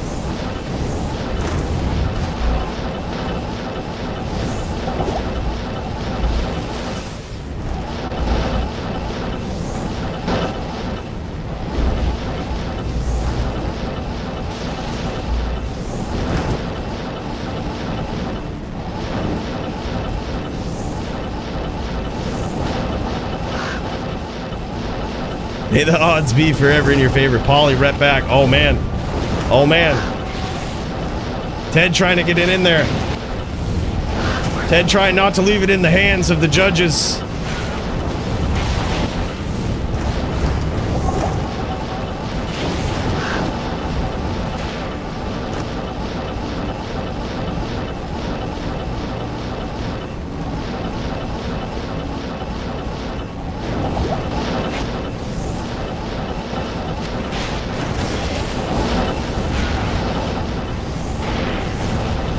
Holy shit, what a duel. Time, duel is over. Players can return back to town. It is over. Holy shit, what a fight, man. Let's look at the end in life total of Ted there. He was pushing the pressure right at the end. I think that was epic. Damn, son, I gotta say, what a fucking fight between these two. That was so fucking cool. That was epic. G fucking G's, man. Wow. Good fucking duels. That was epic. All right, as for the decision, holy shit. Oh, we got to think about this. This is an epic one, man. This is a tough one to decide. Damn. How should it go? This is the way I see it. This is the way I kind of saw it halfway through the round. All right, this is what was going through my mind. Both of these guys have a very tough job, right? Ted has to do something no Necro has ever done, and I think he did a great job with that. He really showed what a Necro can do out there. I think it's fair to say both of these guys will win some sort of fight of the night prize, because these guys put in some work. These guys didn't even flinch for like a 3-hour duel, which is fucking wild. But this is what I'll say.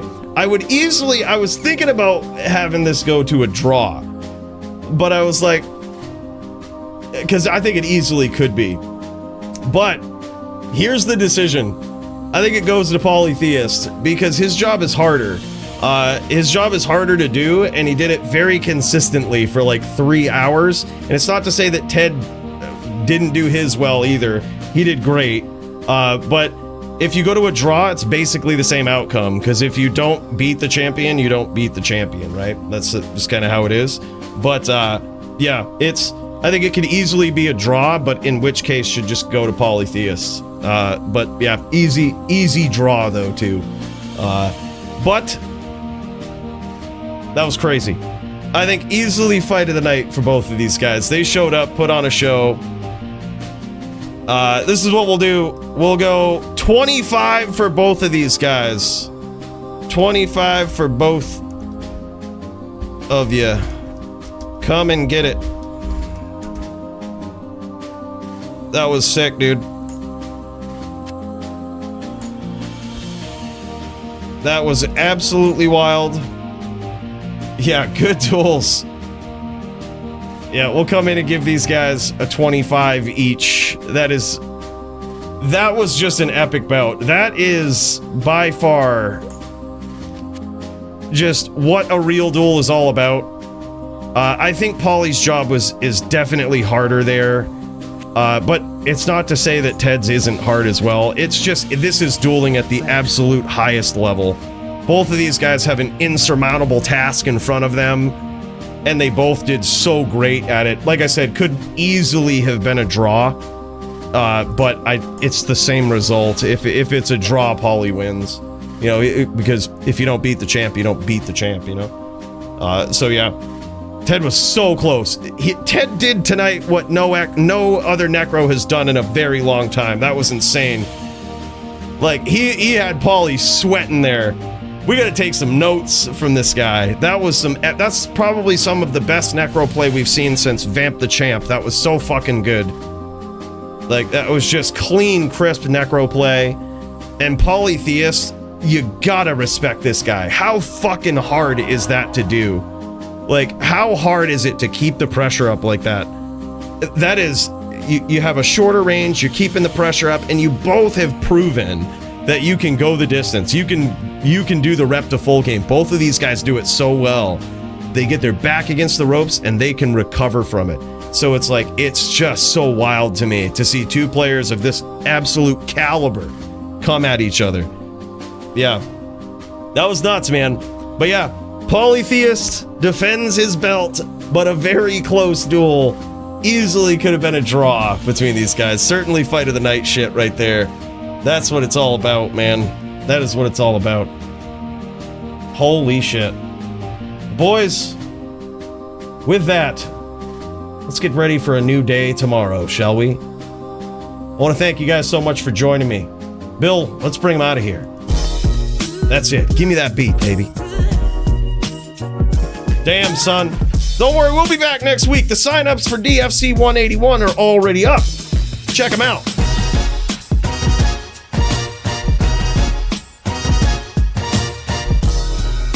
Right? Could have easily been both winners. Fight of the night prizes for both. Hell yeah.